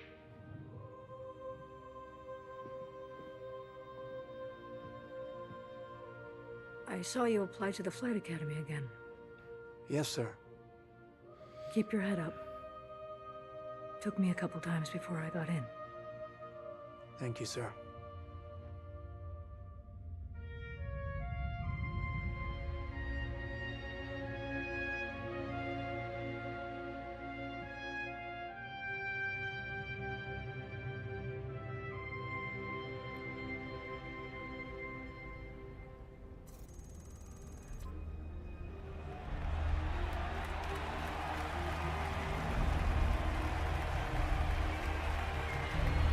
When I first saw this, I thought it was rendered.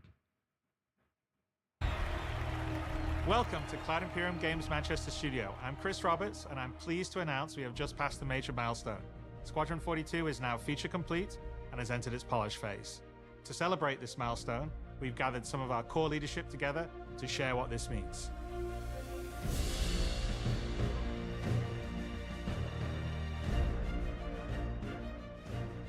As Chris says, we've moved into the polish phase of Squadron 42, which means extra emphasis on ensuring things feel fun. This means focusing on the small and large elements of the game, such as dialing in combat encounters, but also looking at the feel of how you control your character or vehicle and making sure it's immersive as possible. We've paid extra attention to how your character reacts when in their ship, so that you feel like an actual pilot, whether that's firing your weapons, taking hits, or punching the afterburners to get to cover. Ship AI has also seen huge improvements, with closer engagement distances and more varied behaviors. And with our new precision targeting mode, the action has never been as close.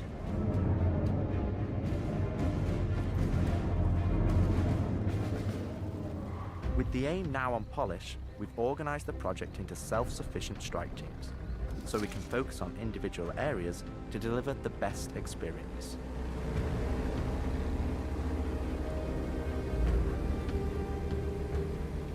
Get out of sight. The Cutlass is gonna spot you.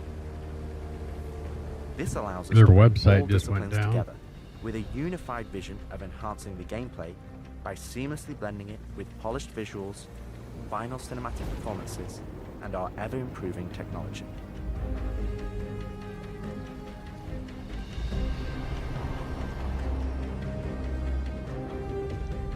see the boat, kid. Good to keep going.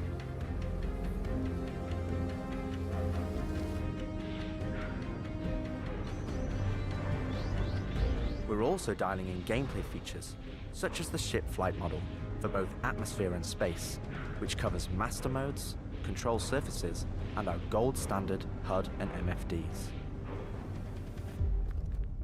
Our interaction system for both the world and your character have also seen additional improvements, allowing us to hone and craft environmental puzzles unique to each location, while allowing us to tell the story of the world around you.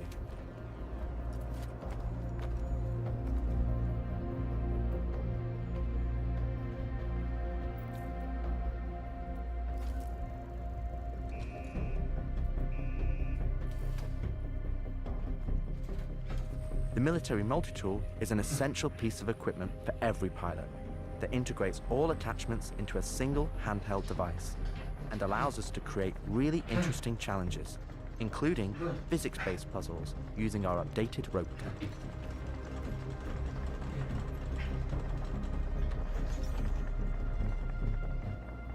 Unidentified vessels? This is the UEE Navy. Power down your ships and stand by for processing. The coil's ours. Our scanning, targeting, and marker system has also seen an overhaul, allowing us to highlight only the essential information that you need, such as key objectives, mission targets, and high-level scan information, while keeping your overall view as clean as possible. Damn skank!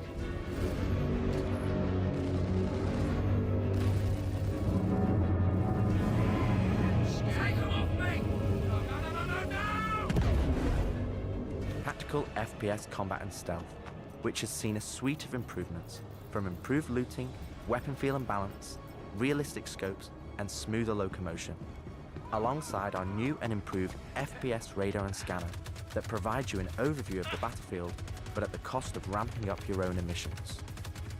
We've also seen the introduction of our Maelstrom-powered destructible environment, which adds a layer of dynamism to the experience, alongside our improved AI, that can now have hundreds of combinations of traits that allow us to create unique and challenging combat encounters that really push your tactical awareness and skill.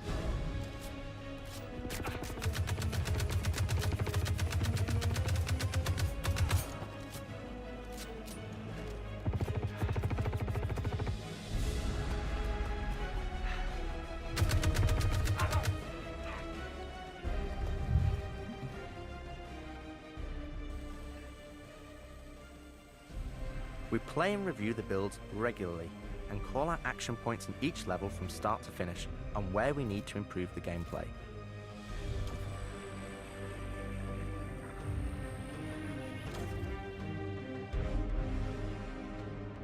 This is an incredibly rewarding stage of development for me and the team, as the ultimate vision of the game is realized, allowing us to craft an experience that we can be really proud of. One specific area that I'm excited to dial in is the feeling of the player interacting with the world around them. Patching you in. As it's a core component of Squadron and really grounds the world that you inhabit. We've made sure that any interaction in the environment is physically represented by a character animation to keep you in the moment and fully immerse you in the experience that we've created.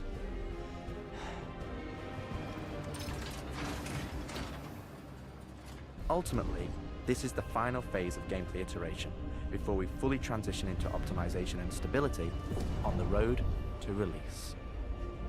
Agent Trejo, this is Colton. Come back. Always trips me out to see terraforming setups like this. Webb tried explaining how atmosphere processors work. Really shows how far we've come. is she? With the transition of Squadron to Polish phase, we've had the opportunity to find additional moments within the existing narrative to add subtle interactions where appropriate. It's been tremendously exciting to play through these areas and find places to augment the mood, support gameplay, and further embellish our story and characters. So yeah, man, I can't believe it. They said I've got to wait another 2 years before I can reapply.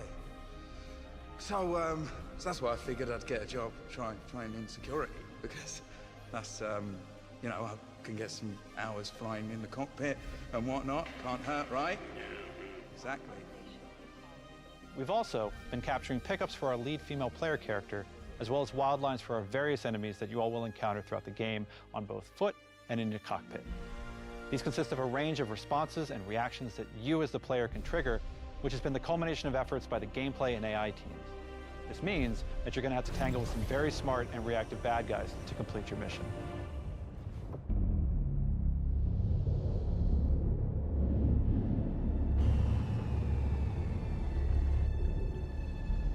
We'll see you later, Grin. I'll be on tomorrow. We'll be playing Star Citizen all day.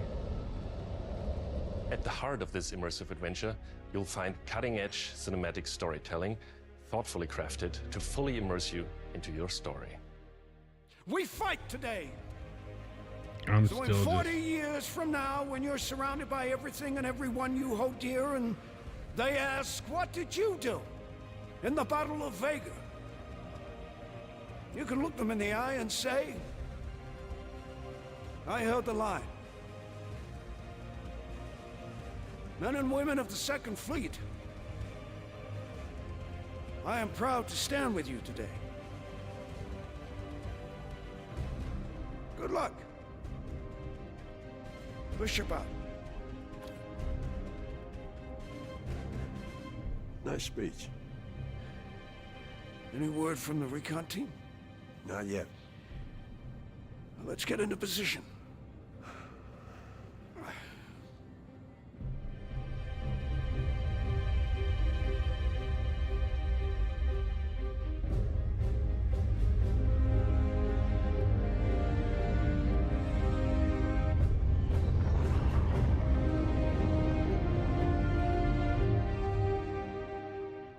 Throughout the polish phase, our team is taking every opportunity to push things to the next level. Tell me you're expecting company? This is not good. The Cine team is focused on finalizing edit lock on all of our big action as well as all smaller character sequences. I could have pulled this off at the Galactopedia. Yeah, probably, but I think their solar mass calculations are wrong, though. Well, this is ridiculous. How so? We are now able to adjust our shot composition to final cameras thanks to recently crafted space vistas and level art being content complete now. It'd be nice to know how much of a shitstorm we're flying into. More like a hellstorm, Blue. One you ain't gonna fly out of. Shut up. Now, I hadn't seen another ship that wasn't trying to kill me in days, let alone a hauler, let alone a Jean. So you can imagine my surprise. Detailed lighting passes can be done on hero sequences so we can show our cast and convey their emotions in the best light possible. And we're making sure our cinematics are triggering as fluid as we can craft them so they form a coherent concerto with the rest of the player's narrative experience. Mr. Wexler, this is Lieutenant Commander Colton. Oh, Commander, hey. Julian Wexler, I'm the field manager of this little operation. Welcome aboard the Archon. What brings the Navy to this little corner of the universe? We got you flying with Lieutenant Commander Colton. He's one of our best. As others will share, this is the most rewarding chapter of development, which allows us to truly experience the visceral and oftentimes emotional moments that our narrative provides. How did you handle it after Vega?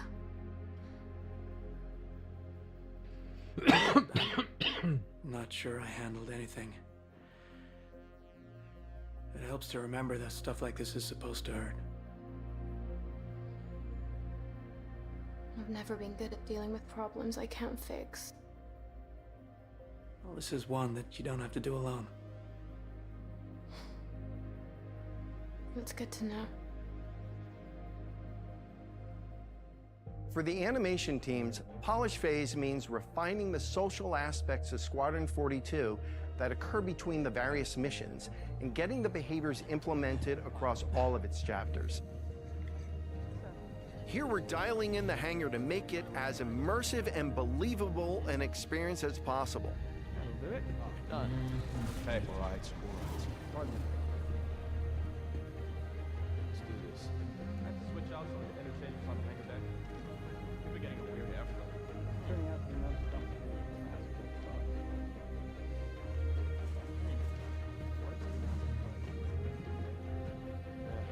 I feel that. Anyway, I'm off. For example, we're launching off a space carrier, but we still ground the feel in real-world actions, refueling, repairing, and inspecting, and making sure that your next flight mission is a success. This means we're looking out for pops, hiccups, or awkward transitions, and ensuring that everything flows and looks like all the great mocap performances we've captured.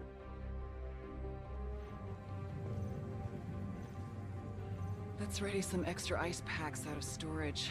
Whenever gunners are on full rotation, you can always count on at least one of them getting hurt. We also have you covered in everyday life. The medical staff work diligently for their patients, whether they're players or crew.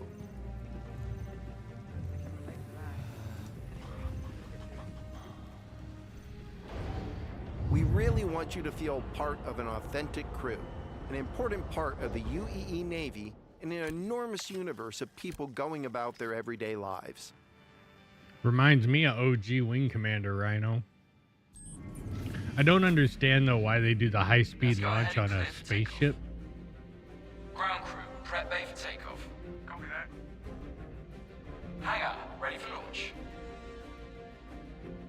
Takeoff approved, Baron 2. You have the ball.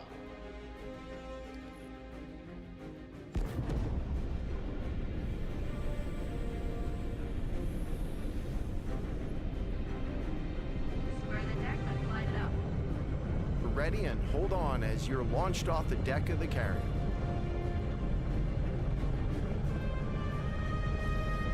Baron 2, you are cleared for launch. Have a safe flight, Baron 2.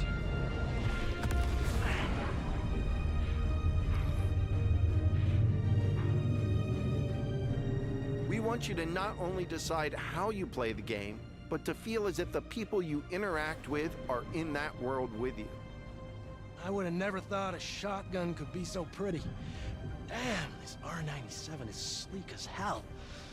Like a lot of other weapons in Gemini's arsenal, it has a higher rate of fire than most guns of its type.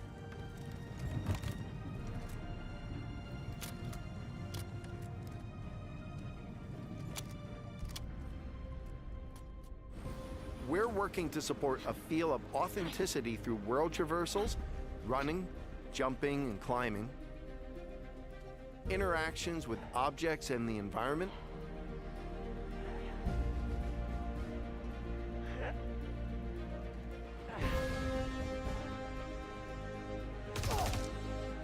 solid weapon gameplay and enemy reactions, as well as combat realities, such as weapon malfunctions.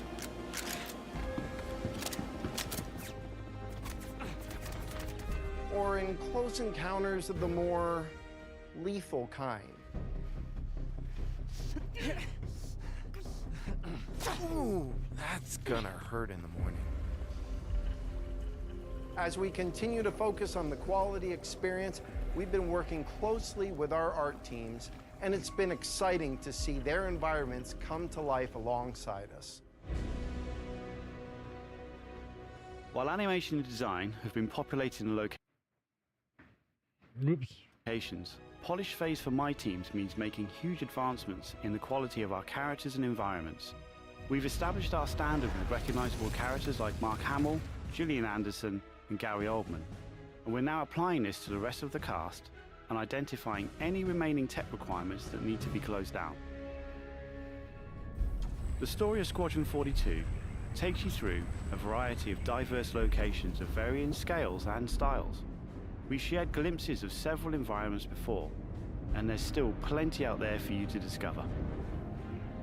I'm just still like One of the main challenges the art team has had to face game is during the visually development of Squadron stunning. 42 It'll is be ensuring the interesting visuals tomorrow to see are complementary to the narrative of the script.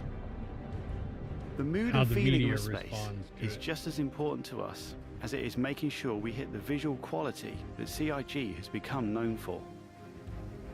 Oh, good. We can't hack it from this side. Graves, we got a locked door.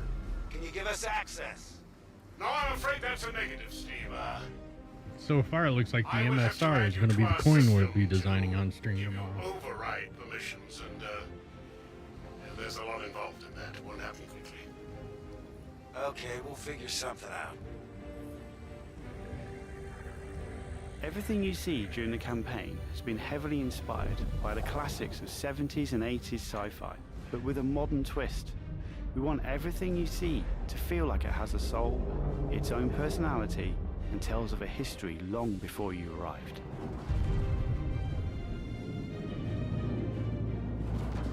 Crafting interesting flight spaces and their connecting tissue has been one of the more unique challenges we've needed to overcome for Squadron.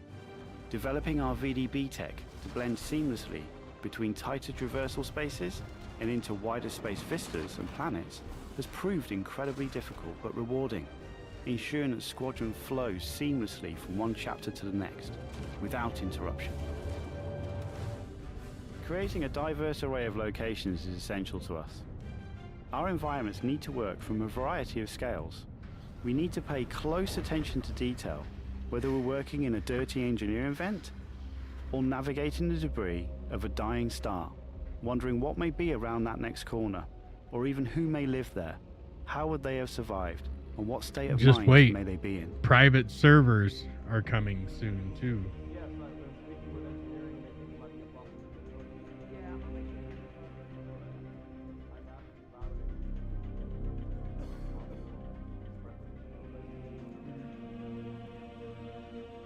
We've worked closely with our social teams in delivering a cohesive social experience when you're taking some downtime from our refined flight and FPS missions, or even missions of the more eerie kind.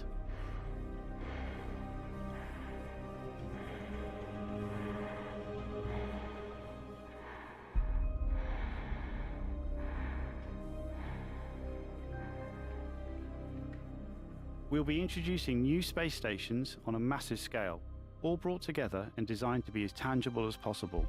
We've thought about their function, their age, and tried to ensure there's a progression in artistic style with each station as you progress through the game.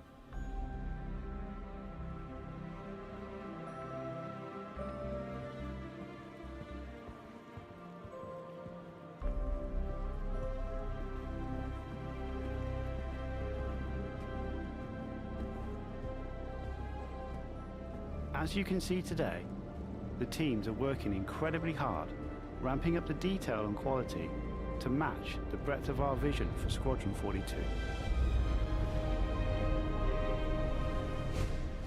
Now I know you're all asking, when can I play it? When can I play it? When we have the locked release date, you will be the first to know. Now we're in polishing phase on Squadron 42. You will start to see a lot more things coming to Star Citizen, as well as overall progress on the persistent universe. Polish phase can take some time. We have come this far, and we want to make sure Squadron 42 delivers on the promise of being this generation's wing commander. Now, even though there's only a few of us in this video, I'd like to extend a big thank you to all our staff around the globe who have been putting their heart and soul into bringing Squadron 42 to life. And I would like to thank everyone in the community for your patience and your support. To paraphrase Admiral Bishop, when people ask, what did you do in the development of Squadron 42?